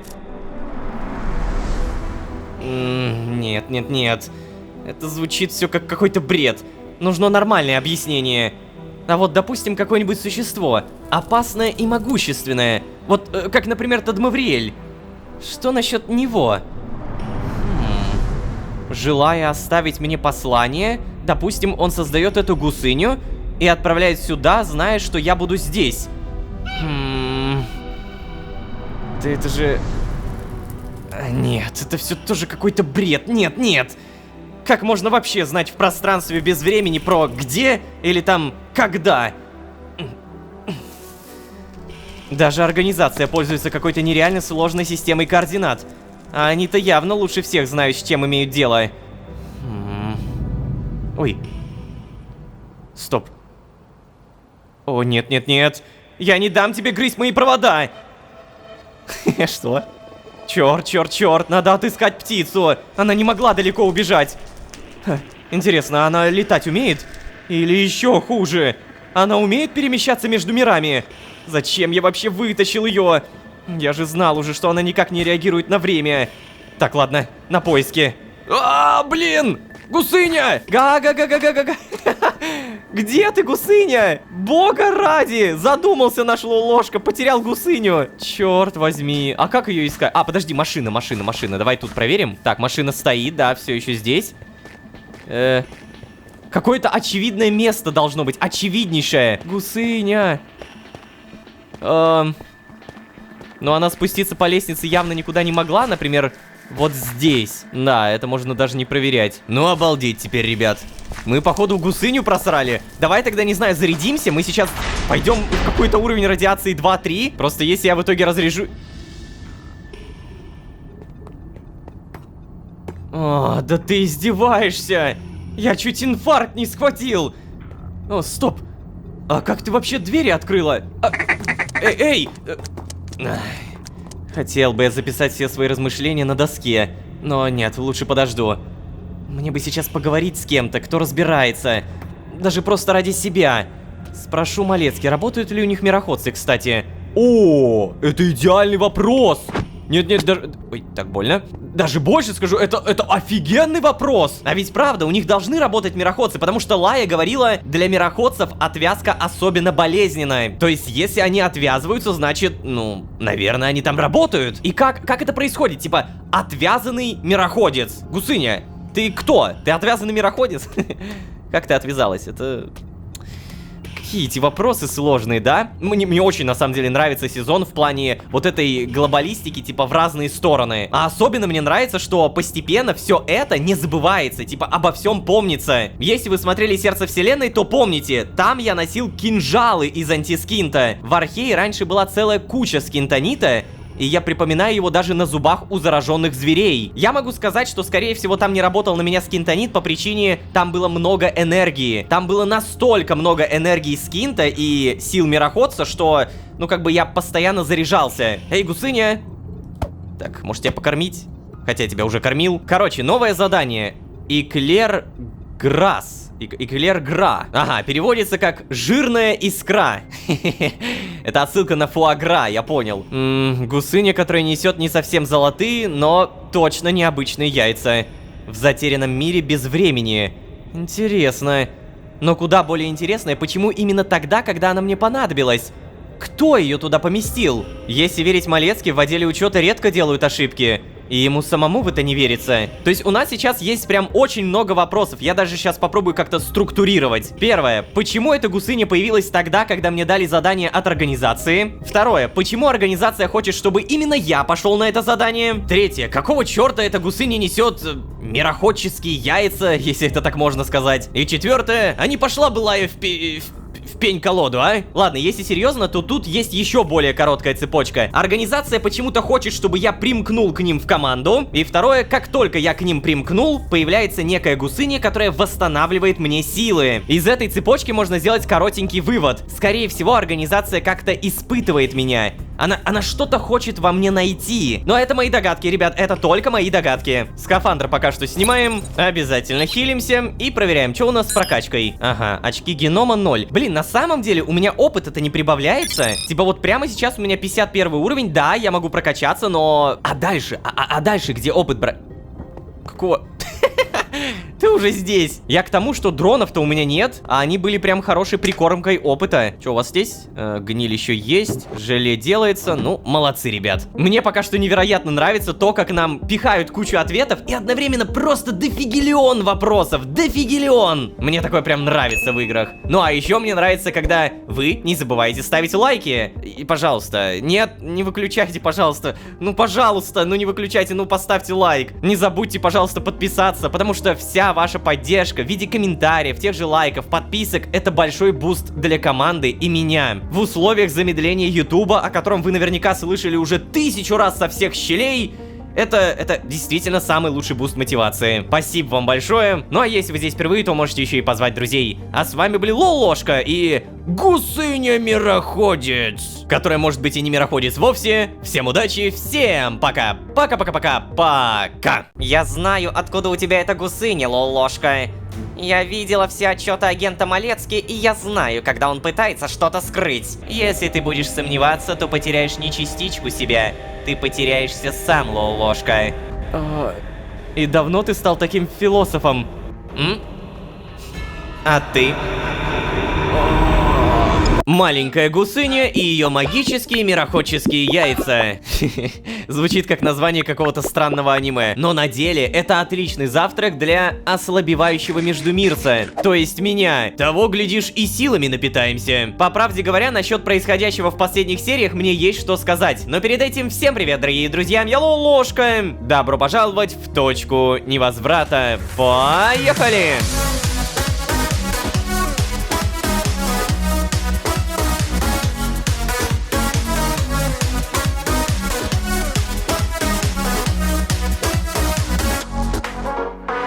И снова всем привет, дорогие друзья, я Лолошка. Добро пожаловать в точку невозврата, сезон, в котором мы творим историю. Да-да, события двигаются все стремительнее и стремительнее. Настолько, что я выделил самое цепляющее. Первое. Непонятно, зачем замазанный отец Тадмавриэль. Второе. Отвязанная от времени гусыня, дающая что-то типа мироходческие яйца. Третье. Смотрящий, который зачем-то решил помочь мне и создал временную тропу. Четвертое. Малецкий, намекающий, что я тот, кто может привнести какие-то серьезные изменения в организацию. И, наконец, пятое. Очередная перепалка с Лаей, разговор с которой дошел до того, что Лолошка ее чуть не послал. Вот так вот. Короче, если убрать эмоции на второй план, то меня напрягает, что Лолошка и даже немного я, Рома, начинаем проникаться организацией. Вот вроде бы и нет никаких подозрений, правда? А вроде бы их бесконечно много. Вот вроде Лая явно проигрывает в том, чтобы переубедить меня, а ее слова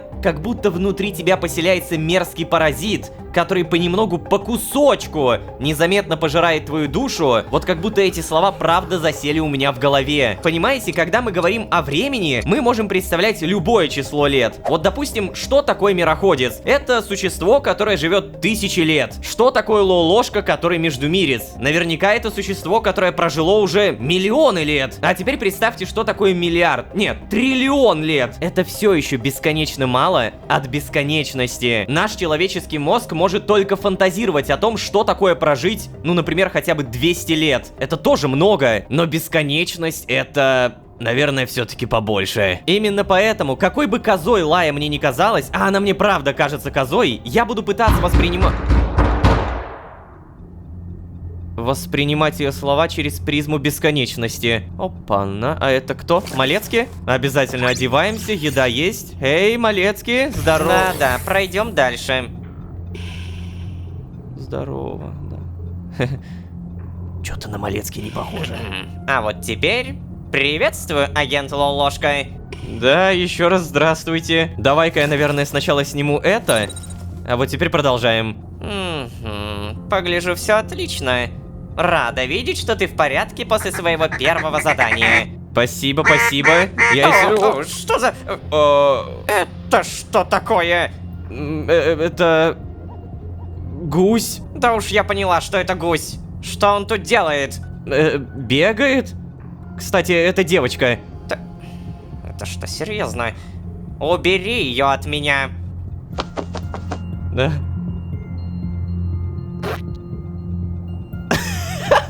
Что? Фу, какая мерзость. Она это специально, ты видел? Агент Браун, это же просто птица. Она не может делать что-то специальное.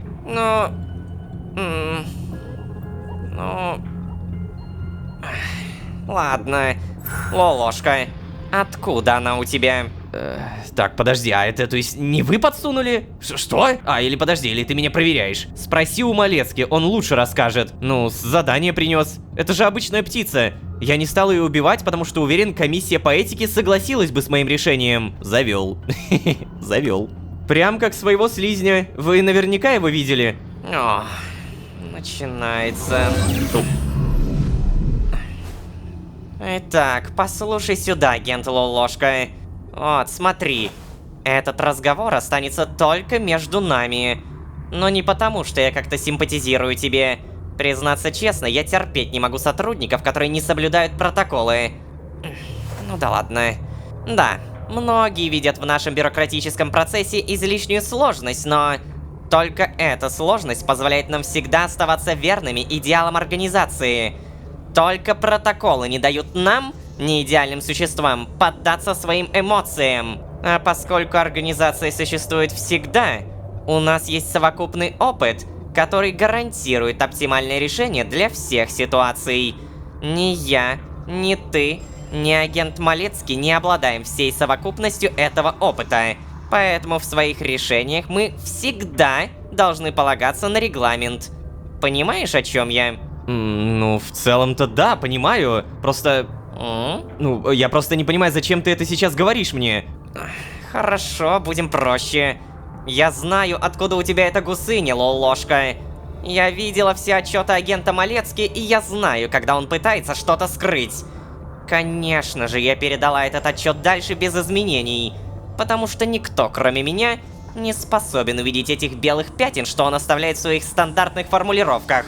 Ну ладно, хорошо. Так а если ты пропустила этот отчет дальше и не стала на нас доносить, то зачем ты здесь? Затем, что я знаю агента Малецки с момента, как он поступил в нашу организацию, лол-ложка. Он прекрасный сотрудник и надежный коллега.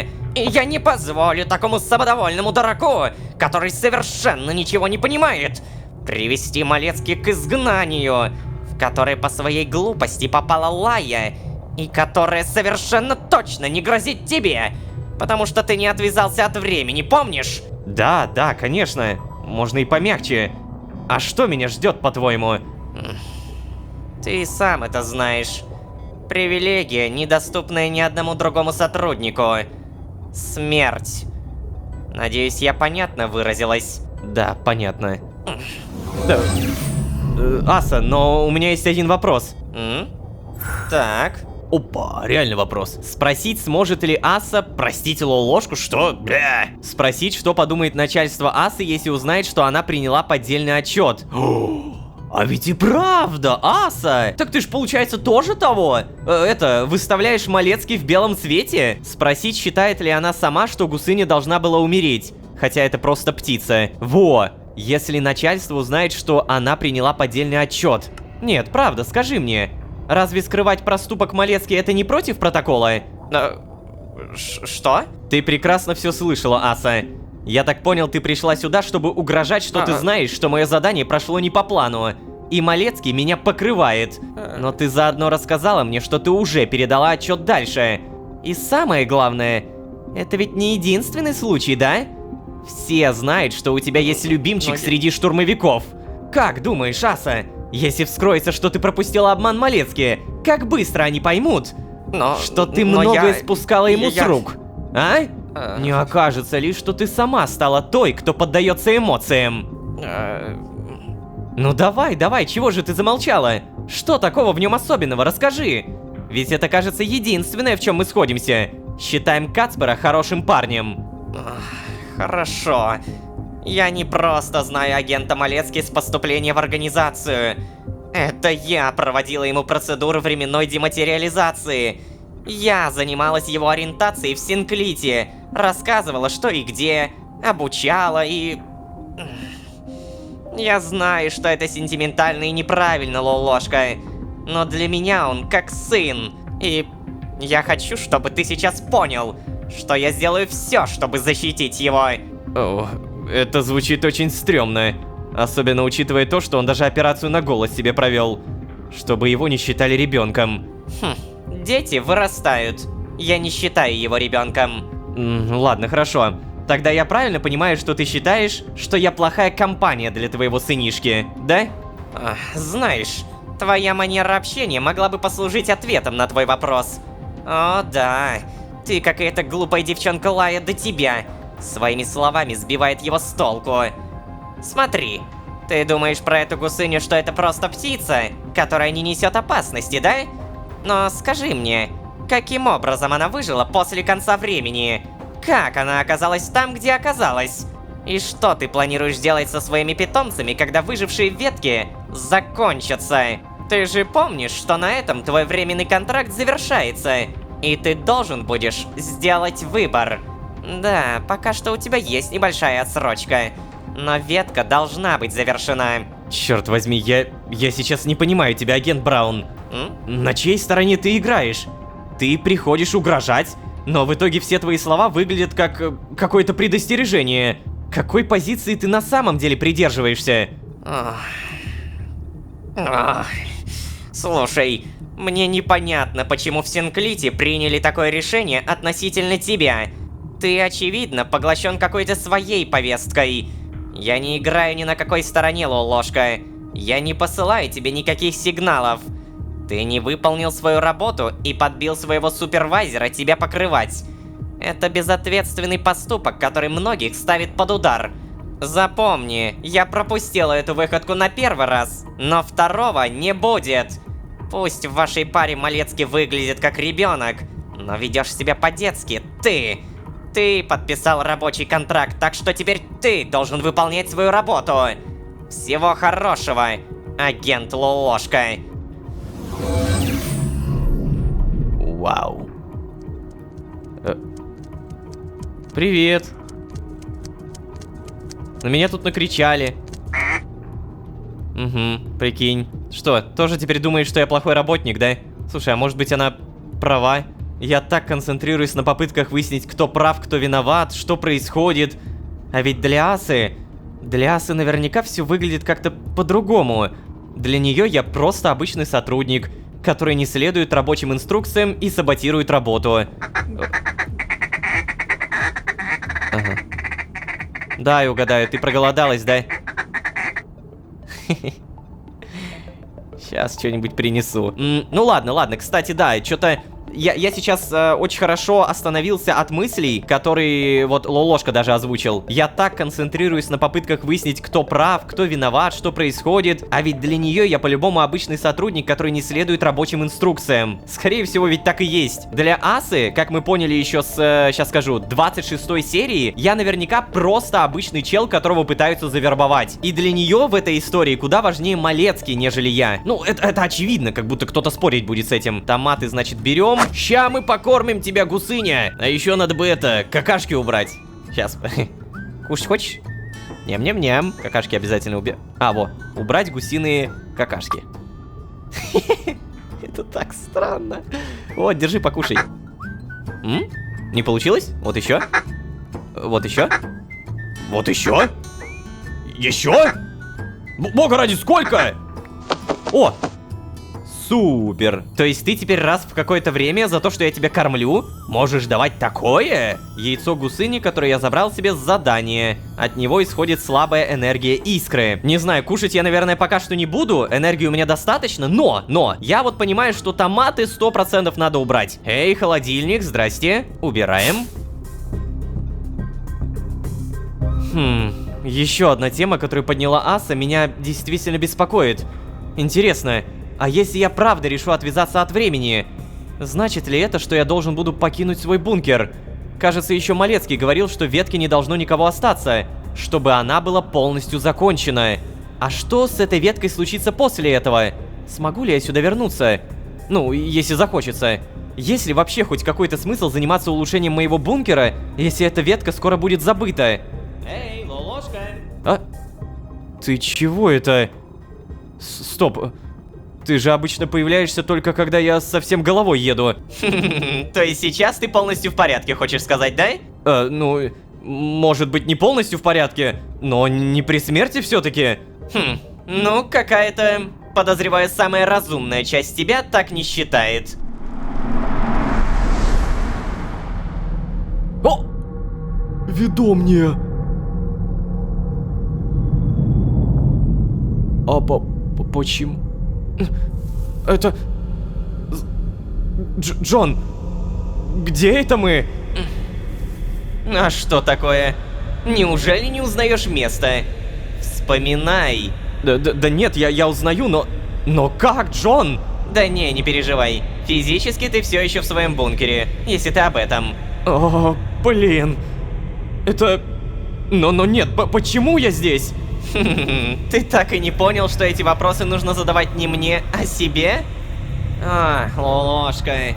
Твои воспоминания не так точны, как мои, должен сказать. Есть явные неточности с тем, как это было на самом деле.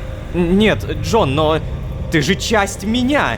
Откуда тебе вообще знать об этом? Опа! Это действительно то, чем ты сейчас хочешь забивать голову? Нет, наверное, нет. Отлично. Знаешь, я много думал Почему ты видишь именно меня? Почему именно мой образ? Подожди, то есть, еще раз, ты думал в итоге, или это я думал? Да. Все время в Архее ты потратил на то, чтобы убедить себя, меня и всех вокруг, что ты полностью себя осознал и принял. Ты убедил в этом себя еще в Хэнфорте, но, кажется, после твоего одиночества здесь, мы можем сказать, что ты все еще не можешь считать себя целым, да? И я тому подтверждение. Через меня часть твоего сознания пытается тебе что-то сказать. Но что именно? Ну, а вот этого я не знаю. Джон, который чего-то не знает? Успокойся, Лолошка, я не тот Джон, который из параллельной вселенной. Я тот, который у тебя в голове, помнишь? И если ты не разгадаешь, что с тобой происходит, есть риск, что ты потеряешь часть себя. Ах. Лолошка, Лолошка. Так уже было. Что? То есть было? О чем ты сейчас говоришь? Ты прямо сейчас говоришь, как смотрящий Джон. Скажи мне, Лолошка, почему мы здесь? Нет, я не знаю, Джон. Еще раз, почему мы здесь? На значке организации такой же символ, что был на плакатах с Междумирцем. Так, еще. Ну, сейчас я знаю, что этим Междумирцем все это время был я сам. Угу. Еще.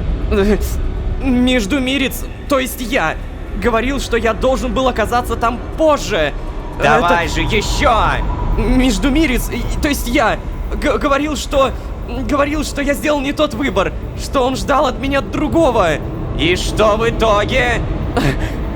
Да я не знаю, Джон. Я не знаю, что ты хочешь услышать от меня. Ну, понятно. Ах, ты еще не готов. Да черт побери. Ну так помоги мне тогда. Помоги мне, раз ты все знаешь. Ты же такой умный. Нет, Лолошка, ты должен помочь себе сам. Но все-таки есть кое-что, что я мог бы тебе сказать. Никогда не сомневайся в своих решениях. Ведь совокупность твоих поступков — это ты и есть. Каждое твое действие — это выбор. Если ты будешь сомневаться, то потеряешь не частичку себя. Ты потеряешься сам, Лолошка. Ничего себе. И давно ты стал таким философом? А ты? Вот это да!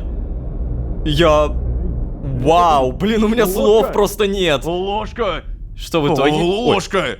Ты в порядке? Привет, Малецкий, встать. Да, привет. Знаешь, решил немного помедитировать. Блин, странный ты. Ты зачем здесь, Малецкий? У нас что, задание новое? Да не. Я узнал у безопасников, что у тебя в бункере барахлит прослушка, судя по всему. Это будет длиться еще пару циклов, так что можем говорить открыто. Я пришел сказать, что Аса приняла мой отчет и ничего не заподозрила, прикинь? О, Малецкий, кстати, об этом. То есть он реально верит, что она не заподозрила. Она уже приходила ко мне. Аса приходила ко мне, она знает, что отчет сфабрикован. Ты уверен, что никто не в курсе настоящего результата той вылазки? Ну, Малецкий, раз никто ничего не заподозрил, я думаю, что мы могли бы повторить этот опыт. Мы можем остановить столько смертей. Ты уверен, что никто не в курсе настоящего результата той вылазки? Да, конечно. Такие нарушения протокола караются очень жестко. Если бы кто-то знал, мы бы с тобой сейчас не разговаривали. Все еще не понимаю, как тебе удалось меня в это завлечь, блин. Больше такого не повторится, Ложка. Ой. Я понимаю, что ты новичок в этом деле, и это моя вина и ответственность, что я позволил... Нет, Малецкий, не надо. Просто поверь, ты принял правильное решение, как и я. Но, да, я согласен с тобой. Больше такого не повторится. Как бы то ни было, ты мой начальник, и я должен научиться следовать протоколу, вот. Если я хочу остаться в организации и построить в ней карьеру. Верно же? О, блин, ты не представляешь себе, как я рад сейчас это услышать. Может быть, это гусыня была идеей сотрудников организации, а? Возможно, они поняли, что это именно то, что тебе нужно, чтобы сформировать правильное мнение. Чё думаешь? О, После задания сотрудникам полагаются выходные, так что это... В Синклите они измеряются в километрах. Я не стану сейчас объяснять, да и ты вряд ли поймешь, пока там не побываешь. Но я просто выберу момент на ветке, когда к тебе прийти попозже, чтобы ты успел немного отдохнуть. А я... Ну, а я, наверное, тогда к себе пойду. А, то есть у тебя сейчас выходные, и у меня, получается, выходные. А я еще думаю, почему новые задания не дают? Получается, после каждого задания идут выходные. Слушай, Малецкий, а может быть ты хотел бы немного поболтать и расслабиться вместе? Давай, спасибо, Малецкий. Спасибо, что не стал на меня доносить. Слушай, а спроси, когда там моя следующая зарплата? А то аванс-то уже закончился. Ха-ха. Спасибо, что не стал на меня доносить. Да без проблем, напарник. Главное, что ты вынес из этого необходимый урок. Кстати, твое обучение еще не окончено, так что, думаю, тебя еще пара встреч со скримером ждет. Ох, не нравится мне этот стажер. У меня от него мурашки, блин. Ну ладно, давай. Не скучай. Пока. Скример, та самая рыбка. Все-таки мы еще встретимся. Короче, то, что сейчас было с Джоном, это сильно. Блин, Малецкий продолжает заявляться ко мне без стука. Как и Лая. Кажется, я начинаю привыкать к тому, что стук в дверь — это признак опасности. Надо бы как следует обдумать все, что сегодня случилось. В некотором смысле Малецкий даже прав. Именно из-за этой гусыни я планирую следовать протоколу. Но при этом не из-за своих убеждений, а из-за угрозы Асы. Как бы то ни было, но мне не хотелось бы подставлять Кацпера. А еще очень бы не хотелось, чтобы в следующий раз я очнулся от медитации от рук какого-нибудь другого сотрудника. Что это вообще было? Причем тут ведомнее? Крутые вопросы.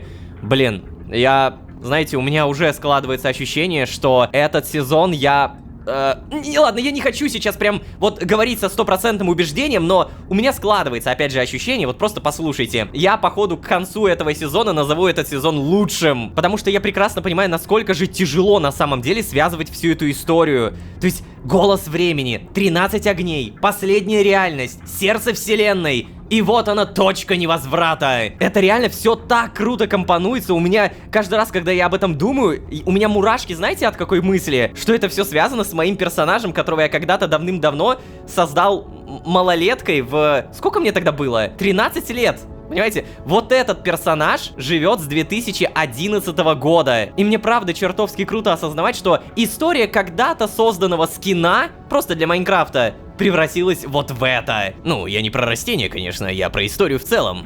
Ну, вы поняли. О, а у меня тут проблемы начинаются. Я немножечко медленный. Ох, ё-моё. Потому что еды нет. Да, у меня остается 2 консервы. У меня есть еще консервы в основном модуле, но давайте мы консервы не тратим. Мы лучше приготовим немного еды. Так, мне нужен овощной суп. Ну-ка, как ты делаешься? Свекла, картошка, морковка, капуста. Свекла, капуста, немножечко мисок, морковка. Сейчас все быстро приготовим и немного поедим. О, это было быстро. Ух, нифига! Ты посмотри, мне дали 2 вареных риса, 2 овощных супа и 2 еще овощных супа. То есть у меня за то, что я супер круто все выполнил и ни разу не запнулся, мне умножили еду. Крутяк! Так это получается сейчас будет фулл сытость, я правильно понимаю? Да, еще. И все, я реально объелся. Я уже даже не могу это съесть. Теперь, когда мы хорошо поели, обязательно надеваем скафандр. И я не забываю о том, что еды у нас не так много. Погода шикарная. Ой, блеск. Выходим. Всем привет! Мне прямо сейчас нужно найти какое-то место, где я еще не лутал консервы. Ой, господи, что так лагает? Так, прогружайся, прогружайся. А ну-ка. Во! Продуктовый магазин! Как будто здесь может быть консерва, не? Я не то чтобы здесь когда-то лутался, Да-да-да, эти мешочки и всякие подарочки я не помню, но при этом здесь не то чтобы много сундуков.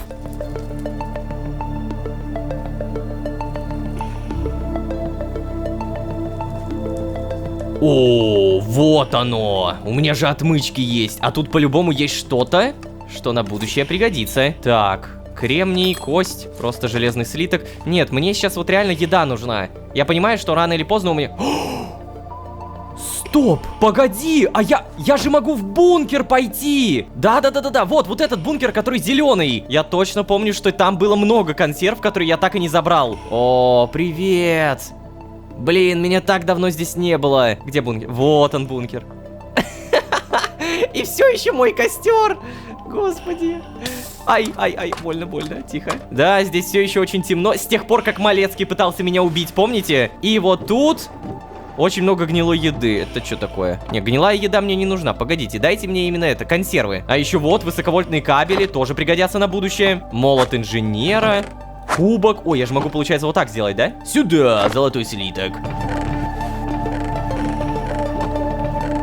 Короче, нет, ребят, я обошел абсолютно все, что здесь можно было обойти, и по итогу могу 100% заверить, что еды здесь нет. Вот именно консерв, просто по нулям. О, уткар здесь так и не работает. Ну да, короче, это уже настолько поломанный бункер, что сюда можно даже не возвращаться. Как говорится, обидно, досадно, но ладно. Еду, правда, надо где-то брать. Где мне брать еду? Неужели просто прям выращивать? Просто напомню, если я хочу сам создавать консервы, то мне нужен костяной бульон. А костяной бульон я, по сути, не могу создавать. Кости! Типа, у меня нет костей. Может быть, мне нужно снова улучшить пищеблок? Вот у меня сейчас он 2-го уровня, да? Может быть, там на 3-м уровне появятся косточки? Просто, понимаете, если бы они появились на 2-м уровне, то, наверное, вся вот эта мини-игра с кухней... О, я могу еще раз поготовить. Да, прикольно. Так вот, вся мини-игра, она была бы лишней, потому что я бы просто создавал консервы. Так что да, скорее всего, надо улучшать или как-то найти способ приготовления этих костей. О, кстати, очень много людей писали комментарии с вопросами для Уткар. Пора попробовать. Видите, 1. Построить новую комнату. Что вы хотите сделать? Подожди, построить новую комнату, а я давно не вводил, ну-ка. Все доступные модули успешно построены. Что вы хотите сделать? То есть нового ничего не появилось. Окей, давайте мы первое, что введем, очень много писали, смотрящий. Пожалуйста, уточните ваш запрос. Что вы хотите сделать? Ну, в целом это было очевидно, что на смотрящей ничего не будет. Далее, Тадмавриэль я уже писал, отец писал, Архей тоже писал. Вообще, кстати, мне подсказали, что можно ввести, как отключить мигание кнопок. Этот вопрос можно было задать после того, как Лолошка еще серий 20 назад, типа, беспокойно спал. Якобы ему мешали эти самые мигающие кнопки. И давай. Модель вашего контрольного модуля не подразумевает отключение подсветки. Ну ладно, все куда проще, чем я думал. Если вы хотите, чтобы кнопки настраивались, обратитесь в службу поддержки. Что вы хотите сделать? Да ничего я не хочу сделать. Так, реклама. Если вы хотите первым узнавать о наших рекламных предложениях, нажмите 1. Если вы хотите посоветовать компанию Уткар другу, нажмите 2. Если вы хотите узнать больше о нашей компании, нажмите 3. Для выхода из меню нажмите 4. Хочу посоветовать компанию Уткар другу. 2. Введите логин или номер телефона друга. Блин, ну давай ложка, я не знаю. Приглашение и купон на 2% скидку отправлены вашему другу. Что вы хотите сделать? Что? Подожди, а как ты нашел какого-то ложку? Чего? Я так понимаю, я вообще что угодно мог ввести, да? Введите логин или номер телефона друга. Окей. Короче говоря, заряжаемся и будем думать. То, что мы увидели с ведомней, то, что мы провели вот такой вот диалог-монолог с Джоном, это очень сильно. У меня, правда, от этой сцены пошли мурашки, потому что я помню, что такое ведомнее. Это очень страшное место. И то, что нам наконец-то подтвердили вот эту связь с плакатами в «Голосе времени», это еще большая имба. Посмотрим, что будет дальше. Не забывайте, пожалуйста, про ваши лайки, не забывайте про подписки. Я очень надеюсь, вам нравится то, что вы смотрите. Поддержите меня и команду, пожалуйста. Надеюсь, вы не пропустили это мимо ушей. Ну а если вы здесь впервые, то можете еще и позвать друзей. А с вами были Лолошка и точка невозврата, отсутствие супов и ведомния. Всем удачи, всем пока. Пока. Убери оружие, пожалуйста. О, значит убрать, да? И как я могу быть уверена в том, что ты Лолошка? Так, ладно. Чё это? Это ты! Да я из-за тебя! А ну иди сюда! Да ты ж знаешь, блин, я ж на пенсию чуть не вышел! Я ж тогда... Ты меня чуть жизни не лишил! Ой-ой-ой, ведомнее. Огромная черная башня, созданная для высасывания сил мироходцев, превращая их в дасков с желтыми глазами. Я бы не говорил про это место, но Лолошка сам начал. Через свое же подсознание на вопрос «Зачем ты здесь?» он сказал: первое, на значке организации такой же символ, что был на плакатах с Междумирцем. Второе, сейчас я знаю, что этим Междумирцем все это время был я сам. Это тоже правда, об этом мы узнали в сезоне «Последняя реальность». есть. И, наконец, третье. Междумирец, то есть я, говорил, что я должен был оказаться там позже. Он говорил, что я сделал не тот выбор, что он ждал от меня другого. И вот тут...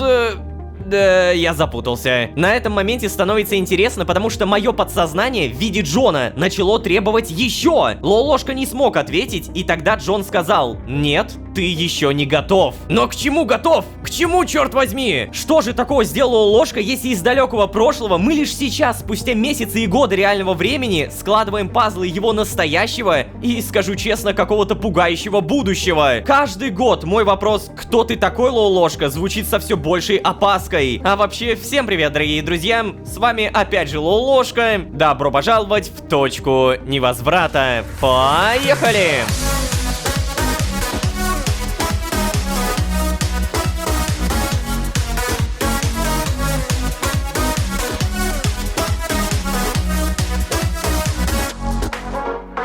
И снова всем привет, дорогие друзья, я Лолошка. Добро пожаловать в точку невозврата. Сезон, в котором мы, или даже я, боюсь времени. Нет, боюсь не в том плане, что смотрящий страшный, или мне страшно состариться, а в том плане, что я ничего не понимаю о прошлом и будущем. Напомню, на момент сезона «Голос времени» мы даже не знали, что Междумирец на плакате это и есть Лолошка, но при этом мы уже видели, что его разыскивают за много-много денег. А как вам информация, что когда мы еще не были знакомы с Акетрой, она тоже появлялась в сезоне «Голос времени» и вишенка на торте в костюме организации. Господи, что ж такое время-то, а? Как оно работает? Что я сделал такого в будущем, если меня разыскивают в прошлом? Короче, да, обязательно со всем этим разберемся, но, дамы и господа, прямо сейчас у меня 42 тысячи опыта. Откуда? Дело в том, что на Бусти вышла дополнительная серия по сезону «Точка невозврата». Это очень прикольная серия, спойлерить не буду, но некоторые фрагменты покажу.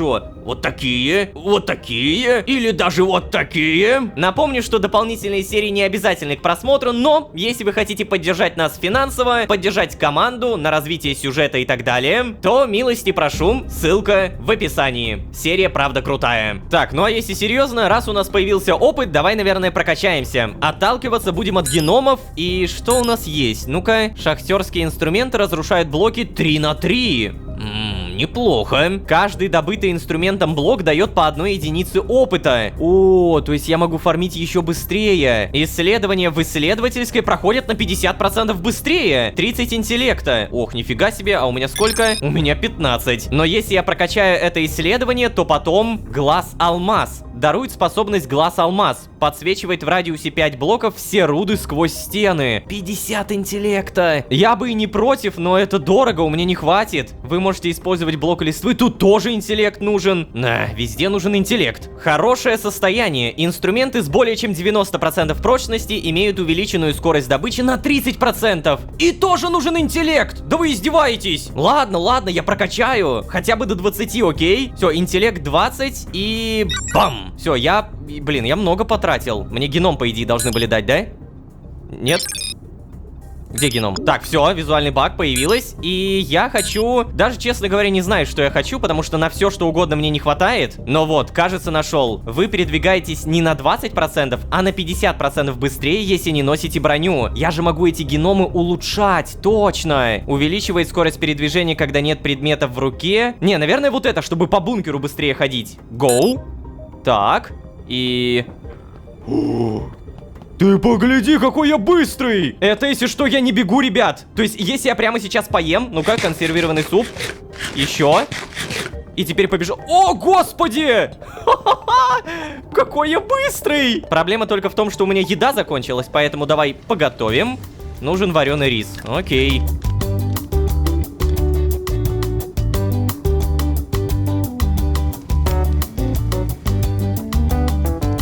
Обалдеть, рандом. Мне надо было принести 3 вареных риса. Ну, спасибо. В итоге мне дали 6. Я понимаю, что прямо сейчас кушать мне не надо, поэтому давай-ка уберем куда-нибудь сюда. Свежий. Все, оставайся свежим, пожалуйста. А также не забываем про кормежку гусыни. Эй, гусыня, ты где? Мне нужны твои золотые яйца.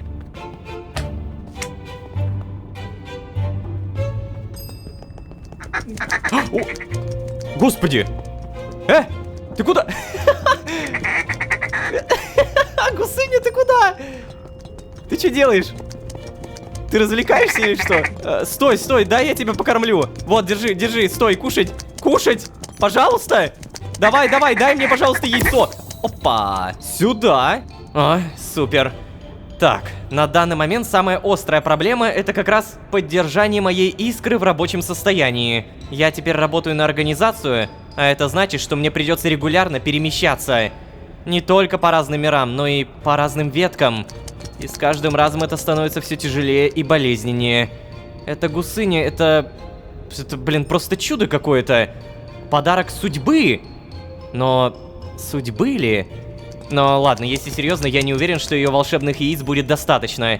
Самое время плотно заняться изучением природы антискинта. Но блин, а это как делать? Мне в этом никто не поможет. Можно, конечно, попробовать запросить эту информацию в качестве зарплаты от организации. Хотя нет никаких гарантий, что информация эта будет правдивой или полной. Но да, ладно, попытаться можно. Ух ты ж. А мы вовремя покормили гусыню. У меня гниль. До свидания. Слушай, а если подумать, то ты неплохо придумал. Попросить информацию про антискин. То есть мы узнаем, из-за чего мы теряем силы. Искрящееся яйцо, наверное, одно так и быть съедим. Вот, чуть-чуть восстановилось, спасибо. И давай, наконец, узнаем, что такое антискинт. Взять. Ух, планшетик. Что нам? О, фига себе. Задание 1. Так, инструктаж. А, это то, что у нас было. Во, результат 9 из 10 баллов. Номер инструктажа бла-бла-бла умноженное на 23. Инструктор Малецкий. Инструктируемый Лололошка. Место проведения... правда, я пытаюсь выцепить какую-то информацию, но, судя по всему, можно просто на нее забить. Главное, что результат 9 из 10. Что у меня тут есть? Зарплата. Аванс. Задание 1. Так, вид задания — ликвидация выжившего. Автор задания — Сильви Блямс. О, мы можем узнать, кто дал нам задание. Координаты, по которым находится цель. Информация о цели — гусь. Просто гусь. Далее, сообщение. Вам никто не пишет. Виртуальный материализатор. Доступен только во время задания. Окей. Мой профиль. Это что такое? Номер сотрудника 993 358. Отдел исполнения решений. Стаж неизвестно. Очки организации 12. Выговоры 0. Нет, ну это аватарка. Почему у меня глаза кривые? За что? Ладно, что мне нужно-то? Аванс, зарплата? История мира Архей. Просмотрено. А, ну да, это мы смотрели. А что мне делать? Вам никто не пишет. Задание. Что мне нажимать-то? Так, ладно, понятно. С зарплатой все-таки придется подождать. Значит, нужно попытаться найти информацию в другом месте. Может быть, так и быть, попробовать снова поговорить с Лаей. Как будто не лучшая идея. Но в целом, давай попробуем. Планшет положим. А, не, нельзя, понял. Тогда просто одеваемся и... Брунус! Угу. Так, Лая. Ну да, конечно. Кто бы мог подумать, что Лаи тут не окажется. Невероятно, блин. Все? Нам приходится валить. О, ноутбук появился, смотри-ка. А такого не было. Это новые предметы. То есть она продолжает сюда складировать свои, что, запасы? Какие-то бумажки появились, тапочки были, еще бумажки. Блин, может быть, все-таки... Что?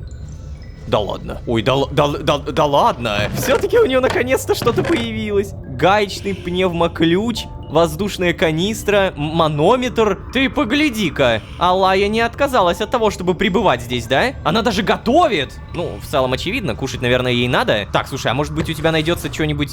Канистра. Не, знаешь, что-то такое, чтобы я вот прям взял и своровал. Консервная банка, сложные бумажные стаканчики, кувшины. Нет, как будто все-таки ничего такого... О, взять книга. Да нет, я так не могу. Она уже все измерение своими вещами завалила. Что она постоянно читает-то? Зачем ей вообще понадобились бумажные книги? Магические способности древних архейцев? Стоп, подожди-ка. Ну-ка. Ну точно! Это же книга из библиотеки Силанхвы. Попалась, Лая.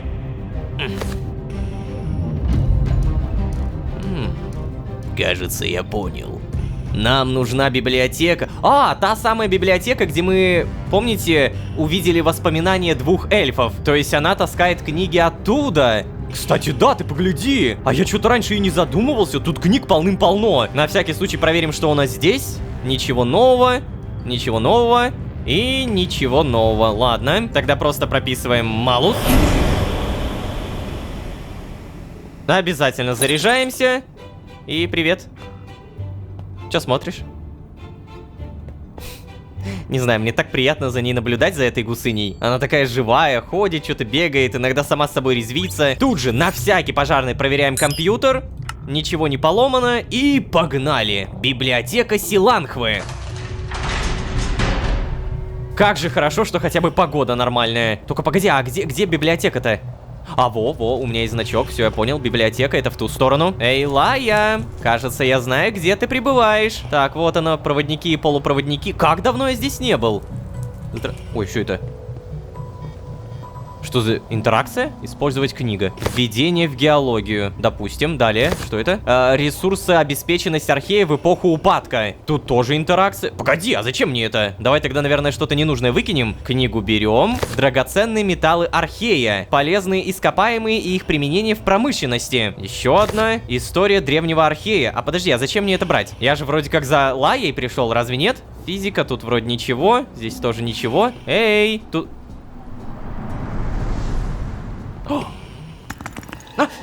Стоять! Стоять, ты кто такой? Назовись, быстро!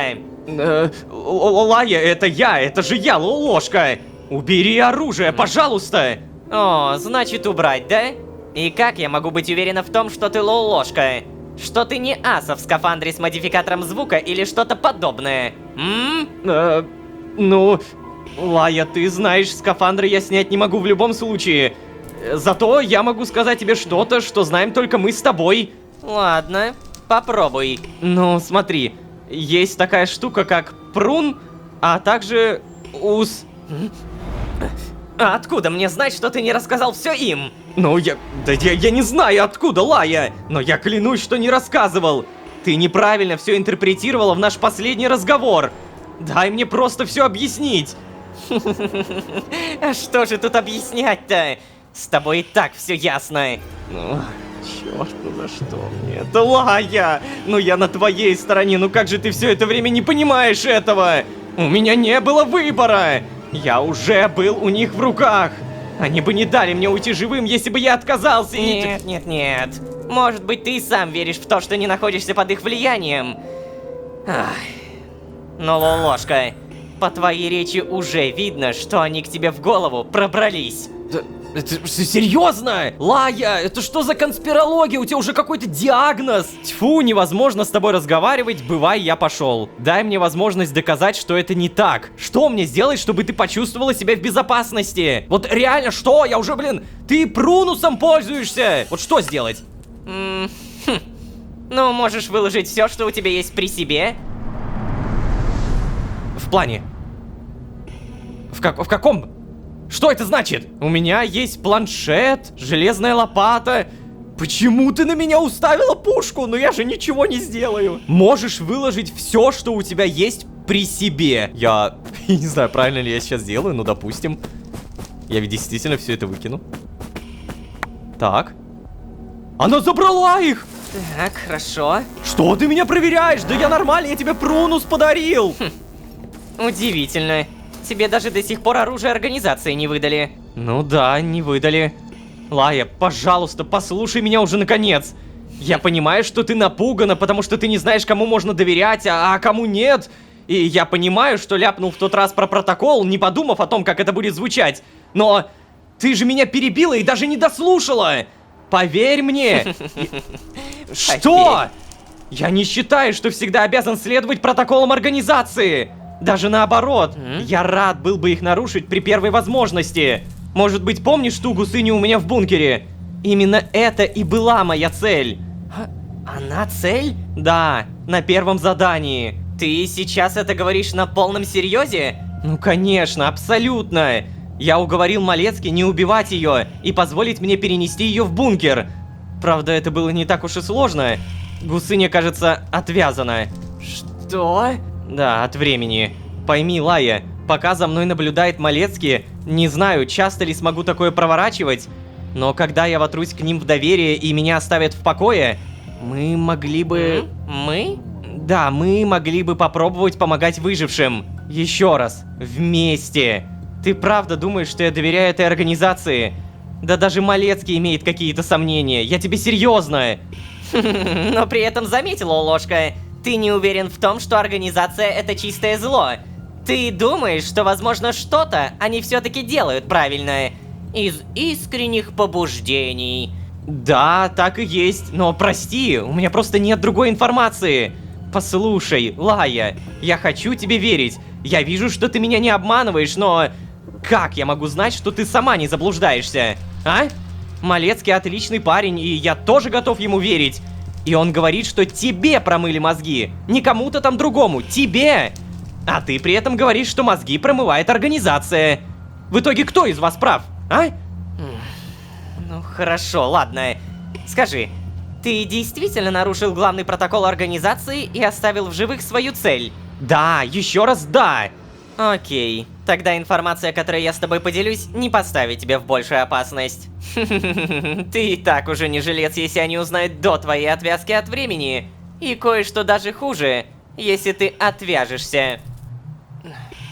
Короче, Лолошка, организация обладает всей полнотой информации обо всем. Но доступ к этой информации есть только у высших чинов, как ты понимаешь. У нас не принято интересоваться тайнами организации, ведь все хоть и знают, что они есть, но проблемы, которые будут, если ты узнаешь что-то не то, настолько серьезные, что у тебя у самого не возникнет желания в это лезть. Да и, признаться честно, большая часть информации обычно не сильно интересная. Но есть кое-что, чего не знает ни один сотрудник. А я считаю, что должны знать все. Так, и что это? Подойди сюда. Так. Послушай, организация не только почищает закончившиеся ветки. Она сама решает, каким веткам закончиться, и уничтожает их. Только, пожалуйста, никогда не говори об этом. Никому. Но... Знаешь, если честно, я не особо удивлен, Лая. Я почему-то с самого начала так думал. Ну, так и если ты думал об этом, ты разве сам не понимаешь, что это ставит всю моральную систему организации под вопрос? Вся эта ерунда про естественный ход вещей. Те, кто узнает об этом, о том, что я сказала, отправляются в подвалы. Подвалы? Подожди, а ты сама-то откуда об этом узнала? Из очень надежного источника. Хорошо, тогда почему ты не в подвале? Да потому что они не знали, что у меня есть эта информация. Я смогла достаточно долго дурить их на проверках. Но это не важно. Важно то, Лолошка, что верхушка организации скрывает эту информацию от сотрудников. А сама же регулярно проводит заседания, где решает, какие ветки стереть, а какие нет. А, вот оно что. Тебе вот самому не кажется, что ни у кого не должно быть такой власти? Да, я понимаю, что стирание веток это необходимая мера, к сожалению. Но тебе опять же не кажется, что раз уж мы подписываемся на вечные страдания, на эти страшные убийства во благо, которые никогда не заканчиваются, потому что веток бесконечное количество, разве мы не имеем права знать правду, принимать участие в принятии решений? О как. Ну слушайте, вот эта секретная информация, до нее действительно можно было догадываться, но то, что нам вот так вот прям вывалили, это немного меняет мое отношение к организации. Хотя оно и так было очень шатким. О, да уж. Знаешь, Лая, конечно, организация не права, что поступает так со своими сотрудниками, и мы обязательно что-то с этим сделаем, но, кстати... Чего? Как продвигается твой план? А, ты про это... Ладно, мне все-таки придется кое-что признать. Лолошка, чем дольше я рассматриваю возможные варианты диверсионной деятельности против организации, тем больше... убеждаюсь в том, что ты был прав. Мы сможем добиться гораздо большего, если хотя бы один из нас будет шпионом в организации. Так что твое трудоустройство нам действительно на руку. Это неизбежно. Проблема только в том, что ты еще совсем новичок. И тебе особо никто не доверяет, понимаешь? Да и доступа в Синклит у тебя нет. Но нет. Отвязываться тебе все равно нельзя ни при каких условиях, ты же помнишь? Да, я помню, не переживай. Твой рассказ был очень красочным. Продолжай. Ну вот и отлично. Будем пока работать с тем, что имеется. Я сделаю тебе такую же глушилку от прослушки, как и у меня. И попробуй не вызывать подозрений ни у начальства, ни у Малецки. Кстати, об этом. Ты удивил меня рассказами о сомневающемся Малецке, конечно. Возможно, нам даже представится шанс переубедить его и... Но пока что не говори ему ничего. Он испугается и... вряд ли тебя, конечно, выдаст, но доверие точно потеряет. Особенно после твоего задания, которое... Как ты вообще получил задание так рано? Кстати, я тут занималась изучением разных приспособлений для слежки и прослушки. Дай мне еще немного времени, и мы сможем приступить к конкретным действиям. Ну, хорошо. Слушай, а ты не хочешь в убежище-то вернуться? Если бы сейчас я был не я бы мог подкрасться к тебе, пока ты спала. Ой, не надо. Я, естественно, случайно заснула. Но...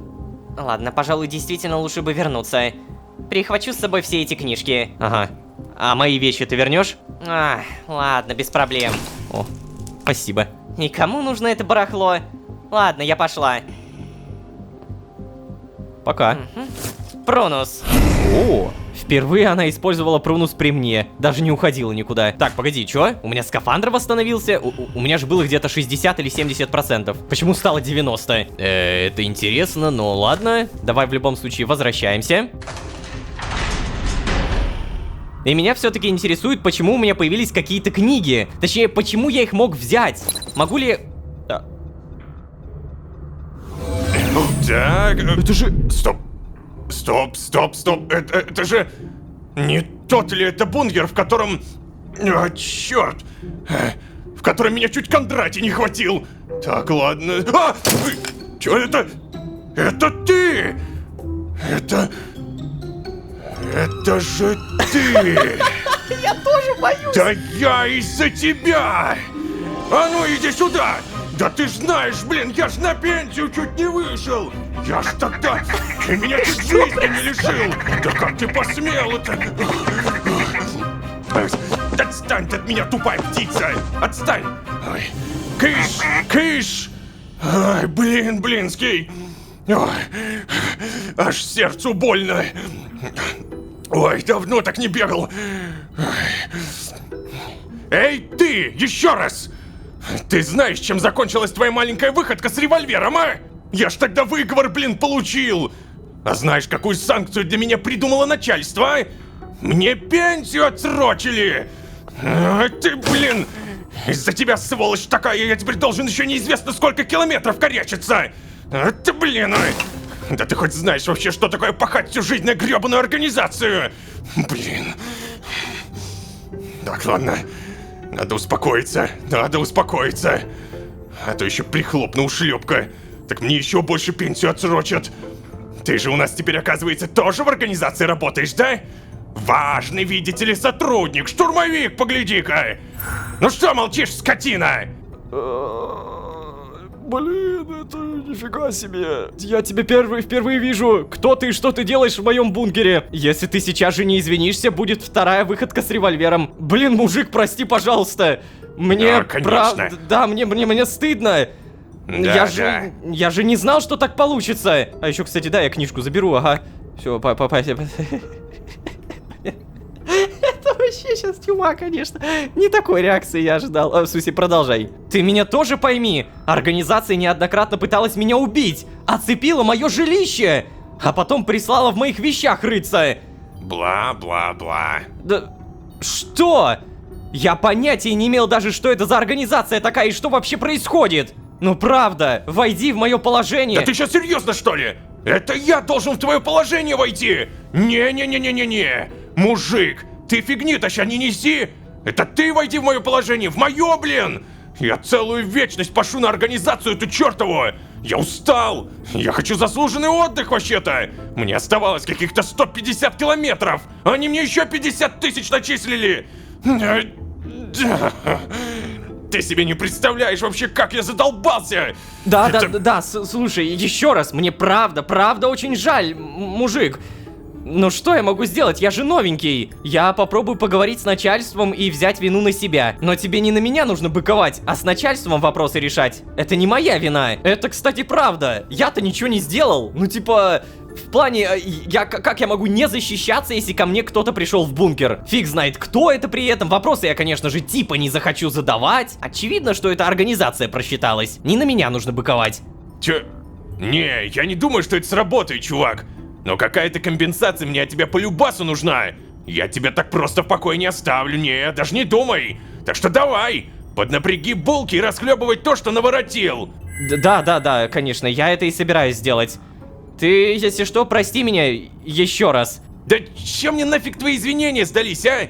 Ты добейся мне отмены наказания, тогда, может быть, и поговорим. Все, давай, пошел я, у меня дела. Я сюда вообще по ошибке переместился. Не то задание, блин, открыл. Желаю тебе никогда не выйти на пенсию. Адиос! О! И его ящик тоже ушел. Капец. Да, ну и дела. Некрасиво получилось, конечно. Ну а кто? Кто ж мог знать-то? Ладно, может быть, поговорю об этом с Малецки. Возьму всю вину на себя, и, по идее, меня-то они наказать не смогут, верно? Я ведь тогда еще в организации не был, не работал. По крайней мере, надеюсь, они согласятся с этой логикой. А вообще, этот техник отвлек меня от действительно важных вещей, о которых, кстати, лучше не говорить вслух, когда в бункере прослушка. Итак, разговор с Лай навел меня на некоторые мысли. Я теперь точно знаю, что ветки уничтожает сама организация. Это, конечно, не точно, но эта версия самая правдоподобная. Но зачем она уничтожает? Интересно, что даже Лая, ярая противница организации, уверена, что это необходимо. Мне бы очень хотелось послушать версию высшего руководства на этот счет. Когда-нибудь мне удастся добраться до этой информации. А еще, кстати, Лая сказала одну интересную вещь. Она бросила это как бы невзначай, не придав этому особого значения. Но мне это кажется чрезвычайно важным. Этих веток бесконечное количество. Так а если веток действительно бесконечное количество, что происходит с бесконечностью параллельных реальностей? Они же никуда не деваются, но организация как будто не занимается ими. Знают ли они о существовании параллельных реальностей? Могут ли они перемещаться по ним? Судя по тому, что я успел увидеть на данный момент, ответ – нет. Ну или, скорее всего, нет. Значит ли это, что в каждой реальности существует своя вневременная организация? Или не в каждой? Или эта организация — это какая-то аномалия? Ах, блин. У меня голова от всего этого пухнет. Надо срочно в Прунус. А, снова Клаи? Окей, сейчас, подожди. А что это в итоге за книжки? Так, вот это уберем, вот это уберем. Давай, наверное, на всякий случай оставим. Так, в итоге мне задание дали. Спасение ущемленных, дело рук Лол-ложки. Поговорить с Малецки, добиться того, чтобы наказание было отменено. Да, из-за моих плохо обдуманных действий пострадал ни в чем не повинный сотрудник технического отдела, который скоро должен был выйти на пенсию. Я хоть и не мог поступить иначе, все равно должен помочь ему. Это мой долг, так как своими действиями я изрядно подпортил ему жизнь. Я хоть и новенький, но у меня же хорошие отношения с Малецки, а также есть основания полагать, что я зачем-то нужен организации. Поэтому они готовы идти мне на уступки. А, ну да. Выпросим, чтобы помочь этому бедолаге. Даже не знаю зачем, но окей. Да, скафандр надеваем. Ой, стоп. Сначала надеваем. Я уже начал малус прописывать. И бам. А, стоп, какой малус, блин? Я имею в виду Прунус.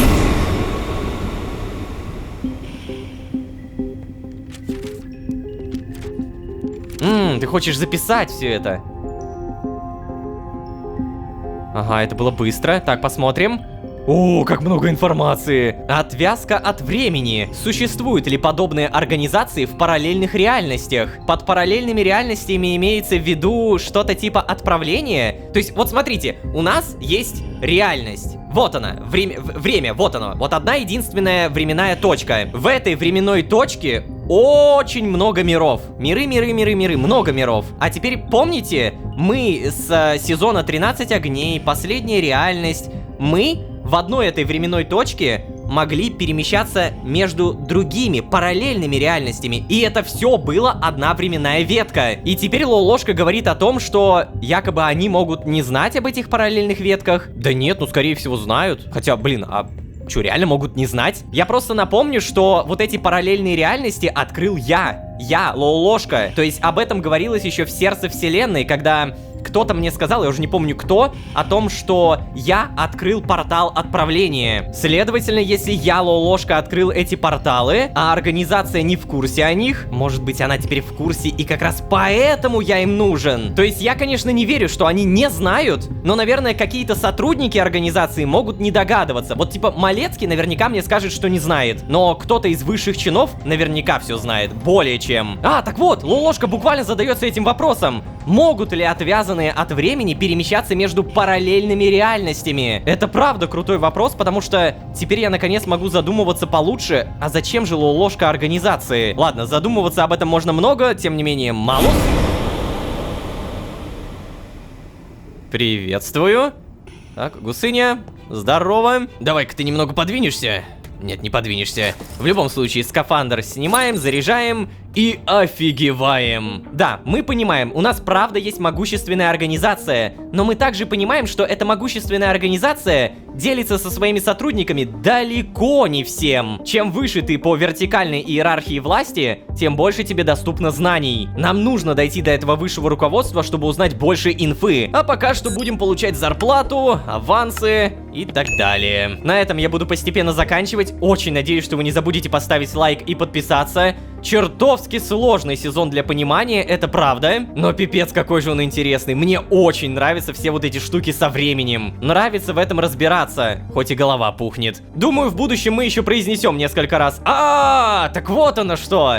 А на этом, опять же, не забывайте, пожалуйста, про лайки, про подписки, про ваши комментарии с догадками. Ну а если вы здесь впервые, то можете еще и позвать друзей. А с вами были Лолошка и...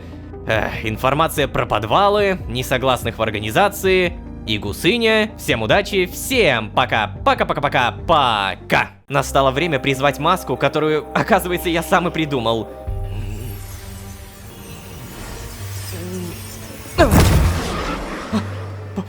Получилось! Теперь открыть портал.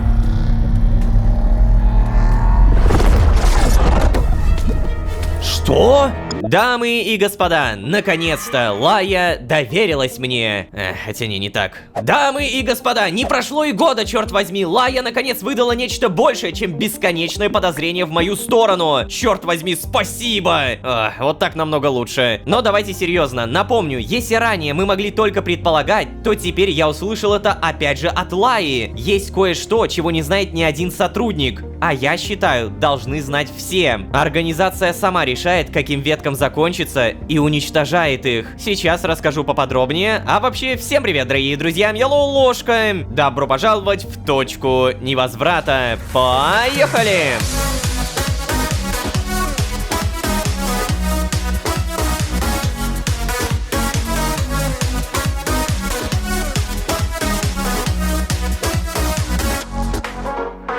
И снова всем привет, дорогие друзья, я Лолошка. Добро пожаловать в точку невозврата. Сезон, в котором мы узнали то, что, по всей видимости, не знает ни Малецкий, ни даже Аса. Напомню слова Лаи. Организация сама решает, каким веткам закончится, и уничтожает их. На мой закономерный вопрос: подожди, а ты сама-то откуда об этом узнала? Она отвечает: из надежного источника. Бога ради, Лая, я уже скоро буду думать, что ты выдумываешь эти надежные источники.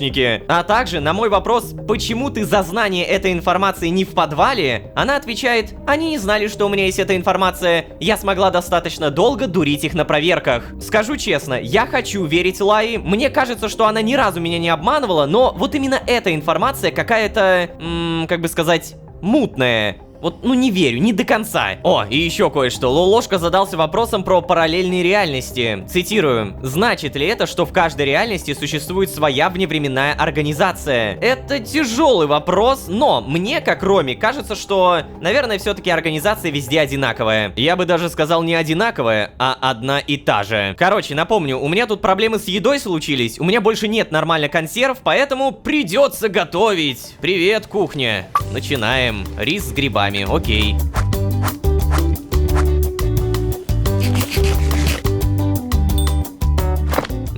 Спасибо большое. В итоге у меня рис с грибами и вареный рис. Но при этом я уже поел. Так, стоп. Не дает мне покоя эта мысль о параллельных реальностях. Время ведь по сути везде одно, да?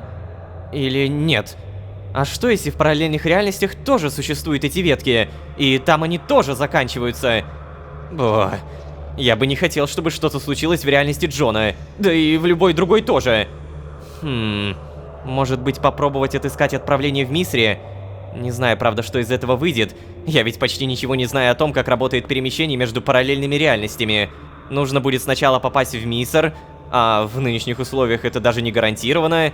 Далее нужно будет призвать маску Междумирца. Здесь, пожалуй, шанс на успех еще ниже. А потом-то что? Я однозначно не стану отправляться в другую реальность сам. Но! Может ли быть такое, что кто-то из первых ждет меня на другой стороне? Мы ведь создавали отправление как раз для этих целей, да? Если в других реальностях тоже все идет не так, наверняка кто-то должен быть у отправления. Если я прав, я получу ценнейшую информацию. А также, возможно, путь отступления на случай, если тут станет еще хуже. Хотя, куда уж хуже, казалось бы. Но ладно, мироздание каждый раз способно удивлять. Забавно. Я ведь правда прямо сейчас рассуждаю немного как мироходцы в представлении Лайи. Но я не собираюсь сбегать, Лайя! Не собираюсь! Я просто пока что хочу проверить, нет ли аварийного выхода у этой реальности. Если уж не будет никакого шанса спасти ее, то я смогу спасти хотя бы себя. Да и еще и Лаю с собой захватить, наверное. Тогда посмотрим, как она меня критиковать будет. Да. Подожди, что? Ты еще даже не знаешь, как работает организация в этих реальностях, а уже думаешь о каком-то плане побега? Зачем? Понятное дело, что организация, учитывая, что я теперь о ней многое знаю, так просто меня не отпустит. Но такую проблему как будто надо с корнем решать. Ладно, в любом случае, давай-ка, наверное, одеваемся. О. Итак, сосредоточиться на отправлении. Черт. В голову постоянно лезет мысль Хатентепа. И эта скрюченная фигура на песке. Слишком уж свежие эти жуткие воспоминания. Так, давай, Лолошка, сосредоточься. Отправление.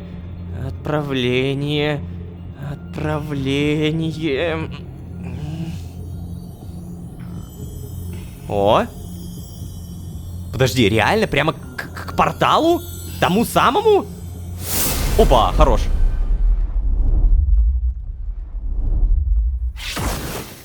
Так. Это должен быть такой маленький круглый остров, да? О, нет, это не маленький круглый остров. Далеко не маленький. Все-таки мысль Хатентепа сбил меня с толку. Придется идти пешком. Ой, блин, тут уровень радиации 3. Ай-яй-яй-яй. Подожди, в смысле, а куда мы пришли-то? Не, я как бы понимаю, что тот маленький круглый остров мог превратиться в большой спустя время. Ну ладно, это все еще маленький остров. А вот и оно. О, столько воспоминаний. Даже не верится, что я снова здесь. И еще меньше верится, что возвращаюсь сюда в таких обстоятельствах. Зная, что все мертвы. Или, может быть, даже никогда не существовали. Если так задуматься, их существование было прокручено через мясорубку обратно. Как бы отмотано. Если я, конечно, правильно понимаю Малецкие. Когда так это формулируешь, то даже как-то облегчение наступает, что ли. Хотя бы знаешь, что они не умерли мучительной смертью, не бились в агонии, как Хатентеп, а просто исчезли, даже сами того не заметив. Так, ладно, настало время призвать маску, которую, оказывается, я сам и придумал. Но при этом я этого не помню, как и не помню, как ее призвать, блин. Но у меня же когда-то получалось несколько раз. Давай, Лолошка, и в этот раз получится. Да, ладно, давай. О, привет! Да, Лолошка, давай, у тебя получится. Порви их всех. Ты самый крутой. Ну, после меня, конечно. Спасибо за поддержку, Джон. Обращайся. А еще знаешь, лучше не обращайся. Что? Ай, да ну тебя, Джон. Итак, сосредоточились.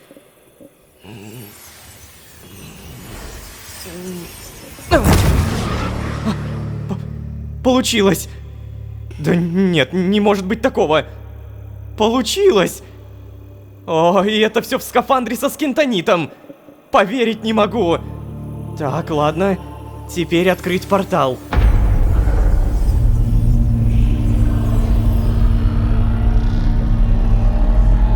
Ага.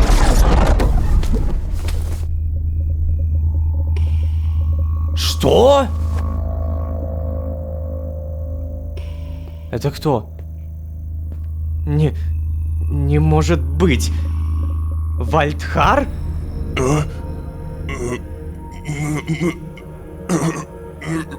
Кто? Эй, Вальдхар, это я, Лолошка. Эй, ты что, не узнаешь мой голос? Ну же, Вальдхар, ты помнишь меня? Я тоже первый. Давай, приди немного в себя, пожалуйста. Мы с тобой виделись в последний раз очень-очень давно и одновременно совсем недавно. С нами были Эграса, Гуах, Туилин, Нардуш. Фалинда тогда не смогла прийти. Ты помнишь, как мы наложили печать на Архей? Возможно, для тебя это была не последняя наша встреча, но... А может быть, ты никогда и не видел меня, и у тебя есть свой Лолошка из вашей реальности. Или свой Джон, или еще кто. Но мне кажется, мое имя все же тебе о чем-то договорит, правда? Ну же, Вальдхар. Ложка, старый друг. Наконец-то я смог. В моей реальности там ад. Ад? Ты хочешь сказать, тебе в твоей реальности так же плохо, как здесь? Да, оно не прекращает. Тихо, ладно, спокойно, приятель. Ты не обязан сейчас мне все это рассказывать. У меня есть укрытие, и там ты не будешь страдать. А? Спасение? Да, Вальдхар, спасение. Мне от тебя нужно всего лишь одно последнее усилие. Скорее всего, тебе придется использовать почти всю искру, которая в тебе есть. Ты чувствуешь свою искру, Вальдхар? Ну же, вспомни. Ты первый. Ты чувствуешь, как твоя искра реагирует на мою? Да. Отлично. Ты сможешь использовать преследование искры?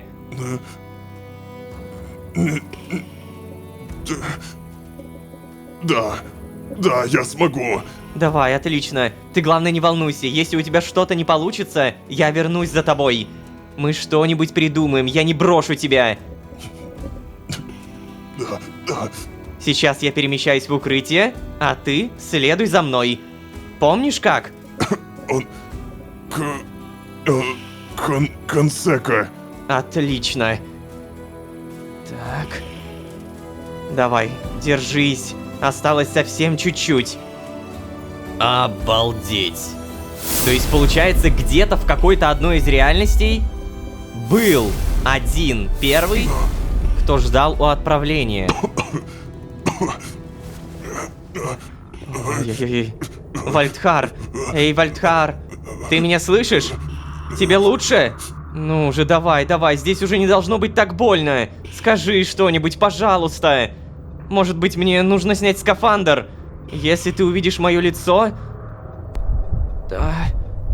О, черт. О, так тебе самому хреново от этих перемещений. А, сейчас, да, точно. Нагрудник снимаем. О, черт, бедняга. Наверное, у него болевой шок и полная перегрузка организма. Он еще долго будет восстанавливаться после такого.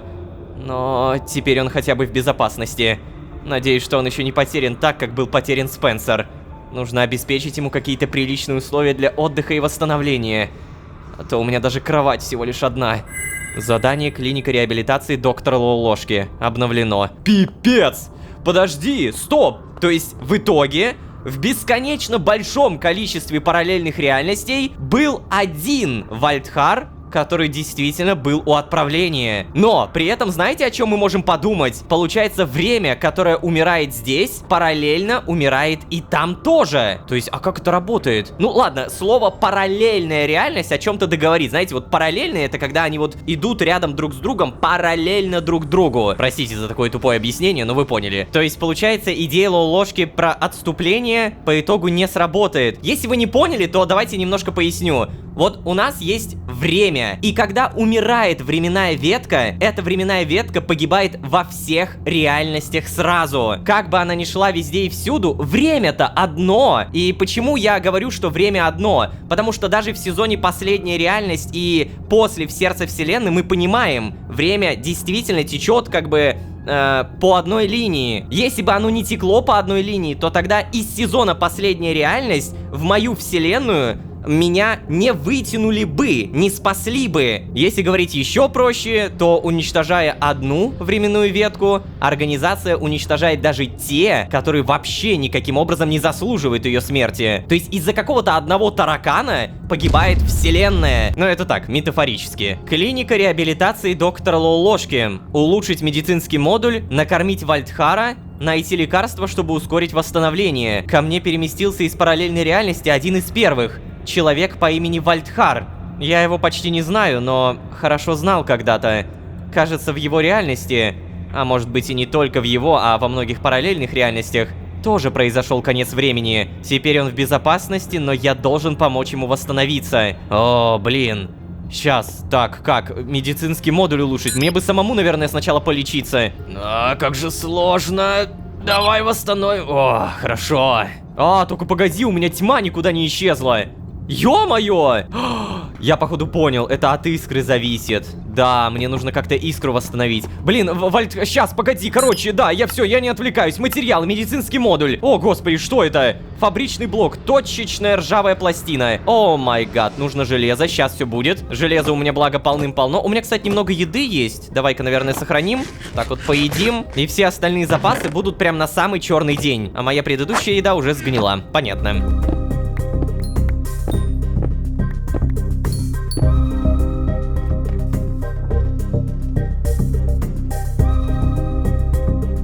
Замечательно. Компактная медицинская лаборатория, позволяющая оказывать большинство видов помощи. Собрано. Улучшаем. И никакой катсцены при этом, да? Просто улучшили. Окей, сейчас пойдем тогда быстренько проверим, как это работает. Ты правда улучшилась? Батюшки, нифига себе. Это... Что? Тренировка завершена. Что? Какая еще к черту тренировка? Что я сделал? А, мне дали опыт! Да ладно! То есть все это время я мог вот так делать. Стоп, что это? А, во, Вальдхар, отнести на кровать. Давай. Задание клиника реабилитации. Может быть, мне бы, конечно, самому сейчас не помешало яйцо, но Вальдхару оно явно нужнее. Попробую покормить его. Вдруг ему немного полегчает. О, кстати, точно, у тебя же яйцо есть. А, так, ладно, как? Вот, скормить яйцо. О, угу, хорошо. Вальдхар в безопасности и накормлен. Кажется, энергия искры идет ему на пользу. Но нужно еще больше. Где же мне взять-то ее? Она у меня у самого в недостатке. Может быть, есть какие-то другие способы помочь ему? Так, да, надо сходить к Лае и посоветоваться. Вдруг она что-то знает. Надеюсь, она в карманном, пожалуйста. Сейчас, окей, я понял, да. Вот единственное, что мне бы тоже как-то это покушать. Эй, гусыня, привет. Слушай, я бы хотела тебе еще одно яйцо получить, пожалуйста. Вот, держи, кушай. Пожалуйста. Гусю вкусно, это хорошо. Искрящееся яйцо, так, мы обязательно кушаем. Стало получше. Что такое? Что ты ко мне подбежал? Подбежала, в смысле. Еще кушать? Нет, больше не хочешь. Но все, тьма исчезла. Фух! Господи, я уже так задолбался с этой тьмой, правда. Эй, гуси-гуси га-га-га. Иди сюда. Как она понимает, когда нужно прибежать ко мне, а когда нет? Когда просто сама захочет? Ладно, короче, мне, да, опять же, лая. Берем скафандр, надеваем. Тут же прописываем прунус. Опа. А вот и ты. Я тут как раз заканчиваю твой глушитель, как и обещала. Ого. Спасибо большое, Лая. Это ты быстро. Знаешь, я элементарную антенну, кажется, недели 3 собирал. Видимо, недели 3 это долго, да? Я удивлена и не удивлена одновременно. Так, короче, дай мне буквально сантиметр. Это время такое, да? Все, готово. Держи. Глушить. Не волнуйся, радиус действия у него приличный. На твой бункер точно хватит. Лая, еще раз тебе спасибо большое. Ой, да ладно тебе. Он правда кстати. А вообще, знаешь, у меня к тебе очень срочное дело. Так, хорошо, выкладывай. Я тут, видишь ли, задался одним вопросом. Он очень важный, но мы его с тобой потом обсудим. Ну ладно. Скажем так, мне на голову свалился знакомый, который пострадал от времени. Так, продолжай. Я его отнес в бункер, но он все еще в отключке. Энергия искры, кажется, помогает ему восстанавливаться, но мне взять-то ее особо неоткуда. Я сам еле справляюсь. То есть не справляешься? Почему? Но это потом, возможно, расскажу. Так вот, я бы просто хотел спросить, нельзя ли как-то иначе ему помочь, без использования искры? Ну и вопросики ты задаешь. Я бы предпочла начать разговор с «Откуда ты в мертвой ветке находишь постоянно живых?» Но... Нет. Не думаю, что есть какие-то варианты, кроме подпитки искры. Если бы я знала, как помочь выжившим, Лолошка, я бы давно уже этим занималась. Повезло, что твой друг мироходец. Как раз энергия искры ускорит его регенерацию и поможет телу и психике быстрее восстановиться. Но... я не уверена, что после нахождения в концентрированном времени вообще можно восстановиться. Ага, ладно. Я понял тебя, Лая, спасибо. Но как же в итоге быть-то? Где вообще можно взять энергию искры, если в этой ветке не осталось ни скинта, ни мироходцев? Подожди. А что если... такое? Ты придумал что-то? Кажется, да, я придумал. Нет, подожди. Ответь сразу, это безопасно? Знаешь, не более опасно, чем ходить по архиву в скафандре, думаю. Не переживай, Лая. Но я все позже тебе расскажу, позже. Мне срочно нужно проверить одну штуковину. Да нет же, Лолошка, какую штуковину? Нет времени объяснять, Лая, прости. Малус. Что, подожди. Итак, а теперь серьезно. Может ли быть такое, что в архиве где-то остался скинт? Хоть что-нибудь, хоть какие-нибудь его следы. Я ведь особо за пределы Силангвы-то и не выходил. Да и смысла не было. Я понятия не имею, где искать. Но если хоть где-то остался скинт, он может сработать как канал силы. Почему я раньше об этом не подумал? Привык, видимо, что Джон рядом. Ну же, давай. Хоть что-нибудь. Хотя бы одна последняя крупинка. Ого! Блин, нифига, Лолошка начал прям так серьезно пользоваться своей искрой. Мне нравится. Что? Серьезно? Да ладно, неужели получилось? Черт, да, сегодня мой день. Правда, если не считать постоянного головокружения и падения силы искры. Так, ладно, где это я? А главное, где тот скин, с которым мне удалось связаться? Блин, это так прикольно! В этом сезоне Лолошка начал использовать свои силы. Это реально первый сезон, где он, делает это не по наставлению кого-то, а потому что сам захотел. Да, единственное, что жалко, мы даже сбежать никуда не можем, по сути. Как мы уже поняли, нельзя сбежать даже в параллельную реальность. Так, ладно, скинт. Мы связались со скинтом, следовательно... Фига себе, что тут есть? Да погоди. А я, наверное, все это возьму. Че это? Здесь ничего. Какая-то крепость, в которой я ни разу не бывал. Коричневый краситель. Неинтересно. Нет. Наверное, незерский нарост заберем. И в итоге... Куда мне? Коренье скинтовика ложного. Подожди. То есть Лолошка подумал о скинте, а его искра направила на это? Блин, реально. Сейчас, погоди. Давай-ка, наверное, мы возьмем это. Бутылочка воды не надо. Возьмем все вот эти 3 бутылька. Выращен в огороде. Неприятно пахнет. Выращено в саду. Это не то? Подожди, если Лолошка это не комментирует, значит это не то. Я-то думал то, что это оно.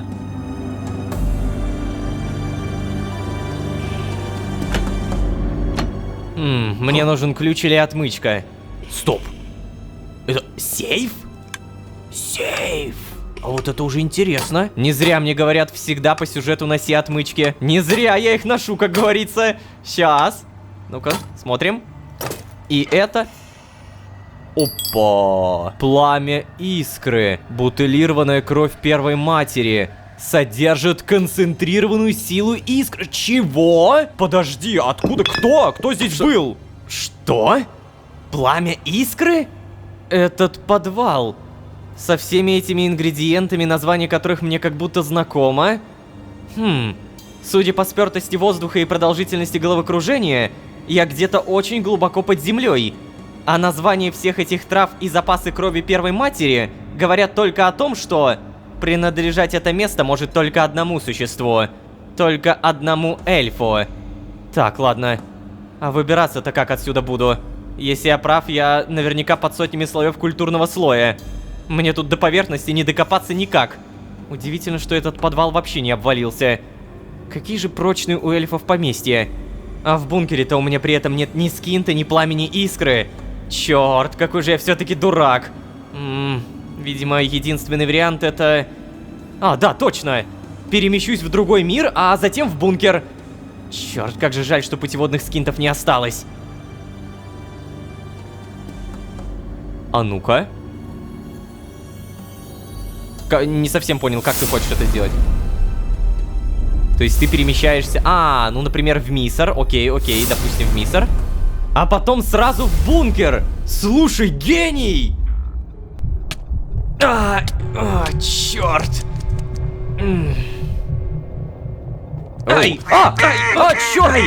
Да ладно, не кусайся! Сейчас я тебя покормлю! Да, один разок было, не съел же я тебя в конце концов! Ну, хватит! Да сейчас! Бога ради! Можешь чуть пониже щипаться! Ай, блин! Черт, да ладно! Ай! Гусыня! Сейчас покормлю, подожди! Какая неугомонная! Да блин! Стой! Ай-яй! Сейчас, вот, на, кушай!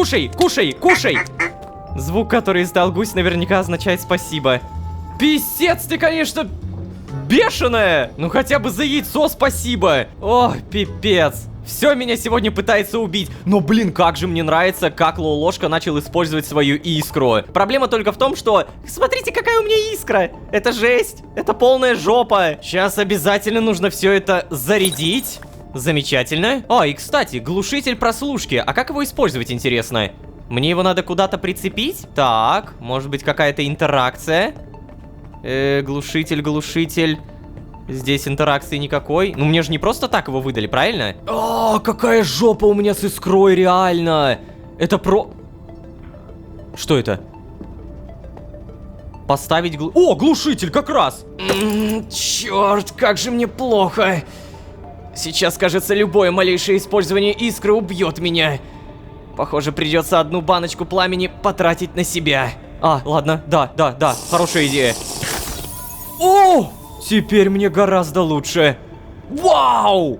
Это очень дорогая штуковина. Бутылированная кровь первой матери. Подожди, а когда Лолошка сказал вот эту фразу? Сейчас найду. Название всех этих трав и запасы крови первой матери говорят о том, что принадлежать это место может только одному существу. Только одному эльфу. Кому? Блин, я не понял. Честно, я не понял. Вы поняли? Ладно, я в итоге выпил. И стало...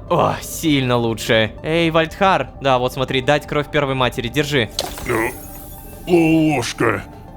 Это ты? Что я... Тихо, подожди. Давай еще немного лекарства примем. Еще? Ладно, вот, держи. Ой, он прям порозовел. Лолошка, спасибо тебе. Да, Вальдхар, теперь ты в полной безопасности. Тебе больше не придется мучиться. Как хорошо. Не знаю, правда, насчет окончания мучений. Я видел столько страданий. Адских, невыносимых, вечных страданий. Я даже не знаю, смогу ли забыть это. Что ты имеешь в виду? Ты хочешь сказать, что в твоей реальности ты не единственный выживший? Нет, не единственный. Хотя лучше бы был единственным. Поподробнее, Вальдхар. Никто не приходил в твою реальность, чтобы добить этих выживших? Лолошка, это было бы настоящим избавлением. Но нет, никто не приходил. То есть ты никогда не слышал об организации? Какой еще организации? Тут как будто слов не хватает. Обычно же организация такая-то или организация того-то. Но чтобы просто организация... Нет, такое слышу впервые. Черт. Опять. Больно. Будто бы я родился и умер. Ой, сейчас тебе искра. Слушай, Вальдхар, мне очень жаль, что тебе пришлось через такое пройти. Давай, отдыхай пока. И если что, прости, я больше не буду тебя беспокоить. Потом поговорим, да? Ага, алло. Как же давно я не произносил твоего имени, черт возьми. Ты погоди, вот я ща... Да, само собой. Давай, отдыхай уже. Задание выполнено. Так, подожди. Никто не приходил? Получается, ты никогда не слышал об организации. Не, ну почему не слышал, Вальдхар, это в целом понятно, потому что они скрытные. Но то, что никто не приходил и не добивал... Помните, в предыдущей серии Лолошка сказал кое-какую фразу? Или эта организация — это какая-то аномалия? Они разрушают время в этой реальности, но при этом разрушение времени затрагивает все параллельные реальности с этой же временной линией. Блин, а как? И при этом там их не существует, или что? Короче, это очень интересные вопросы. Правда, пока что сейчас, если мы будем думать об этом и выстраивать какие-то теории, скорее запутаемся. Тем временем у меня остается последнее пламя искры, и его надо по-любому использовать с умом. С каждым разом нам все больше говорят об этой организации, нам все больше понятна суть этой организации. И одновременно с этим не совсем ясно, как она работает. Истинную суть данной конторки мы явно поймем только если дотянемся до высших чинов. Потому что ни Малецкие, ни Аса, ни какая-нибудь Луиза, они явно не шарят до конца, зачем они работают на эту организацию. Да, они верят в идеологию, но идеологии тут явно недостаточно. Есть какой-то более глубинный смысл. И уже об этом глубинном смысле мы будем думать чуть дальше. Как-то это все-таки связано и с параллельными реальностями тоже. Хотя организации там при этом нет. Как говорится, поживем, увидим. Не забывайте, пожалуйста, про ваши лайки, не забывайте про подписки. Ваша поддержка — это лучший буст мотивации. Спасибо большое. Не, ну я правда надеюсь, что вы не пропустили это мимо ушей. А с вами были Лолошка и еще один первый по имени Вальдхар и последнее пламя искры. Всем удачи, всем пока. Пока-пока-пока. Пока. Эй, гусыня, ты где? Хочу тебя покормить. Так, тихо, слышу. Слышу. За что? За что, блин? Надо вернуться к отправлению и убраться отсюда. Да, я уверен, кто-то из наших еще остался в других вселенных. За последний отчетный период вам полагается 4 нейтрализатора. И 1 в качестве премии за успешное выполнение первого задания. Что? Всего лишь 5? О, все мы знаем, Лолошка у нас истинно первый. Но также мы знаем, что не единственный. Дамы и господа, впервые за буквально все время существования сезонов перед нами точно такой же первый. Первый, кто в параллельной реальности, как и я, застал конец времени. Попрошу любить и жаловать, Вальдхар. Я не ошибусь, если скажу, что мы с ним знакомы миллионы лет. Правда, все это время, видимо, не особо общались. Напомню, мы его покормили, напоили. Прямо сейчас он восстанавливается и, возможно, даже восстановился. Пойдем проверим. А вообще, всем привет, дорогие друзья, я Лолошка. Добро пожаловать в точку невозврата. Поехали!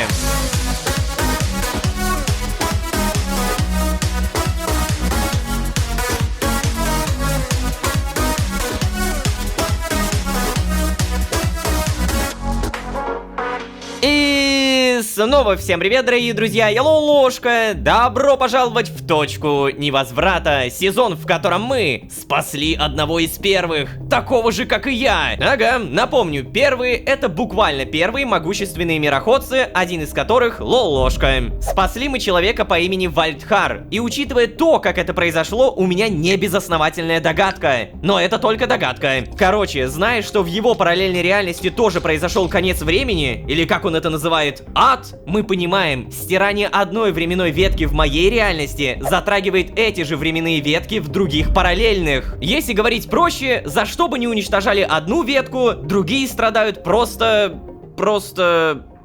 Ну просто. И ведь эта информация становится увлекательнее, потому что мы знаем, организация своим сотрудникам не распространяется, что это именно она выбирает, какую ветку уничтожить. И опять же, именно организация подает это так, будто все это само. Ветка погибла естественным путем, честно-честно. А теперь вишенка на торте. Из слов Вальдхара мы поняли невероятно важную информацию. В той параллельной реальности никакая организация не добивает выживших. Но почему, черт возьми? Это же полностью ломает их идеологию. Причем у меня ощущение, что об этом не знают именно рядовые сотрудники, типа Малецкие или даже Аса. Не ироничный вопрос: зачем нужна организация, которая по сути делает хуже и походу знает, что делает хуже? Господи, Гусыня, что с тобой? Я тебя обязательно скоро покормлю, а пока что... Вальдхар? Как же сочно храпишь. Поговорим? Нет. Нет. Возможно, сейчас лучше не беспокоить его. Пусть отдыхает и набирается сил. К тому же я все еще не знаю, что же мне с ним делать-то. Лая, конечно, очень помогла с глушилкой, но... Зная моду сотрудников организации заявляться без приглашения, надолго меня эта глушилка прослушки не спасет. Надо придумать, как обезопасить Вальдхара от организации. С ним точно не выйдет, как с Гусыней. А еще он так измученно выглядит. Сколько же всего ему пришлось пережить. Я понимаю, что его нахождение здесь рискованно для нас обоих, но... Черт! Как же я рад, что я теперь не один. Ой. Ладно, следует вести себя потише. Прости. Тебе это может быть бутылочка. Последняя бутылочка, только ради тебя, серьезно. Так, короче, мне нужна Гусыня. Эй, Гусыня, ты где? Хочу тебя покормить. Так, тихо, слышу. Слышу. За что? За что, блин? Да бога ради, я и так тебя пытался покормить сейчас. Стой! Успокойся! Не надо меня бить за то, что ты вечно голодная. Какая же тупая, блин, Ай, птица. да не кусайся, сейчас я покормлю тебя. Вот, возьми. Блин, не то. Вот томаты. На. Ура! Фу. Интересно, а ты как-то оптово производить их можешь? Подозреваю, это означает нет. Оставить яйцо себе или оставить яйцо для Вальдхара? Даже так? Но, блин, а какая разница? Яйцо в любом случае у меня. Оставить яйцо для Вальдхара, ну, допустим. Думаю, все-таки ему будет нужнее. Яйцо Гусыни. Не трогай это для Вальдхара. Ух ты! То есть я даже съесть не могу, да? Не могу. Все равно могу. Сейчас, погоди, Вальдхар! Могу ли я дать? Мне не получилось. О, кстати, надо сейчас вот и сюда зайти. И... О, да. Тренировка завершена. Я теперь могу ходить в медмодуль, и мне дают опыт за это. Ох, как это круто! Ты погляди, у нас тут и кровать... Стоп, это гантели. Использовать ничего не могу, но, во всяком случае, у меня 36 тысяч опыта. Надо бы, не знаю, там, наверное, потратить. Я помню, интеллект надо прокачивать, потому что в нем прям много всяких геномов. Давай так, мы интеллект прокачаем один раз. Ладно, потом еще раз. Ну и ладно, еще раз. Блин, еще раз. О, шикарно. Очко генома. Сразу проверим, что же я хочу. Допустим, вот, на опыте. Каждый добытый инструментом блок дает по 1 единице опыта. Погоди, тут уже не интеллект нужен. Тут надо 20 ловкости. Ё-моё! Надо было прокачать ловкость. А теперь не хватает. Ну да ладно, в любом случае опыт теперь фармится. Здесь ничего не можем сделать. Вальдхар, у тебя все будет нормально, не парься. Мы тебя еще запоим, накормим. Все будет отлично.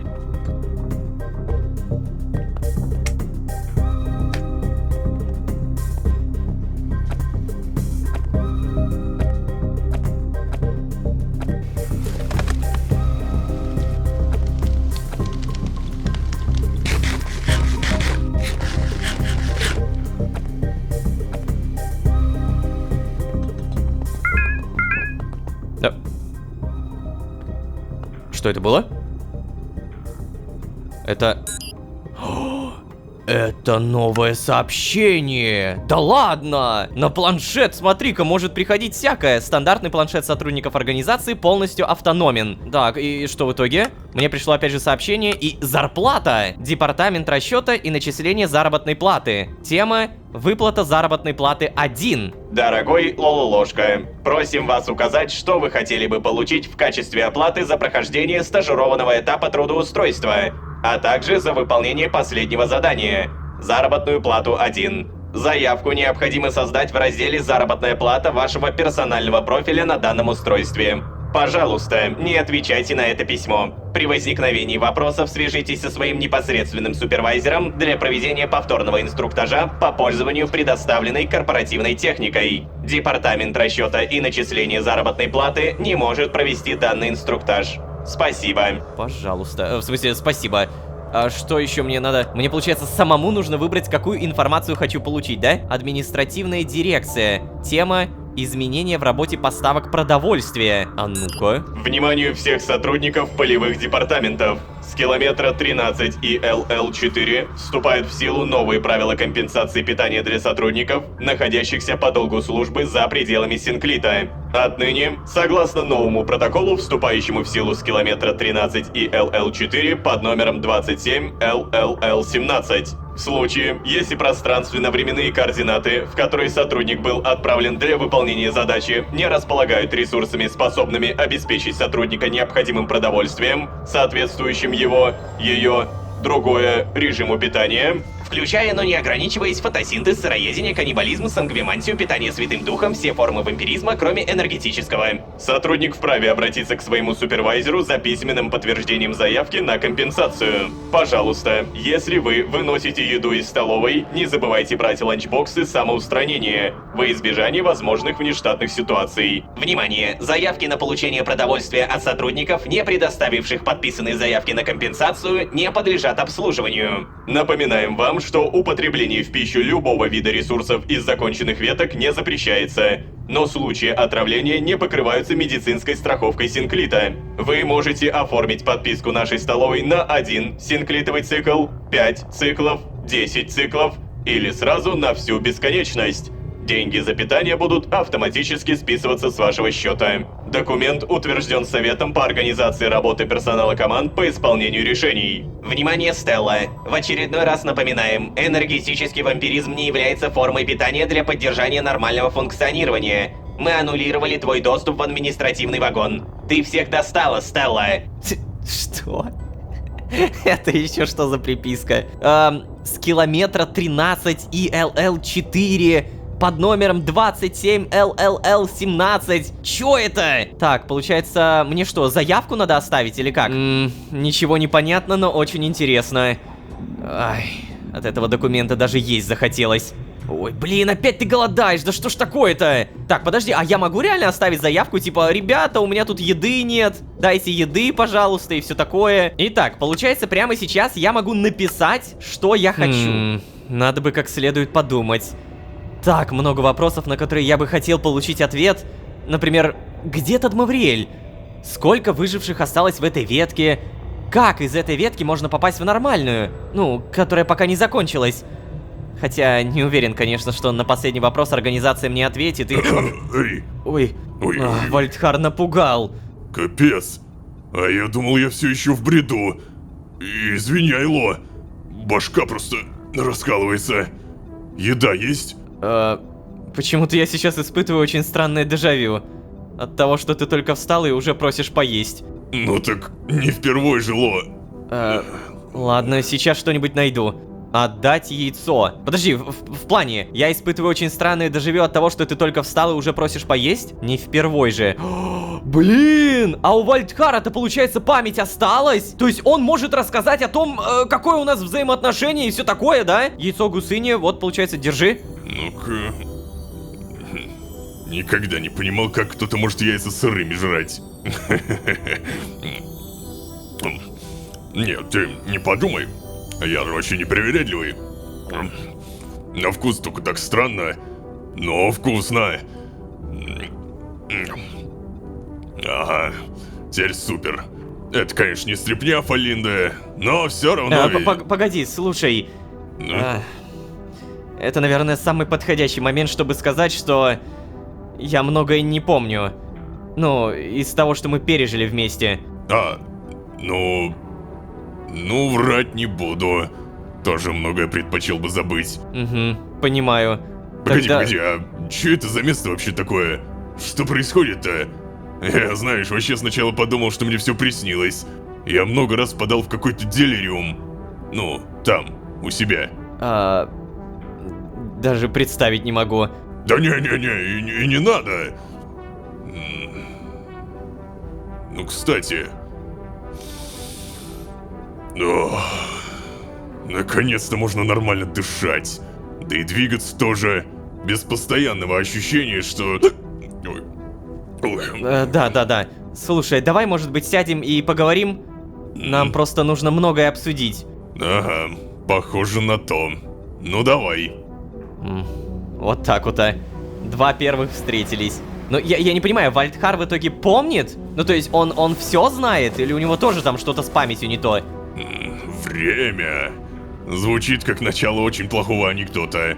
Однажды время закончилось, и началось, и продолжилось. Эй, Вальдхар.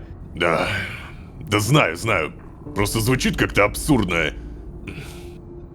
То есть это у него такой первый опыт.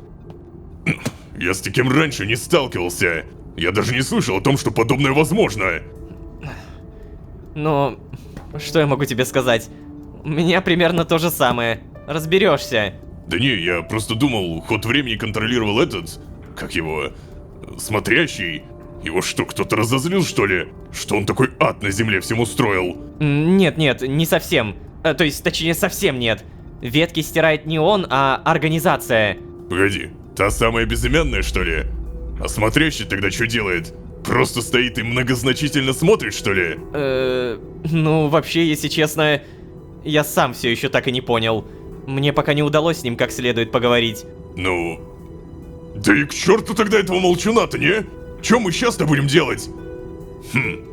Как заставить время снова идти нормально?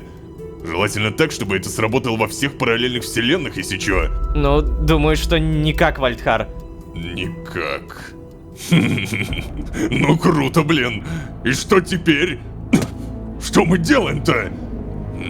Ложка. Надо убираться отсюда. Туда, где время нормальное, понял? И не пытаться никого уничтожить. Не надо. Нет, Вальдхар, слушай, это не так просто. А, да? Да, я пытаюсь понять, что мне делать с того момента, как я здесь оказался.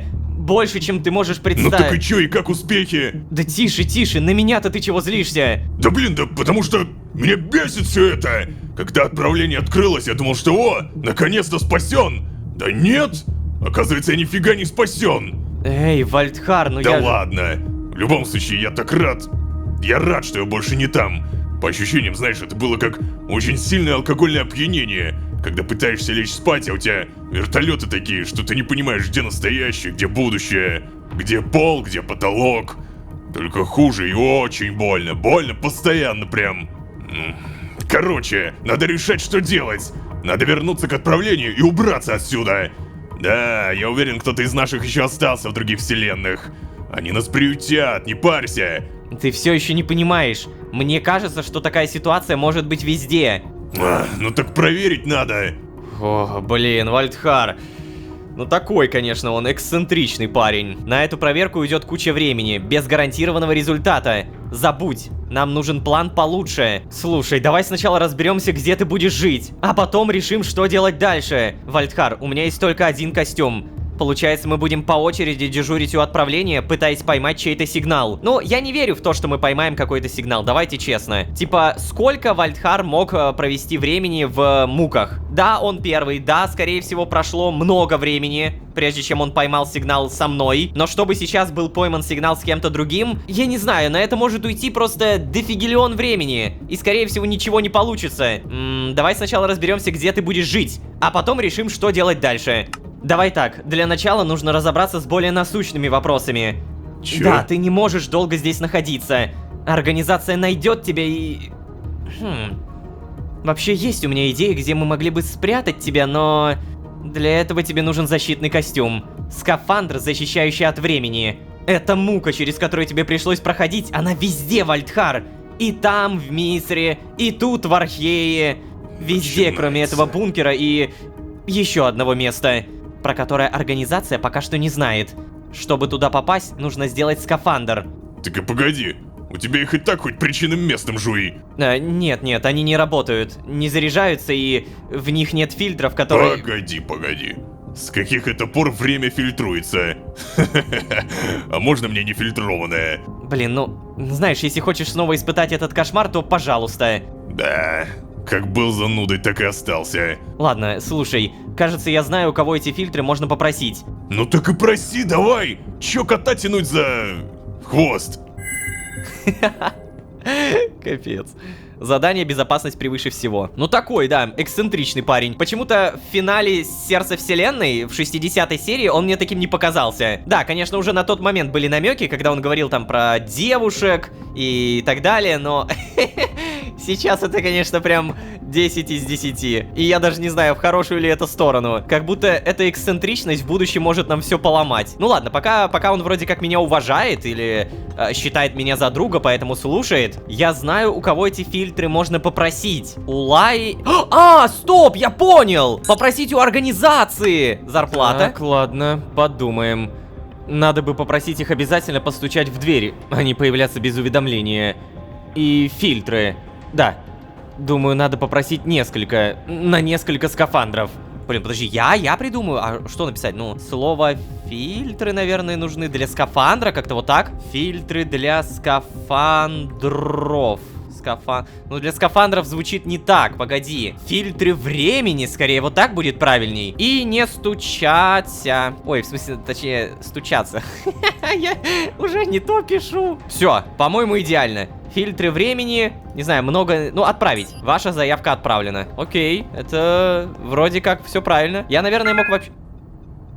Походу, уже ответили? Серьезно? О, да, реально. Департамент расчета и начисления заработной платы. Заявка на выплату заработной платы 1. Агент Лолошка, ваша заявка на выплату зарплаты во временных фильтрах была получена и направлена в отдел по начислению заработных плат. Не отвечайте на это письмо. Спасибо. Угу. Так. Ты куда? Осматриваешь тут все. Интересно тебе, да? Мы можем, кстати, поговорить. Эй, ты, кстати, как себя чувствуешь-то? Нормально, осваиваюсь. Слушай, если что, не привыкай. Я отвезу тебя в другое место. Да не парься, я уже понял. Думаю, вот только что нам с тобой делать-то? Так, и как? Придумал? Да, забей. Да. Не придумал. Он тебя, если что, не обижал? Все нормально? Не обижает? Ты его не обижаешь? Нам нужно... Опа-на! Как же быстро, а? Так. Ой, блин, кислотный дождь. Здравствуйте. А вам нормально? Мистер Лололошка, меня зовут Адольф. Я младший специалист отдела расчета заработной платы. Здравствуйте. Вы фильтры принесли, да? Очень рад с вами познакомиться. Мои коллеги были очень удивлены, получив такую заявку от вас. Но Стил сказал мне, что ваш запрос может быть реализован. Вы же наверняка хотите зачем-то поэкспериментировать с подобного рода каталитическими нейтрализаторами. Наконец-то. Мы посчитали, если что, всей командой Перла. За последний отчетный период вам полагается 4 нейтрализатора. И 1 в качестве премии за успешное выполнение первого задания. Да... Что? Всего лишь 5? Ну... мы не можем сделать так, чтобы сумма выплаты превысила количество выполненных задач. Держите. Подожди, в смысле всего лишь 5? Это много, это очень круто. Ну, спасибо вам. Рад был с вами пообщаться. Хорошей службы. До свидания. Всего 5 фильтров. Очень надеюсь, что они прослужат долго и у нас останутся запасные. Хотя бы до аванса. Так погоди, как будто 5 это много. Фильтр, проверенный временем. И как мне, что мне? Я так понимаю, речь идет о моем втором убежище, да? What the... Это что такое? Вальдхар? Ты что делаешь? Да, примеряю. Нет, не надо, он пока еще бесполезный. Сними, мне нужно кое-что проверить. Ну, я, конечно, очень польщен, Лон, но... Вальдхар, пожалуйста, просто отдай штаны. Да, ладно, зануда. Держи. Походу, он меня реально помнит занудой. Ложка не меняется, да? Так, давай. Скафандр, ПКМ, чтобы экипировать. А что мне, как мне... Все поговорили или как? Да, мне походу его нужно починить. А, он даже за мной идет. Слушай, а как вообще понять, будет он рабочий или нет? Поверь, ты сразу поймешь, как наденешь. Открыто новое исследование аккумулятор скафандра. Емкий и сложный аккумулятор для использования в защитном скафандре. Требуется 4 экстренных аккумулятора, которые у меня есть. Исследовать. Минуту всего лишь будет исследоваться, замечательно. Так, а еще, что у меня в итоге улучшение? Да, вот она, аккумулятор скафандра и 2 фильтра. Дожидаемся окончательного исследования, остается 5 секунд. Если что, все эти вещи у меня есть, даже электронные компоненты, конденсатор и... завершить. Все? А, ты теперь встал и просто ждешь, я понял. Сейчас забей, все сделаем. Объединяем, аккумулятор скафандра получаем. Так, мне ничего за это не говорят, ну да ладно. Далее улучшение и улучшить. Так. Ой, какой. Надеюсь, ему понравится. Ой-ой-ой, слушай, а подходит, какой красивый. Теперь я бы даже сказал, что это я в скафандре. Что-то не так? Подожди. Подожди, а в чем проблема? Подожди, что, зачем ты снял? Или типа проверили? Нам же нужно типа на улицу выйти. А, зарядить! Господи, точно! Ну да, что-то я не подумал, сори. Так, вот теперь уже надеваем. И очень жестко надеемся на то, что все будет нормально. Блин, анимации, конечно, в этом сезоне... Вообще крутяк. Какая высокотехнологичная штука. Ага. И в ней ты сможешь выходить на улицу. И находиться вне бункера, пока у костюма не сядет заряд. А, это вот эти цифры внизу, да? Ну, показывает 30%. Слушай, надо подзарядить тогда, а то тратится довольно быстро. Он же еще даже не улучшен у тебя. Давай тогда так, сейчас зарядим и поедем. Ой.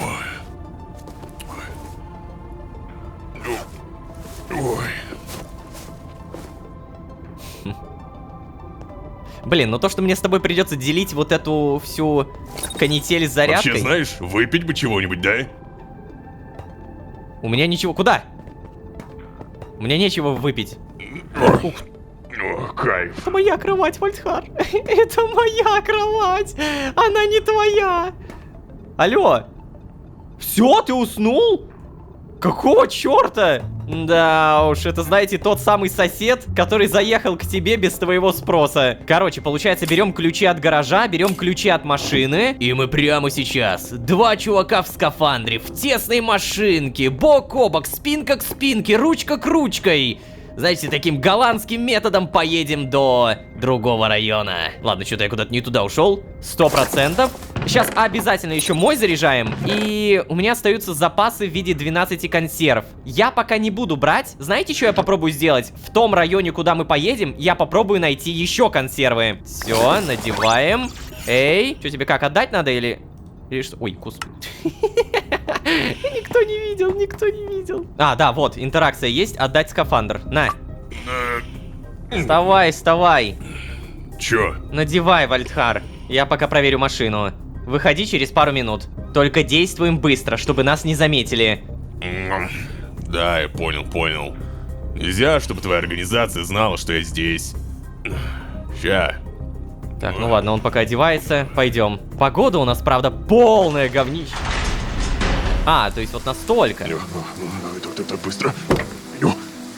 О, слушай, тут зарядка не тратится. Ага. А еще фильтр у машины не включен. Обожаю эти визуальные баги. Угу. В машине, если что, безопасно. О, фига. О, фильтр крутится. Да, похорошел Архипри. О, кстати, Ло, а где играться? Все там же, с Тадмавриэлем, да?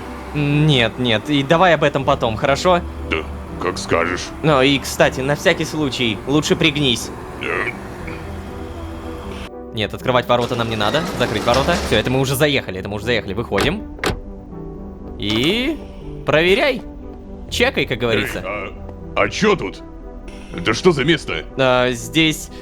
Блин, слушай, здесь должно было быть безопасно, но... Что? Кажется, что-то не так. Ну, впрочем, как обычно. Так, а что у нас? Фильтры попортились. Долго они все-таки не протянули, да? Но это как будто было логично. Типа, фильтры действительно долго не могли протянуть. И это место я мог использовать, дай бог, пару серий. Так, а что мне делать-то? Что, починить? Задание «Безопасность превыше всего» обновлено. А зачем ты сел? Что такое? Давай почитаем. Нельзя, чтобы организация узнала про Вальдхара. Хорошо, что я создал безопасное место в Блумколе. Там он может быть в безопасности. Осталось попросить у организации зарплату в виде временных фильтров, вставить их в костюм и помочь Вальдхару переехать. Всего-то. Ну, я уже, по сути, это сделал, а у нас, получается, обшивочка немного полетела у бункера. Нам нужны железные пластины и 5 герметиков. А где герметики? Герметики, я не знаю, как их делать. Ни разу не делал герметики, сейчас на всякий случай посмотрим. А, не крафтится, то есть, получается, их где-то найти нужно. Ну, замечательно. О, блин, а где мне это искать? Какие-то долбаные герметики, это же вообще невероятно сложно. А, конечно. По сюжетному велению мне раскидали и герметики, и железные пластины.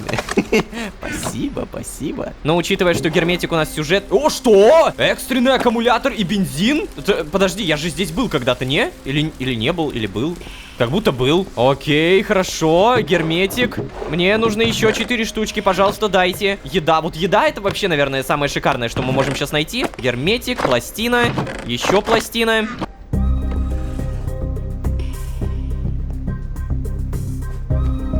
Как говорится, герметик в каждый дом. Все, что мне нужно сделать? Давай, у меня железная пластина, у меня герметик.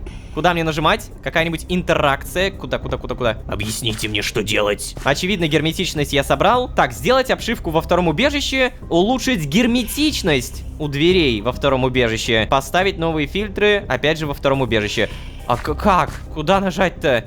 А, вот убежище. Так, залатать обшивку, ну давай. Прикольно. Типа, можем по очереди это сделать.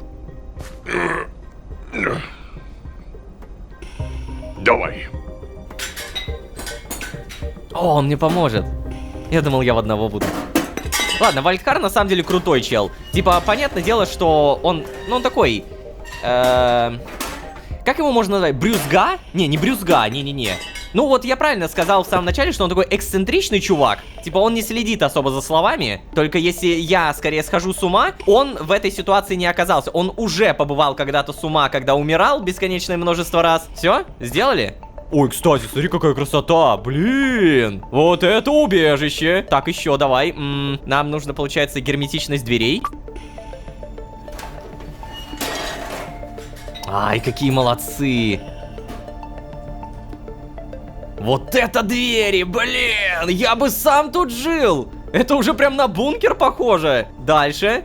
Ага, поставить фильтры. Ну да, вот теперь в этот раз должно все жить сильно дольше. Задание выполнено. Мы молодцы. Дай пятюню. О, наконец-то. Ух ты. Хорошо поработали так-то. Вот только я реально устал. И все еще не понимаю, почему мы просто не можем вернуться к отправлению. Да потому что, Вальдхар, пойми, поверь мне, вряд ли кто-то из нас остался. Я надеялся, что в параллельных реальностях нет этой проблемы с концом времени. Но, как видишь... Ну не проверишь, не узнаешь. Мы сейчас посидим 5 минут и пойдем проверять, понял? Да нет же, Вальдхар, давай не будем пока рисковать и перемещаться между мирами, хорошо? Ты как себя чувствуешь, кстати? Ничего не болит? У нас было много активной работы, а ты даже толком-то и не восстановился.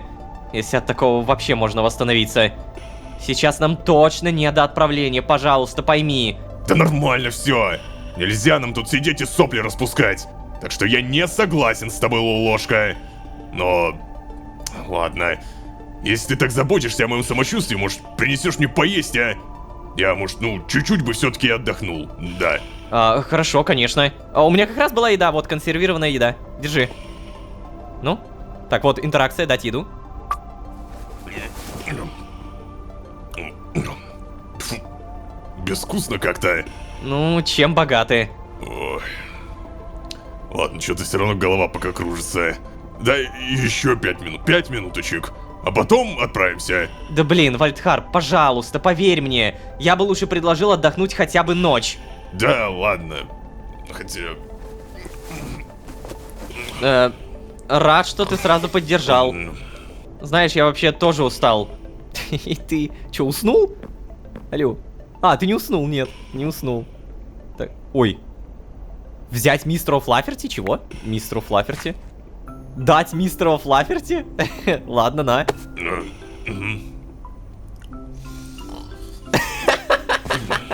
Чего?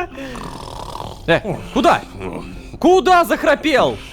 Блин, уснул. Ну все понятно. Будем, видимо, ждать, пока он проснется. Да и в целом мне самому надо отдохнуть. Давай, кстати, снимем скафандр. Хватит уже в нем сидеть. Можно спокойно находиться в этом втором бункере. Блин, прикольно мы его обшили. Мне так нравится, что теперь я наконец-то разговариваю с человеком, который понимает контекст. Он первый, он знает про Играсу, он знает про Тадмавриэля. Теперь он знает про время. Да, он знает меньше, чем я про организацию, но сам факт. Он в контексте! Наконец-то появился тот, кто может рассказать мне и о междумирцах, и о силе, и о том, как ее использовать. Блин, я все. Я в экстазе. Надеюсь, что вы тоже. Надеюсь, вам нравится, что вы смотрите. На этом я буду постепенно заканчивать. И не забывайте, пожалуйста, про ваши лайки и подписки. Офигенская серия. Как обычно, 10 из 10. Хотя эту я бы уже назвал 11 из 10. Шучу, конечно, но она правда крутая. Очень надеюсь на вашу поддержку. А если вы здесь впервые, то можете еще и позвать друзей. А с вами были Лолошка и... целый день, проведенный с первым, с Вальдхаром. Всем удачи, всем пока. Пока-пока-пока. Пока. Я подозреваю, что время одно на все параллельные реальности, понимаешь? Ну, кыш отсюда, не подслушивай. Что? Ну, включай. О, нет. Лолошка и Вальдхар. Попытка разобраться и эксцентричная прямолинейность. Два первых, собравшие второй микробункер, позволяющий скрывать Вальдхара от организации. Но давайте честно, это не самое главное. Здесь самое главное то, что Вальдхар как будто бежит напролом. Опять же, как будто не понимая, в какой ситуации оказался. А ведь он и правда не понимает. Алло, дружище, конец времени. Не только в этом мире. Как бы то ни было, скажу честно, мне нравится его эксцентричность, мне нравится его новый взгляд на какие-то вещи, но, надеюсь, в могилу не загонит. А вообще, всем привет, дорогие друзья, я Лолошка. Добро пожаловать в точку невозврата. Пойдем и поболтаем с ним. Поехали!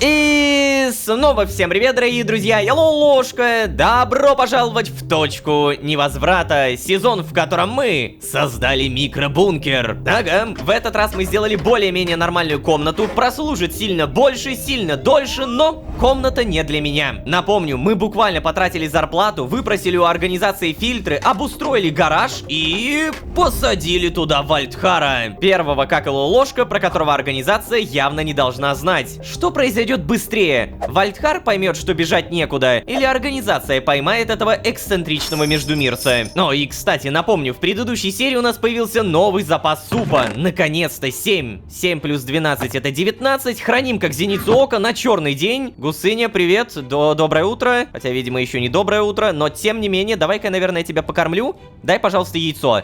Пожалуйста. Гусыня считает, что вы хороший мальчик. Спасибо. Так, в итоге искрящееся яйцо. Благодарю. Ну и, собственно, раз уж суп мы не едим, мы на кухонку спешим. Так, стоп, подожди. Интересно, организация действительно до сих пор не в курсе, что я притащил гуся со своего задания? Или они в курсе, но так и было задумано? Типа, не знаю, гусь неосознанное существо и ничего страшного? А то, что я притащил осознанного Вальдхара, тоже прошло мимо них? Надо поговорить об этом с Лаей. О, хорош, да, я тоже задаюсь этим вопросом. Типа, как будто они об этом знают, но молчат, вот и все. Самое главное, будто даже Малецкому было сказано: не ходи пока что к Лолошке. И он не ходит, он не появлялся уже несколько серий. В любом случае, мне надо поесть, поэтому привет, еда. Начинаем мини-игру и давай супер быстренько.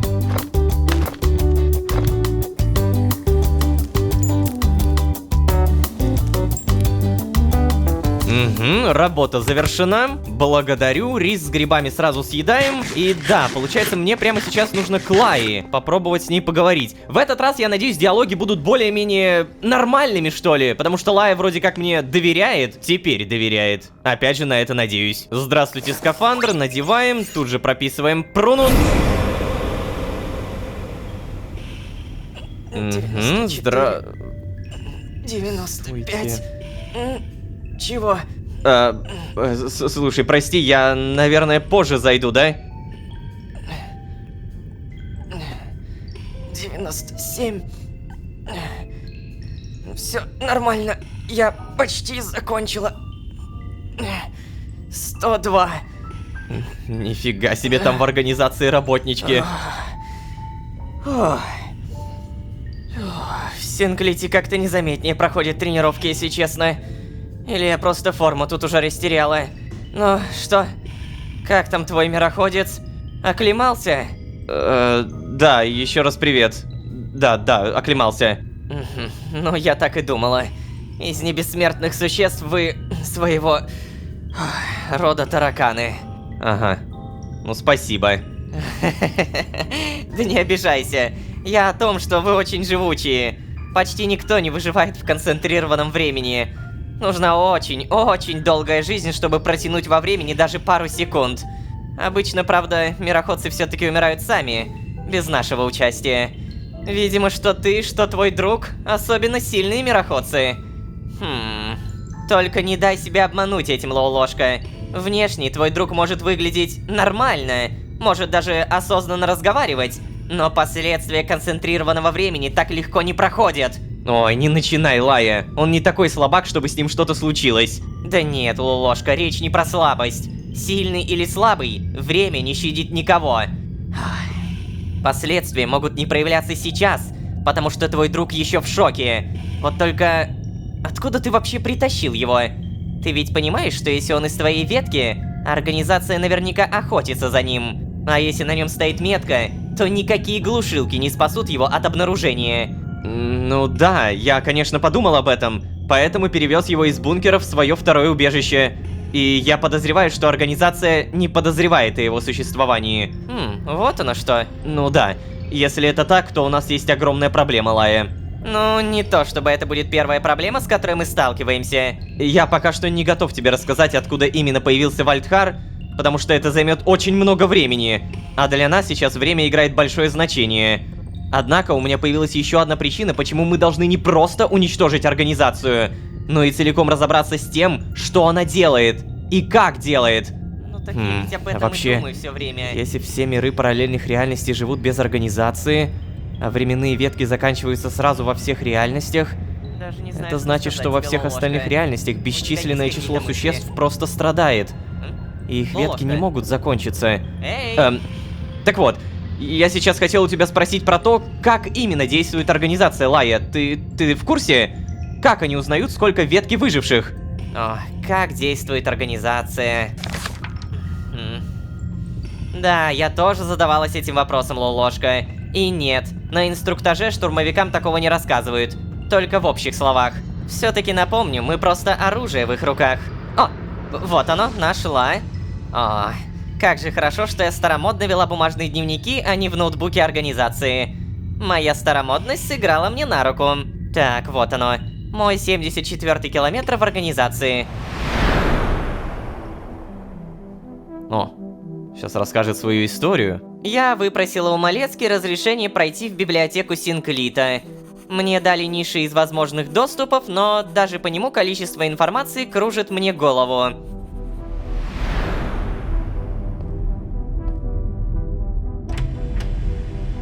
Первое, что я решила почитать, мануалы для сотрудников других отделов. Да, сейчас я обычный штурмовик-стажер, но я планирую построить блестящую карьеру. Мануал исследовательского отдела оказался захватывающим, но довольно обтекаемым. Я бы не хотела заниматься поиском способов быстрого убийства, потому что слишком многое может пойти не так. Я не хочу, чтобы кто-то страдал из-за моей ошибки, а дослужиться до работы над другими задачами будет сложно. Мануал безопасников я даже не стала дочитывать. Вообще не понимая, кто бы стал этим заниматься. Так, слушай, Лая, это, конечно, все прекрасно. А можешь прочитать там, где ближе к теме? Пожалуйста. Серьезно? Тебе что, совсем не интересно, как я размышляла, когда была совсем свежей новобранкой? Ну и пожалуйста. Так, короче, тут про медицину, тут про поваров, администрирование. А, вот оно.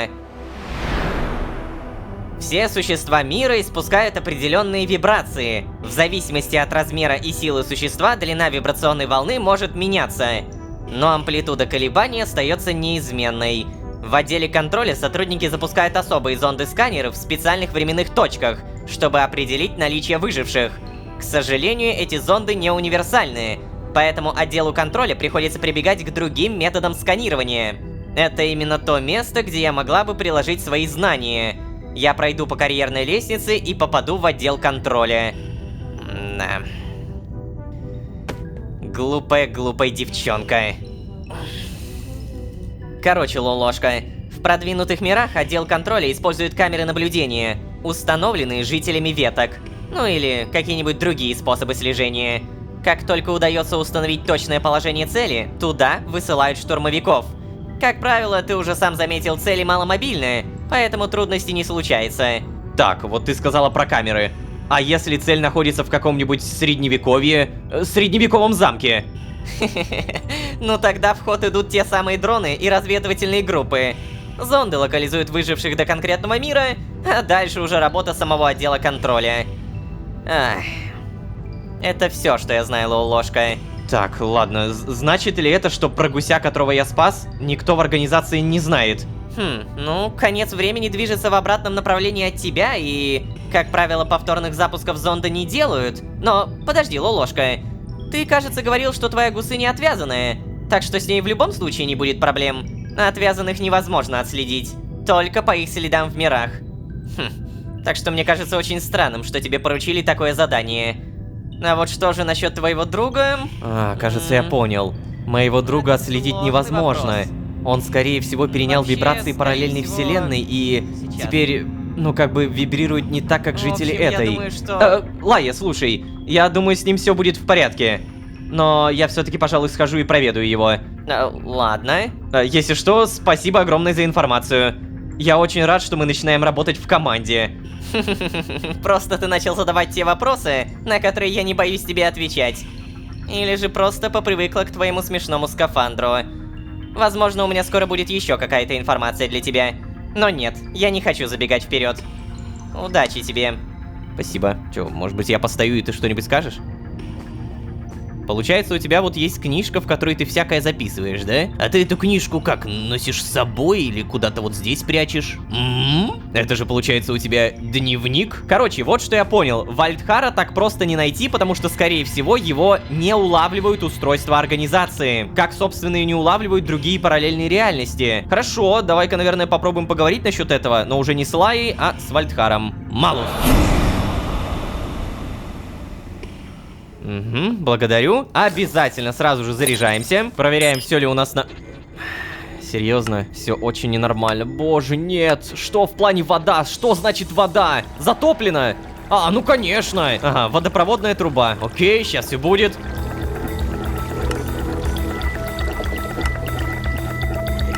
Я так доволен, что прокачал геном, который позволяет супер быстро бегать. Я реально прям передвигаюсь по этому бункеру теперь в 2 раза быстрее.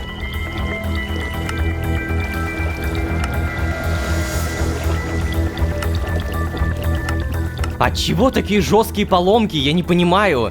Просто взяли и разом... О, господи. Привет. Что тут делаешь? Пьешь водичку, что ли?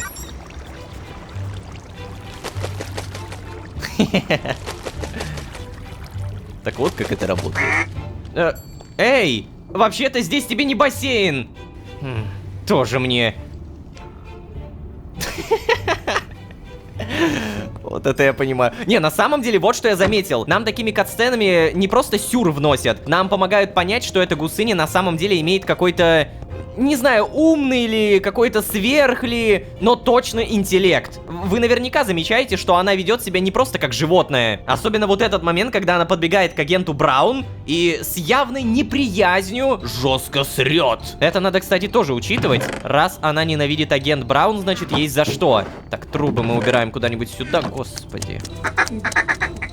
Что ты кряхтишь тут по этому бункеру? А если я буду гоняться? Может быть, что-то активируется, какой-нибудь скрипт? Не? Гуси-гуси га-га-га. Гуси-гуси-гуси-гуси-гуси. Блин. Реально развлекалово. Вот так вот надо не сходить с ума, ложка. Вот так. Ладно, пока. Я, наверное, к Вальдхару, не теряй. Хотя стоп, какой к Вальдхару? Обязательно покачаемся. Нам нужен опыт.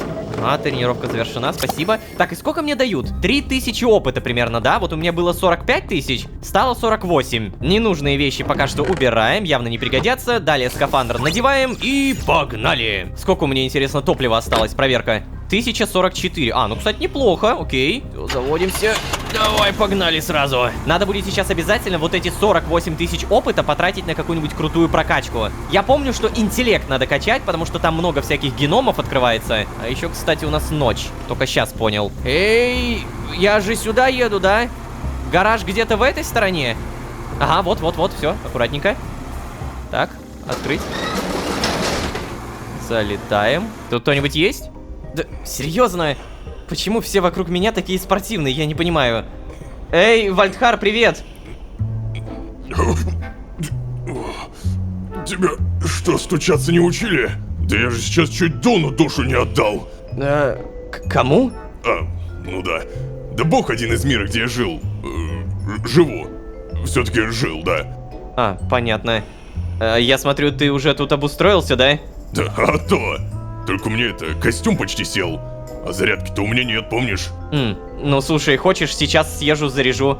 Только прошу тебя, расходуй заряд экономнее, а? Да, легко тебе говорить. У тебя там огромный бункер, в котором всегда есть чем заняться. А у меня комнатушка малюсенькая. Я тут со скуки на стену готов лезть. Серьезно? Ты же тут всего лишь один день, из которых ты большую часть, видимо, потратил на прогулки и поиск материалов. Ну так ощущается как вечность. Валить надо, сваливать отсюда. Не понимаю, как ты здесь жил. Раз у нас есть костюмы с каталитическими фильтрами, то тем более надо валить. Ты у нас всегда голова был, все, возился с чертежами своими. Как не придешь к тебе, так ты на голове стоишь среди кучи бумажек и... Стоп, я... Что? Да, это забей ты на это, ты не слушаешь, что ли? Валить надо, валить! Искать место безопасное, пока можем! Давай, подзаряди мне костюм, да погнали к отправлению твоему! Надо сначала проверить каждую реальность на предмет этой заразы, а затем... Нет, Вальдхар. Чё? Как это нет? Мы вчера с тобой говорили на этот счет, ты забыл? Ну, не забыл. Но так и не понял, как то, что ты сказал, противоречит моему предложению. Чем мой план плох-то? Да тем, что эта зараза распространилась на все реальности, Вальдхар. А вот этого ты не знаешь наверняка. Ну, да, ладно, не знаю, но... Вот опять. Нет, это ты опять. Да слушай меня, пожалуйста. Спасибо. Я подозреваю, что время одно на все параллельные реальности, понимаешь? А это значит, что в этой временной ветке все реальности подвержены его концу. Да ладно! Это же буквально моя догадка! Помните, в предыдущей серии я, буквально то же самое говорил. Типа, во всех реальностях одна и та же временная ветка стирается перманентно. Следовательно, организация, если опять же верить ее идеологии, помогая одной ветке, уничтожает бесконечное множество других. Вышестоящие чины, будем так их называть, знают об этом. Но вот сотрудники типа Малецкий и Асы нет. Так, ладно, продолжаем. К концу... Это чё это? Да то, что симптомы у тебя в твоей реальности были те же, что и здесь. Ну кыш отсюда, не подслушивай! Что? А еще то, что ты знаком со смотрящим, а он, кажется, знаком с тобой. Погоди, то есть ты хочешь сказать, смотрящий и там, и тут один? Ну, походу, типа того. Погоди, это же значит, что... Не, только не говори мне, что от этой постоянной муки нигде нет спасения. Да, Вальдхар, это именно то, что я и... Слушай, мне очень жаль. Нет. Черт, нет! Я отказываюсь просто так сдаваться. Я же знаю, у тебя был какой-то план. Но какой? Давай! Черт. Ладно, думаю, Вальдхару можно доверять. К тому же я не могу его отпустить или просто бросить. Расскажу все как есть. Смотри, Вальдхар, перво-наперво надо до конца разобраться, как работает организация. Этим как раз я сейчас и занимаюсь. Возможно, если мы поймем, что организация делает, чтобы стирать ветки, то... Да, мы поймем, как их восстановить и остановить стирание веток навсегда. Далее же мы с тобой, вооружившись знаниями, идем спасать мир. То есть, реальности. Я имел в виду реальности. Короче, идем спасать мир. Ну, план, конечно... Вообще во! Мы обязаны найти способ это остановить, Лолошка. Но начнем мы немного с другого. А? С чего? Ну, например, ты сделаешь мне зарядку для костюма, а? Чё думаешь? Честно, я совсем другого ожидал. Зарядку. Понимаешь, братец первый, раз уж настали времена, когда первые объединяются ради того, чтобы спасти, мать ее, вселенную, чего, знаешь ли, с нашей последней встречи с Играссой не было. Это значит, что настали очень крутые времена, Ло, очень крутые. Так, и... Но при этом отсутствие у меня зарядки для костюма, ой, как не круто. О, господи. Так, слушай, Вальдхар, давай начнем с этого, ладно. Для беспроводной зарядки нужен как минимум один суперконденсатор. И несколько емких конденсаторов для стабилизации напряжения, чтобы... Ты чё, это мне рассказываешь, что ли? Да, точно. Не, так, просто мысли вслух. У тебя аккумуляторы есть? Так, батарейки в плане? Не-не-не. Знаешь, тут в Архее пользуются такими большими конденсаторами, черными. Я знаю, да. Нашел целую коробку таких. Ща. Надо же. Коробку? Подожди, реально? Ну давай всю коробку. О, держи. Взять аккумуляторы. Да, спасибо. Я вернусь позже, как сделаю.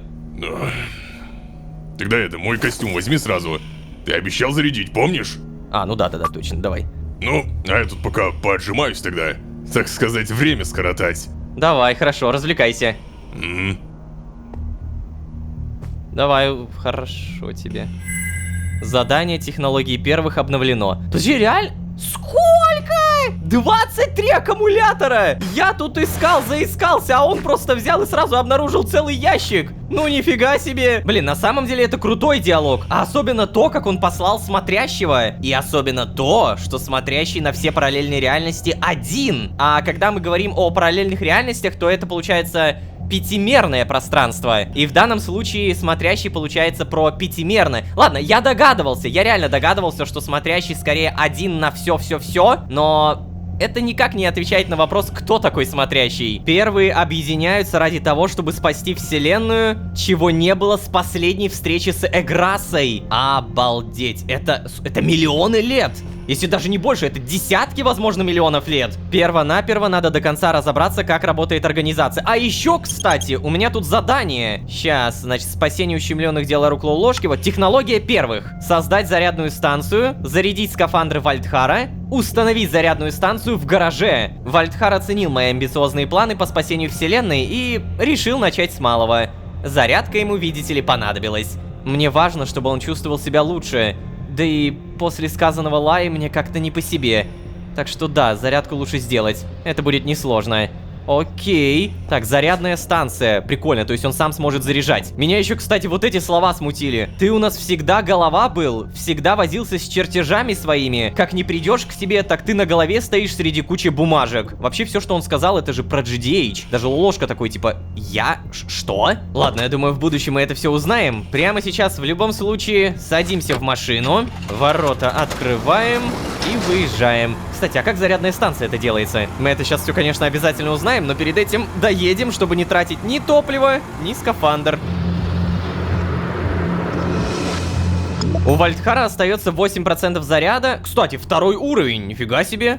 Все, ладно, пусть заряжается. Мой тогда пусть у меня будет, так и быть. И, наверное, зарядная станция где-то в исследовательской. Чертеж беспроводной зарядки, которая установлена в моем бункере. Ё-моё. Экстренный аккумулятор 20 штуковин. 5 зерна бесконечности, олова и цинк. Ну ладно, олово, цинк у меня есть, и зерно бесконечности я делал. Да, все замечательно, вот оно. Мы берем всего лишь 5. Далее цинк, всего лишь 32. И олово. По-моему, вот такое. Но это только исследование, капец. То есть, вот я нажимаю, оно будет 5 минут исследоваться, а мне еще нужно скрафтить листовое железо, которое явно дорогое. Суперконденсатор, железная шестеренка. Ну ладно, вот это ядро и шестеренка у меня есть. Листовое железо это самое тяжелое. Стоп. Не самое тяжелое. Это просто железо. Взяли и создали. Данные шестеренки у меня, наверное, с 9 серии валяются. Спасибо. Потом суперконденсатор есть. А во, тяжелый металлопрокат там понадобится, хорошечно. Да, тут же делаем суперконденсатор. Многослойный конденсатор, собранный из катушек разной проводимости. Многократно усиливает радиосигнал. Ага. Само исследование выполнено. И остается только объединить все эти вещи. Бам-бам, потом шестеренки по бокам, логистическое ядро, немного железа и посередине суперконденсатор. Зарядная станция. Задание «Технология первых» обновлено. Меня, конечно, смущает тот факт, что он говорил обо мне как о GDH. Это у нас GDH умный, а не Лолошка. Хотя, ну, ладно, Лолошка тоже умный, но просто он не помнит, как он использовал свои знания. Давай-ка еще раз, наверное, зайдем. Нет, опыт не дадут, жалко. У меня 48 тысяч, и я обязательно это все потрачу. Но пока что надо отвезти. Сейчас мы сразу скафандр еще свой зарядим. Ну вот и все, по идее. Осталось установить в гараже. Правда, кажется мне, что эта зарядка не предназначена для обычной городской сети. Ладно, проверим. Надеюсь, Вальдхар там не решил проверить свои возможности и не полез наружу. Кстати, да. Все, скафандр надеваем. Ща будет, Вальдхар, мы такое тебе принесем, обалдеешь.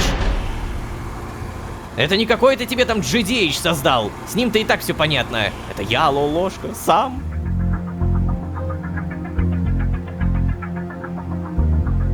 Опять в каких-то потемках ползу. Ага, вот все, гараж найден. Аккуратненько. Пожалуйста, Вальдхар, главное, никуда не уходи. Просто будь на месте, окей? Глушим машину. Проходим. Вальдхар?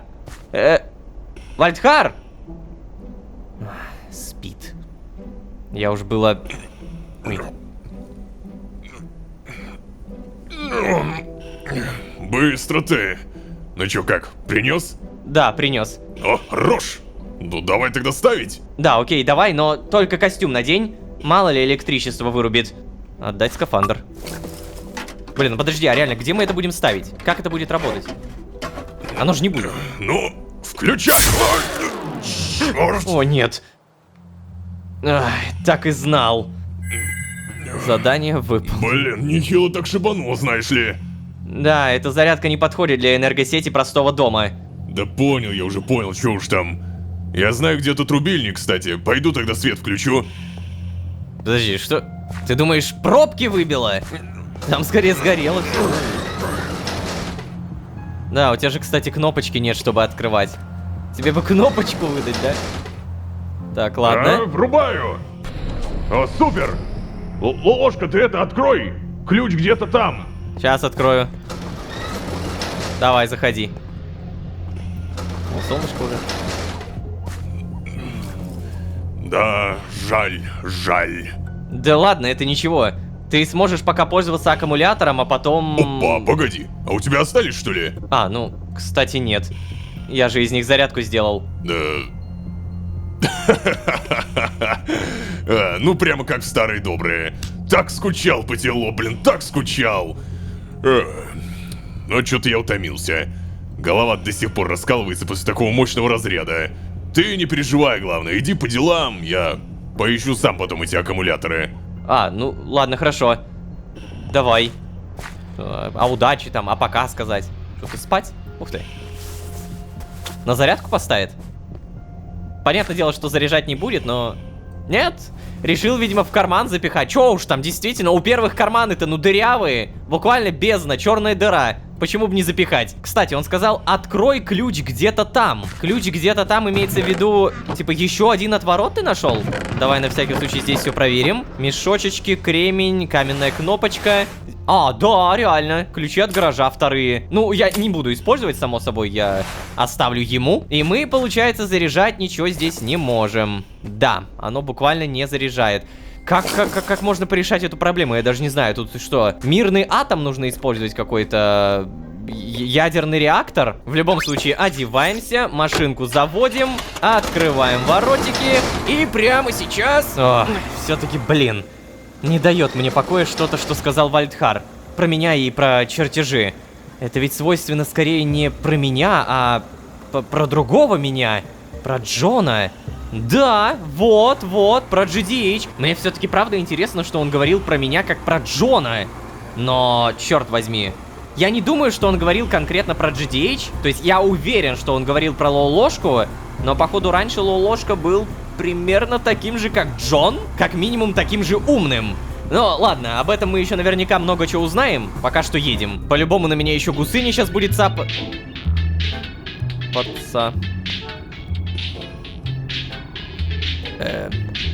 Привет. Ща, погоди, я кинул ложку, у меня тут винстрик. Давай.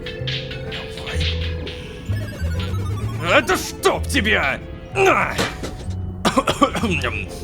Так, короче, чё я пришел-то? Привет, мне тут задание дали. Но нет, взять тебя я не смогу. Распоряжение свыше такое. Там наверху после моего последнего отчета решили, что у тебя от переходов крыша поехала. Поэтому пока на задание тебе вход закрыт. Но ты не переживай. У тебя еще тренировка со скримером будет. Ага. И инструктаж от исследовательского. Хе-хе-хе. Ты чё, кстати, не рад, что ли?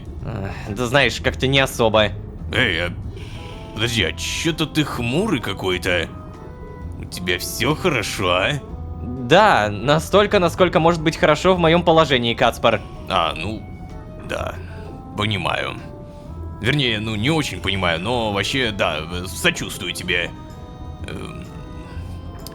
Глушилку твою видел, кстати. Узнаю работу чья. Ты будь осторожен там, ладно? Да, Малецкий, конечно, хорошо. Если чё, я прикрывать тебя не смогу больше, как понимаешь.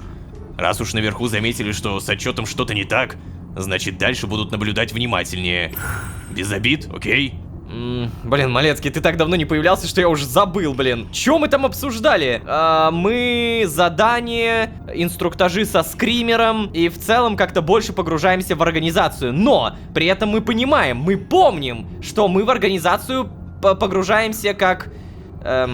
шпион, вот, как шпион. На чьей ты стороне, Малецкий? Да, конечно, без обид. И что, даже Аса не поможет? Да, Браун? Погоди, ты о чем? Ну, как минимум о том, что она постоянно тебя прикрывает. Принимает твои отчеты в свободной форме. Так. Никогда не писала на тебя доносы. И все в таком духе. Погоди, а ты откуда это знаешь? Ха-ха-ха, я понял. Лая, да? Знаешь, ты вот пока не сказал, вообще что-то даже не думал об этом. И не замечал особо даже. Ай. Так вот, что это за мальчик Цербера. Это если что, у меня такая кличка была у других штурмовиков, так что не обращай внимания. Да не, слушай, я не хотел обидеть. Я просто из интереса спросил. Да не парься, это окей. Будет зато о чем на задании подумать. Увидимся, агент. Ага, увидимся. Что ж, получается... О, бляха! Здравствуйте! Привет! О! Ты зараза такая, ты меня сейчас... Ой, как ты же меня напугал. Стоп, исчез. Душу из меня чуть не высосал. Я забыл даже, о чем говорил. Сейчас, что я говорил? Типа, Малецкий реально не догадывался, что Аса как-то его покрывает? Это удивительно. Это ж как будто черным по белому написано. Эй, Малецкий, я буду тебя как-то прикрывать, потому что ты мне как сын. Что ж, ладно, давайте зарядимся. И... Большая, на самом деле, у нас серия получилась. Офигеть, какая большая, да. Но как же много информации, которая опять пересекается с вот этими всеми временными какими-то линиями, временными повестками. То, что Вальдхар говорит про меня как про GDH, это... Ну, понятно, что он про меня опять же говорил, но мне интересно узнать свое прошлое. Ну, и, кстати, как будто бы полностью подтвержденная информация за все сезоны. Смотрящий на все параллельные реальности один. Конечно, нам не сказали этого в лоб, но у меня стойкое ощущение, что да, на самом деле он действительно один. Будем думать, догадать и лайки выставлять. Спасибо, ребят, большое за вашу поддержку. Не забывайте, пожалуйста, подписываться, не забывайте про лайки. Ваша поддержка — это лучший буст мотивации. Много раз это произнесу еще много раз, но я надеюсь, что вы также много раз не забудете написать комментарий или лайк поставить. Муа, чмок в пупок. Ну а если вы здесь впервые, то можете еще и позвать друзей. А с вами были Лолошка и тайные организации, которые постепенно становятся все доступнее. Всем удачи, всем пока. Пока. Почему же встречаться с самим собой так рискованно? Для наглядности я попросил нашу нейросеть продемонстрировать вам... Фига. О, давайте коротко, что сделано для Вальдхара, о котором, по идее, все еще не знает организация. Как-никак не зря мы глушилку используем. Первое, синий рабочий скафандр. Второе, обшитый микробункер в гараже. И, наконец, третье, зарядная станция, которая, внимание, пока что требует мощной и безопасной подпитки электричества, иначе выбивает. Учитывая, что бежать некуда, давайте следовать плану, который звучит: перво-наперво надо до конца разобраться, как работает организация. Узнать, что она делает, чтобы стирать ветки. Мне кажется, я не лучший шпион и спалюсь практически моментально. Тем не менее, всем привет, дорогие друзья, я Ложка. Добро пожаловать в точку невозврата. Поехали!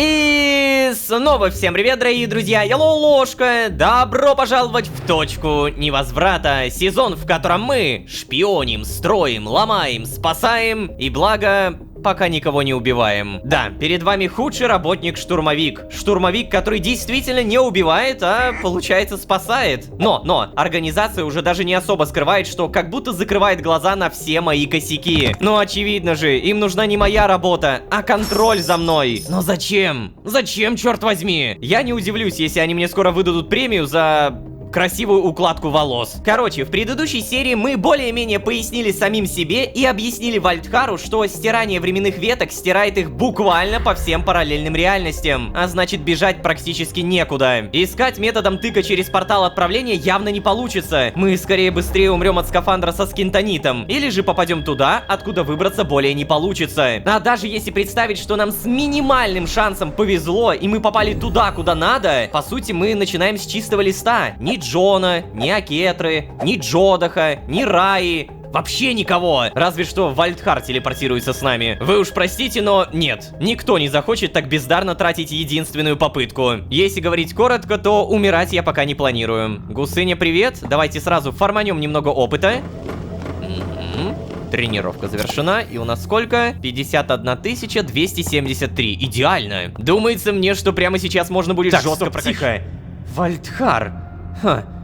А ведь если подумать, то это же первое разумное существо, привязанное ко времени, с которым мне довелось поговорить. Обалдеть. За все время моего пребывания в этой версии Архея. С одной стороны, я очень рад, что теперь у меня есть такой друг и союзник. А с другой стороны, я совсем не рад узнать, что в той параллельной реальности, откуда он прибыл, произошло то же самое, что и здесь. Интересно, верхушка организации вообще в курсе об этом? Рядовые сотрудники, естественно, нет, это очевидно. Если Малецкий даже не знает, что стиранием веток занимается сама организация, думает, что это естественный ход вещей, а про параллельные реальности он, скорее всего, вообще не думает, то все-таки мы тут имеем дело с чем-то еще более масштабным, чем я представлял еще недавно. Хорошо, что Вальдхар присоединился. Хоть его способности тоже будут заметно подавляться антискинтом, он все-таки все еще первый. Шансов, конечно, также мало, но очевидно, вдвоем с Лаей их было бы еще меньше. Интересно, кстати, как там Вальдхар? Наверное, навещу его чуть позже. Еды у него вроде как хватает еще на какое-то время, так что мне, наверное, нужно подготовиться к тому, что теперь придется кормить двоих. Ой, подожди! А ведь и правда! Еда-то выращивается только у меня! У меня тут и слаймы, и гусыня. Кстати, насчет тебя, вот, возьми немножко покушай. Не кусайся! Сейчас я уже кормлю тебя! Бога ради, успокойся! На! Звук, который издала гусыня, наверняка означает спасибо. И уснула, зараза. Так, что я там говорил? Да, у нас тут и гусыня, и слаймы, теперь еще и Вальдхар, и за собой нужно следить. Кстати, я голодный. Но себе я, наверное, могу дать просто ягоды, да. Я могу немножко покушать что-нибудь. Чё? Серная пыль? Погоди, тут могут вырасти растения, которые дают какую-то пыль. Фитогро. Чрезвычайно сильно действующее удобрение. Просто удобрение. Песочек, опилки, семена болгарского перца. Блин, круто! А я думал, тут только ягоды падают. Но насчет ягод я все еще говорю, что надо поесть. Черт! Нет, стоп! Не умирать! Нет! Черт! ягоды белладонны. Это писец. О, как мне хреново! Это что за ядовитая дичь? Пожалуйста, вылечите. Спасибо. Ну нафиг, ладно, волчьи ягоды. Да, тебя могу. Все, аккуратненько. Не-не-не-не, знаете, я что-то подумал. Наверное, кухня куда лучший вариант. В жопу все эти ягоды. А еще мне, кстати, задание. В огороде у бабы Лолы. Улучшить тепличный модуль до 4 уровня. Улучшить модуль пищеблока до 3 уровня. Чтобы прокормить двоих прожорливых мироходцев, то есть себя и Вальдхара, мне нужно выращивать больше овощей и фруктов. А также получить возможность готовить более питательные блюда из имеющихся ингредиентов. А, настолько! Блин, ну...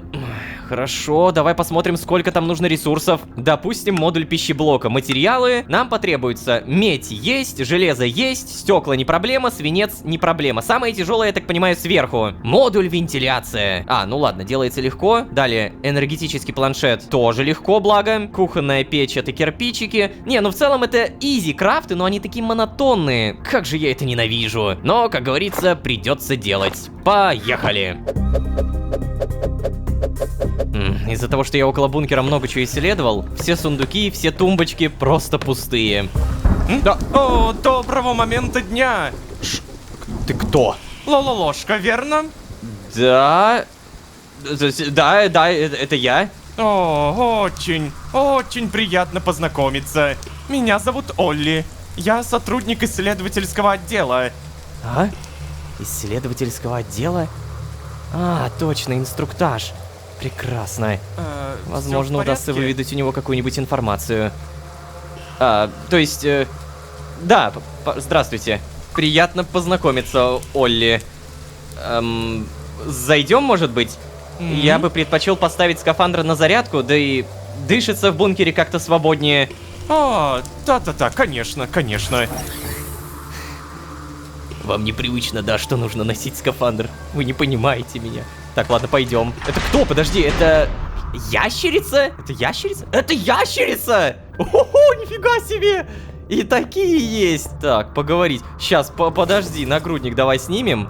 Ой, блин, у меня тут из-за молний полная жопа. Немного страдаю организмом. Давайте, наверное, ну хотя бы тело полечим. Ага. Сейчас, подождите, мне тут похиляться надо. Ненужные вещи убираем. Потом, конечно, это все доделаем и поговорить. То вы не представляете. Я так рад, что именно меня назначили вашим инструктором по безопасности. Мне повезло. Весь наш отдел вообще-то уже о вас наслышан и хочет с вами познакомиться. Вы что-то вроде местной знаменитости в Синклите. А, знаменитости? Почему? Ну, знаете ли, для начала у нас уже много километров никого не вербовали из веток. Но главное, вы каким-то образом оказались готовы к наступлению конца времени и смогли совершенно сознательно защитить себя от него. Это совершенно беспрецедентная ситуация. Ага. То-то мы, когда узнали, сначала-то и не поверили. Решили, что Малецкий перебрал и отчет писал в пьяном виде. Вау, сколько тут существ. Обалдеть. И все были в шоке от меня, да? А потом прибежал сам Малецкий и давай рассказывать, руками размахивать. Мы всем исследотделом его облепили со всех сторон. Слушали с раскрытыми ртами и поверить не могли. Ой, извините, я что-то разболтался. Скажите, вы готовы прослушать инструктаж сейчас? Нифига себе, обо мне там такая молва. Да хорошо, могу и сейчас. Нет уж, давайте в другой раз. Да, могу, конечно. Да, отлично. Правда, нам нужно дождаться второго инструктируемого, Скримера. Так-то я переслал ему координаты, но он не появлялся. Видимо, еще не вполне научился пользоваться нашим передовым телепортером. В разработке последней версии, кстати, участвовал ваш покорный слуга. Только нет, вы не подумайте, я не рисуюсь перед вами. Да, хорошо, Олли, спокойно. Во-первых, а не перейти ли нам на «ты»? Что думаешь? Да, конечно, как скажете.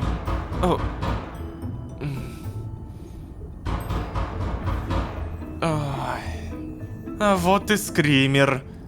Ладно, пройдемте. Ну хотя бы стучится. И на том спасибо. Блин, реально ящерица. О. Ну, здравствуй, дрожайший коллега. Привет, скример. Давно не виделись. Давно? Не понимаю. Серьезно, скример, да ладно тебе. Не мог ты успеть забыть, что это значит. Тебя буквально пару километров назад отвязали.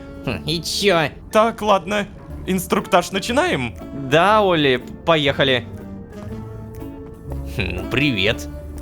Мне сказали, что ты не рыба, ты какое-то другое существо. Но вообще похож на руку, на щупальце какое-то. Так. Ой. Ага. Чё? Что ты на меня так смотришь? Так, ух ты. Че, мне садиться? Я могу сесть. Ну ладно, сажусь. А, вот, да-да-да, тут есть интеракция. Стул. Так, дорогие коллеги, позвольте запросить ваше безраздельное внимание. Сейчас я буду говорить о невероятно важных вещах, а именно о технике безопасности. Первое и самое главное правило вы, наверное, уже знаете. Сотрудники организации... Можно, я. Да, скример. Да, это я. Сотрудники организации в любых обстоятельствах обязаны в первую очередь заботиться о нераскрытии информации о существовании организации, так как раскрытие информации о существовании организации третьим лицам несет угрозу безопасности каждого из сотрудников организации, миссии организации, а также всех существующих миров и веток. Секретность организации – вопрос безопасности номер 1 во вселенных. Да, совершенно верно, скример. Че выкусил? Господи. Да. Итак, да, первое и самое главное, о чем нельзя забывать, это защита секретности. Иначе конец времени может настать для всех существующих веток сразу. А нам бы этого не хотелось. Теперь же важнейшее правило номер 2. Мы ни в коем случае не должны встречаться с самим собой. А это как? Понимаю. Новичкам может быть трудно это осознать. Когда мы проходим процесс пространственно-временной дематериализации, мы начинаем существовать как бы вне времени. Скример, мы с тобой сейчас находимся в бункере у неотвязанного Лололошки. Для него время продолжает идти, и он его проживает. Клетки его тела растут, делятся и умирают. Наши же с тобой тела никак не меняются. Стоп, это правда? О, какое счастье! Я навсегда останусь молодым и прекрасным! Подожди, что? Странно. Погоди, а скример не знал об этом? Ну да, это одно из преимуществ работы в организации. Эй, скример, слушай, а тебе не рассказывали, что ли, когда вербовали? Да, о чем ты? Меня особо и вербовать-то не пришлось. Я согласился очень быстро. Мне сказали, что это была самая быстрая вербовка в истории организации. Да, так, давайте продолжим, может. Да, так вот, мы сейчас присутствуем в бункере Лолошки. Как бы это объяснить-то? Как, знаете ли, мы присутствуем наблюдатели, как зрители, не имеющие никакого отношения к событиям. Точно! Это как фильмы смотреть. Лолошка, представь себе, что у тебя есть способность одновременно видеть весь фильм целиком, от начала и до конца. Так выглядят для нас все ветки. Если что-то привлекло наше внимание, мы можем в любой момент поставить на паузу, отмотать назад, вперед, и можем залезть в фильм, если там нужно что-то сделать. То есть переместиться в какой-то момент ветки. Да, все правильно. Так, ладно. Но спустя много километров все ветки начинают казаться одинаковыми.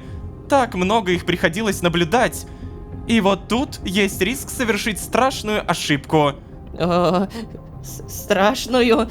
Да, может случиться так, что вы случайно встретитесь с самим собой, если попытаетесь дважды попасть в один и тот же фрагмент фильма. Это может произойти, если вы самовольно решили отправиться в какую-то ветку. Но это... Тихо, Скример. В пространственно-временных координатах, которые вам присылают на корпоративную почту, не может содержаться ошибок. Отдел контроля очень строго за этим следит. Но почему же встречаться с самим собой так рискованно? Это дело в том, что Вселенная стремится к порядку и пытается исправить эту, с ее точки зрения, ошибку. И начинает неконтролируемо менять ваш ДНК, чтобы вы стали максимально сами на себя не похожи. Это как если в фильме вдруг появился второй такой же актер на экране, при том, что у персонажа нет идентичного близнеца. Это бы кардинально пошло вразрез с логикой фильма. Коллеги, таки прямо сейчас прошу обратить внимание на экран. Для наглядности я попросил нашу нейросеть продемонстрировать вам. Смотрим.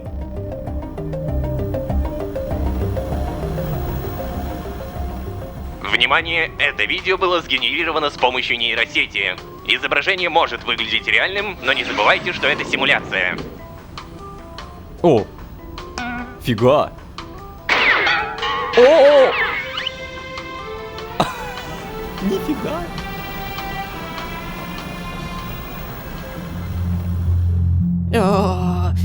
Ужас-то какой. Это, не волнуйтесь, конечно же, это поправимо.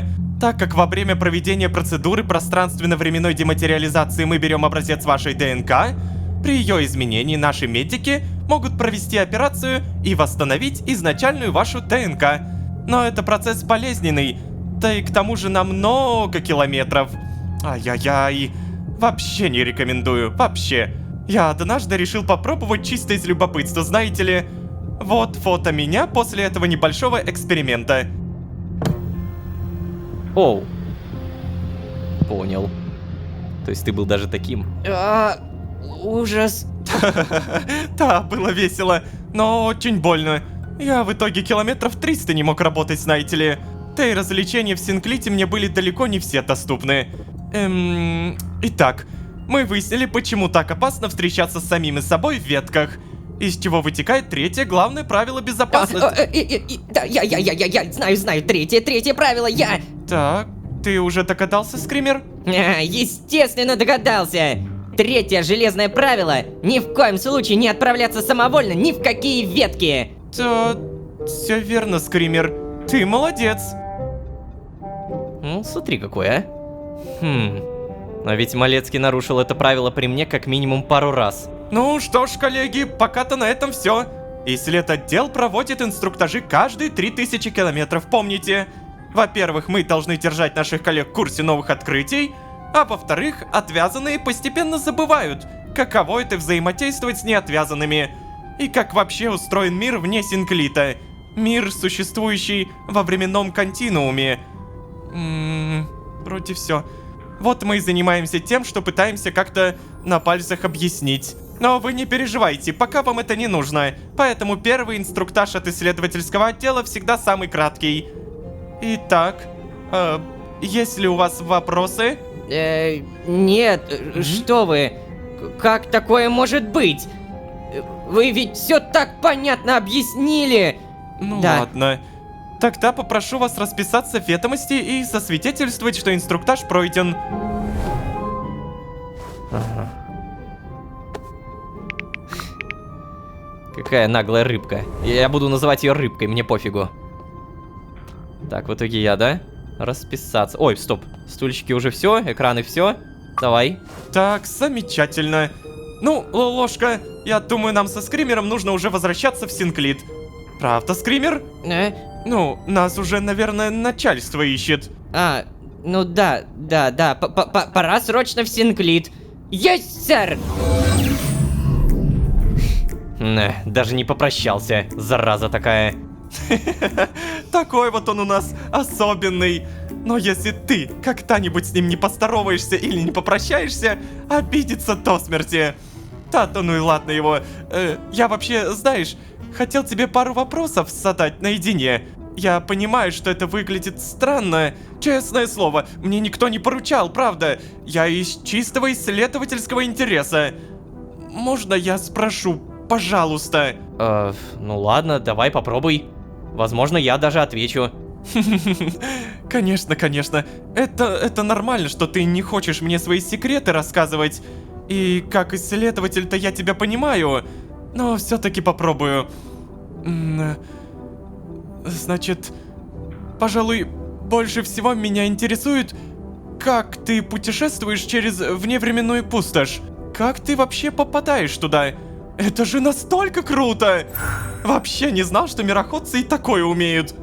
Даже так. Получается, разошлась молва по отделам, что некий мироходец, некий Лоло-ложка, телепортируется по вневременной пустоши. Да, Оля, я действительно крут, могу путешествовать с помощью искры, а могу перемещаться по своей воле в пустошь. Я сам не знаю, как попадаю в пустошь, если честно. Возможно, мне помогает смотрящий. Не-не-не, про смотрящего мы не говорим. Нет, Оли, ты прости, но пока я предпочту оставить при себе эту информацию. Да, наверное, не буду говорить сейчас. Хотя, да, ладно, я знал, конечно, что так будет. Интересный ты все-таки экземпляр, Лолошка.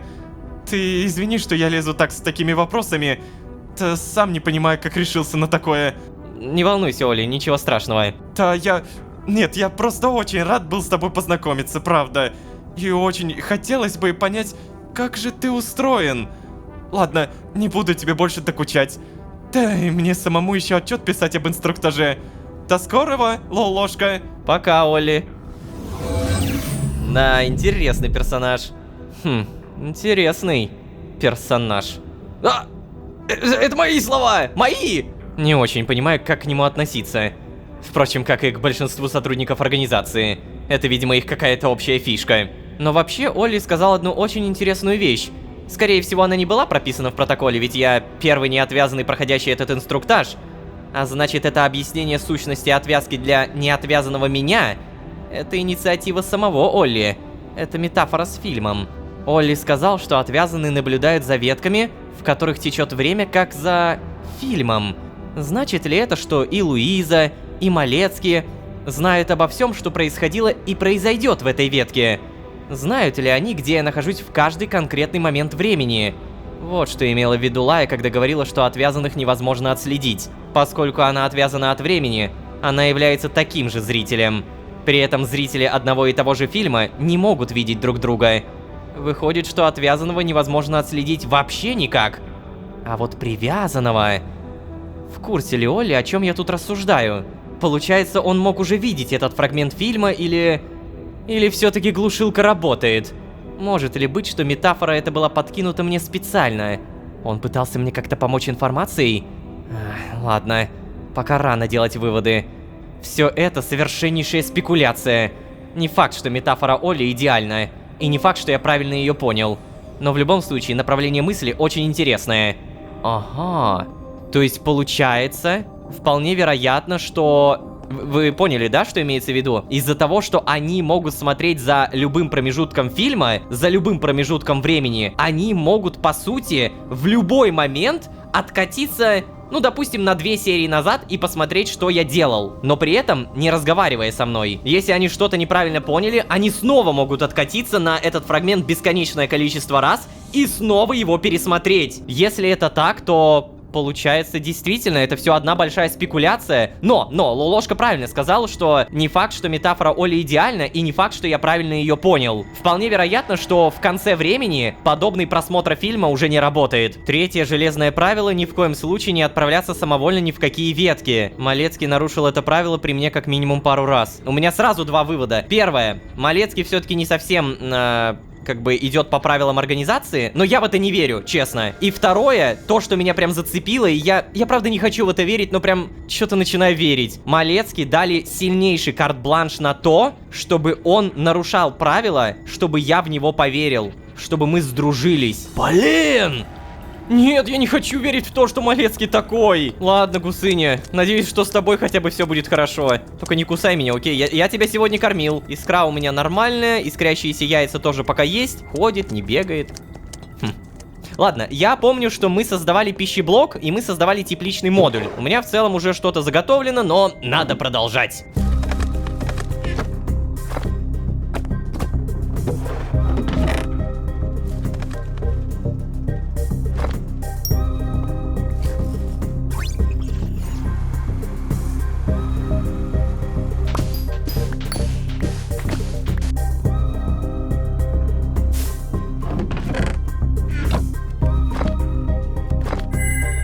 Отлично, задание выполнено. И это мы улучшаем пищеблок. Материалы готовы. Улучшить. Ну-ка.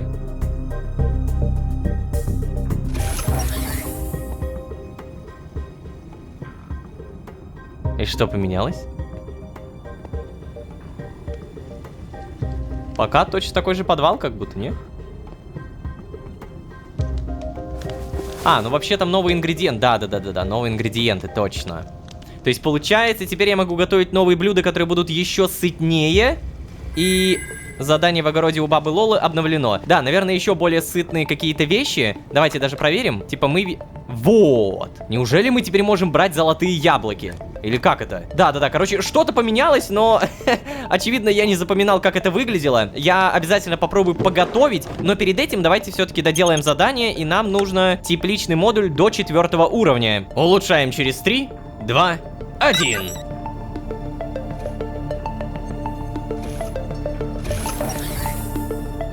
Такс, а в этот раз что поменялось? Ну ладно, для двух нас, Вальдхара и меня, вполне, наверное, этого будет достаточно. Единственное, я бы хотел, чтобы он сам как-то приходил, там, брал эту еду. Хотя понятно, что это опасно, ибо организация может блюсти. Задание в огороде у бабы Лолы выполнено. В итоге у нас 4 клоше. Угу, прикольно. Смотри, 6 грядок. Было 4. На первом уровне, я помню, здесь было 2. Короче, сам факт, что стало больше. И давай возьмем. Это одна... Что? Это один кустик столько дает? Так, вот это, ягоды белладонны. Идите в жопу. Никогда, ни за что. Висячее ухо-светильник. Вот, я хочу найти что-то прям самое дорогое, что дает больше всего. Висячее ухо-светильник и... Семена сделать нельзя. Обидно. Клубника. Могу ли я сделать какое-то крутое блюдо? Вопрос. Не-не-не, до свидания. Волчьи ягоды. Могу сделать примерно тоже ничего. Блин, ну неужели нет нормального какого-то прям блюда? Фруктовый салат. Регенерация на 5 секунд. Нет. Действительно, походу, самое крутое это тупо есть. Смотрите, клубника, можно сделать салат, который восстанавливает 3 сытости. В то время как висячее ухо-светильник тоже восстанавливает 3 сытости. При этом даже крафтить не надо. Окей, так, что еще могут дать? Тут получается семена, а здесь... Вот! Каждый кустик дает разное. Кустик посередине дает, получается, всякие удобрения, другие удобрения. Далее, где-то здесь были ягоды. Здесь что-то там семена, а здесь... Ого, даже редстоун. Это очень круто. То есть, получается, здесь не только еда выращивается. На всякий случай проверяем слизни. Да, здесь все нормально, до свидания. А теперь самое время проверить, что же у нас за новая кухонка. Начать готовку. Вареный рис... Ого, сколько времени теперь дается. 120 секунд. Ну, это изи.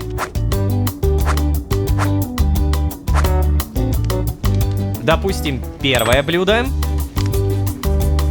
Далее второе блюдо. Третье. Ладно, 4 блюдо. Еще надо. Ладно, сейчас будет. Разработчики, это нелогично. Если я прокачиваю что-то, мне наоборот надо, чтобы это упрощало мне процесс жизни, а не усложняло. Так, вот. Да, еды у меня действительно стало больше. Ну, хорошо, с точки зрения сюжета это наоборот правильно. Типа, наконец-то я смогу прокормить и себя, и Вальдхара. Но эта еда будет очень быстро портиться. Типа, если я выхожу на улицу, там эта еда прям моментально становится гнилью. Пока что убираем в холодильничек. Вот так пусть будет. Что ж, мне нужно к Вальдхару, но сделаем мы это уже, наверное, в следующей серии. И я вот прям сам себе обещаю, что наконец-то прокачаюсь, потому что у меня уже 70 тысяч опыта. Наверное, эта серия явно важная, и это тот момент, когда я бы, наверное, посоветовал пересмотреть бы тот самый момент с Олли, когда он рассказывал про все вот эти временные штуковины, когда персонаж видит сам себя. Также мыслил у ложки про то, что Малецкий нарушал правила. Это явно все очень важно, и если даже пересмотреть, можно уже за что-то зацепиться, но мы на этом постепенно заканчиваем. Все то, что узнали, обязательно обсудим с Вальдхаром. И, конечно же, я не забуду попросить вас поставить лайк. Ребят,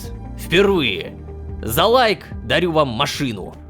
Это вам микроспойлер. Это, кстати, даже не шутка. Ну да ладно, не забудьте, пожалуйста, правда, поставить лайк, подписаться. А если вы здесь впервые, то можете еще и позвать друзей. А с вами были Ложка и ключи от машины. Ладно, инструктаж от Олли, а также долбанный скример. Всем удачи, всем пока. Пока-пока-пока. Пока. Мы тут с мистером О'Флаферти вместе зависаем. Неплохой так собеседник. Подожди, что? Это... Мистером О'Флаферти? Ну да, Ну он типа пушистый такой, вот я его назвал так.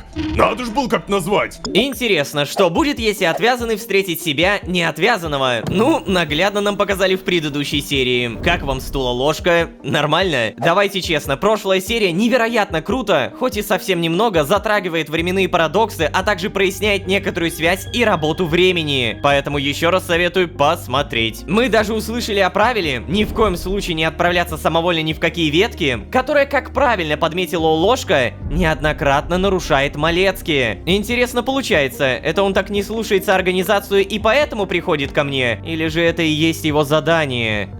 Черт, я даже не хочу думать об этом. Короче, посмотрим, что будет дальше. Также навестим нашего первого Вальдхара. А вообще, всем привет, дорогие друзья, я Ложка. Добро пожаловать в точку невозврата. Поехали!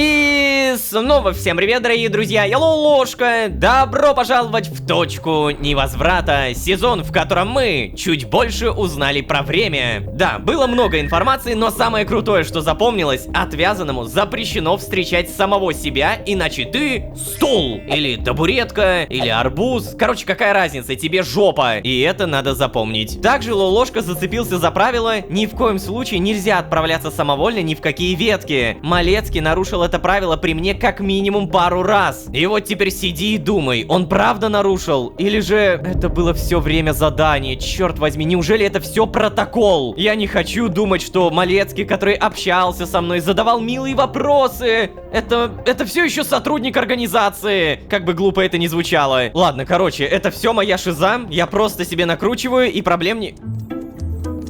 О, приветики. Оу, черт возьми! Я же говорю тебе приветики! Доброе утро! Успокойся! Гусыня! За что? Да не кусайся, ладно! Сейчас я покормлю тебя, вот! Гусыня выглядит довольной. О, трешатина. Вообще, мне и самому это яйцо, конечно, пригодилось бы. Но, кажется, я знаю, кому оно сейчас нужнее. Надо бы проведать Вальдхара, занести ему еды. Надеюсь, он прислушался ко мне и экономил запас костюма. В таком случае, вряд ли у него осталось чем подкрепиться. Ага.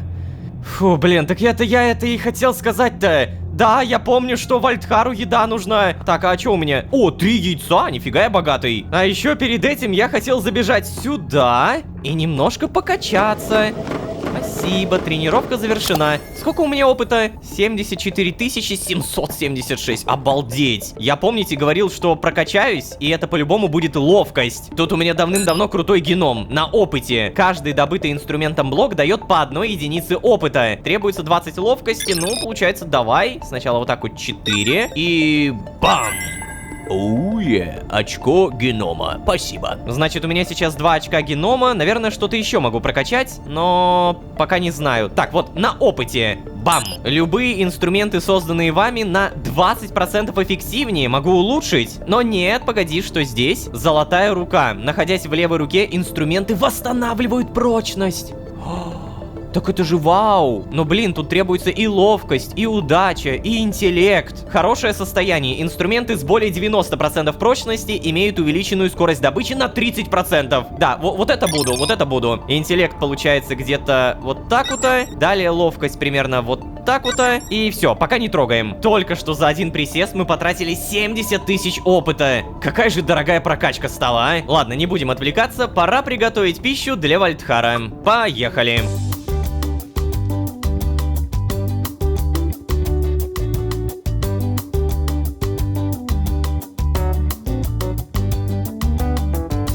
Ну да ладно, скафандр надеваем, погоду проверяем. О, это будет жаркая погодка, я понял. Выходим на улицу. И... Что? Это жаркая погода с дождем. О, ты погляди, какая красота. В итоге мне не жарко, а солнце реально огромное. Супер-мега везение. Ой, фотоаппарат, что? Подожди, чего? Тут буквально валялся фотоаппарат. Это я когда-то выронил? Да нет, вроде бы. В любом случае, мы заводим нашу малышку и поехали. Главное, чтобы еда не испортилась. Ой. О, меня телепортировало. Спасибо. Не сказать, что самая удобная телепортация. Ну ладно, я знаю, когда ехать. Вот так вот. Паркуемся, глушимся и постучать. О, да. На месте, молодой. Сейчас снимаем скафандр. Эй, привет. О, ложка! Да. Здорово! И тебе привет, Вальдхар. Да, а я, блин, все ждал, пока ты придешь. Тут одному как-то стрёмно. Ну, то есть, не стрёмно, мне так-то нормально, я на расслабоне, просто скучно очень, вот. Лежишь себе, лежишь на кровати, лежишь на спине, лежишь на боку, потом походишь по кругу, походишь туда-сюда и снова лежишь. Ай, тюрьма, короче, какая-то. Никогда бы не подумал, что мне наскучит отжиматься. Только, Лоло, ты не подумай, не. Я тебе вообще-то офигенно благодарен. Без тебя я бы сейчас, ну... Без тебя я бы... Что я? Короче, тут уютненько и все дела. Отличное укрытие, спасибо тебе. Прям премного благодарен. Кстати, смотри. Мы тут с мистером О'Флафферти вместе зависаем. Неплохой так-то собеседник. Подожди, что? Это... Мистером О'Флафферти? Ну да, ну он типа пушистый такой, вот я его назвал так. Надо ж было как назвать. Мы тут с ним вдвоем круглосуточно. Только вот окон нет, и непонятно, день или ночь. И сколько вообще времени прошло, как я здесь. Ай, блин. Еще голодный до жути. Все время жрать хочется. У тебя что? Да. Кстати, об этом. Я тебе как раз принес еды. А, да, вот. Затхлая. Немножечко уже испортилась, но вот, забирай. Вот ты, Подожди, а я же тебе не называл мистера О'Флафферти. Хорошо-то как. Братан. Вот бы еще вина, бутылочку другую. И было бы совсем как старые добрые. Помнишь, как у фраганта в таверне, а? Нет. То есть, нет, прости, я не помню. Блин, ну, ладно. Погоди, а ты только что все съел, что ли? Ну да, а чё? Обалдеть, ничего себе ты мощный. Я вообще-то специально побольше еды набрал, чтобы с запасом было. Ну, блин, ну прости, просто очень есть хотелось. Да не, забей, ничего страшного, я еще принесу. Наверное, это нормально, что у тебя такой неутолимый аппетит. Ты все-таки еще восстанавливаешь. Да ты чё, какой-то восстанавливаешься? Я уже как огурец. Я как новенький уже вообще. Вальдхару для восстановления достаточно один раз хорошо пожрать и один раз хорошо поспать. И он снова готов горы свернуть. И вообще у меня всегда такой аппетит был. Это нормально. Только это вот бутылочки другой вина действительно, пожалуй, не хватает. А ты уверен, что именно это нужно для восстановления? Да, конечно, абсолютно уверен. Это жизненно необходимо, винцо. Блин, ну ладно, я тогда попробую поискать. Ага, спасибо тебе огромное, Ло. А то я как-то почти сразу все запасы еды уничтожил, ну и пошел на поиски. А скафандр этот идиотский так быстро садится. Короче, теперь я как бы заперт совсем. То есть это... Ну, спасибо за скафандр, приятель. Правда. Жаль только, что с зарядной станции не получилось. Ну, не за что. Здравствуйте, это курьер беспокоит задание. Полностью заполнить сундук Вальдхара едой. Что? Вот этот? Это шутка какая-то? Это... Блин, ладно, подожди, что там еще? Порадовать Вальдхара бутылкой вина, поделиться внешним аккумулятором для скафандра. О, кстати. Обалдеть. У Вальдхара совершенно волчий аппетит. Но я не могу так часто навещать его. За мной, скорее всего, следит организация. Ну или, как минимум, они могут заметить мои частые отсутствия в бункере и из-за этого возобновить слежку. Надо сундук забить едой под завязку, чтобы мне не пришлось так часто тут появляться. Ага. Так, погоди, слушай, у меня вообще вот есть такая штучка. Штучка, как мне дать тебе? Есть какая-нибудь интеракция, нет?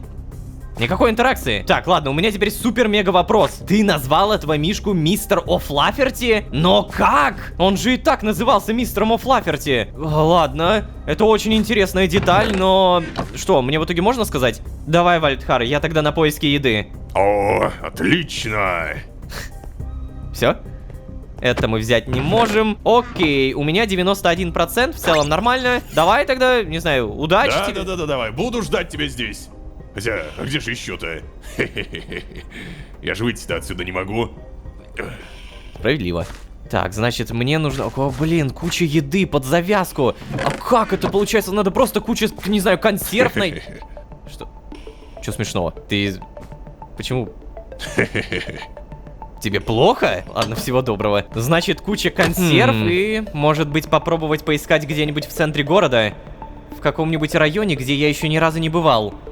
Возможно, именно там будут какие-нибудь бары или рестораны. А, то есть ты сам об этом подумаешь. Окей, я думал, мне нужно будет просто искать. Дождь все еще идет. О, и у меня партиклы. Удобненько. Что это было? Так, ударился. Партиклы, куда они показывают? Направо, налево? Нет, здесь вроде бы ничего, тогда налево. Нет, здесь тоже нет партиклов. А куда мне ехать-то? Я не понимаю, я почти ничего не вижу. А, вот, партикл, понял. Идем дальше. Мне нужно конкретно по этому туннелю, получается, проехать. Да, партиклы все еще есть. Замечательно. Куда дальше? Направо, налево? Из-за этого дождя вообще непонятно. Черт возьми. Я могу, конечно, сюда, но... О, да-да-да, показывает сюда.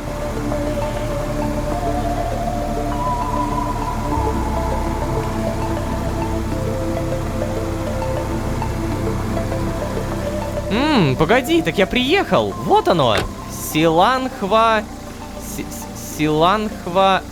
Виллион? Ладно, так, 100% заглушить машинку. А еще тут радиация 3-го уровня. Ой, трешатина, как я это ненавижу. И сундук... О, консерва. Так, это хорошо. Сейчас, подожди, у меня были отмычки. 16 отмычек, замечательно. Давай вот это взломаем. Хорошо. Ох, боже. Железо по-любому берем. Все остальное в целом тоже берем, потому что явно когда-нибудь пригодится. И заходим сюда. У меня замедление.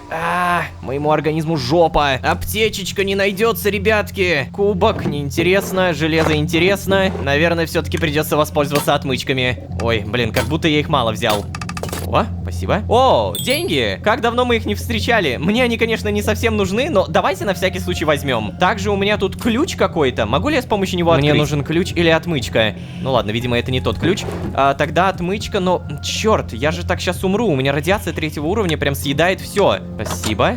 Что здесь у нас? Это холодильники. Запасы, да, запасы. Где? Еда какая-нибудь.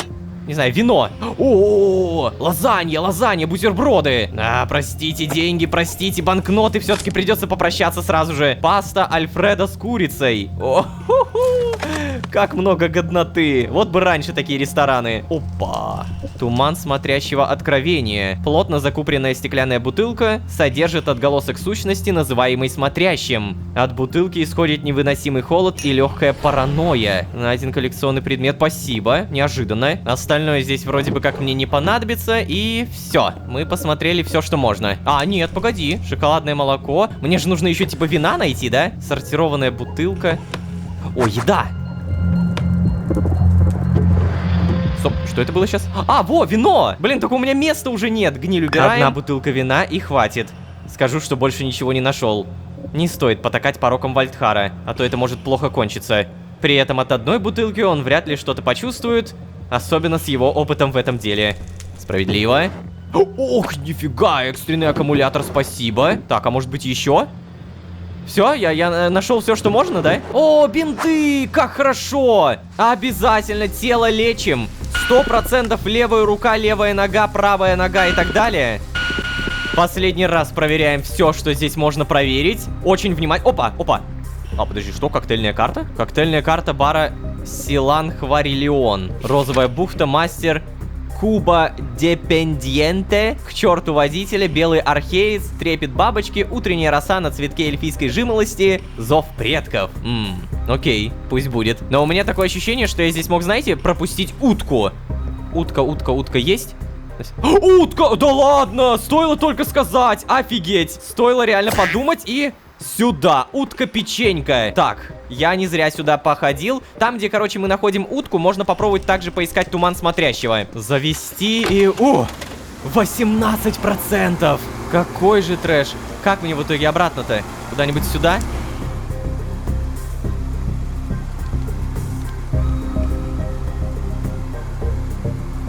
Все, туннель наконец-то найден. Топливо 683. Я помню, что у меня в машине валяется немного канистры, поэтому, если что, сможем заправиться. Но вот эти вот ужасные погодные условия прям портят поездку. Я не вижу ничего дальше своей руки. Все, главное, что приехали. Открыть. Тихо-тихо, заезжаем. И выходим. Фу. Ну что, Вальдхар? Привет. А, поговорить? Эй, привет. Я принес тебе еще еды. Вот, забирай. Ну-ка. О, хорошо. Ну как же хорошо-то, а? Спасибо тебе, Ло. А то я опять уже умирать с голоду начал. Стоп, подожди. Ты опять все съел, что ли? Ну, да блин, ну просто голодный очень был. Это капец. Он еды требует больше, чем плотоядный червь. А Спарки при этом даже не дает. Ладно, ничего страшного. Ага, спасибо. Знаешь, я придумаю как-нибудь, что с тобой делать. А вообще, я тебе еще вина принес и зарядку для скафандра. А, дружище! Блин, спасибо огромное! Прям реально счастливил, давай сюда! Держи. Так. Ты чё? Быдло! Где? Так, вот экстренный аккумулятор. Тебе не нравится? Тебе только бутылку вина подавай, реально? Чё? Подожди, ты смеешься, разговаривая с мистером О'Флакерти? Я не понимаю. Давай тогда экстренный аккумулятор мы в любом случае тебе положим. Ты уж прости! Я выполнил задание, где оно тут у меня? Оно точно должно быть. Но при этом я не положил ни сколечки еды. Только аккумулятор. Вот, кстати, аккумулятор я, наверное, бы еще вот 2 положил бы. Так, на будущее. О, господи. Ладно, пожалуй. Кстати, кажется, есть у меня одна идейка. А не навестите ли мне Лаю? А, да? Блин, ну ты прости, ложка, у тебя 17% заряда. Давай я тогда на всякий случай один использую. И вот теперь можно и навестить, окей. Так, прунут. О, привет. Лая? Лая? Привет. Да-да, здравствуй. Знаешь, хорошо, что ты зашел на самом деле. Я как раз хотела поговорить с тобой. Нам пора приступать к решительным действиям. И нам обязательно нужен агент внутри Синклита. По очевидным причинам я никак не гожусь, у меня больше нет туда доступа. А ты не годишься, потому что тебе нельзя ни в коем случае отвязываться. Ты сам это прекрасно знаешь. Так что нам нужно кого-то завербовать. С кем у тебя уже был контакт. Но кого? У тебя есть кто-нибудь на примете? Предложить мужика из технического отдела, которому отсрочили пенсию. Предложить Малецки, предложить Оли. Подожди, в предыдущей серии, когда мы прочитали, что Малецкий нарушил правила, это вот к этому подвязка? Ну блин, у меня почему-то ощущение, что все не так просто. Очевидно, что Оли и мужик из технического отдела нет. Типа, у меня как будто выбор без выбора. Ну, наверное, Малецкий. Да, давай. Серьезно, ну о чем ты говоришь, Лолошка? Ну какой Малецкий? Малецкий же, очевидно, находится под слишком сильным идеологическим влиянием и слишком верит организации. Да и если его вычислят, скажу честно, будет очень-очень жаль. Нет, мне бы не хотелось им рисковать. Скажи, есть у тебя какие-нибудь другие знакомые, которых не так жалко? Что? Которых не так жалко? Ты говоришь, точно, Лая? Так, значит, Малецкий все-таки нет. Окей, предложить Олли, предложить мужика из технического отдела, которому отсрочили пенсию. Но он там вроде как не то чтобы любил. Да, помните, он говорил, что это долбаная организация и как-то так. Думаю, очевидно, что Олли 100% нет. Так что, да, тот чувак из технического отдела. Ну, вообще-то, не такой плохой вариант.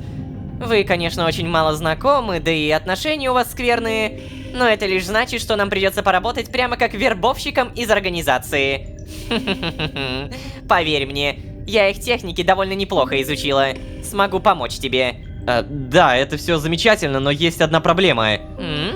Кажется, я совсем забыл о том, что мне нужно помочь ему с отменой наказания. Так, тогда смотри. По-настоящему ты ему точно не помогаешь. Если он выйдет на пенсию, какой из него шпион? Тебе нужно втереться к нему в доверие и убедить, что ты делаешь все возможное. А на самом деле ничего не делать. Короче, в следующий раз узнаю у Малецки, как можно выйти на контакт с этим техником. Изложи проблему, скажи, что хочешь помочь, попроси Малецки поговорить с Асой, потом Аса пойдет разговаривать с начальником техотдела. Ну, тот ее, конечно, как обычно, не послушает. Ее вообще в Синклите ненавидят. Особенно, когда она приходит с просьбами от Малецки. Короче, пока что такой план действий. Ты понял? Да, ладно, понял. Жалко, знаешь, как-то мужика, он ведь просто на пенсию хотел. О, вот как. То есть мужика тебе жалко, а всех, кто пострадал от организации или был убит ею, тебе не жалко, да? Ну... Блин... Ладно, да, наверное, ты права. Ну вот. Попробуем завербовать техника. Ну и, кстати, как там твой друг из параллельной реальности? Ну, вроде бы нормально. Говорит, что уже почти восстановился. О, нет, не может быть такого. Да нет, может. Выглядит он и правда вполне неплохо. Я тебе гарантирую, никто не может так быстро восстановиться от действия концентрированного времени. Если вообще может. Я же уже предупреждала тебя, следи за ним внимательней. Вот увидишь. Блин, ладно, хорошо. Кстати, я как раз по этой причине-то и пришел. Поскольку Вальдхар все еще восстанавливается после того действия времени, его тело работает как-то странно. Он очень много ест и не может остановиться. Так. К чему ты клонишь? Ну, дело в том, что в моем нынешнем мире есть проблемы с провизией. К тому же я не могу так часто навещать Вальдхара. Ты же знаешь, я поселил его в Блумколе, в моем запасном укрытии. Так. Ну и мы оба знаем, что если организация захочет за мной проследить, я от нее никак не скроюсь. Ну да, ближе к делу. От меня-то ты что хочешь? Я тут просто подумал. Погоди, все, что ты подумал, потом. Давай сначала вот так сделаем. Все, продолжай. Ты ведь спокойно можешь перемещаться между мирами и ветками, правильно? Угу. И время в воздухе на тебя никак не влияет. Может быть, ты могла бы поперемещаться в живые ветки, в кладовку какого-нибудь ресторана, не знаю. Так, стоп. Ты что, сейчас серьезно? Мы не имеем права никак менять ход событий в живых ветках. Да, но... Блин, просто неужели нельзя красть незаметно? Ты сейчас... Блин. Но почему я должна объяснять мироходцу, чем опасно отвязанным от времени существам вмешиваться в ход событий еще живых веток? А что, если я украду еду со склада, а в этом обвинят кого-то из работников? А потом накажут за это, или еще хуже уволят? И этот сотрудник обозлится на весь мир, и не знаю, там, больницы пойдет взрывать. Нет, Лолошка, я на себя такую ответственность точно не буду брать. Да ладно, хорошо, я понял. А что насчет стертых веток, в которых еще есть выжившие? Ну, вообще-то для меня это довольно опасно. Там могут быть дроны или сотрудники организации. Хотя я прекрасно знаю все их методы, а поэтому принимаю все меры предосторожности, чтобы не засекли. Ладно, Лолошка, так уж и быть. О, Лая, спасибо тебе большое, правда. Честное слово, я бы не попросил у тебя помощи, если бы ситуация не была такой аховой. Да ладно, все нормально. Мне не так уж и сложно помочь. Может быть, кстати, давай я вас познакомлю? Вы там уж как-то организуетесь, хорошо? Хорошо. Так, ладно. Как бы мне только координаты тебе передать? Ну, только если на бумажке написать. Свой планшет я уничтожила, естественно. Давай. Так, стоп, вот это используй. Угу. Записать координаты. А чё, я знаю, какие координаты? Ну, давай. У меня же в костюме координаты, точно. Или я какие-то другие напишу. Так. И чё, ты прям сейчас познакомишься с Вальдхаром, реально? Будет интересно на это глянуть. Как быстро она его взбесит. Все? Поболтали? Ну что ж, давай, до встречи на месте. Угу, давай. Малус. Так. Серьезно, ты уже... Как так? Какой у тебя модный пикап-то, а? Погоди, Лая, а как ты оказалась здесь раньше меня? Ну, я временной отпечаток навскидку ввела. Ты же мне только-только пространственные координаты дал. Ну... Ой, пофигу, ясно. Пошли тогда. Угу, пойдем. Так, постучать. Вальдхар! Я вхожу, Вальдхар! Ой. Вальдхар! Эй, Вальдхар! Черт, он спит. Да. Алло? Это ты? Я тут задремал немного после такого шикарного обеда. Это что за неземная красотка? Ложка? Я... Да. Позвольте мне представиться, прекрасная леди. Меня зовут Вальдхар. А к вашим услугам. Я невероятно сильный мироходец и старый друг Ло. Как я могу обращаться к вам, принцесса? Меня зовут Лаэтанна. Можно просто Лая. Ох, конечно, какое царственное имя! Оно поистине вам к лицу, Лаэтанна. Ну да, нормально. Ложка, твой друг как-то странно разговаривает. Ты где его вообще откопал? Блин, я не знал, что он будет себя так вести. И прости, я... Соврать, рассказать правду, отказаться отвечать. Это получается про отправление? Не, пока что отказаться, не-не-не. А знаешь что, Лая? Я не расскажу тебе. Что, серьезно? Да, потому что ты мне почти никогда ничего не рассказываешь. Ну знаешь... Да, мы с тобой, конечно, напарники. Собираемся вместе работать против организации и все такое. Но мне все равно каждый раз приходится из тебя информацию с боем вытаскивать. Ну и пожалуйста. Не так уж и интересно было. Это я... То есть вы... Я надеюсь, это не ссора между влюбленными? Что? Ты издеваешься, что ли? Какими еще влюбленными? Да ладно, прости, красавица. Я просто хотел убедиться, что у меня не будет препятствий на пути к твоему сердцу, а также к твоей руке. Это ложка. Блин, Вальдхар, слушай, ты можешь ненадолго поумереть свой пыл? А? Ну серьезно, нам бы о делах поговорить. Во-первых, сообщаю тебе, что Лая будет теперь приносить тебе еду.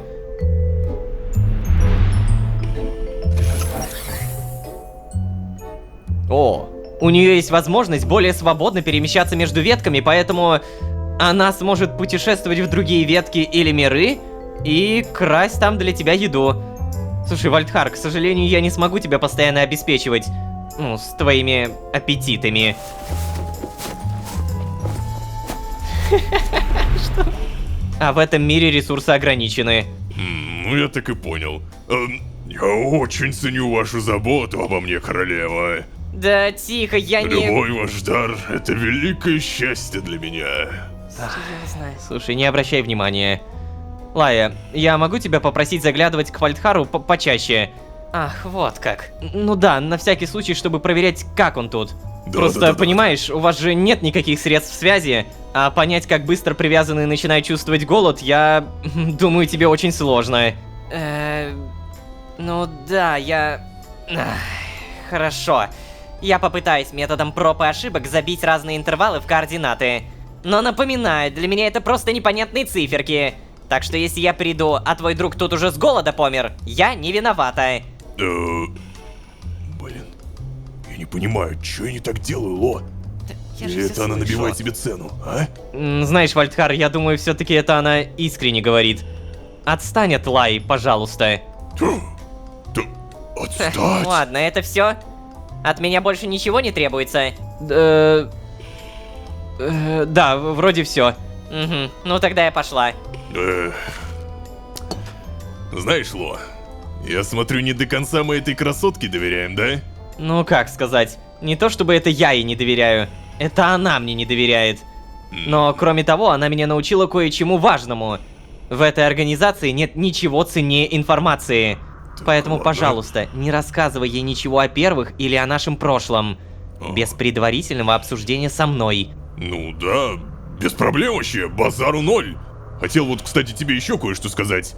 Ло, спасибо тебе еще раз. Вот реально, спасибо, что так заботишься обо мне.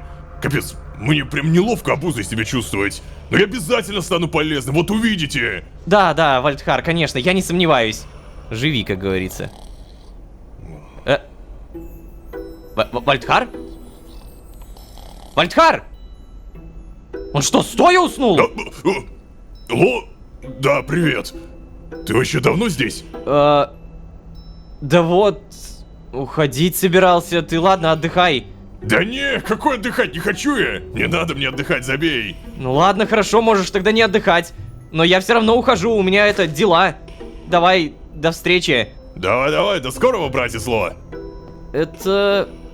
странно. Мистер О'Флафферти, засыпание на ровном месте, зверский аппетит. Да ты ж буквально забыл то, что я только что стоял перед тобой. Ладно, я пока не буду это комментировать, но очевидно, что из этого что-то выльется. Интересная судьба у тебя выкатывается. Помните, Лая так и сказала. Кстати, как там твой друг из параллельной реальности? Говорит, что уже почти восстановился? Нет, не может быть такого. Никто не может так быстро восстановиться от действия концентрированного времени. Если вообще может. Я тебя предупреждала, вот увидишь. Следи внимательней. Ну вот, я слежу внимательней, правда, тут в целом все более чем очевидно. Жалко мне тебя, Вальдхар, капец как жалко. Понимаю, что ничем хорошим это не аукнется. Ладно, в любом случае, поехали тогда.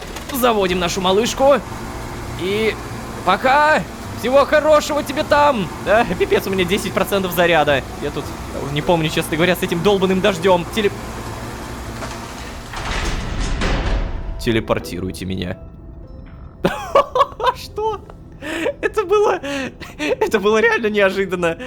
Стоит только попросить, как говорится. Так, получается, мне действительно придется каким-то образом завербовать вот этого синего чувачка? Блин, он же меня прям конкретно ненавидит. Нам нужна информация из Синклита. Лая не может, я не могу. Ну, очевидно, я не отвязан. Давай, кстати, восстановимся. У нас был выбор Малецкий, Малецкий не подошел. Получается, мы могли еще Олли выбрать. Но, наверное, все в итоге бы свелось к этому синему чувачку. Типа и Олли, и Малецкий выбрать нельзя. А теперь самое главное. Утка-печенька. Ну да, нет, стоп, погоди. Туман смотрящего. Сюда. Откровение. Пристальный взгляд смотрящего пронзает вас насквозь. А тут что было написано? Биение холодного сердца смотрящего, слышите? Ледяной взгляд смотрящего не дает вам сдвинуться с места. А теперь утка-печенька. Сюда. Поехали. Лучше не пытаться ее съесть. Я пытался. Окей. Так, а вот это коктейльная карта из Силанхварилиона. Могу куда-нибудь сюда кинуть, не? Не? Не-не-не, прям совсем?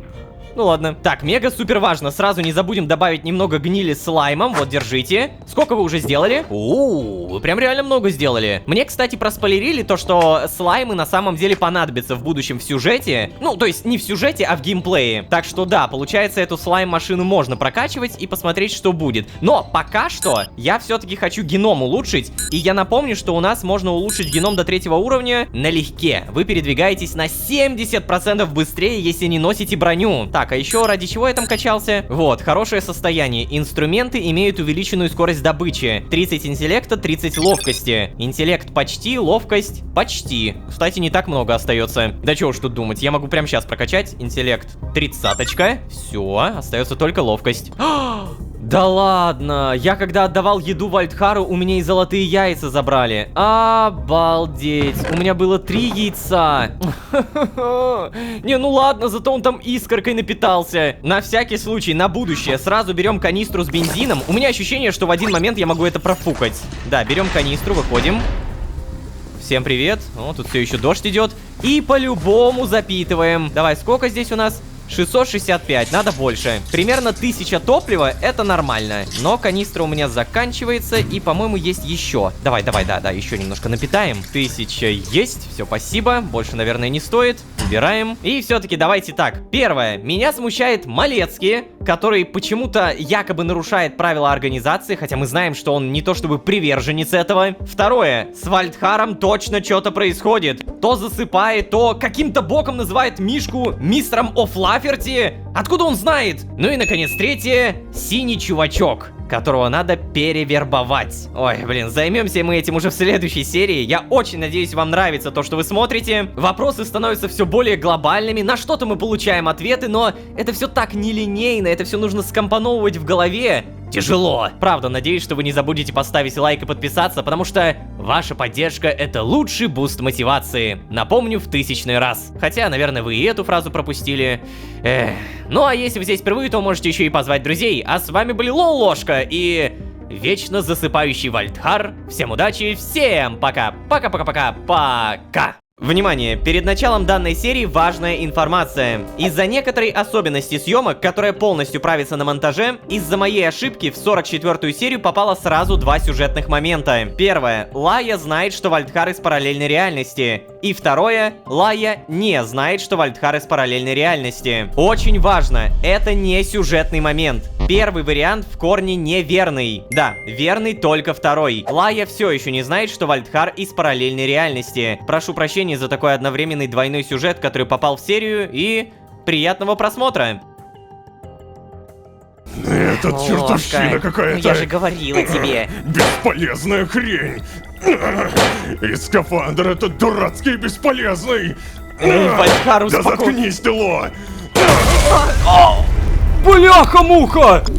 Так, ладно, пожалуйста, объясните кто-нибудь. Вальдхар, засыпающий на ровном месте, потребляющий килограммы еды в секунду и называющий игрушку Мистер Оф Лаферти, даже не зная, что эта игрушка так и называется. Все это немного настораживает и напоминает фразы Лаи. Никто не может так быстро восстановиться от действия времени. Если вообще может. Я же тебя предупреждала, следи за ним внимательней. Вот увидишь. Да ё-моё, что ж такое время-то? Ладно, Лая, я согласен, буду внимательней. А еще всем привет, дорогие друзья, я Лолошка. Добро пожаловать в точку невозврата. Поехали!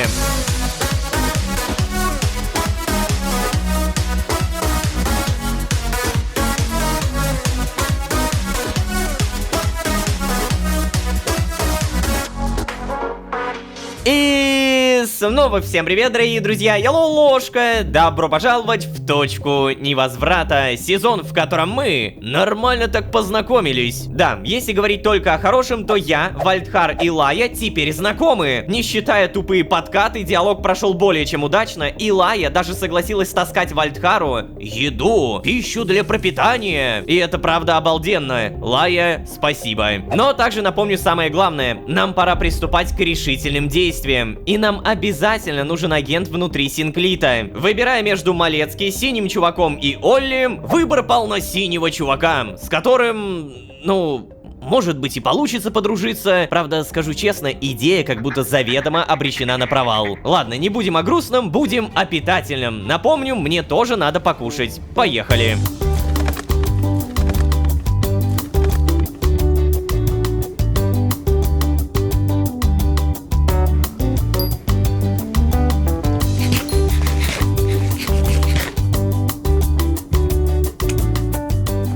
Так, стоп. Мне кажется, надо бы снова проведать Вальдхара. Надеюсь, Лая выполнила свое обещание и не забывает к нему заглядывать. А еще ее предостережения насчет влияния времени на Вальдхара вроде бы пока не оправдались, но есть какое-то зудящее ощущение, что она права. И что Вальдхар на самом деле чувствует себя намного хуже, чем говорит. Ладно. Надеюсь, они хотя бы поладят, и он не сболтнет ей ничего лишнего. Подожди, что? Реально? Серьезно? Ее предостережение, какое-то зудящее ощущение, что она права? То есть ты только задумываешься? Я бы уже тревогу начал бить, когда он мистера Оф Лаферти назвал мистером Оф Лаферти. Ну ладно, тебе виднее. В любом случае, я прибежал сюда за томатами. Здрасте. Эй, гусыня, я тебе покушать принес. Стоит.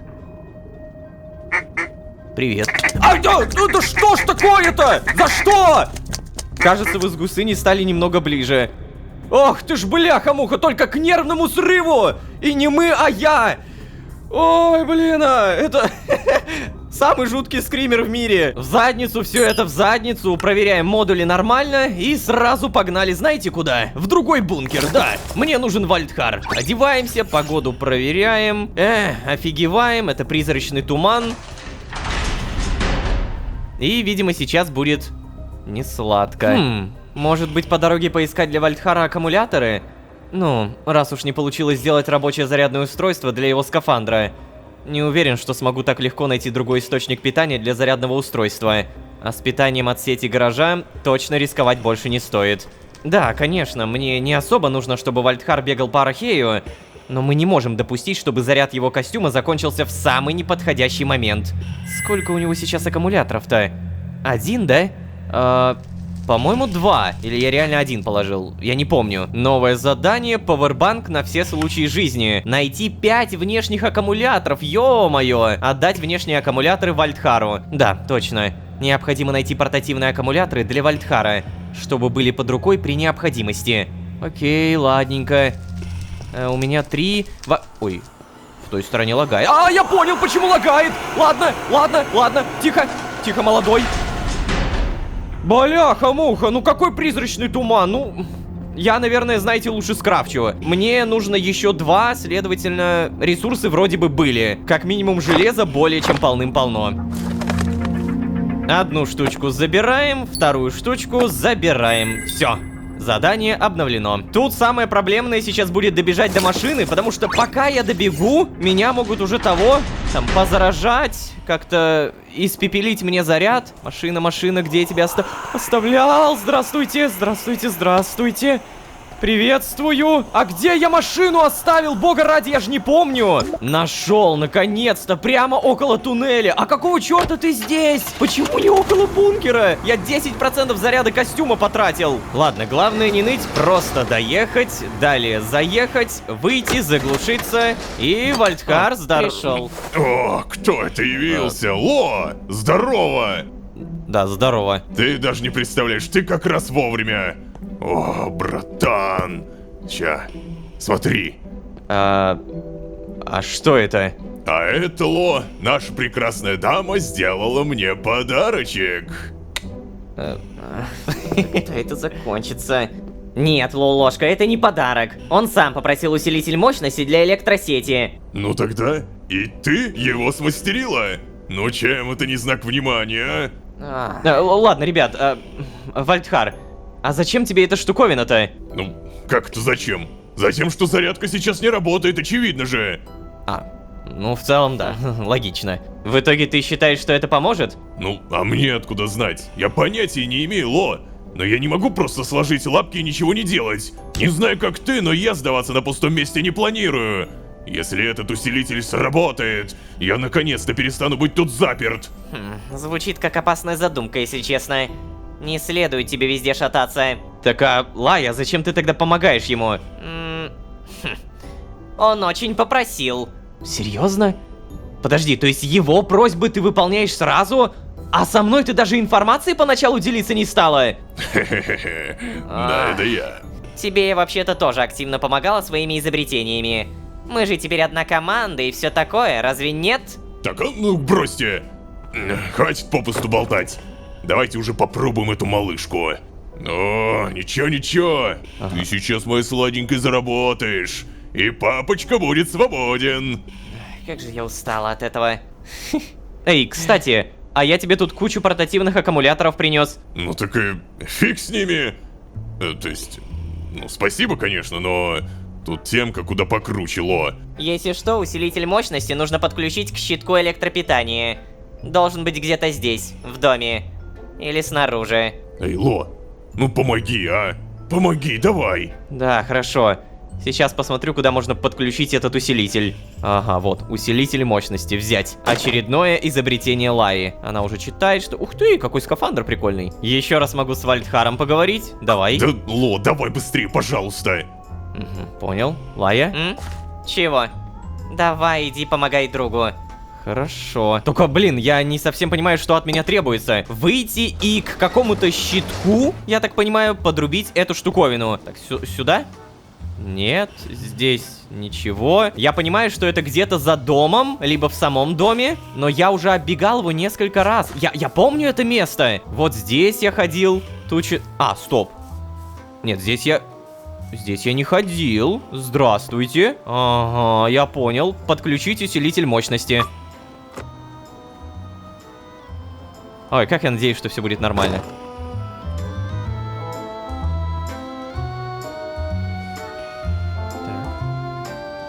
Ой, блин.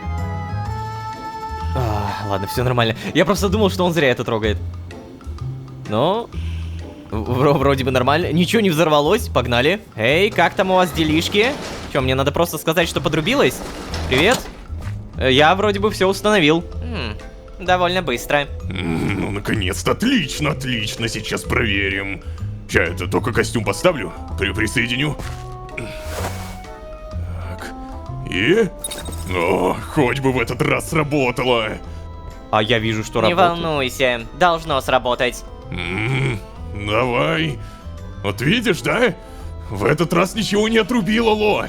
Да, по крайней мере, пока что. Так. Я вот что-то только не пойму, блин. Он заряжается или не заряжается? Так, а ну иди сюда. Эй, Ты что, хочешь его на себе подзарядить? Как будто это не так работает, Вальдхар. Угу, я согласна. Ты зачем его сразу надеваешь? Да погодите, ребят, ну, я же просто хочу понять, работает эта штука или нет. Так. Сейчас. У меня чуть больше половины заряда было. Слушай, если зарядное устройство само по себе исправно, то все должно работать. Я сделала мощный усилитель. Да. Хорошо. Так. Давай. Да, блин. Такой плотный. Все? Так, и что в итоге? Ну так, а чё ты хочешь? Конечно, да, заряжается. Наконец-то заряжается. Ну, была рада помочь. Да, спасибо, принцесса, спасибо. Давай. Да, Вальдхар, да что ты делаешь? Дай ему постоять на зарядке хоть какое-то время. Блин, ладно. Читала я, что долгое нахождение в изоляции не очень благоприятно воздействует на мозг.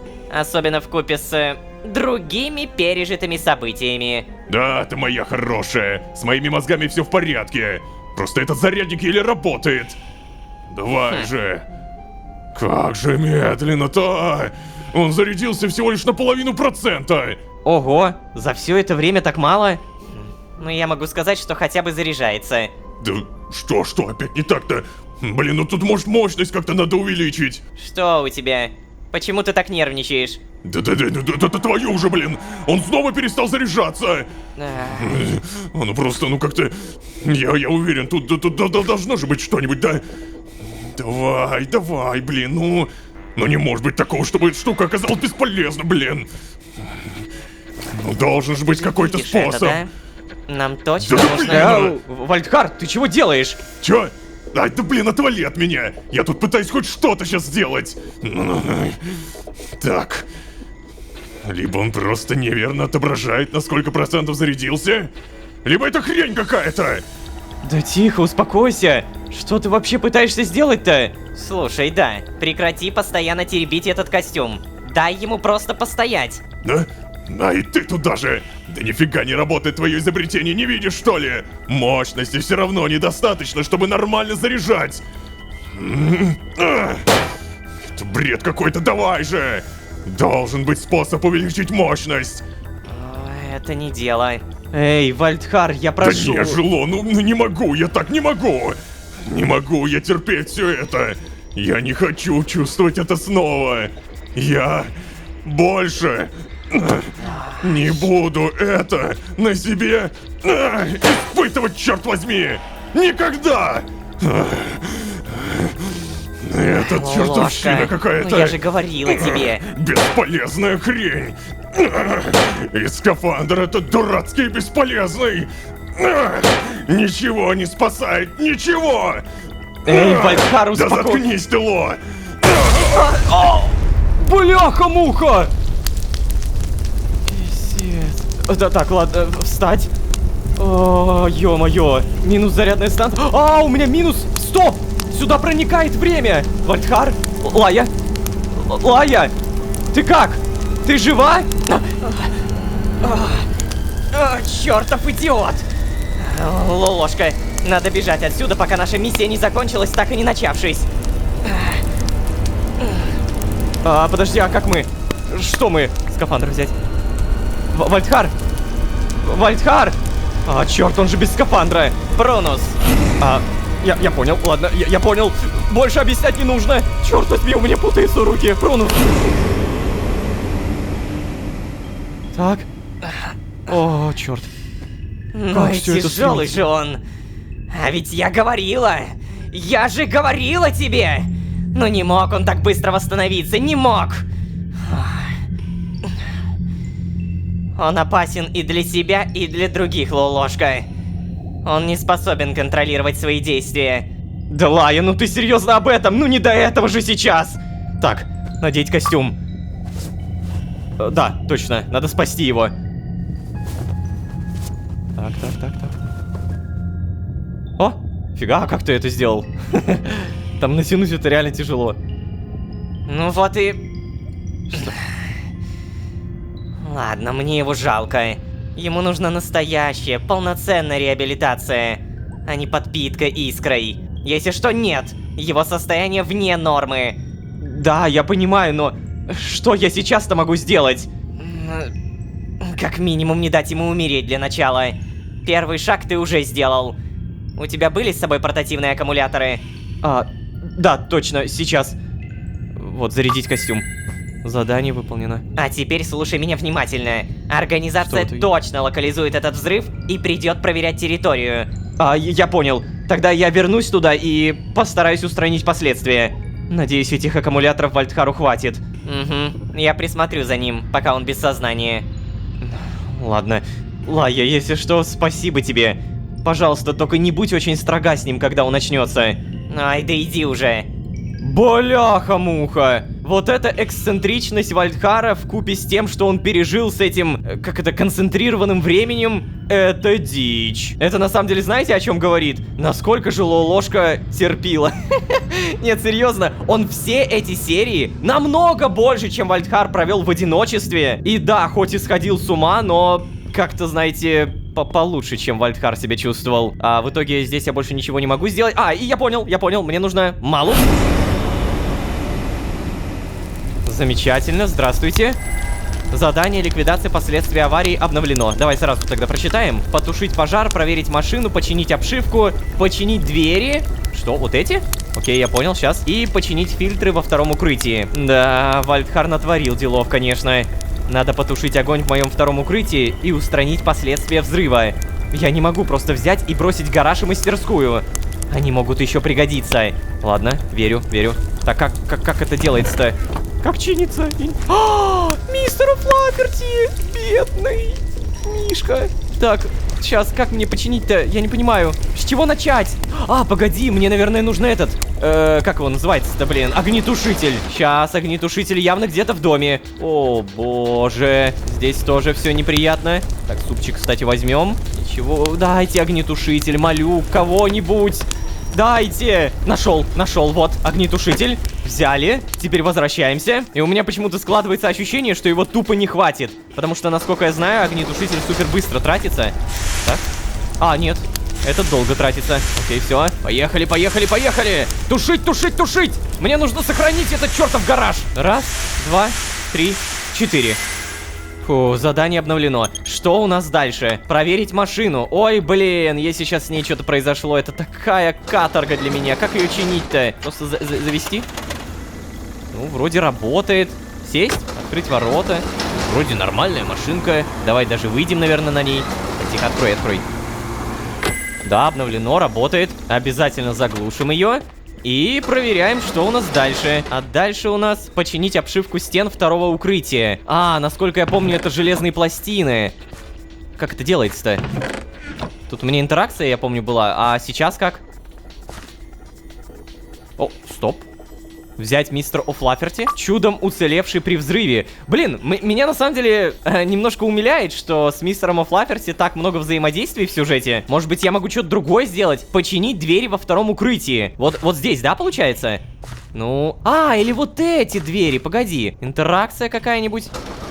Может быть, с другой стороны? Я не понимаю. Что мне нужно сделать?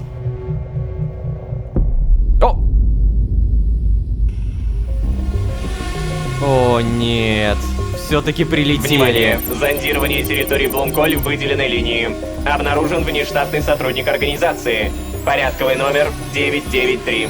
Отдел исполнения решений. Имя Лолошка. Что? А как вы меня узнали? Привет!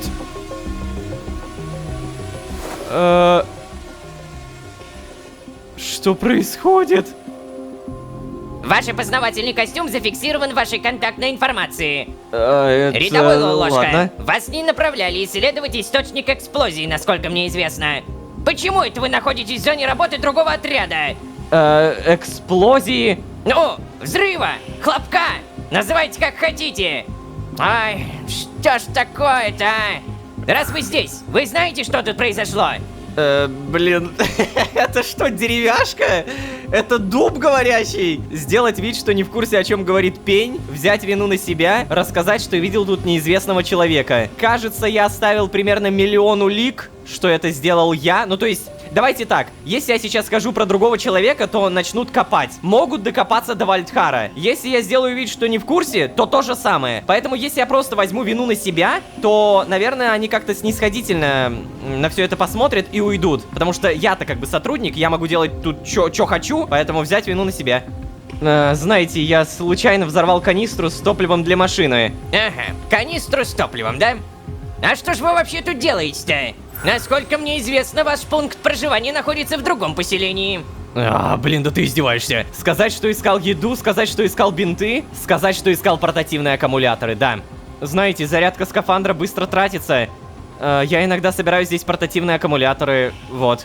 Ой, ну да, вы, конечно, очень странный случай. Вы ведь в курсе, что процедура отвязки спасет вас от необходимости искать всякий мусор? Будьте аккуратнее, коллега. И помните, все события в закончившихся ветках тщательно мониторит отдел контроля. Ничего необычного в этой линии не видели? Да нет. Архей, кажется, уже целиком зачищен. Что тут может быть-то? Разве что скримера видел. Ну ладно. Буду вынужден доложить вашему супервайзеру о данном происшествии. Вероятнее всего, это повлияет на вашу последующую оплату. Ну все? Пойдемте. Давайте. Всего вам доброго, Лол-ложка. Всего доброго, мистер Пень. Да уж. Я очень надеюсь, что он действительно мне поверил. Главное, чтобы больше они не пришли сюда разведывать всякое. Стоп, подожди, реально это был Пень? Это реально, кто может быть живым существом? Кусок асфальта? Мистер Машина? Говорящее облако? Ни за что не поверю. Хотя, как мы уже поняли, вселенная вечно подкидывает сюрпризы. Так, мне, наверное, что, продолжить? Или подожди, может быть, мне нужно в Прунус сходить? Зачистить я все равно уже от организации ничего не успел, поэтому Прунус. Угу. О. Привет. Лая, поговорить? О, ты уже здесь? Я попыталась с ним поговорить, но он предложил заняться другими вещами. Больше говорить я с ним не пыталась. Лая, извини, пожалуйста. Ничего. Угу.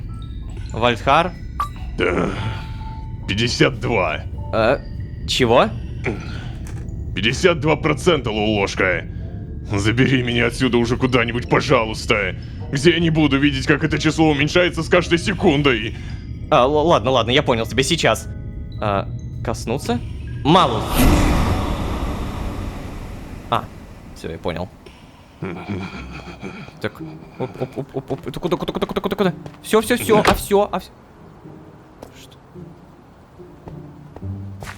Что? А почему машина сюда телепортировалась? Это что за баг? Как она сюда заехала? Это что за фигня? Блин, подожди, стоп. Ладно, я понял, он зашел в машину, типа она должна была здесь стоять. Окей, да. Все, баг решен. Серьезно получилось. Так, ладно, давай тогда сядем. Ну, ты как? Поговорить не хочешь? Не хочу. Ты бы меньше говорил и больше делал, Ло. И тогда эта хрень не взорвалась бы. Серьезно? Ладно, просто поехали в бункер. Поставим твой костюм на зарядку. Да.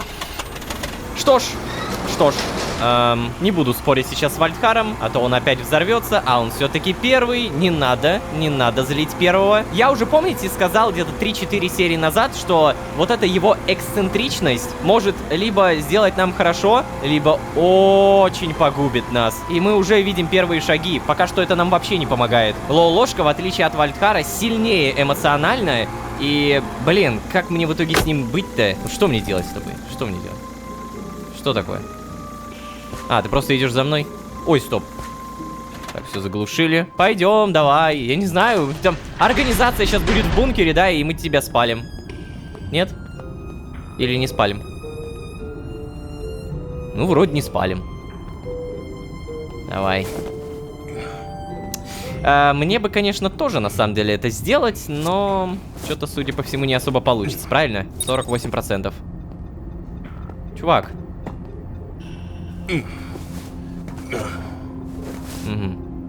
И не поговорить. Так, ладно, давай нагрудник снимем. И знаете, какая у нас огромная проблема? Не поникший Вальдхар. Не то, что он сейчас в бункере, а то, что Вальдхар не принял, что он не прав. Ты бы меньше говорил и больше делал. И тогда эта хрень не взорвалась бы. Ну да, он успокоится, но... корневая вот эта проблема с корнем не вырвалась. Я бы даже сказал, что проблема вообще никак не вырвалась. У нас просто беда. Сейчас, наверное, делать какие-то выводы я не буду, потому что посмотрим, как будет развиваться эмоциональная связь между Лолошкой и Вальдхаром. Но бляха-муха, вот это концентрированное время, которое на него давит, это сильно. Точнее, не то чтобы давит, а давило. Лая все-таки была права. Давайте на самом деле будем честны. Уснула.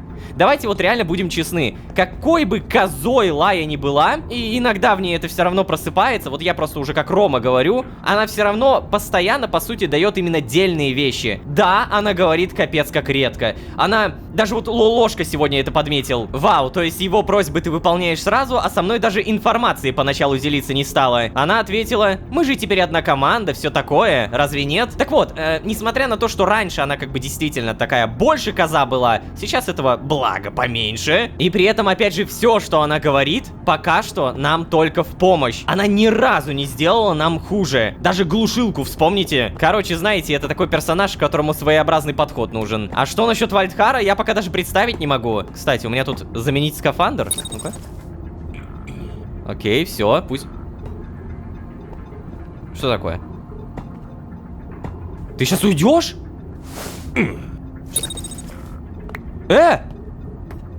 Ну, где-то минуту назад я говорил о том, что мы посмотрим на эмоциональную связь между Лолошкой и Вальдхаром. Ну, вот оно подтверждение. Блин, ну я не знаю, как с этим работать. И не знаю, с ним явно через силу не нужно разговаривать. Ладно, зато я могу хотя бы ухаживать за слаймами и не бояться, что они взорвут что-то мне. Давай-ка сразу положим сюда немного гнили. Отлично. Так, сгустки слайма пока пусть останутся. И на всякий случай проверим, что мне выпадет отсюда. Так, листья. Не-не-не-не, мне сейчас не листья нужны, мне не трава какая-нибудь. А вот знаете, пыль иногда падает. Так, ладно, это мы съедим. Большое спасибо, до свидания. И где тут пыль? Это? А, погоди, типа оно прям рандомом всегда падает. Я помню, что здесь раньше падало. Ну-ка. Да. Типа оно каждый раз прям разное растет. Иногда может пыль вырасти, иногда семена, иногда вот, например, ягода. Но ягода нам не нужна, поэтому до свидания. Самое интересное пока что росло, это всякий порох, светокаменная пыль и так далее. Обязательно забегаем сюда. Вот. Это что такое? Это ржавчина? Эта штука может ржаветь? Нифига. Ладно, я в любом случае забегу. Тренировка завершена. Знаете, а мне кажется, на это надо бы обратить внимание. Это не просто так поменялось. Не-не-не-не-не-не, я не верю. Походу, у нас будут потом какие-то проблемы с модулями. Еще! Так, пока у меня есть еще немного заряда, одеваемся и... Прунус! Здравствуйте. Лая, я... Лая. Блин, ну нет, ну куда, ну... Зачем ты ушла? Черт, тут ничего нового не появилось, да? Кстати, какие еще вопросы есть, которые давным-давно не поднимались? Куда делся скин Твархеи? Кто знал, что будет конец света? Вот. Иоганнес видел отца, где-то Дмавриэль. Мы же до сих пор не знаем, кстати, а кто владелец бункера? Реально, у меня что-то вообще вылетело из головы про этот вопрос. Окей, все напомнили. Самому себе, скажем, мало. И на этом, да, постепенно будем заканчивать. Поверила ли организация, что это я взорвал этот самый микробункер, и не было ли там никакого Вальдхара, я не знаю, посмотрим. В любом случае, мне кажется, что жопа только начинается, а вы, пожалуйста, не забывайте о том, что также можете поставить лайк и подписаться, потому что так хоть где-то в замедленном ютубе не будет жопы. Для меня и для команды это реально огромный буст мотивации, поэтому не забудьте, пожалуйста. А если вы здесь впервые, то можете еще и позвать друзей. А с вами были Лолошка и скафандр, который я не могу зарядить, и взорванный второй бункер. Всем удачи, всем пока. Пока. Тебе нужно срочно отсюда увезти. Чё? Куда? Обратно отсюда. Чё это? Черт. Вальдхар, срочно прячься. Давай. Ай-яй-яй, да. Не прошло и 2 серий после моих слов о том, что эксцентричность Вальдхара нас в могилу сведет. Так на тебе, взрывы, пожары, тушение, спасение и все еще Вальдхар, который не понимает, что в данной ситуации не прав только он. Да-да, Лая предупреждала, что из-за воздействия времени за Вальдхаром нужно следить внимательней, но черт возьми, надеюсь, он мой бункер не разнесет. Короче, всем привет, дорогие друзья, я Ложка. Добро пожаловать в точку невозврата. Поехали!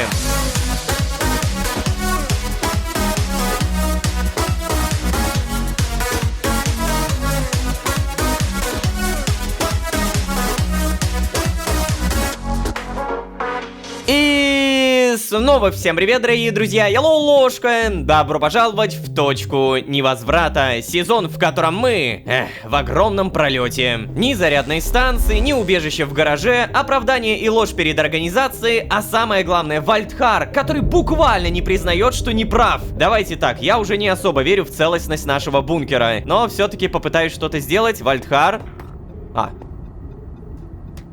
Подожди, ушел? Ну нет, не мог. Скафандр здесь.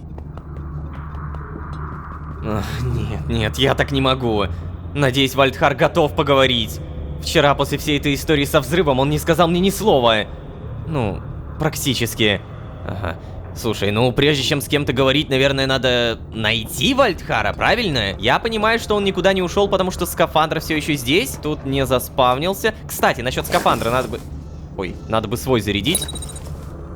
Подожди, я этот не могу подобрать? Ладно, прежде чем продолжить, хочу кое-что сказать. Дамы и господа, несмотря на то, что 1 апреля уже закончился, день абсурда и плохих шуток подошел к концу, могу вас кое в чем заверить. На Бусти вышла дополнительная первоапрельская серия, которую я снимал именно 1 апреля, но выкладываю чуть позже. Максимально несуразная, глупая, нелогичная, но тем не менее местами забавная. Посмотреть серию можно уже прямо сейчас по ссылке в описании, прям с выходом этой серии, но напомню, данные видео не обязательны к просмотру. Если вы пропустите эти дополнительные серии, то сюжетно не потеряетесь. Как говорится, ссылка в описании. Также у меня немаловажный вопрос, а где Гусыня? Я вот сколько бегаю, что-то ни разу ее не видел. Возможно, она у слаймов. Привет, ребята.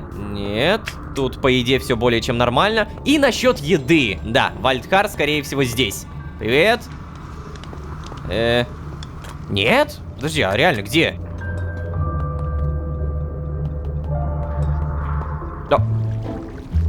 Господи.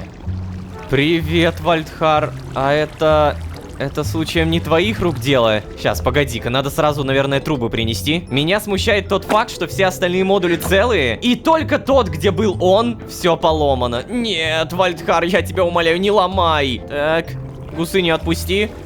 Поговорим. Чё? Ну чё? Поговорим? Ты как? Да нормально все. Съел вот яйцо.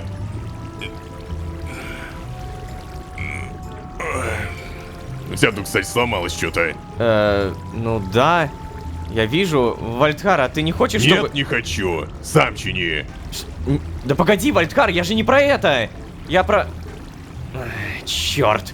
А что происходит, господи? Я правда теперь беспокоюсь о бункере. Починить. Так, все, остальное вроде бы не поломано. О, Гусыня бегает. План перехват, Гусыня, а ну-ка.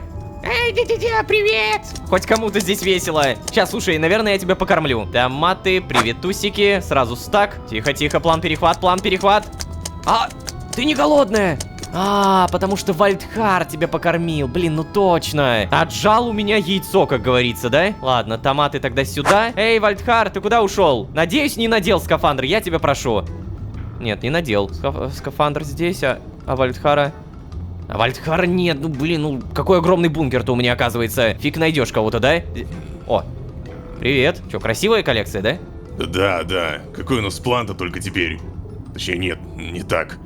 Какой у нас план вообще, Ложка? Мы с тобой обозначили, что здесь творится какая-то непонятная хрень, помнишь? Обозначили, что надо проверить, по всем ли вселенным эта хрень распространилась. Обозначили, что для начала надо более прагматичные вопросики обкашлять. И на тебе, блин, обкашляли! Ни к чему это не привело, заметил? Сейчас-то что делать будем? Да, слушай, Вальдхар, успокойся. Да нет же, нет! Я кучу времени потратил, валясь в твоем гараже. Времени, которого нет и которого уйма одновременно! Ло! У тебя сейчас вообще хоть какой-то план есть, а? Или ты тут просто гусей до слизни выращиваешь? Да, Вальдхар, прекрати кричать на меня! Да я не кричу! Я обдумываю нашу дальнейшую стратегию, потому что ты этим, видимо, не занимаешься! Ложка, что нам делать? Да блин, ну ты прав, я действительно понятия не имею, что делать. Я в такой же растерянности, что и ты. И это правда? Я тут по крупицам информацию собираю, а ты за одну серию хочешь все и сразу? Единственная наша зацепка — это организация. Мы должны понять, как стираются временные ветки и как это остановить. Я же уже говорил тебе это, да? Да ты чё, реально? На кой черт тебе сдались эти дурацкие ветки? Ну закончились и закончились, чё бубнить-то? Нам главное самим не закончиться, не заметил? Мы должны убраться отсюда, туда, где этой дичи нет. Вальдхар, боже, какой же ты...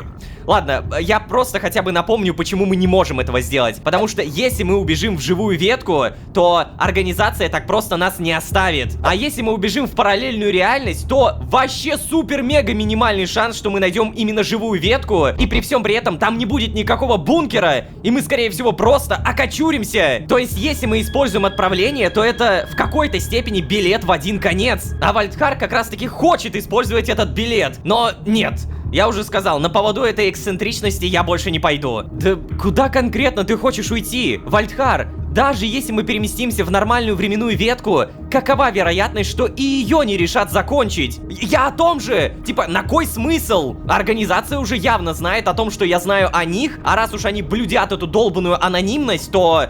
Ложку они не отпустят. Вальдхар, живые существа страдают из-за стирания веток, так же, как и в твоей реальности. Разве ты не хочешь понять, почему и зачем это происходит? Ай, ладно, знаешь, если ты так этого хочешь, уходи. Сам ищи, как это сделать. О, фига. Не-не-не-не, знаете, не буду я вот так вот говорить. Либо первое, либо второе. Первое очевидно, а вот второе, вот давайте пробудим в нем интерес. Ты не хочешь понять, почему все это происходит? Да о чем ты вообще говоришь? Ну да, поймем мы, как и зачем это все происходит. И чё с того-то?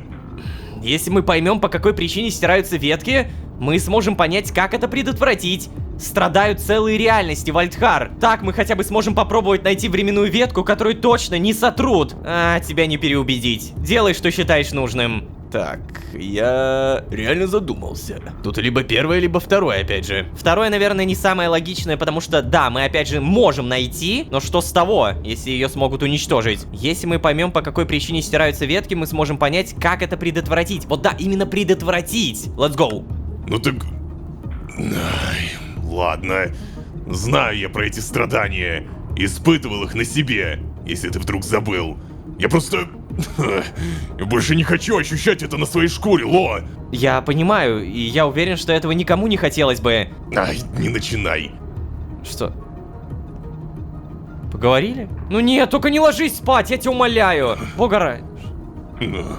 Что такое? Чёрт. Поговорим? Да блин, мне просто стрёмно, Ложка.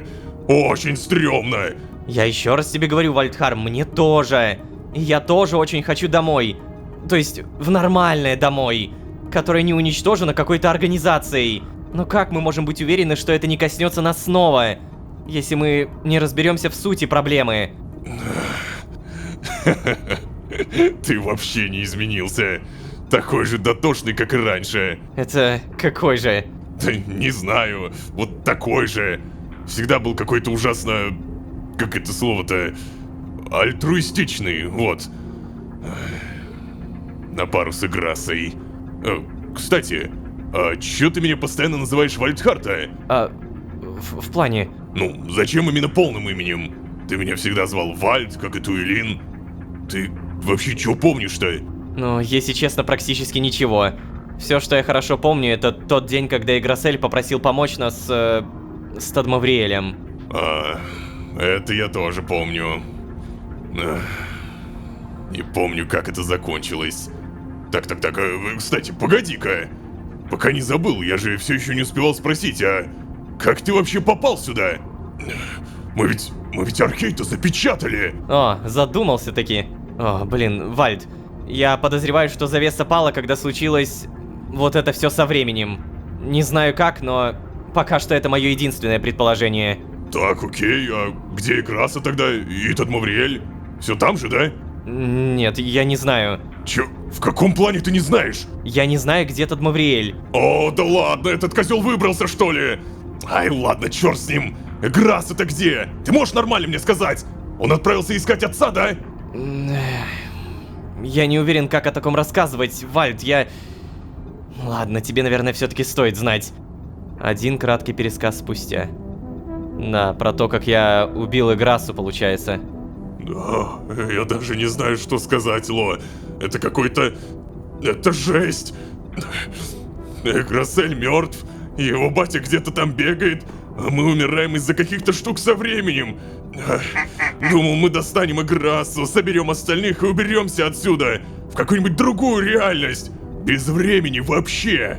Нет, слушай, без времени... Я не думаю, что такое бывает. Да, блин, я сейчас просто, у меня так много мыслей. У меня башка аж трещит.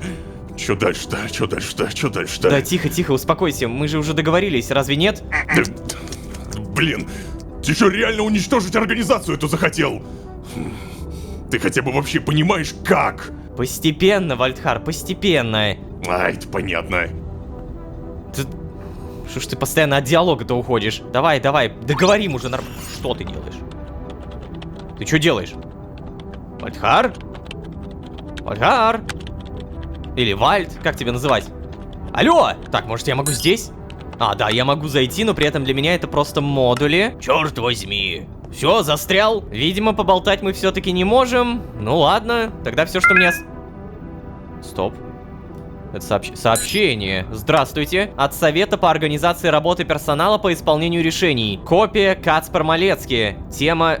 Дисциплинарное взыскание 1? Чего? Дорогой Лолошка, до нас была донесена информация о вашем вовлечении в процесс мироустройства данной линии. Наш контракт предполагает, что вы не можете принимать непосредственное участие в глобальных изменениях существующего порядка, обозначенной временной линии, включая, но не ограничиваясь, отдельные формы вандализма, видоизменяющие пространственный ландшафт, подрыв зданий, сооружений и других крупногабаритных материальных объектов, крупномасштабную добычу ископаемых без отдельно данного распоряжения со стороны представителей организации, ответственных за исследование экологических сред в отведенных линиях, а также убийство неликвидированных существ вне зависимости от формы жизни и видовой обусловленности без отдельно данного распоряжения со стороны представителей организации, ответственных за принятие и контроль исполнения решений в отведенных линиях. Пожалуйста, имейте в виду, что ваше участие в подрыве жилого помещения на территории Блумколь повлияет на результаты прохождения вами стажировки. Ваш непосредственный супервайзер проведет с вами повторную беседу об обязательных для соблюдения правилах безопасного поведения вне Синклита. Необходимость подключения к беседе специалиста по персоналу, пожалуйста, обозначьте в ответном письме.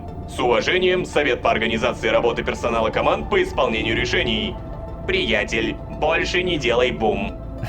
Выговор сделали не только мне, но по сути и Малецкий тоже, потому что он мой супервайзер. Ваш непосредственный супервайзер проведет повторную беседу, господи. То есть получается, мне запрещено вандалить, но в каких-то моментах можно подрывать здания, сооружения и другие крупногабаритные материальные объекты, делать крупномасштабную добычу ископаемых, то есть, наверное, какие-то буровые установки ставить, а также убивать неликвидированных существ, если мне не разрешила организация. Окей, ну я... Да, блин, я не дочитал, Ло! Что? Стоп, ты тоже... Ай, слушай, короче, тебе нужно срочно отсюда увезти. Чё? Куда? Обратно, обратно отсюда. Чё это? Черт. Вальдхар, срочно прячься. Блин, а где ж тут прятаться-то? Вода, прыгай в воду, срочно. Сейчас хочу. Давай, иди уже, давай, реально иди.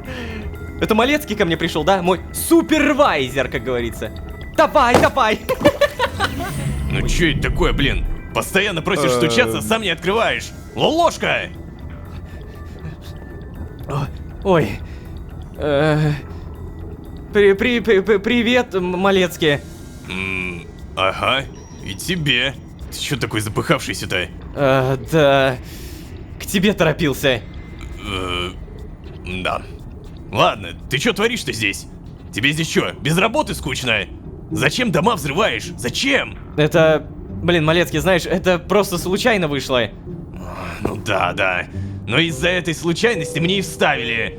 Сказали, что я плохо вел тебя в курс дела, представляешь? Якобы я некорректно выполняю свою работу. Что? Тебе тоже сделали выговор? Да не, забей. Просто попросили с тобой побеседовать. Но как они об этом попросили? Ой, ты бы слышал. Слушай, Малецкий, ты прости. Я не хотел никак тебя подставлять и все такое. Я случайно взорвал канистру с бензином. Ай, да, я знаю уже. Мне коллега доложил. Стоп. Лолошка, ты чё? Гардероб решил разнообразить? Да. Решил починить поломанные. Да? Зачем? Тебе же так и так отвязываться. Слушай, вот я как раз на самом деле хотел обсудить с тобой еще кое-что. Это... Тут почти не осталось выживших. Ну, типа, вообще не осталось. Мы получили полную информацию о парочке последних в этой ветке. Что мой отдел взял задачи в работу и о том, что... Короче, времени у нас нет. Так. И что вы будете делать со мной, когда все выжившие будут ликвидированы? Ну, как это что? Мы тебя отвяжем. А если я не соглашусь? О, поверь, согласишься. Да, выбор без выбора, не забыл? Что? Блин, он уже настолько прямо это говорит? Вообще, знаешь, ты не думаешь, что задач мало, потому что мы тебя жалеем? Просто их, реально мало. Выжившие практически закончились, а между ветками нас кидают крайне редко, когда коллеги болеют и всякое такое. Короче, я не хочу нагнетать, но я же все-таки куратор твой, да, помнишь? Решил вот морально тебя подготовить к неизбежному. Ладно, спасибо, наверное. Ну чё, кстати, как твои дела? Да, знаешь, нормально. А твои как? Да, хорошо, у меня тоже в порядке. Ладно, слушай, на самом деле, я просто что-то так заскучал по нашим с тобой разговорам. Я вот прям жду не дождусь, когда ты окажешься в Синклите. Надеюсь, будешь жить рядом со мной. Да нет, Малецкий, ну я же уже сказал. Я пока не согласился отвязаться. Да, забей. Я знаю, что согласишься. Ай. А вообще, я вижу, что ты болтать-то не особо настроен. Я тебя обидел, наверное, чем-то, да? Не-не-не-не, все нормально, я просто... Да-да, короче, я забей, я понял. Ждут большие перемены, надо все осознать, все такое. Ой, что бы сказать-то тебе? Ты не обижайся, что я на тебя из-за взрыва так и все такое. Это моя работа. Да, Малецкий, я не обижаюсь, честно. Ну, молодец. Так держать. Ты отличный коллега, Лолошка. Только будь все-таки поаккуратнее, а? Ага, буду, обещаю. Ладно. Ща. Вот, подпиши здесь. А, это ты мне типа новый инструктаж провел? Просто сказал, будь аккуратней, окей. Ну, Хороший инструктаж, спасибо. вот и все. Беседа в целях корректировки поведения проведена. Я тогда пойду? Да, еще раз спасибо, что заглянул. Ты, кстати, если тебе что надо, пиши мне на почту. Но аккуратнее, потому что все письма мониторятся в случайном порядке. Бывай. Стой, Малецкий, подожди. Чё? Ко мне приходил какой-то техник изучать мой бункер. Так, ты-то к чему? Просто мы с этим техником немного в перепалку вступили, скажем так. Он мне рассказал, что ему из-за меня продлили срок до пенсии. Так, и чё? Ну, мне не очень удобно перед ним. Мы могли бы как-нибудь, не знаю, там, отменить его наказание. Мне там зарплату уменьшить вместо этого, например. Реально? Ну да, реально. Просто правда вышло очень некрасиво. Ну ладно, подумаю, обговорю с начальством. Спасибо, Малецкий. Давай. Ты главное не буянь здесь. Удачи! Удачи. Блин, то, что здесь другой костюм валялся, это такая трагедия, реально. Как же Лолошка волнуется, когда отвечает. Вот прям вообще не спалиться по полной программе. Ой, в смысле, Вальдхар? Вальдхар, давай. Все, выходи. О, я-то думал, ты прям в воде. Его чё, Малецкий зовут? Типа потому что карлик, да? Нет, Вальдхар, он просто ребенок. Чё? Да, слушай, у меня такая же реакция была. Собирайся давай. Поехали чинить твое укрытие. Теперь уже моё, да? Ладно, погнали. Ну ладно, хоть тут не спорит. Блин, ну мне кажется, что что-то мы какие-то не конспирологи. Вот костюм валяется, Лолошка буквально нервничает, когда обо всем этом говорит. Ага, хорош, одевайся. Я тогда тоже. И... Ага, нас не телепортируют, я понял. Давай, побыстрее. Нам нужно к машине. Блин, на самом деле, чисто в теории, вот реально, любой сотрудник организации появляется, и все, мы спалились. Вот просто вот так. Моментально. Давай, садись. Заводим нашу ласточку. Поехали.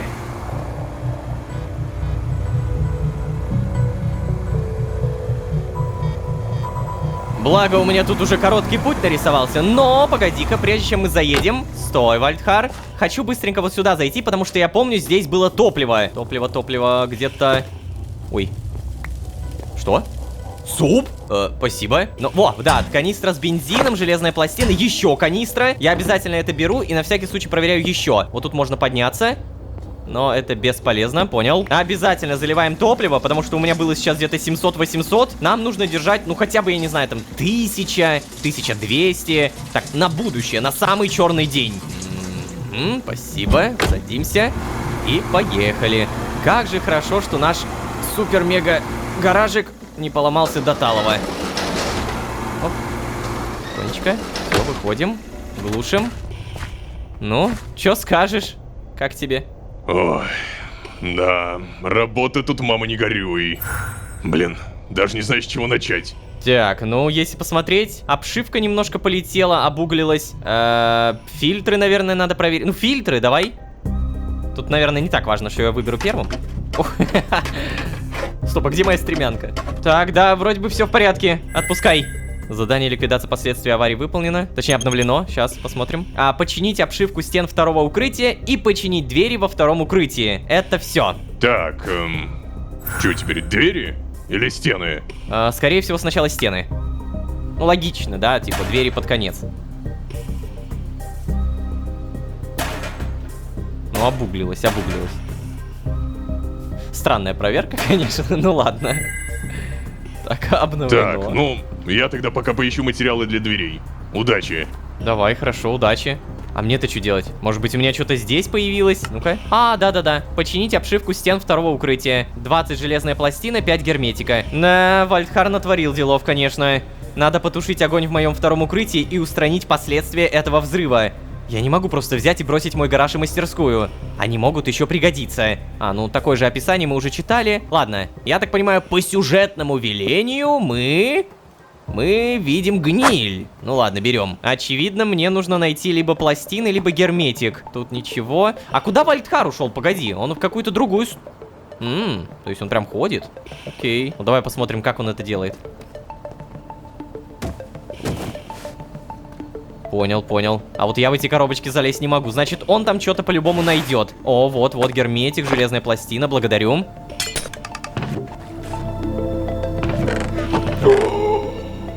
Три аккумулятора, ни хрена себе! Это супер-мега-дом! Я, по-моему, первый раз в нем, да? Обалдеть! Вот чего-чего? А вот найти эти аккумуляторы я уже вообще не надеялся.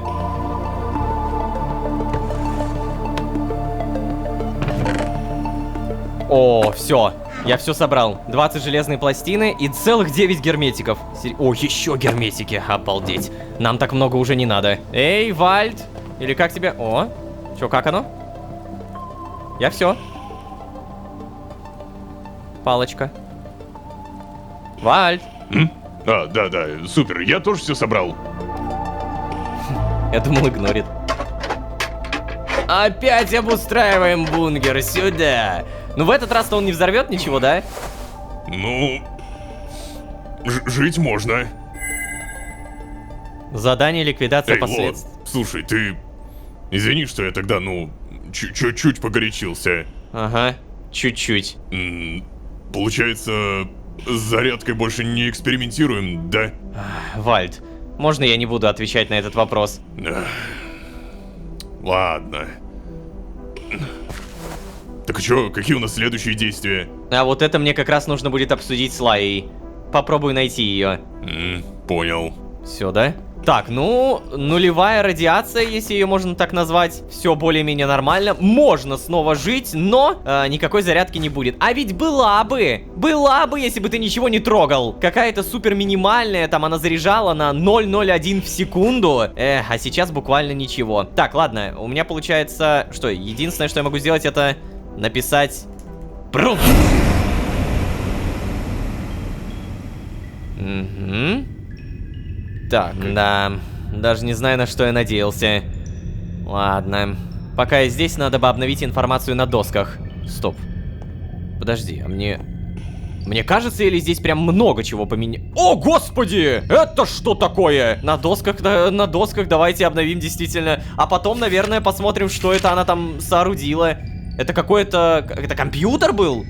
Обалдеть! А как она это вообще все таскает? Угу, вроде бы это все.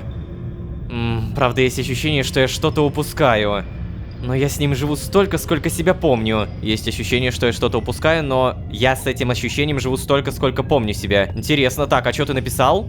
Ох, фига себе доска. Так, это все было. Километры. Получается, появилось только километры. Задумался о том, как они измеряют время. Архей, что произошло после моего ухода из Архея. Завеса исчезла после конца света. Ну, по-моему, все эти листочки были. Может быть, он какие-то удалил? А, стоп, не, вот этого листочка не было. Организация знает про Тадмавриэля? Ну, вообще, это как будто очевидно, не? Типа, если они даже на искусственном интеллекте его вот так вот изобразили, то, скорее всего, да. И в итоге, что... Эй, стоп!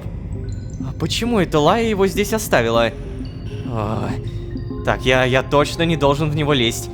Это неправильно. Ну ладно, может быть, я просто быстренько посмотрю и все. Ну ладно, дневник. Читать. 118 километр в организации. Зе сказал мне, что у меня талант к стрельбе. Он пошутил, что это обусловлено видовым детерминизмом. Якобы у меня глаз наметан. Предрасположенность такая. Не поняла, к чему это было. У него-то 3 пары глаз, а у меня только 1. Но было почему-то приятно. А стреляет он явно хуже, это факт. Блин, и пролистать не могу. Ладно, не стоило сюда лезть.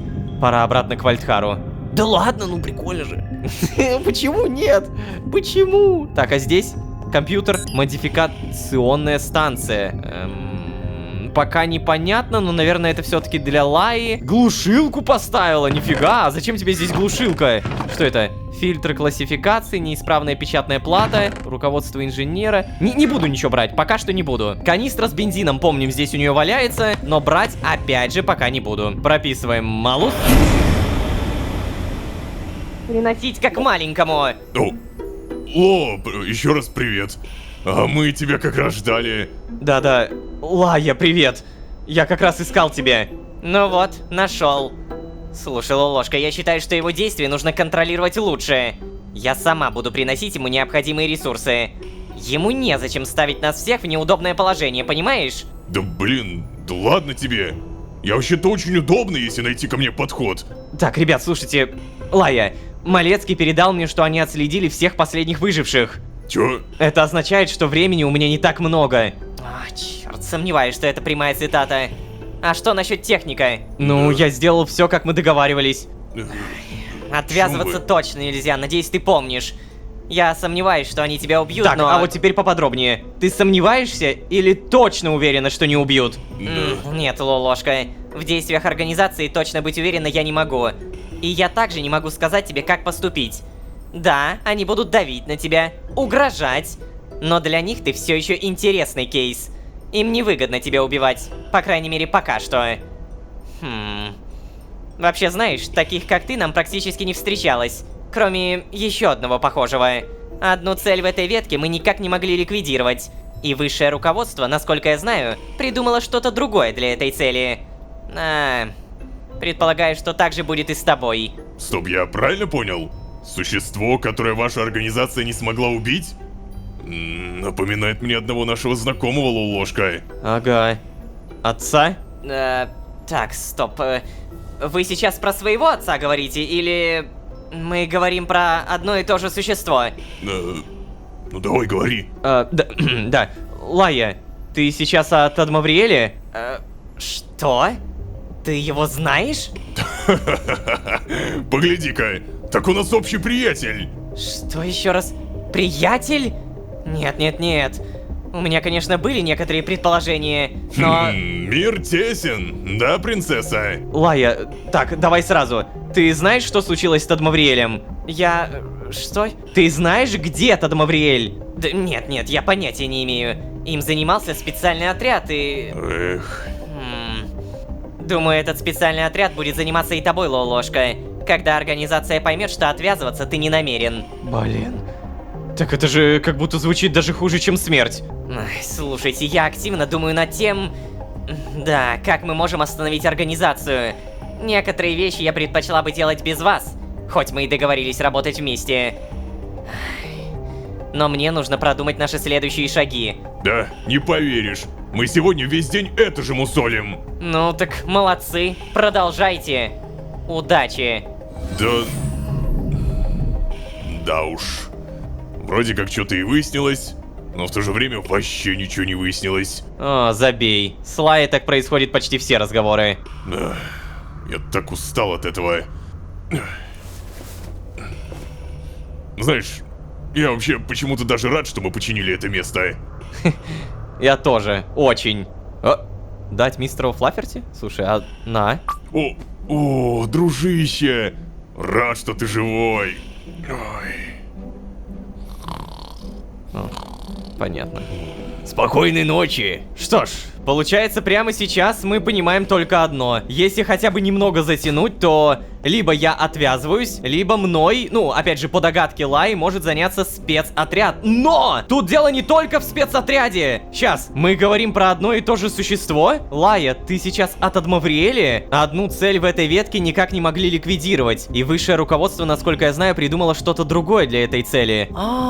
Погоди. Вот почему они его изобразили вот так в искусственном интеллекте. Потому что, походу, они реально не знают, как он выглядит. Но теперь у меня вообще какие-то другие вопросы появляются. А как можно было сделать так, чтобы о тебе не знала организация? Не, ребят, если еще это только мои догадки, не нужно сейчас из этого строить какую-то правдоподобную билиберду, но это подтверждается тем, что на видеоролике мы не видели, как он выглядит. И походу это не организация специально его скрыла, а они реально не знают, как он выглядит. Недаром нам только что показали вопрос, а организация-то сама знает про Тадмавриэля? Блин, ну что-то прям вообще я нифига не понял. У меня 79 тысяч опыта. Офигеть, надо будет обязательно вложиться. Вложиться в прокачку, имею в виду. Но сделаем мы это уже в следующей серии. Постепенно нарастающая буря не дает мне покоя. Но я надеюсь, что с Вальдхаром мы порешали, и он хотя бы отдает себе отчет в том, что надо бы поспокойнее. Прошу вас не забыть про ваши лайки, не забыть про ваши подписки. Ваша поддержка — это наилучший буст мотивации. А также, если вы посмотрели эту серию, можете пойти и посмотреть первоапрельскую серию. Ссылка, как говорится, в описании. Не забудьте только про лайк,